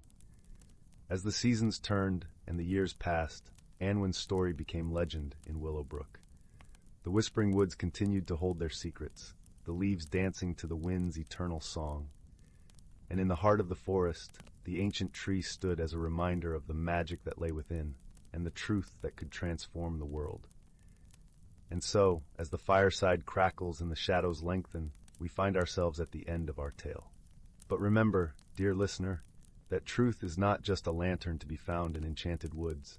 It is a light within us all, waiting to illuminate the paths we walk and the stories we share. With a gentle sigh, the tale comes to a close, leaving behind the warmth of friendship and the glow of understanding. Sleep now, with dreams as bright and boundless as the stars that guide us home. Once upon a time, nestled between lush, rolling hills and the whispering babble of a crystal-clear brook, lay the quaint village of Meadowdown. This little village was known for its charming cobblestone streets, the scent of sweet lavender drifting from cottage gardens, and the gentle chime of bells from the old stone chapel at the village square. But beyond the common sights and sounds, Meadowdown held a secret known only to those who had the heart to discover it. In a small, ivy-clad cottage at the edge of the village lived a young girl named Clara. Clara was a kind-hearted soul, with hair the color of ripe chestnuts and eyes that sparkled like dew-kissed leaves. She was known throughout the village for her gentle nature and unwavering curiosity. Her days were filled with helping her neighbors, tending her garden, and dreaming of adventures beyond the horizon. One crisp autumn morning, as Clara wandered through the golden-hued forest that bordered Meadowdown, she stumbled upon an object unlike any she had seen before. It was a delicate, silver key, its surface intricately etched with swirling patterns that glinted in the dappled sunlight. Intrigued, Clara picked up the key, feeling a gentle warmth spread through her fingers as she held it. As she examined the key, a soft voice broke the gentle rustling of the leaves. "Ah, you have found it," the voice said, seemingly coming from nowhere and everywhere at once. Startled, Clara looked around until her eyes fell upon a small rabbit with fur as white as freshly fallen snow and eyes as blue as the summer sky. This was no ordinary rabbit, for it wore a tiny emerald-green waistcoat and a pair of spectacles perched upon its twitching nose. "Who are you?" Clara asked, her voice filled with wonder rather than fear. "My name is Thistle," the rabbit replied, adjusting his spectacles with a practiced paw. "I am the guardian of the Whispering Woods, and it seems you have found the Key of Whispers." Clara looked at the key in her hand, now understanding its significance. "What does the key unlock?" she asked, her curiosity piqued. Thistle hopped closer, his whiskers twitching with excitement. "The key unlocks the Door of Secrets, a magical portal that reveals the hidden wonders of the forest. But beware, only those with a pure heart and a wise mind can truly benefit from its magic." With Thistle guiding her, Clara embarked on a journey deeper into the forest. The path was lined with towering trees whose branches formed a canopy of vibrant reds and oranges, and the air was filled with the earthy scent of fallen leaves. As they walked, Thistle shared stories of the forest's hidden magic, of creatures that sang to the moon and flowers that bloomed only under starlight. Their journey was not without challenges. At one point, they came upon a wide, rushing stream, its waters too deep and swift to cross easily. Clara paused, thinking deeply. Instead of attempting to force her way across, she noticed the pattern of stepping stones hidden just beneath the surface, revealed only to those who took the time to truly observe. With careful steps, Clara and Thistle made their way across the stream, their trust in each other growing with every challenge they faced. Along the way, they encountered other forest inhabitants who offered their unique wisdom. There was Luna, the wise old owl with feathers like moonlit shadows, who taught Clara the importance of patience and listening to the world around her. And there was Fern, the playful squirrel with a tail like a plume, who showed Clara the joy of laughter and the beauty of small, everyday wonders. Finally, after a journey filled with learning and laughter, they reached the Door of Secrets. It stood nestled between two ancient oak trees, its surface shimmering with a light all its own. Clara hesitated for a moment, feeling the weight of the key in her hand before turning to Thistle. "Are you ready?" he asked, his eyes twinkling with encouragement. Taking a deep breath, Clara nodded and inserted the key into the lock. As she turned it, the door swung open with a gentle creak, revealing a world of breathtaking beauty. a world where the trees whispered secrets of the ages, and the air was filled with a melody only the heart could hear. Clara stepped through, feeling a sense of peace and belonging wash over her. She had embarked on this journey with a heart full of curiosity and returned with a heart full of wisdom and wonder. She realized that the true magic of the key was not in the wonders it revealed, but in the journey itself and the friendships she had forged along the way. As the sun began to set, painting the sky in hues of pink and gold, Clara and Thistle made their way back to Meadowdown. The village welcomed them with open arms, its lights twinkling like stars in the gathering dusk. Clara placed the key in a special place in her garden, knowing its magic would always be there, ready to guide those who were willing to listen and learn.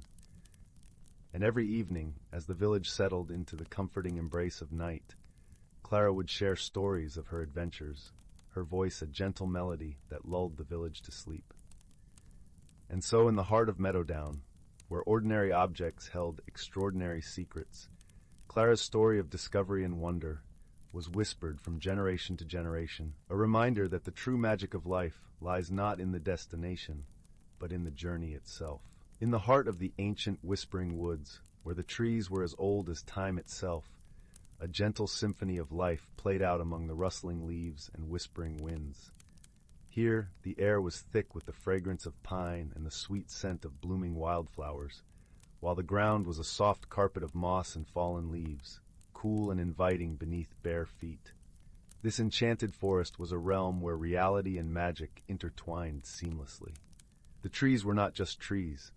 They were wise old sentinels that stood watch over the land, their bark etched with the stories of centuries. In their branches, birds of every color sang melodious songs, their notes blending harmoniously with the gentle babble of a nearby brook, its waters sparkling like liquid crystal under the dappled sunlight. In this hidden world, creatures of all shapes and sizes lived in a delicate balance, each playing a role in the grand tapestry of life. Among them was a small, kind-hearted squirrel named Finn. With fur the color of autumn leaves and bright, curious eyes, Finn was known throughout the forest for his gentle nature and quick wit. Finn lived in a cozy nest high in the branches of an old oak tree, its gnarled limbs reaching out like welcoming arms. His home was filled with the comforting scents of acorns and dried herbs, a testament to his careful preparation for the colder months. Each morning, as the first light of dawn painted the sky with hues of pink and gold, Finn would venture out to greet the day, his heart filled with the simple joy of being alive. One crisp autumn morning, as the forest was ablaze with the fiery colors of the season, Finn noticed something unusual. The leaves, which normally fluttered to the ground in a gentle cascade, seemed to be swirling up into the air, caught in a dance with the wind. It was as if they were alive, moving with a purpose and grace that defied explanation. Intrigued, Finn decided to follow the path of the dancing leaves. As he darted through the underbrush, the cool breeze ruffled his fur, carrying with it the earthy scent of the forest. The leaves led him to a clearing bathed in golden sunlight, where a group of woodland creatures had gathered. At the center of the clearing stood an ancient stag, his antlers crowned with a halo of mist that shimmered like stardust. His presence commanded a quiet reverence, and the creatures around him watched with wide eyes, their breaths held in anticipation. The stag, whose name was Eldrin, was the guardian of the Whispering Woods, a being of immense wisdom and gentle strength. With a voice that resonated with the deep timber of the forest, he spoke to the gathered creatures. "The time has come," Eldrin announced, his words weaving through the air like a soothing melody. "The cycle of the seasons is upon us, and with it, the magic that sustains our world. We must come together to maintain the harmony that allows us all to thrive." Finn listened intently, his heart swelling with a sense of purpose. He understood the balance of the forest was a delicate one, reliant on the cooperation and understanding of all its inhabitants. It was a lesson passed down through generations, a truth as old as the forest itself. As Eldrin continued, he explained the task at hand. "The winds of change are strong this year, and they bring with them the whispers of ancient magic. We must harness this magic to ensure the forest remains vibrant and alive through the coming winter." With a nod of understanding, the creatures set to work. The birds took to the skies, their wings cutting through the crisp air as they spread seeds across the forest floor, ensuring new life would spring forth when the seasons turned. The rabbits and foxes worked together to clear fallen branches, creating cozy burrows and dens to shelter them from the cold. Even the smallest insects played their part, tending to the soil and helping it breathe. Finn, with his nimble paws and quick mind, was tasked with gathering the leaves that danced through the air. He scampered to and fro, collecting them in great armfuls and placing them in a pile at the center of the clearing. As the pile grew, it shimmered with a soft, otherworldly light, infused with the magic that Eldrin had spoken of. Once all the tasks were completed, Eldrin stepped forward, his hooves silent on the forest floor. With a graceful dip of his head, he touched the pile of leaves with his antlers. A brilliant light erupted from the center, spreading outwards in a wave of warmth and energy that enveloped the entire forest. Finn watched in awe as the light danced through the trees, illuminating every leaf and branch with a golden glow. It was a sight of breathtaking beauty, a testament to the power of unity and the magic that flowed through the natural world. As the light faded, a deep sense of peace settled over the forest. The creatures, their hearts filled with contentment, returned to their homes, knowing that they had played a part in maintaining the balance of their world. Finn, too, made his way back to his nest, his feet crunching softly on the carpet of leaves. As he settled down in his cozy home, he felt a warmth in his chest, a quiet satisfaction that came from being part of something greater than himself. In the days that followed, the forest thrived, its inhabitants living in harmony with one another and the world around them. The magic of the seasons continued its eternal dance, guided by the wisdom and friendship of those who called the Whispering Woods their home. And so, as the stars twinkled in the velvet sky and the moon cast a gentle glow over the land, Finn drifted off to sleep, his dreams filled with the promise of new adventures and the comforting knowledge that the forest and its magic would always endure. In the heart of a lush, whispering forest, where the trees seemed to hum gentle lullabies with the wind, lay a quaint village known as Willowbrook. It was a place where magic danced lightly on the air, mingling with the scent of wildflowers and warm, earthy moss. The cottages, with their thatched roofs and colorful gardens, nestled snugly against the hillside, each one surrounded by a low stone wall that seemed to hug the homes gently. In this serene village lived a thoughtful young girl named Clara. She had a keen eye and a curious heart, always noticing the little things others might miss. Her days were filled with adventures and discoveries, but lately something peculiar had been happening. Each morning the villagers awoke to find their garden gates mysteriously open, tools scattered about, and sometimes even small trinkets missing. The villagers were puzzled but not alarmed, for they knew their village was a safe and gentle place. Still, they were curious, and so they turned to Clara, hoping she might unravel the mystery. With a nod and a determined glint in her eyes, Clara promised to investigate. She started her quest by visiting the gardens at dusk, just as the sun dipped below the horizon, leaving streaks of coral and lavender in the sky. The air was cool and sweet, carrying the scent of honeysuckle. Clara crouched by the hedges, her notebook in hand, and waited patiently. As the moon rose, casting silver beams across the village, Clara noticed something unusual. From the corner of her eye, she saw a soft glow weaving through the gardens. It wasn't the light of fireflies which flickered gently above her, but something more deliberate. She followed it quietly, her footsteps muffled by the soft grass. To her surprise, Clara discovered a small group of creatures, no taller than her knee, with shimmering wings and bright, curious eyes. They were busy at work, tending to the gardens with care, though their methods were a bit chaotic. Clara watched as they rearranged stones, polished leaves with tiny cloths, and gathered forgotten trinkets into neat piles. "Hello there," Clara called softly, not wanting to startle them. The creatures paused, their wings fluttering like the pages of a book caught in a breeze, and then they turned to face her. "We mean no harm," one of them spoke, its voice like the tinkling of a bell. "We are the Glimmerfolk, caretakers of the night." Clara smiled warmly, her heart filling with understanding. "But why open the gates and scatter things about? she asked gently. The Glimmerfolk exchanged glances, their eyes twinkling in the moonlight. We were trying to help, explained another, its voice soft and melodic. But we did not understand the ways of your village. We thought the tools were to be used, and the gates should breathe with the gardens. Clara chuckled softly, touched by their sincerity.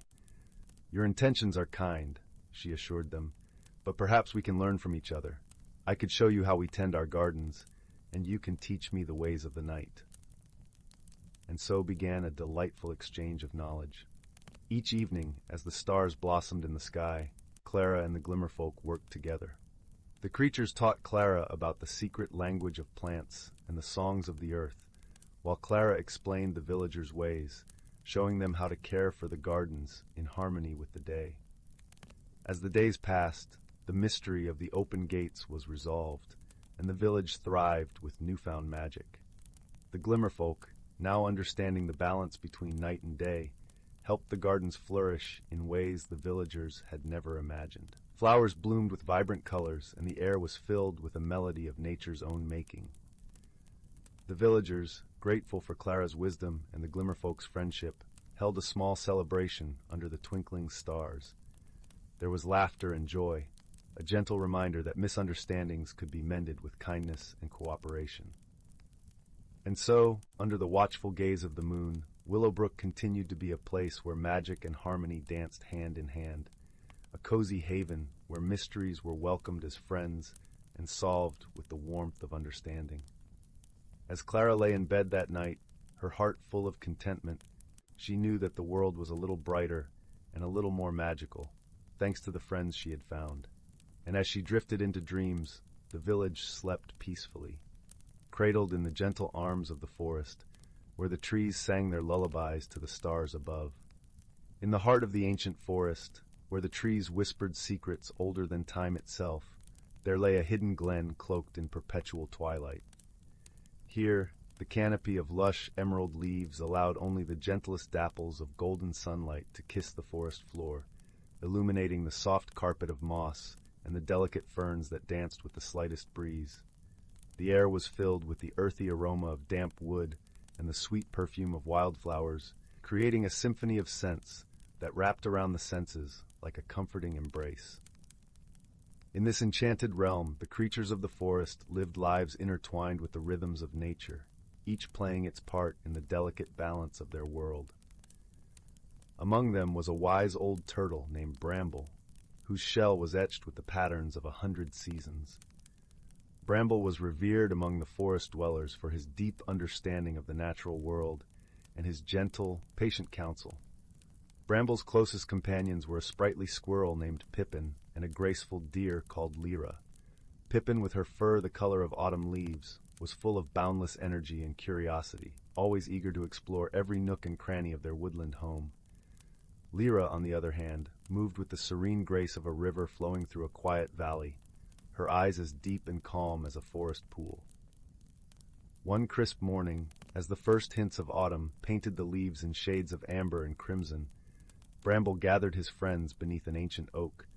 Its branches stretched wide and strong, offering shelter and wisdom from the ages past. The time has come, Bramble began, his voice as steady and soothing as the rustle of leaves in the wind, for us to prepare for the changing of the seasons. We must ensure that the balance of our forest is maintained. Pippin's eyes sparkled with anticipation. What must we do, Bramble? She chirped, her tail flicking with excitement. Bramble smiled, his eyes crinkling at the corners. Each season brings its own magic and challenges. Autumn is a time of harvest and preparation. We must gather the bounty of the forest and ensure that all creatures have what they need to sustain them through the winter. Lyra nodded thoughtfully, her ears twitching as she listened to the gentle hum of the forest around them. And how do we maintain the balance, Bramble? The wise turtle looked out across the glen, where sunlight danced through the leaves, casting intricate patterns on the ground. We must work together, each of us using our strengths to support one another. Pippin, your nimble paws can gather the acorns and berries that will feed many. Lyra, your keen senses will guide us to the hidden caches of food and safe havens for the colder months. With their roles clear, the friends set about their tasks, moving through the forest with a sense of purpose and unity. Pippin scampered up and down the trees, her cheeks full of acorns as she chattered happily to herself. Lyra glided silently through the underbrush, her hooves barely making a sound on the soft earth as she searched for hidden treasures among the leaves. As they worked, the forest seemed to come alive around them. Birds sang sweet melodies that echoed through the trees, and the gentle rustle of leaves created a peaceful harmony with the bubbling of a nearby brook. It was as if the forest itself was lending its magic to their endeavors, guiding them with unseen hands. Days passed in a blur of golden light and rustling leaves, each one bringing them closer to the heart of autumn. The forest glen transformed into a vibrant tapestry of color and life, a testament to the creature's dedication and the power of harmony. Yet as they toiled, a gentle reminder of the forest's wisdom came to them through the subtle signs of nature. One evening, as the sun dipped below the horizon, painting the sky in shades of pink and lavender, Bramble called his friends to him once more. The air was cool and crisp, carrying the faint scent of wood smoke and fallen leaves. "There is something more we must consider," he said, his voice soft but firm. "The changing seasons are not just a time for gathering and preparing, but also for reflection and understanding." Pippin tilted her head, her eyes wide with curiosity. "What do you mean, Bramble?" The wise turtle gestured with a gentle nod toward the horizon, where the first stars began to twinkle in the fading light. "Nature teaches us in whispers and signs. We must learn to listen, to understand the lessons she offers. Balance is not just about physical preparation, but also about harmony within ourselves and with each other." Lyra pondered this, her gaze thoughtful. "How do we learn to listen, Bramble?" With a knowing smile, Bramble replied, "By being present, by observing the world around us with our hearts as well as our eyes. The forest speaks to those who are willing to hear its song." And so, as the seasons continued their dance, the companions embraced this new wisdom. They spent their days not only gathering and preparing, but also pausing to appreciate the beauty and magic of their forest home. They watched as the leaves fell in a gentle cascade of color, listened to the songs of the wind through the trees, and felt the cool touch of the earth beneath their feet. In time, they came to understand that true balance was found in the harmony of all things. Each creature, each leaf, each breath of wind was part of a greater whole, a tapestry woven by the hands of time and nature. Through their efforts and understanding, they ensured that the forest thrived, not just for themselves, but for generations to come. As winter's chill began to creep into the air, the glen lay blanketed in a soft quilt of fallen leaves, the forest at peace in its slumber. Bramble, Pippin, and Lyra gathered once more beneath the ancient oak, their hearts filled with the warmth of friendship and the wisdom they had gained. "Thank you, Bramble," Pippin said, her voice a soft whisper in the twilight, "for teaching us to see the magic in our world." Lyra nodded, her eyes reflecting the soft glow of the setting sun, and for showing us that we are part of something much greater than ourselves. The old turtle smiled, his gaze tender as he looked upon his dear friends. "It is you who have taught me," he replied gently. "For in your companionship and kindness, I have found the truest form of harmony." And so, as the stars filled the night sky with their silvery light, the forest glen lay wrapped in a peaceful silence, a testament to the enduring power of wisdom, friendship, and the gentle balance of nature. The creatures of the forest slept soundly, their dreams filled with the promise of spring and the eternal cycle of life, knowing that within their hearts lay the magic of the seasons and the whispers of the ancient trees. Once upon a time, in the vast expanse of the universe, where stars twinkled like a million lanterns in the velvet sky, there were two distant planets, each with its unique inhabitants. One was the lush, emerald-covered planet of Verdantia, home to the gentle Verdantians, creatures resembling elegant deer with shimmering leaf-like antlers that glowed softly in the moonlight. The other was the arid, rust-colored world of Farum, inhabited by the Ferites, sturdy beings with metallic skin and eyes that sparkled like polished gemstones. Despite the vast distance separating their worlds, a series of cosmic events had aligned to bring together two unlikely companions. From Verdantia came Lyra, a curious and kind-hearted Verdantian, whose antlers glowed with the soft light of 1,000 tiny stars. From Farum came Zeph, a resourceful and resilient ferrite whose metallic skin gleamed like polished copper. Their meeting was not by chance, but by the workings of an ancient interstellar tradition known as the Convergence, a rare event when the gravitational forces of their planets aligned perfectly, creating a temporary bridge of shimmering light connecting the two worlds. It was said that during the convergence, those who dared to cross the bridge would gain wisdom and insight beyond their wildest dreams. Lyra, with her adventurous spirit, and Zeph, driven by a desire to understand the universe beyond his own world, both embarked on this mystical journey. They met at the bridge's midpoint, where the air was thick with shimmering particles of stardust, and the silence was punctuated only by the gentle hum of cosmic energies. At first, their encounter was marked by misunderstanding. Lyra, with her gentle grace and ethereal presence, found Zeph's sturdy metallic form intimidating. Meanwhile, Zeph, accustomed to the harsh conditions of Farum, mistook Lyra's delicate appearance for fragility. They exchanged polite, cautious greetings, both unsure of what to make of the other. Their initial attempt to communicate was fraught with confusion. Lyra spoke in soft, melodic tones, her words like a gentle breeze rustling through leaves, while Zeph's voice had the resonance of deep, rolling thunder. Each struggled to understand the other's language, and their efforts were met with awkward silences and hesitant gestures. But the Bridge of Light was a place of magic, and its energies soon worked to bridge not just the gap between their worlds, but between their hearts. As they journeyed further across the bridge, facing the challenges of the unknown together, they began to learn each other's ways. One night, as they rested beneath a canopy of stars that shone brighter than any they had ever seen, Lyra shared the stories of her ancestors, tales of harmony and growth among the forests of Verdantia. Her antlers glowed softly, casting a gentle light that enveloped them both. Zeph listened intently, his eyes reflecting the light like mirrors, and in that moment he saw not fragility, but a strength that was gentle and enduring. In return, Zeph spoke of Farum, of the resilience required to thrive in its harsh landscapes. He described the beauty he found in the patterns of rust on ancient stones, and the way the sun set the sky ablaze with fiery hues. As he talked, Lyra began to see the world through his eyes, recognizing the strength and beauty in the starkness he described. Their bond deepened as they faced shared challenges. The bridge was not without its trials, and they encountered storms of cosmic energy that threatened to sweep them away. In those moments, they leaned on each other for support, Lyra's wisdom guiding them through the storm's chaos, and Zeph's strength anchoring them against its force. Through these trials, they found comfort in each other's presence. Lyra discovered that Zeph's solid form was a source of warmth and protection, while Zeph found solace in Lyra's gentle light, which calmed his heart and soothed his spirit.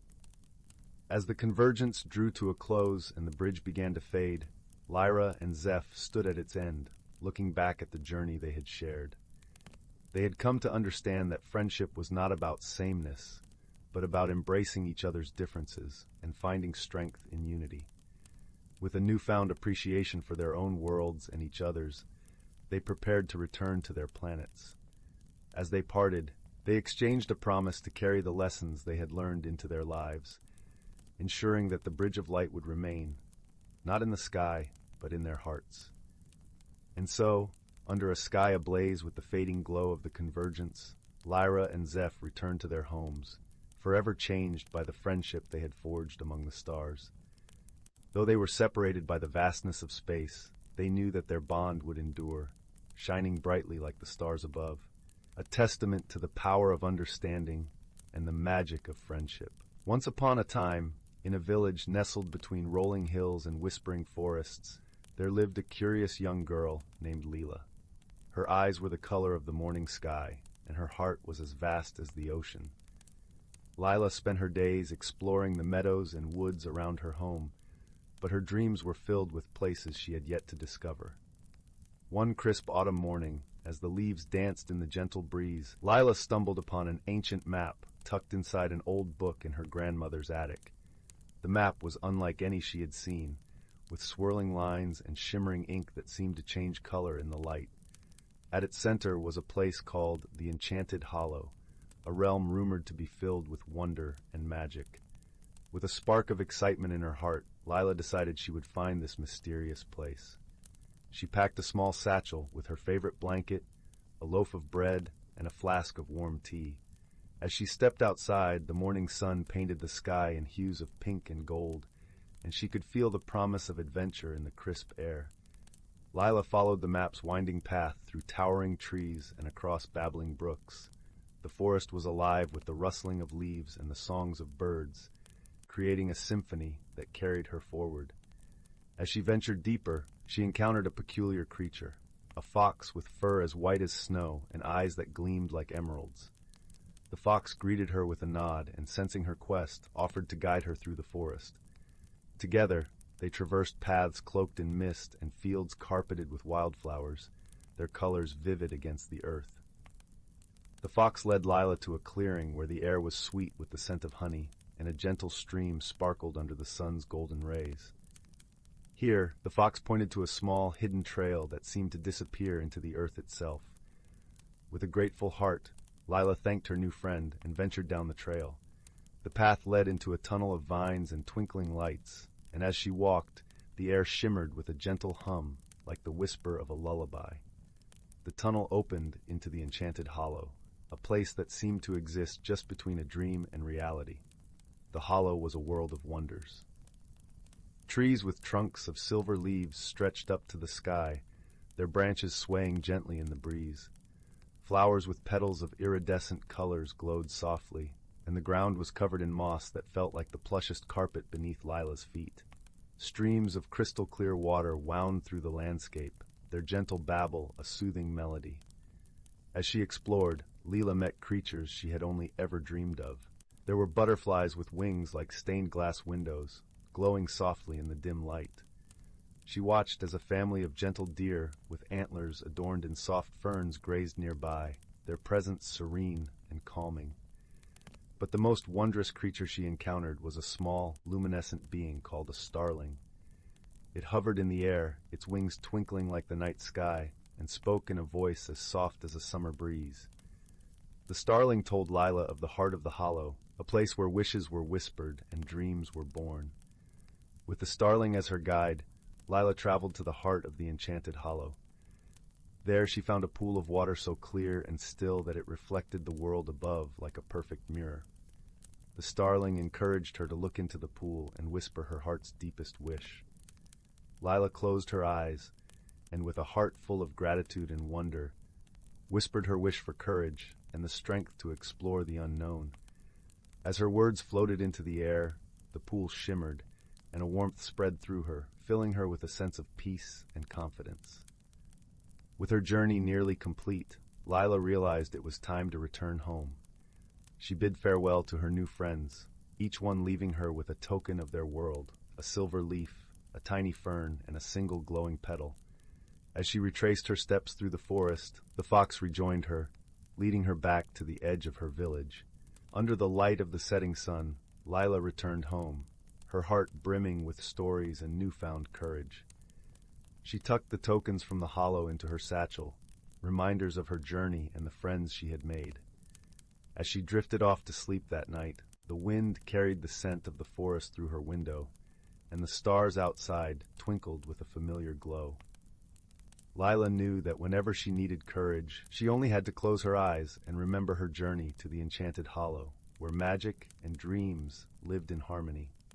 And so, with a heart full of wonder and the whisper of the hollow in her dreams, Lila slept peacefully, ready for whatever adventures awaited her in the days to come. In the quaint village of Willowbrook, nestled between rolling hills and whispering woods, the air was always filled with the sweet scent of blooming lilacs and the gentle hum of nature's lullaby. It was a place where time seemed to slow, and the days drifted by like lazy clouds across a summer sky. The villagers were a tight-knit community of kind-hearted souls, each with tales of old passed down through generations, tales that spoke of magic and wonder, hidden secrets, and the mysteries of the woods that framed their idyllic world. In the heart of this village lived a young girl named Lila, with eyes the color of a moonlit lake and hair spun from the golden rays of the sun. Lila had a curious mind and a heart that beat in time with the rhythm of the world around her. She spent her days exploring the edges of the forest, where the trees whispered ancient secrets and the wind carried the scent of adventure.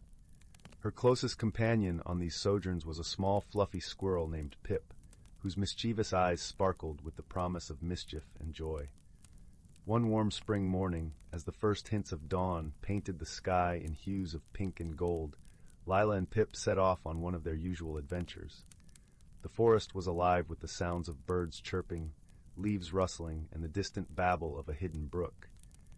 As they delved deeper into the woods, Lila noticed a path she hadn't seen before, a narrow trail veiled by an archway of intertwining branches adorned with delicate white flowers.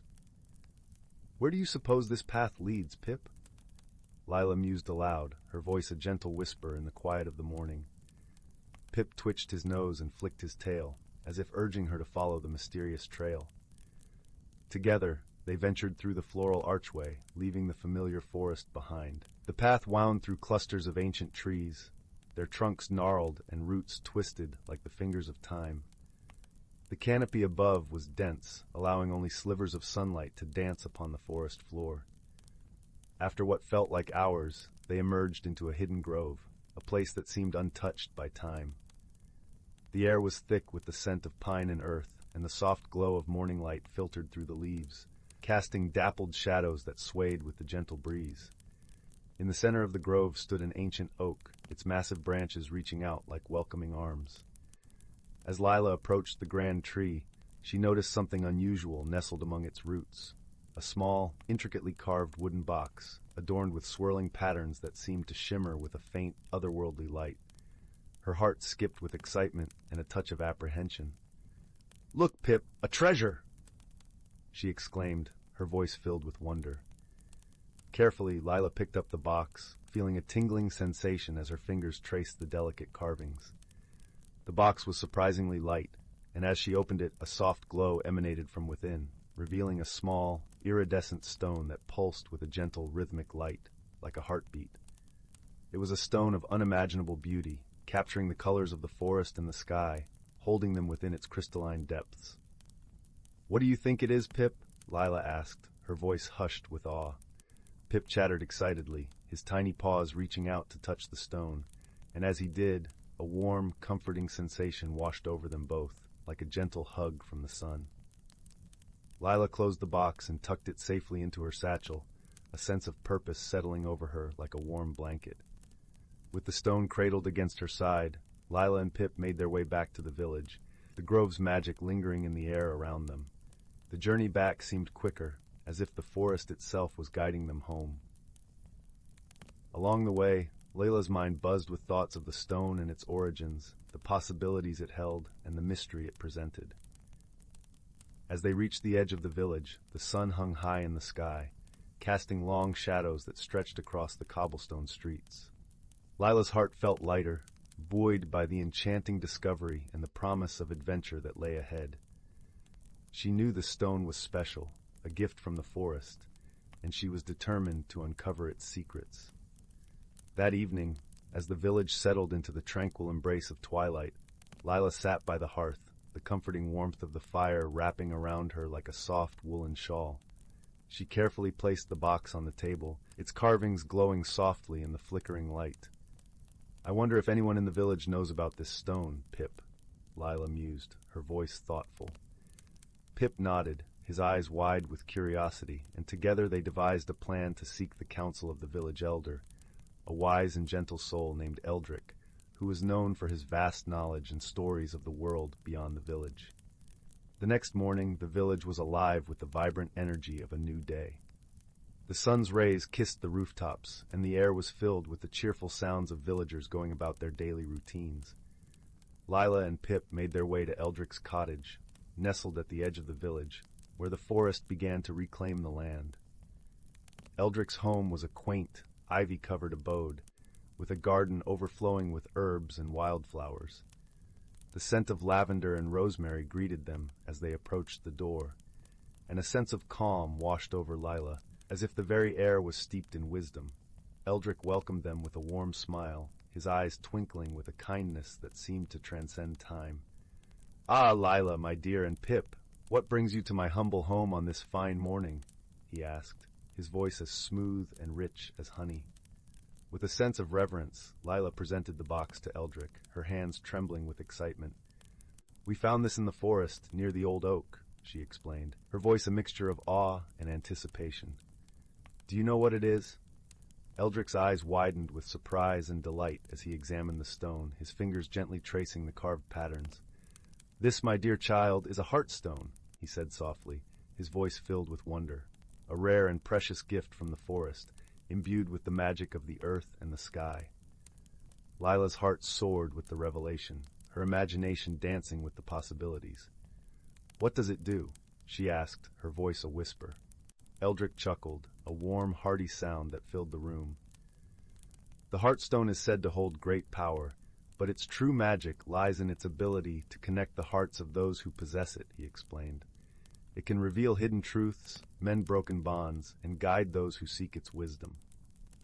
Lila listened, her heart swelling with hope and excitement.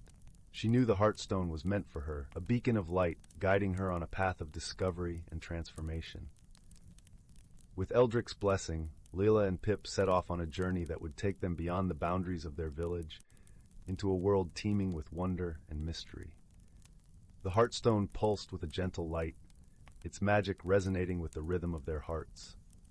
As they ventured deeper into the unknown, Lila and Pip encountered new friends and faced unexpected challenges, each step bringing them closer to understanding the true essence of the Heartstone. Through their journey, they learned the value of friendship, the strength found in unity, and the power of love to heal and transform. In the heart of the enchanted forest, they discovered a hidden realm, a place where the boundaries between the natural and magical worlds blurred, and the air shimmered with possibility. Here, under the watchful gaze of the ancient trees and the gentle song of the wind, Lila and Pip uncovered the secret of the Heartstone, a truth that transcended time and space, a connection that bound all living things in a tapestry of light and love. With newfound wisdom and a heart full of gratitude, Lila returned to Willow Brook, her spirit forever changed by the journey. The village welcomed her with open arms, their hearts touched by the magic of the Heartstone and the lessons it imparted. As the sun set over the village, casting a golden glow over the rooftops, Lila sat by the hearth, the Heartstone cradled in her hands, its light a comforting presence in the quiet of the evening. She knew her journey was only just beginning, and with Pip by her side, she was ready to embrace the adventures that lay ahead. In the gentle embrace of night, as the village drifted into slumber, the Heartstone's light flickered softly, a beacon of hope and love in the darkness. And in that moment, Lila understood the true magic of the Heartstone, the power to illuminate the path of those who dared to dream and to guide them home. And so, in the heart of Willowbrook, the magic of the Heartstone lived on, a testament to the enduring power of friendship, love, and the mysteries of the world that lay just beyond the edge of the forest. As the village slept, wrapped in the warmth of the night, the Heartstone's light continued to shine, a promise of new beginnings and the endless possibilities of the heart, the whispering ferns and the secret of the silver wood. In a village nestled at the foot of an ancient forest, where the morning mist hung like a soft veil over the dew-kissed fields, lived a young girl named Lila. She was known for her gentle heart and a curiosity that sparkled like the stars on a clear night. Her village, with its cobblestone paths and thatched roofs, was surrounded by the silver wood, a mysterious forest that beckoned with promises of secrets and wonders untold.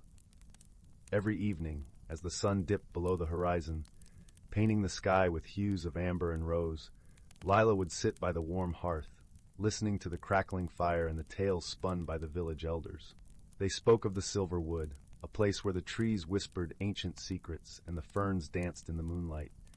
Yet no one dared venture too deep, for it was said that the forest had a life of its own, a hidden world that revealed itself only to those with a pure heart and a brave spirit. One crisp autumn morning, when the air was filled with the sweet scent of fallen leaves, Lila set out on a journey.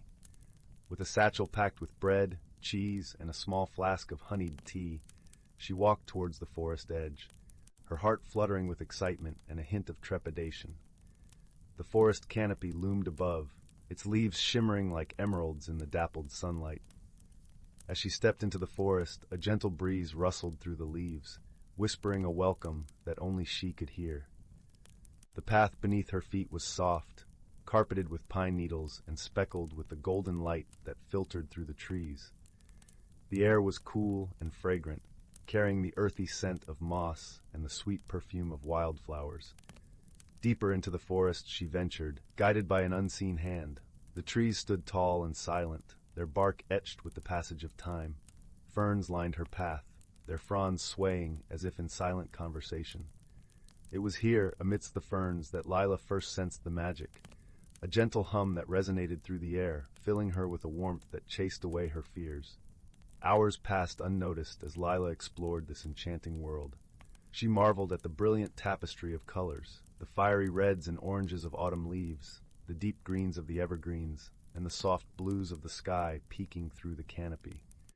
Each step carried her deeper into the heart of the forest, where the whispers grew louder, guiding her to a hidden glade. In the center of the glade stood an ancient oak, its gnarled branches stretching wide as if embracing the sky. At its base, nestled among the roots, lay a shimmering object, a mirror, framed with delicate silver filigree, glinting in the dappled sunlight. The mirror seemed to pulse with a life of its own, its surface smooth and inviting. Lila knelt before the mirror, her reflection gazing back at her with wide, curious eyes. As she touched its cool surface, a gentle ripple spread across the glass, transforming her reflection into a scene of breathtaking beauty, a hidden world within the silver wood.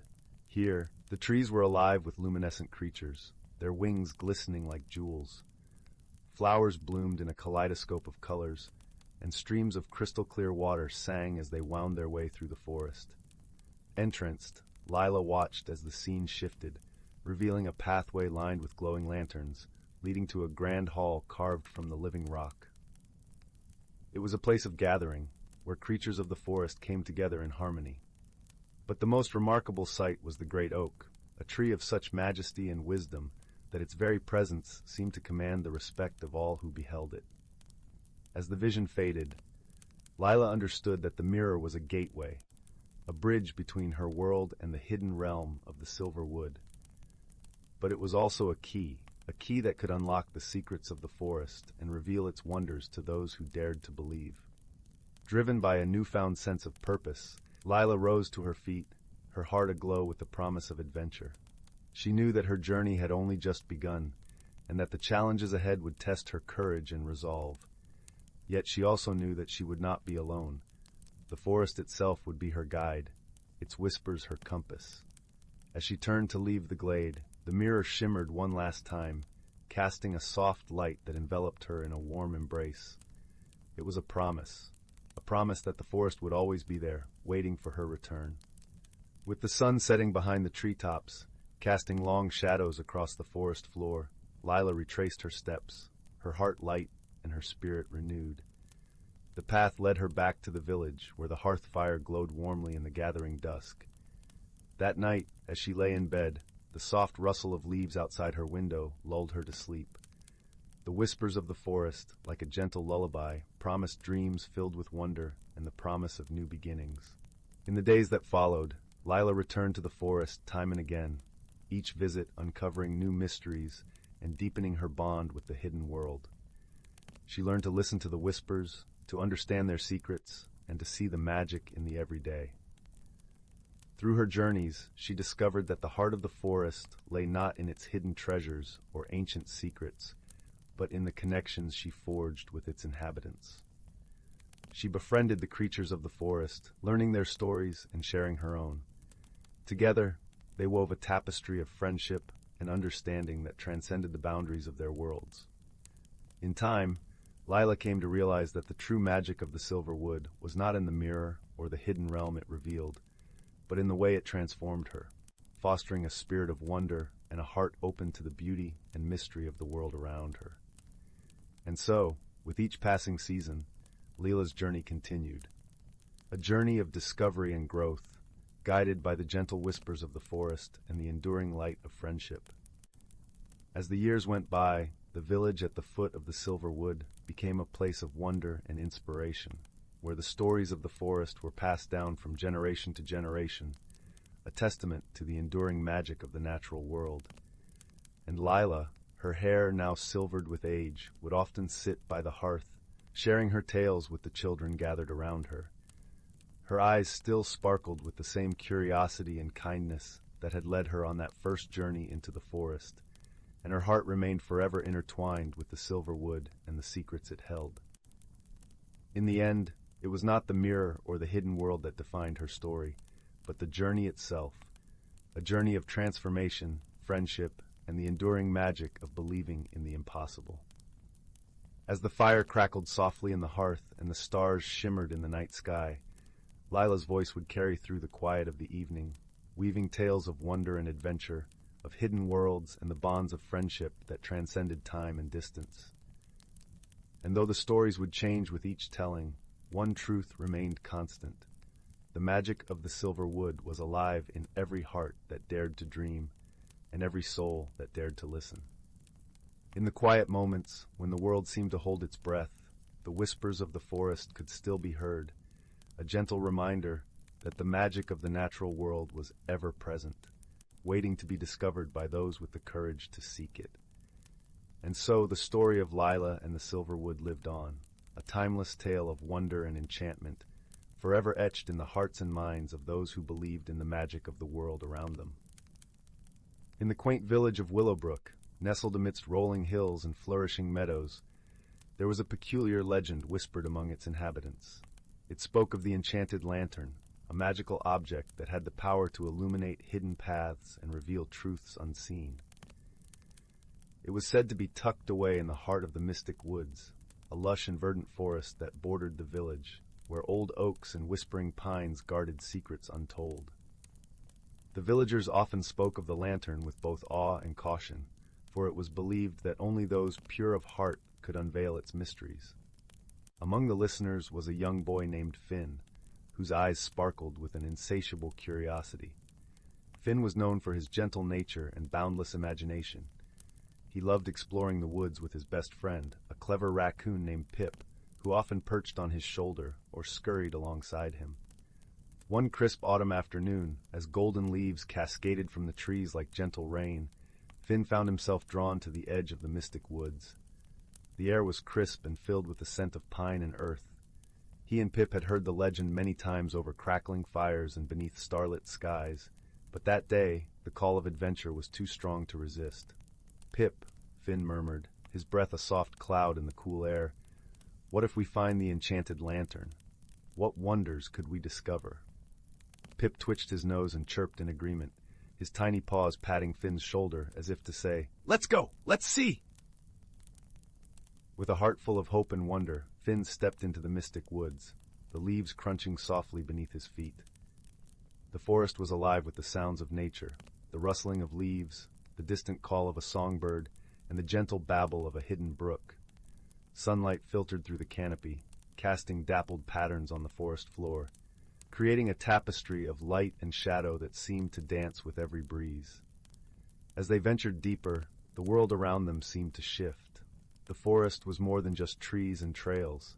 It was a living, breathing entity that wrapped them in its embrace. The path wound its way through towering ferns and beneath ancient trees whose branches reached out like welcoming arms. The deeper they went, the more Finn felt a change within himself, a sense of belonging, a connection to something greater than he had ever known. "Do you feel it, Pip?" Finn whispered, his voice a soft echo in the stillness. Pip nodded, his eyes wide with wonder as they peered into the depths of the forest, where shadows played and light danced. Hours passed like minutes as they wandered, until they came upon a clearing bathed in a gentle golden glow. In the center stood an old stone pedestal, and upon it rested the enchanted lantern. Its glass was etched with intricate patterns that seemed to shift and shimmer, reflecting the colors of the forest around it. Finn approached with reverence, his heart pounding with a mix of excitement and trepidation. He reached out a tentative hand, and as his fingers brushed the cool metal, a warm light blossomed from within the lantern, casting a soft radiance that filled the clearing. In that moment, Finn felt a warmth spread through him, a gentle reassurance that whispered of possibilities and dreams yet to be realized. The world seemed to hold its breath, and the forest hushed as if in anticipation. Pip chirped softly, his eyes reflecting the light of the lantern as he watched his friend with unwavering trust. With the lantern in hand, Finn turned to the path ahead, which now glowed with a luminescent trail that beckoned them onward. It was a path that wove through the heart of the forest, revealing vistas of breathtaking beauty, hidden groves where flowers bloomed in riotous colors, and crystal-clear streams that sang as they danced over stones. As they walked, the lantern's light revealed more than just the path. It illuminated memories and dreams, hopes and fears, all woven together in the tapestry of Finn's heart. He saw moments of kindness and courage, laughter shared with friends, and the quiet strength that came from knowing he was never truly alone. The journey was not without its challenges, but Finn faced them with a newfound wisdom and the steadfast companionship of Pip. They crossed rickety bridges that swayed over deep chasms, clambered over rocky outcrops that tested their resolve, and weathered sudden storms that sought to turn them back. Yet through it all, the lantern's light never wavered, guiding them with unwavering certainty.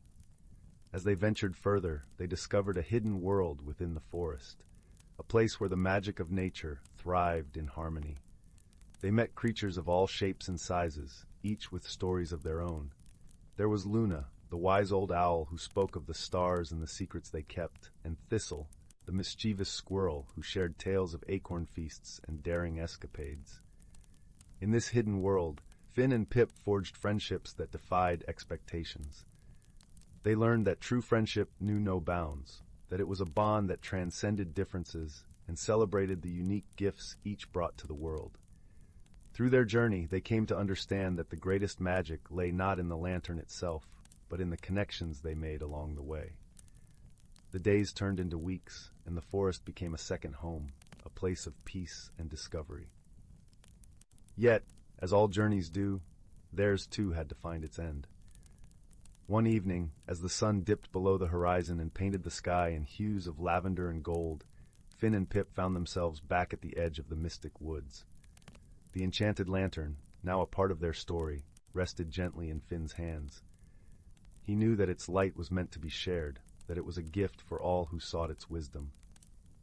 With a heart full of gratitude, he placed the lantern back upon its pedestal, where it would await the next seeker of dreams. As they made their way home, the village welcomed them with open arms, the warmth of familiarity and love wrapping around them like a cozy blanket. Finn's journey had changed him in ways he could not have imagined. He carried with him the lessons of the forest, the importance of friendship, the courage to face the unknown, and the magic that dwells within every heart. And so, with Pip by his side, Finn returned to the world he knew, forever changed by the journey he had taken. The enchanted lantern remained in the heart of the mystic woods, a beacon of hope and wonder, its light waiting to guide those with the courage to seek it. In the quiet of the night, beneath a sky strewn with stars, Finn and Pip lay in the warmth of their home, knowing that the magic of their adventure would live on in their hearts and in the stories they would share. And as they drifted into a peaceful slumber, the gentle glow of the lantern lit the path for the dreams yet to come, promising new adventures, new friendships, and the enduring magic of a kind heart. In the heart of a lush emerald forest where the trees whispered secrets to the wind and the streams sang gentle lullabies, there lived a young woman named Leora. Leora was as much a part of the forest as the ancient oaks and the babbling brooks, but lately she felt an uneasy stirring within her soul. Change was afoot, and it both intrigued and frightened her. Leora had always cherished her simple life, tending to her garden of wildflowers and herbs, and communing with the woodland creatures. Yet a restlessness had taken root, a yearning for something more that she couldn't quite define. Each evening, as she sat by the flickering firelight in her cozy cottage, she pondered the source of her unease. One crisp autumn day, when the leaves blazed in shades of amber and gold, Leora set out on a walk to clear her mind. She wandered deeper into the forest than she had ever dared before, her feet guided by an unseen force. The air was rich with the scent of pine and earth, and the sunlight filtered through the canopy in golden shafts, painting the forest floor in a dappled dance. As she walked, Leora stumbled upon an ancient gnarled oak tree, its bark twisted with age and wisdom. Nestled within its roots was a shimmering pool of water, reflecting the sky like a mirror. Drawn to its ethereal beauty, Leora knelt beside it and peered into its depths. Instead of her reflection, she saw a vision of herself, but older, wiser, aglow with an inner light she had never known. Startled, Leora pulled back, but a gentle voice whispered through the rustling leaves. "Fear not, dear one," it said, soothing as a lullaby. "This is a glimpse of your true self, the person you are destined to become."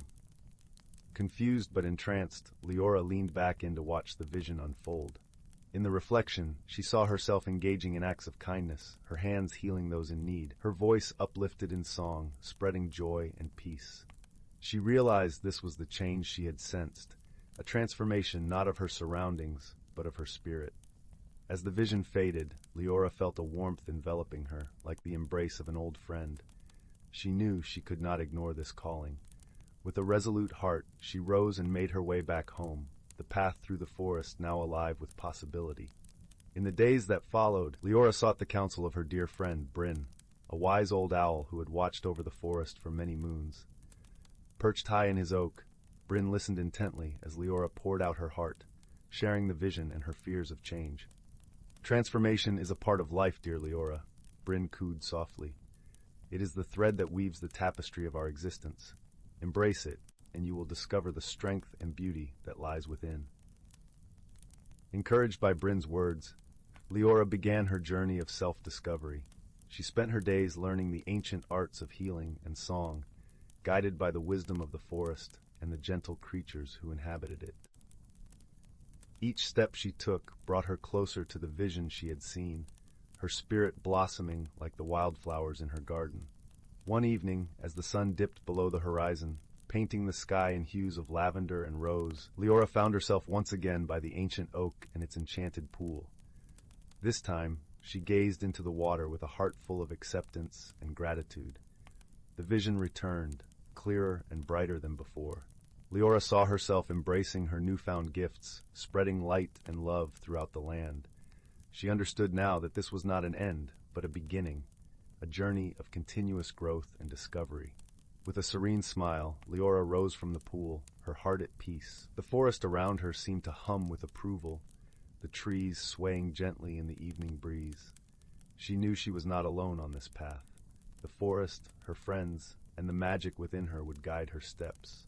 As she made her way back home, the glow of the firelight welcoming her from afar, Leora felt a profound sense of belonging.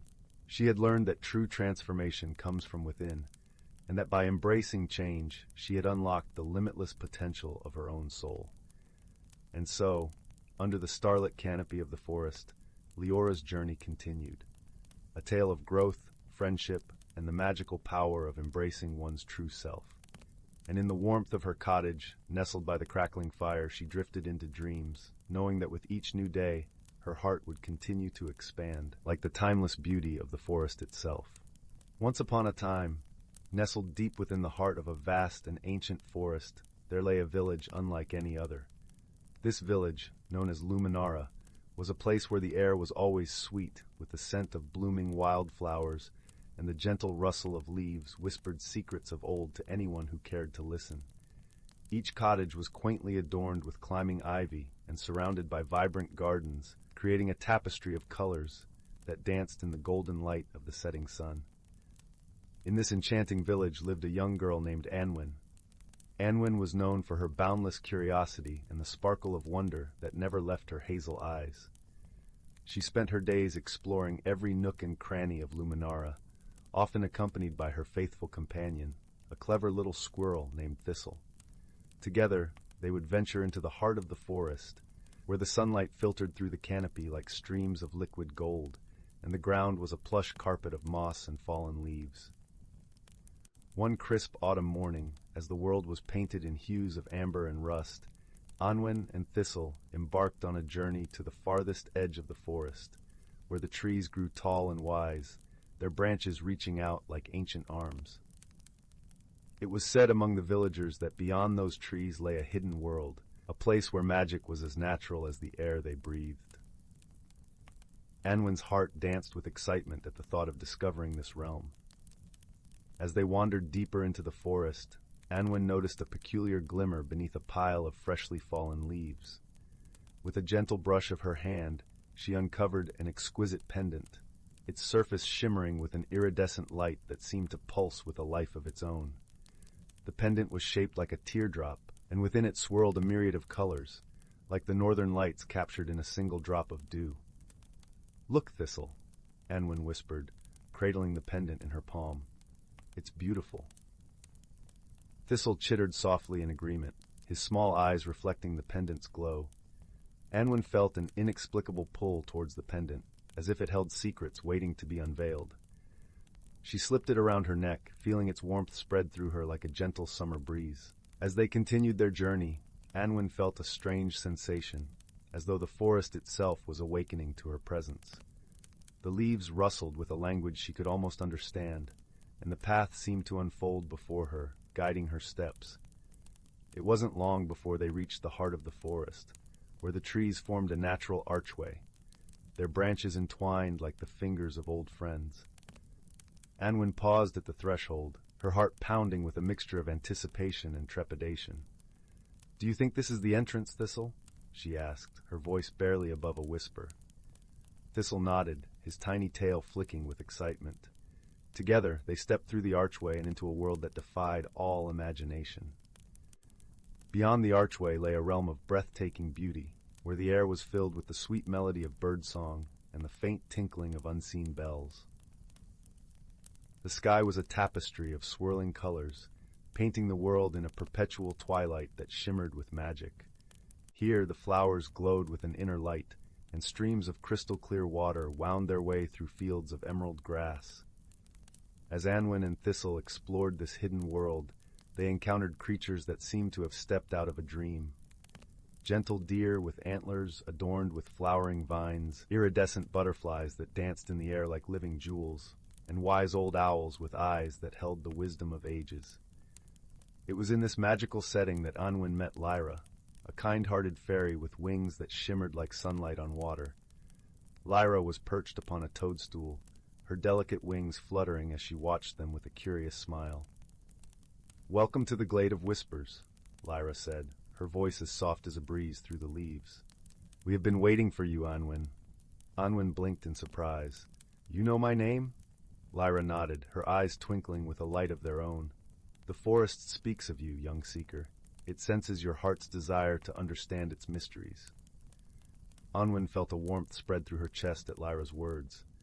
"I've always felt drawn to the forest," she admitted. "It's like it holds secrets just waiting to be discovered." Lyra's smile widened. "Indeed it does, and you, Anwen, have found the pendant of verity, a magical object that reveals the truth within all things." Anwen glanced down at the pendant, its colors swirling with a gentle luminescence. "What do you mean by reveals the truth?" "The pendant of verity has the power to see beyond appearances," Lyra explained, her voice like the soft rustle of leaves in the wind. "It can unveil the true nature of things, allowing you to understand the world and yourself more deeply." Anwen's heart leapt with curiosity. "How do I use it?" "By listening," Lyra replied simply. "Listen with your heart, and the pendant will guide you." Encouraged by Lyra's gentle wisdom, Anwen placed her hand over the pendant and closed her eyes, focusing on the rhythmic pulse of its light. As she listened, she felt a shift within herself, as if a door had opened to a deeper understanding. In the days that followed, Anwen and Thistle explored the Glade of Whispers, discovering its many wonders and mysteries. With each new encounter, Anwen learned to see beyond the surface, to understand the heart of the creatures and the forest itself. She discovered that the world was a tapestry of interconnected lives, each thread woven with care and purpose. Through her journey, Anwen formed a bond with Lyra, and together they shared stories and laughter beneath the starlit sky. Lyra taught Anwen the language of the forest, the songs of the wind, and the secrets of the streams. In return, Anwen shared tales of her village, of the people she loved, and the beauty of the world beyond the forest. One evening, as the twilight deepened into a velvety night, Lyra revealed to Anwen a hidden grove within the glade. There, the trees formed a circle around a shimmering pool of water, its surface reflecting the stars like 1,000 tiny lanterns. "This is the pool of reflection," Lyra said, her voice a soft song. "It holds the memories of the forest, the stories of those who have come before. With the pendant of verity, you can glimpse these memories and learn from them." Anwen knelt beside the pool, her heart filled with a mixture of awe and reverence. She leaned over the water, and as she gazed into its depths, the pendant began to glow with a gentle light. Images danced across the surface, scenes of joy and sorrow, of friendship and courage. Through the memories, Anwen saw the stories of those who had walked the forest paths before her. She witnessed their triumphs and challenges, their moments of kindness and bravery. Each story touched her heart, weaving a tapestry of understanding and compassion. As the final image faded, Anwen felt a profound sense of connection to the world around her. She realized that her journey was not just about discovering the magic of the forest, but about understanding the magic within herself. With this newfound wisdom, Anwen returned to Luminara, her heart forever changed by the wonders of the hidden world. She shared her experiences with the villagers, inspiring them to look beyond the surface and see the beauty and truth in all things. As the seasons turned, Anwen continued to visit the Glade of Whispers, her bond with the forest and its inhabitants growing ever stronger. The pendant remained a cherished reminder of her journey, a symbol of the wisdom she had gained and the magic that lived within her heart. And so, under the watchful gaze of the ancient trees and the twinkling stars, Anwen's story became a part of the forest's tapestry, a tale of friendship, discovery, and the transformative power of seeing the world with eyes of wonder and a heart of truth. As the years passed, Anwen's once youthful curiosity matured into a profound wisdom that was respected and cherished by the villagers of Luminara. She became known as the Story Keeper, for her ability to weave the tales of the forest into lessons that taught love, empathy, and understanding. The children of the village would gather at her feet by the warm glow of the hearth, eyes wide with wonder as she recounted the stories of her adventures in the Glade of Whispers. Each story carried with it a gentle lesson, a reminder that true magic was not found in grand gestures or spells, but in the quiet moments of connection and compassion. One winter's eve, with snowflakes cascading gently from the sky, Anwen felt a familiar tug at her heart, a call from the forest that she could not ignore. With Thistle by her side, now older and wiser, she made her way through the snow-draped trees to the familiar archway of the Glade of Whispers. Lyra awaited her there, her wings shimmering with a soft, silvery glow that mirrored the moonlight. "Welcome back, dear friend," she greeted, her voice a melody of warmth and joy. Anwen smiled, her heart swelling with the familiarity of their friendship. "It's good to be home," she replied, her voice a whisper in the stillness of the winter night. As they walked together through the glade, Lyra shared news of the forest, of new life and the changes that time had wrought. Anwen listened with a heart full of gratitude, her love for this hidden world as strong as ever. "Anwen," Lyra said softly, pausing beneath a towering oak, "the forest has a gift for you, a token of gratitude for all that you have given to us." Curious, Anwen followed Lyra to the pool of reflection, where the water lay still and silent beneath a blanket of snow. As she approached, the pendant around her neck began to glow, casting a gentle light upon the surface of the pool. With a soft murmur, the water parted, revealing a small, intricately carved box that shimmered with the iridescence of the pendant. Anwen reached out, her fingers brushing against the smooth wood, and she felt a warmth spread through her, a sense of peace and fulfillment. "This is the box of echoes," Lyra explained, her voice filled with reverence. "It holds the echoes of your heart, the memories and wisdom you have gathered on your journey. It is a reminder that your story is woven into the very fabric of the forest." Tears of gratitude filled Anwen's eyes as she accepted the box, feeling the weight of its significance. She knew that her journey had come full circle, that the magic of the forest was now a part of her, as she was a part of it. With the box in hand, Anwen returned to Luminara, her heart filled with a sense of purpose and belonging. She continued to share her stories, her wisdom growing with each passing season, her love for the village and the forest as enduring as the stars in the night sky. And so, the tale of Anwen and the Glade of Whispers became a cherished part of Luminara's history, a story passed down through generations, reminding all who heard it that magic was not just something to be found, but something to be lived, in every act of kindness, every moment of understanding, and every thread of connection that bound their hearts to the world around them. As the years turned to decades, Anwen's legacy endured, her stories becoming a source of inspiration and guidance for the villagers of Luminara. Her presence was felt in the gentle rustle of leaves, the whisper of the wind, and the songs of the forest creatures that continued to thrive in the hidden world she had discovered. The villagers often spoke of the storykeeper with fondness and admiration, recounting her tales by the fireside during long winter nights and beneath the starry sky on warm summer evenings. Anwen's stories became a bridge between generations, a reminder of the power of love, friendship, and the indomitable spirit of exploration. Children who had grown up listening to Anwen's stories would often venture into the forest themselves, guided by the lessons she had imparted. They would seek the archway to the Glade of Whispers, their hearts filled with the same wonder and curiosity that had once guided Anwen on her journey. Although the forest remained a place of mystery and magic, Anwen's wisdom had taught the villagers to respect and cherish its secrets, to walk its paths with reverence and gratitude. The bond between the village and the forest grew stronger with each passing year, a testament to the enduring legacy of the young girl who had once listened to the whispers of the trees. Anwen herself continued to visit the Glade of Whispers, her friendship with Lyra deepening with each encounter.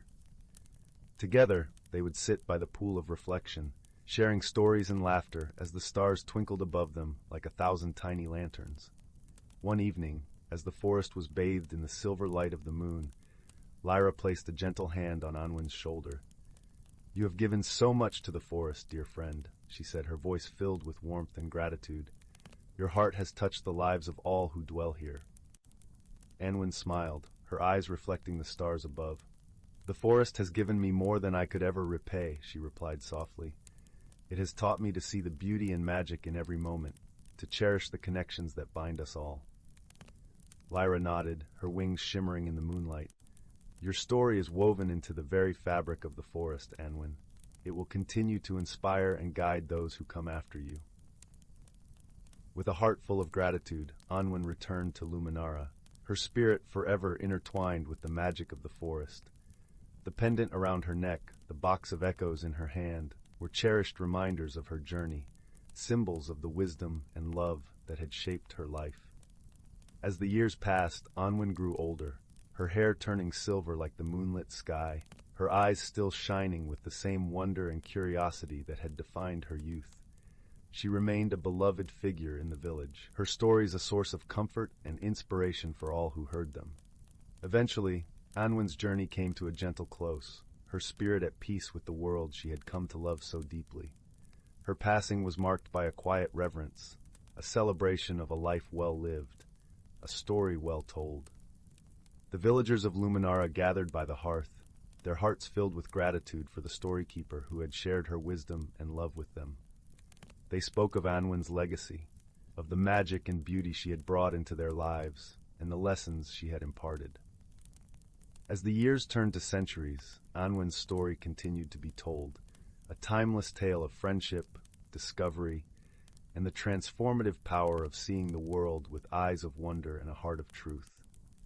And somewhere deep within the heart of the ancient forest, the Glade of Whispers remained, a hidden world where magic was as natural as the air they breathed, a place where the spirit of Anwen lived on, in the gentle rustle of leaves, the whisper of the wind, and the songs of the forest creatures that continued to thrive in its embrace. In a small, sleepy village nestled between rolling hills and whispering woods, where the air was always fragrant with the scent of wildflowers and the gentle hum of bees, lived a young girl named Ada.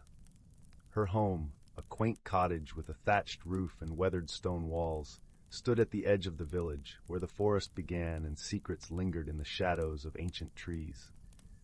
Ada was known for her bright eyes and curious spirit, always eager to uncover the stories hidden in the rustle of leaves or the babbling of the brook that wound its way through the village. Yet, Despite her love for tales of yore, Ada knew little of her own family's past. Her grandmother, the village's storyteller, had always hinted at a legacy rich with wonder, but Ada had never heard the full tale. One serene autumn afternoon, as the golden leaves danced in the crisp breeze and the sun dipped low in the sky, Ada found herself drawn towards the attic of her cottage, a place she seldom ventured. The attic was a realm of dust and shadows, filled with treasures and trinkets from generations past, each with its own story to tell. There, hidden beneath an old quilt, she discovered a wooden chest engraved with swirling patterns that seemed to shimmer in the dim light. The chest, she knew, had belonged to her grandmother's grandmother, a woman whispered to have been wise beyond her years. With a heart full of anticipation, Ada opened the chest and uncovered a collection of artifacts, a delicate amulet of silver and turquoise, a bundle of letters bound with a faded ribbon, and a small, intricately carved flute. Each item seemed to hum with a quiet magic, and Ada felt a strange warmth spreading through her fingers as she touched them. Her grandmother, hearing the gentle creak of the attic door, climbed the stairs and joined Ada, her eyes soft with memories. "Ah, you've found it," she said, her voice a gentle melody. "Our family's legacy." As they sat together in the fading light, her grandmother began to weave the story of their ancestors. She spoke of a time long ago when their family had been the keepers of an ancient tradition, tasked with preserving the harmony between the village and the forest. The amulet, she explained, was a symbol of their bond with nature, its turquoise stone a gift from the river spirits. The letters written by their ancestors contained wisdom and tales of courage and kindness. The flute, with its sweet, haunting melody, was used to call upon the forest creatures in times of need. Ada listened, her heart swelling with pride and wonder. She realized that the legacy she had uncovered was not just a tale of the past, but a guiding light for her own journey. The artifacts were not merely relics. They were symbols of the values her family cherished: wisdom, harmony, and a deep connection to the natural world. With newfound understanding, Ada felt a sense of belonging she had never known before. She saw herself as part of a greater tapestry, woven with threads of love and tradition. The lessons from her ancestors resonated with her, teaching her that true strength lay in gentleness, and that the bonds we share with others and with the world around us are the greatest treasures of all. As the stars began to twinkle in the velvety night sky, casting a soft glow over the village, Ada and her grandmother descended the stairs from the attic. Together, they sat by the hearth, where the flames danced and crackled, casting a warm, comforting light. Ada took the flute in her hands and played a simple, sweet tune.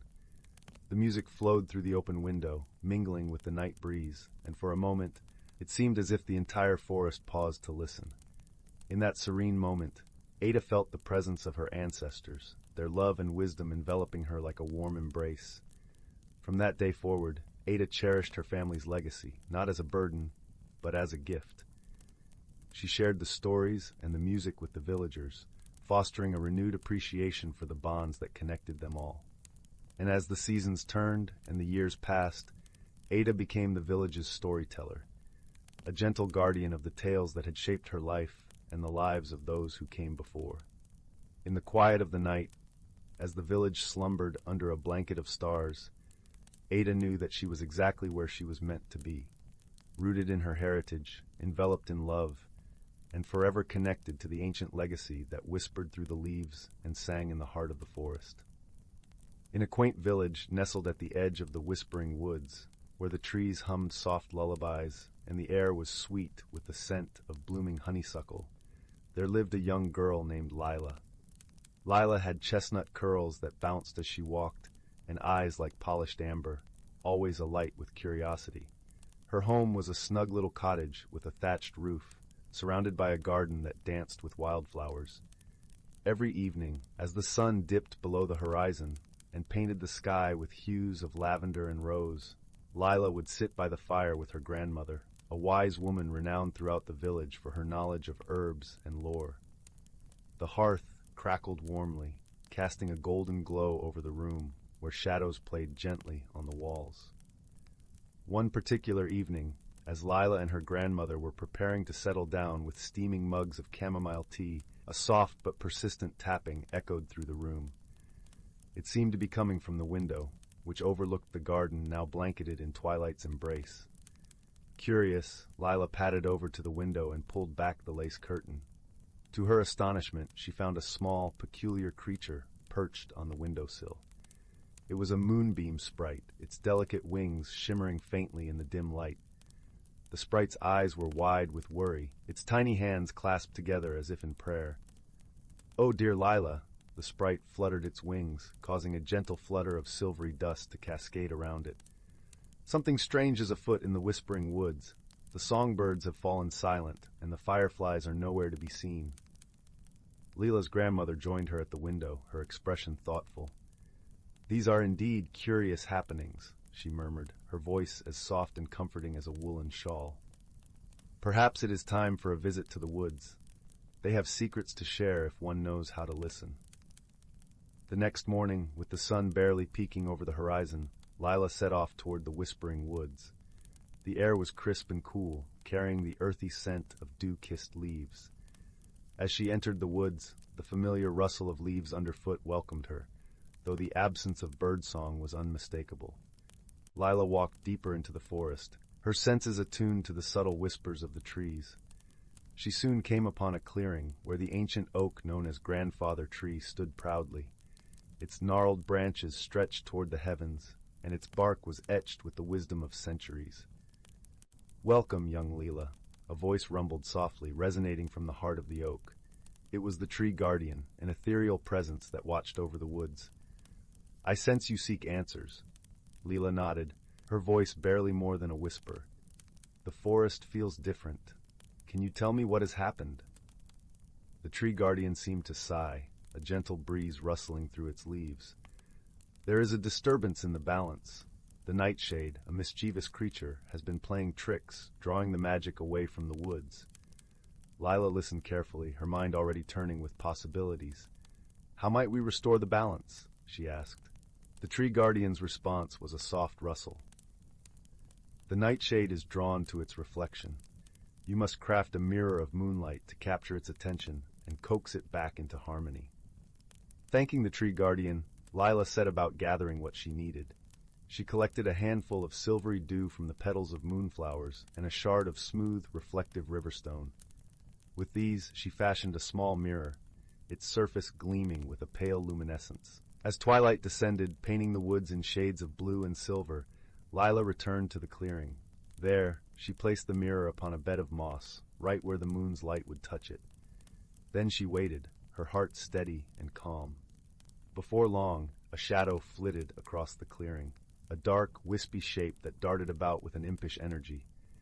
It was the nightshade, drawn irresistibly to the mirror's glow. The creature paused, entranced by its own reflection. Its antics momentarily ceased. With gentle words woven of kindness and understanding, Lila spoke to the nightshade. She explained how its playful tricks had unbalanced the magic of the woods, and how harmony could be restored if it chose to return to its rightful place among the shadows. The nightshade listened, its form shimmering as if considering her words. Finally, with a playful wink, it vanished into the night, leaving behind a trail of sparkling dust. Almost immediately, the woods felt different. The air was lighter, and the soft chirping of crickets resumed its familiar melody. As Lila made her way back to the village, the moon watched over her, casting a gentle glow on her path. She felt a comforting sense of achievement, knowing she had helped restore peace to the woods she loved so dearly. Back at the cottage, her grandmother awaited her with open arms and a warm smile. "You have done well, dear heart," she said, her voice a balm to Lila's soul. "Remember, even the smallest creatures can teach us the greatest lessons." That night, as Lila lay in her cozy bed, she listened to the soft hum of the forest outside her window. The world was at peace, and so was she, knowing that wisdom and friendship could always light the way, even through the darkest of shadows. And with that comforting thought, she drifted into a gentle, restful sleep, cradled by the whispers of the woods. In the heart of the whispering woods, where the trees hummed soft lullabies with every breeze, there lay a quaint village called Willowbrook. Nestled amidst blooming wildflowers and the gentle laughter of babbling brooks, Willowbrook was a place where time seemed to slow, and the world's worries melted away like morning mist. Every evening, as the sun dipped beneath the horizon, painting the sky in hues of lavender and rose, the villagers would gather around the great old oak in the village square. It was here that stories were shared, laughter echoed, and the bonds of community grew ever stronger. One such evening, as the villagers settled beneath the oak's sprawling branches, a peculiar thing happened. A series of soft, shimmering lights began to dance above them, weaving intricate patterns in the air. At first, they thought it might be fireflies, but these lights were different, more vibrant, more alive. Among the villagers was a gentle soul named Mira. With her chestnut curls and warm hazel eyes, Mira was known for her kindness and her curiosity. She watched the lights with fascination, noticing how they flickered and swirled as if they were trying to communicate something. Intrigued by the mysterious display, Mira decided to investigate. The next morning, she set out into the woods, where the lights seemed to have originated. The air was crisp and carried the scent of pine and earth. Birds sang cheerful tunes as she walked along the winding paths, their melodies mingling with the rustling leaves. As Mira wandered deeper into the forest, she stumbled upon a clearing she had never seen before.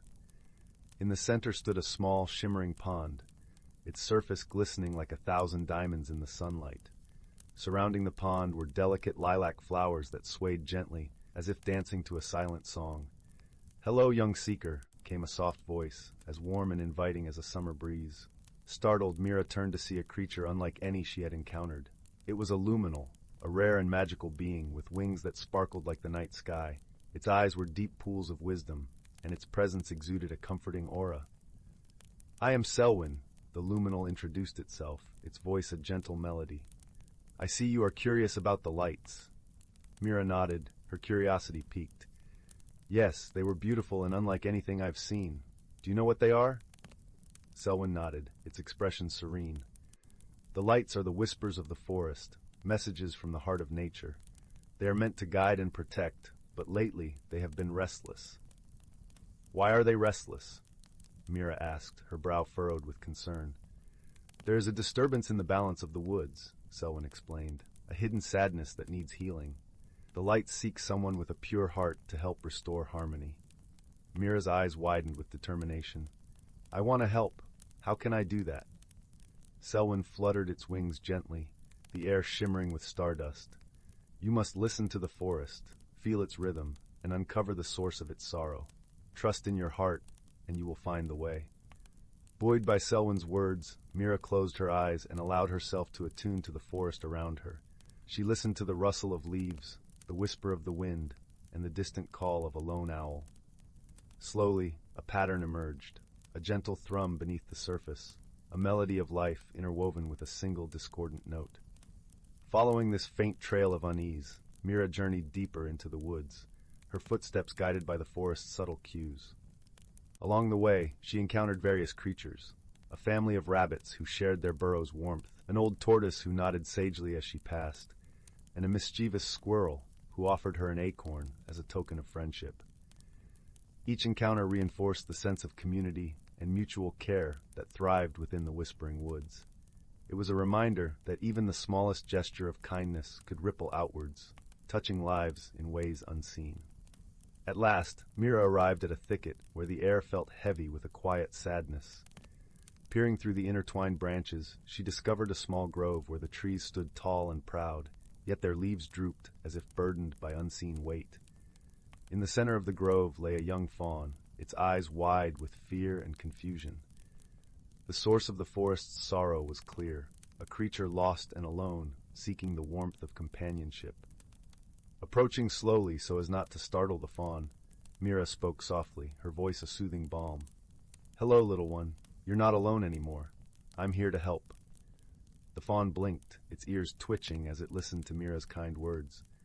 Gradually it relaxed, sensing the genuine care in her tone. With gentle hands, Mira guided the fawn out of the thicket and back towards the heart of the forest. As they walked, the trees seemed to sigh with relief, their leaves lifting as the weight of sadness began to dissipate. Selwyn appeared once more, its eyes alight with gratitude. "You have done well, Mira. The forest thanks you for your kindness and courage." Mira smiled, feeling a warmth spread through her chest. I only did what felt right. The forest is a magical place, full of life and wonder. I'm grateful to be part of it. Under the luminal's watchful gaze, the shimmering lights returned, dancing joyfully through the trees. They twirled around Mira and the fawn, a celebration of restored harmony and newfound friendship. As the sun began to set, casting golden rays across the forest floor, Mira made her way back to Willowbrook, the fawn trotting happily by her side. The villagers welcomed them with open arms, their hearts touched by the tale of the gentle mystery that had unfolded in their beloved woods. That night, as the stars twinkled above and the village settled into peaceful slumber, Mira lay beneath the great old oak, the fawn nestled beside her. She closed her eyes, her dreams filled with shimmering lights and the whisper of a forest at peace. And so, in the heart of the whispering woods, where the trees hummed soft lullabies with every breeze, the village of Willowbrook continued to thrive, its people bound by tales of wonder and the gentle magic that surrounded them. Here, under the watchful gaze of the luminal and the twinkling stars, harmony reigned, and the world felt just a little bit brighter. In the heart of the whispering woods, where the ancient trees swayed gently to the melody of the wind, there lay a quaint little village called Willowbrook. This village, nestled in a valley where the mist liked to curl around the cobblestones like a cat seeking warmth, was known for its peaceful charm and magical inhabitants. Each morning, the sun would peek over the horizon, casting a golden glow that shimmered through the leaves, painting the village in hues of warmth and wonder. Willowbrook was home to all manner of delightful creatures, from the chatty squirrels who loved to gossip about the latest happenings, to the gentle deer who wandered serenely through the meadows. Among these creatures lived a wise old owl named Hoot, who perched high in the great oak that stood proudly at the village's center. Hoot had seen many a season pass and was known for his wisdom and kindness, always ready to offer guidance to those in need. One crisp autumn evening, as the villagers gathered around the common bonfire to share stories and laughter, a peculiar event occurred. The moon, usually a steadfast companion in the night sky, began to flicker like a candle in the breeze. Gasps rippled through the crowd as everyone pointed skyward, eyes wide with wonder and a hint of worry. "Fear not," Hoot hooted reassuringly from his perch. "The moon is simply playing a trick, perhaps in need of a little attention.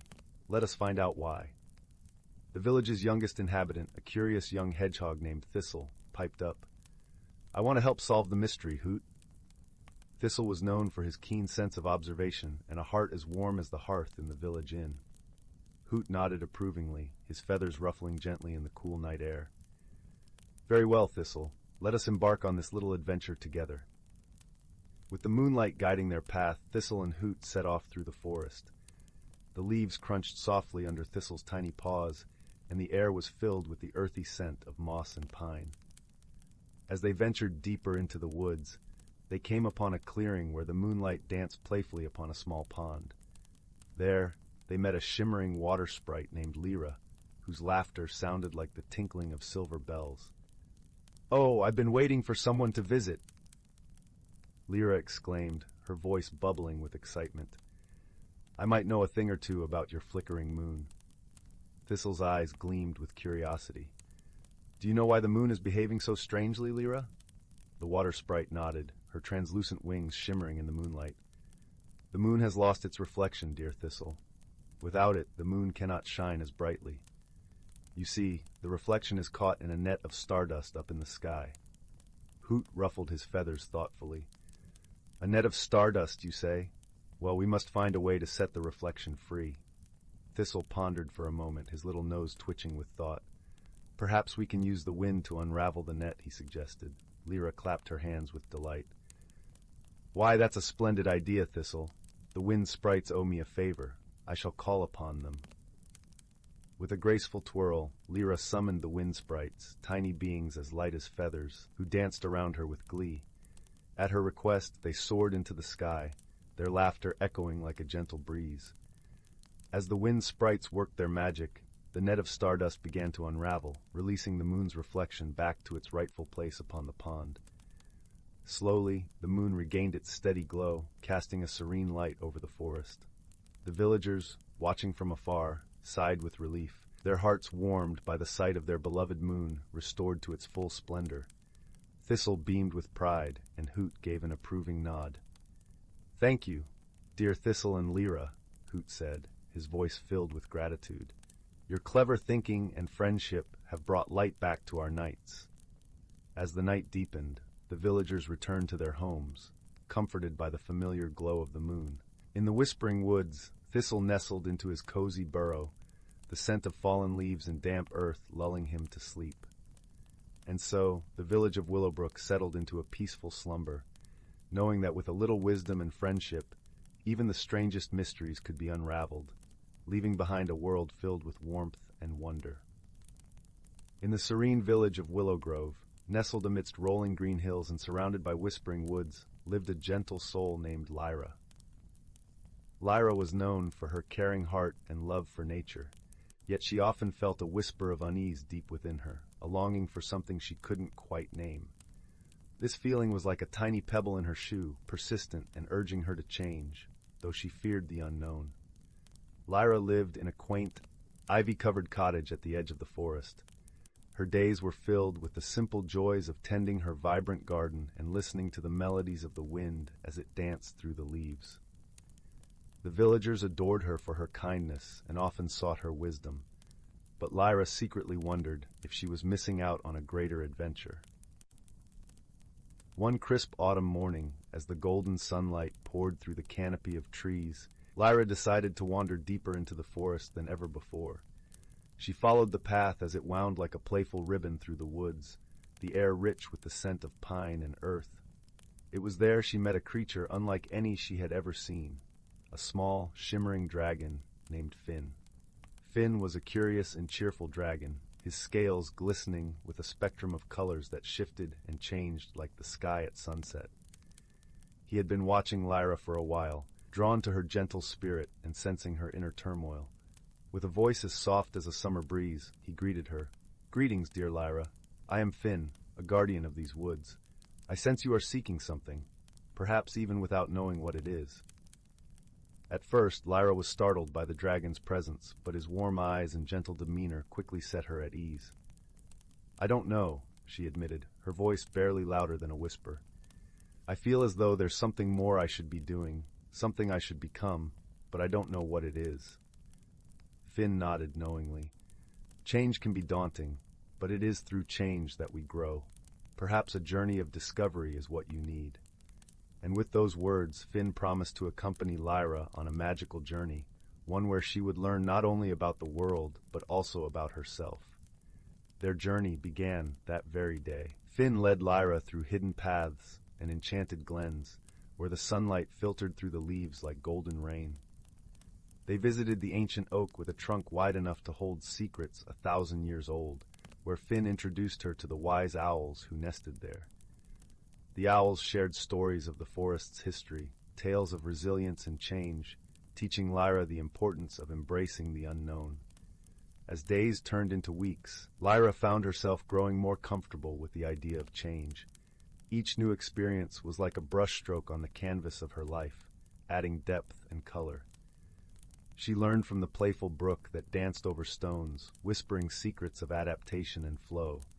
She marveled at the caterpillars transforming into butterflies, their delicate wings a testament to the beauty of transformation. Throughout their travels, Lyra was never alone. Finn was a constant companion, always there to offer encouragement and wisdom. He taught her to see the magic in everyday moments, from the way the stars twinkled like diamonds in the night sky, to the way the morning dew coated the world in a shimmering veil. One day, as they rested by a serene lake under the silver glow of the moon, Lyra turned to Finn, her voice brimming with newfound understanding. "I've learned so much, yet I feel there's still more within me waiting to grow." Finn smiled, his scales reflecting the moonlight like 1,000 tiny mirrors. "You've discovered that growth is a journey, not a destination. You've learned to trust in the process, to embrace the changes that come your way." With Finn's guidance, Lyra realized that the unease she once felt was not a burden but a gift, a call to explore, to learn, to grow. She understood that change was not something to fear, but something to welcome. for it brought with it the promise of new beginnings and endless possibilities. As their journey came to a close, Lyra returned to Willow Grove, her heart full of peace and her spirit alight with the knowledge she had gained. The village welcomed her back with open arms, and she shared her experiences with them, inspiring others to embark on their own journeys of self-discovery. Lyra's garden flourished more than ever, a testament to her inner growth. Each bloom told a story of courage and transformation, a reminder of the beauty that lies in embracing change. And though Finn returned to his home in the forest, his presence lingered in Lyra's heart, a gentle reminder of the magic of friendship and the power of personal growth. Under the starlit sky, Lyra sat by her garden, feeling the warm embrace of the universe.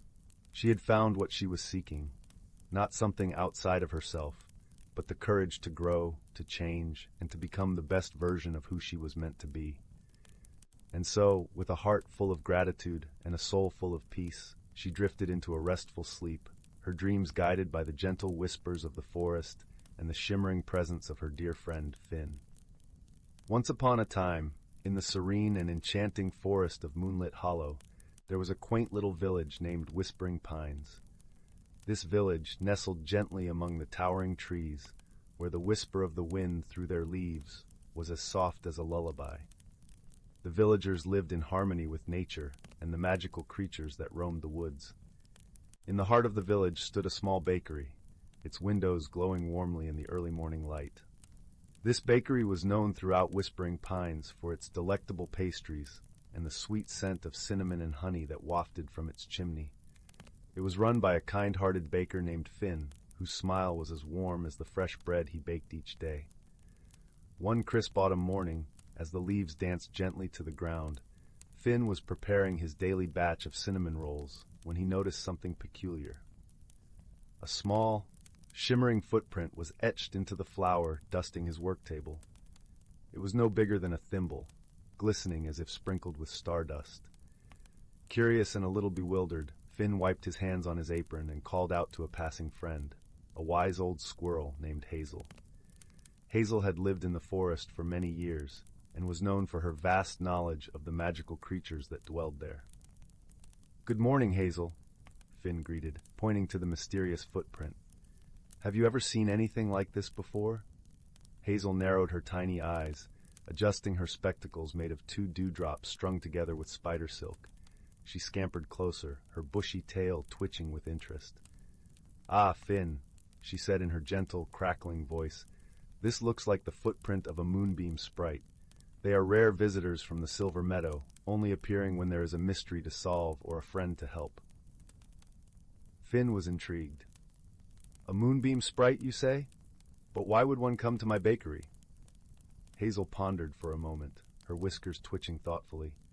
"Perhaps they need your help, or perhaps there is something in your bakery they find fascinating."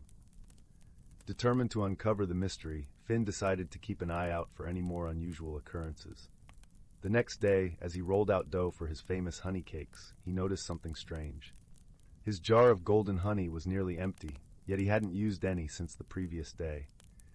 He scratched his head, glancing around the cozy bakery, as if expecting answers to appear from the flour-dusted air.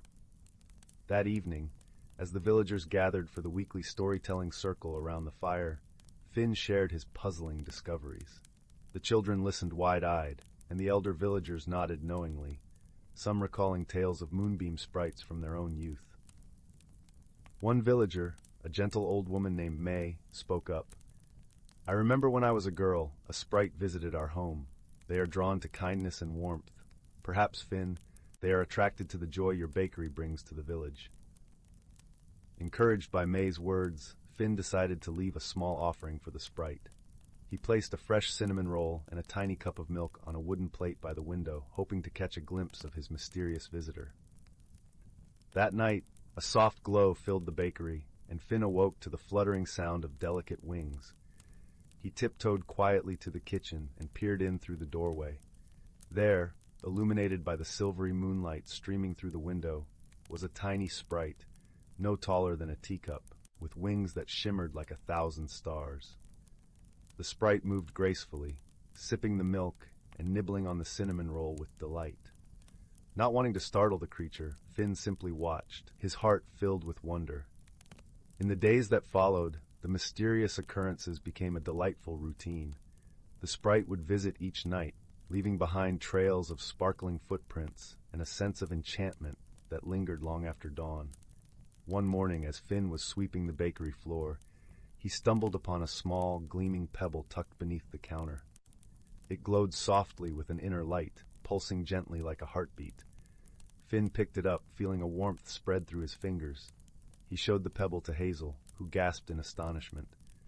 "Finn, this is a heartstone, a gift from the Moonbeam sprite. It is said to bring joy and prosperity to its keeper."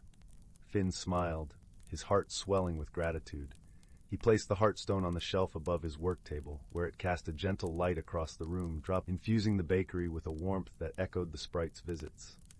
With each passing day, the bakery flourished, its fame spreading beyond Whispering Pines. Villagers from neighboring towns came to taste Finn's pastries, drawn by the stories of the magical bakery blessed by a moonbeam sprite. As autumn gave way to winter, the sprite's visits became less frequent, until one night, they stopped altogether. Though Finn missed the nightly glow and the sparkle of tiny footprints, he felt a deep sense of peace and fulfillment. The heartstone remained, a lasting reminder of the sprite's friendship and the magic that had touched his life. And so, Whispering Pines continued to thrive, its heart warmed by the kindness and mystery that had once graced its beloved bakery. And in the quiet moments of the evening, as the village settled into slumber, Finn would often gaze at the heartstone, feeling the gentle pulse of its light, a comforting reminder that magic and friendship were always just a heartbeat away. And so, with the fire crackling gently in the hearth, the villagers would drift into dreams, their hearts filled with warmth and wonder, knowing that sometimes the smallest mysteries hold the greatest magic of all. The End. Title: The Whispering Woods. In a quaint little village nestled between rolling green hills and a vast, shimmering forest, there lived a girl named Leora. Her heart was as warm as the summer sun, and her curiosity was as boundless as the starry night sky. Leora was known throughout the village for her gentle spirit and her love for the forest, which stood like a guardian beyond the village's edge, its leaves whispering secrets that only Leora seemed to hear. Leora's days were filled with wonder, as she wandered through the village with her best friend, a clever fox named Finnegan. Finnegan had soft russet fur that gleamed in the sunlight, and eyes that sparkled with intelligence and mischief. Together, they explored the hidden nooks and crannies of their world, always seeking the mysteries that lay just beyond their fingertips. One crisp autumn morning, as the scent of fallen leaves and wood smoke filled the air, Leora and Finnegan set off on one of their many adventures. The forest, with its canopy of amber and gold, beckoned them with its enchanting allure. As they wandered deeper into the woods, the familiar path gave way to a trail neither had seen before, overgrown and winding like a forgotten dream. Curiosity tugged at Leora's heart. "Shall we see where it leads, Finnegan?" she asked, her voice a soft melody in the quiet of the forest. Finnegan twitched his bushy tail in agreement, his eyes alight with excitement. Together they stepped onto the path, feeling the crunch of leaves beneath their feet and paws, the cool breeze whispering through the trees like a gentle lullaby. As they delved deeper, the forest seemed to change around them. The light grew softer, filtered through a veil of delicate branches. The air was filled with the earthy scent of moss and the distant, melodic calls of unseen birds. And then, quite suddenly, they found themselves standing before a grand ancient tree. Its trunk was wide and gnarled, its bark etched with the passage of time. From within its depths came a soft, glowing light, warm and inviting. Leora approached the tree with reverence, her heart pounding with a sense of discovery. As she reached out to touch the bark, the light pulsed gently, and a soft, musical voice filled the air. "Welcome, seekers of truth," it said, resonating like a choir of distant stars. Startled, Leora drew back, but Finnegan stood firm, his gaze fixed on the tree. "We've come to explore," Leora said, finding her voice, "to understand the secrets of the forest." The tree's light shimmered in response, casting a gentle glow that seemed to wrap around them like a warm embrace. "You have found the heart of the Whispering Woods," the voice explained. a place where the stories of the forest come to life, where the past and the future entwine. As the words washed over them, the world around Leora and Finnegan began to change.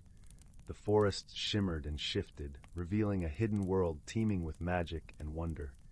Creatures of all shapes and sizes appeared, their eyes twinkling with ancient wisdom and playful curiosity. There were tiny fairies flitting about on gossamer wings, their laughter like the tinkling of bells. Majestic stags with antlers that glowed like moonlight stood among the trees, watching with gentle eyes. Leora felt a thrill of joy and awe. This hidden realm was a tapestry of life and magic, woven together by threads of light and shadow. She and Finnegan wandered through this enchanted world, marveling at its beauty, until they came upon a small clearing. In the center of the clearing stood a stone pedestal, upon which rested a small, ornate box. Its surface was intricately carved with patterns that seemed to shift and change, catching the light and drawing the eye with their mesmerizing dance. Leora approached the box, her fingers tracing the delicate carvings. "What is this?" she asked, her voice barely above a whisper. The tree's voice answered, its tone gentle and wise. "This is the Box of Echoes, a vessel of memories and dreams. It holds the stories of those who have come before and those yet to come. To open it is to embark on a journey of discovery and transformation." Leora felt a flutter of excitement in her chest. She glanced at Finnegan, who nodded encouragingly, his eyes bright with anticipation. Taking a deep breath, Leora lifted the lid of the box. A soft, golden light spilled forth, and the air was filled with the sound of distant music, like the echoes of a long-forgotten melody. Leora and Finnegan leaned closer, drawn into the light, and found themselves swept away on a journey through time and space. They drifted through scenes of wonder and mystery, witnessing the lives of those who had walked the forest paths before them. They saw a young girl, much like Leora, who had befriended a mischievous raccoon and discovered the secret of the singing stones. They watched as an elderly man, with hair as white as snow, found solace and wisdom among the trees, guided by the gentle touch of a wise owl. With each story, Leora felt a connection, a thread binding her to the tapestry of life that stretched across time. She realized that every creature, every soul that had passed through the forest, had left an imprint, a story that was woven into the very fabric of the whispering woods. As the final echoes of the music faded, Leora and Finnegan found themselves back in the clearing, the Box of Echoes glowing softly on its pedestal. The tree's voice spoke once more, filled with warmth and kindness. "You have seen the stories of the past, and now it is time for you to shape the future. The whispering woods are yours to protect, to cherish, and to share with those who seek their magic." Leora felt a deep sense of purpose, a newfound understanding of her place in the world. She knew that the forest held secrets beyond imagination, but it was also a living, breathing entity that needed love and care. With Finnegan by her side, she vowed to honor the stories of the past and to create new tales for the future. As the sun dipped below the horizon, painting the sky in hues of pink and gold, Leora and Finnegan made their way back to the village. The forest, once a place of mystery, now felt like a friend, a sanctuary filled with whispers of hope and dreams. From that day on, Leora and Finnegan became the guardians of the Whispering Woods, sharing its magic with all who sought it. Their adventures became legends, stories shared around warm fires on cold winter nights. And as the stars twinkled in the velvet sky, the forest stood watch, its heart beating with the stories of those who had come before and those who would come after. For in the Whispering Woods, every soul was a part of the grand tapestry of life, woven together by love, friendship, and the timeless magic of the world. The tale of Leora and Finnegan is a reminder that the world is filled with wonder and wisdom, waiting to be discovered by those with open hearts and curious minds. As you drift into slumber, may your dreams be filled with the magic of the Whispering Woods, where stories live and secrets dance in the light of the moon.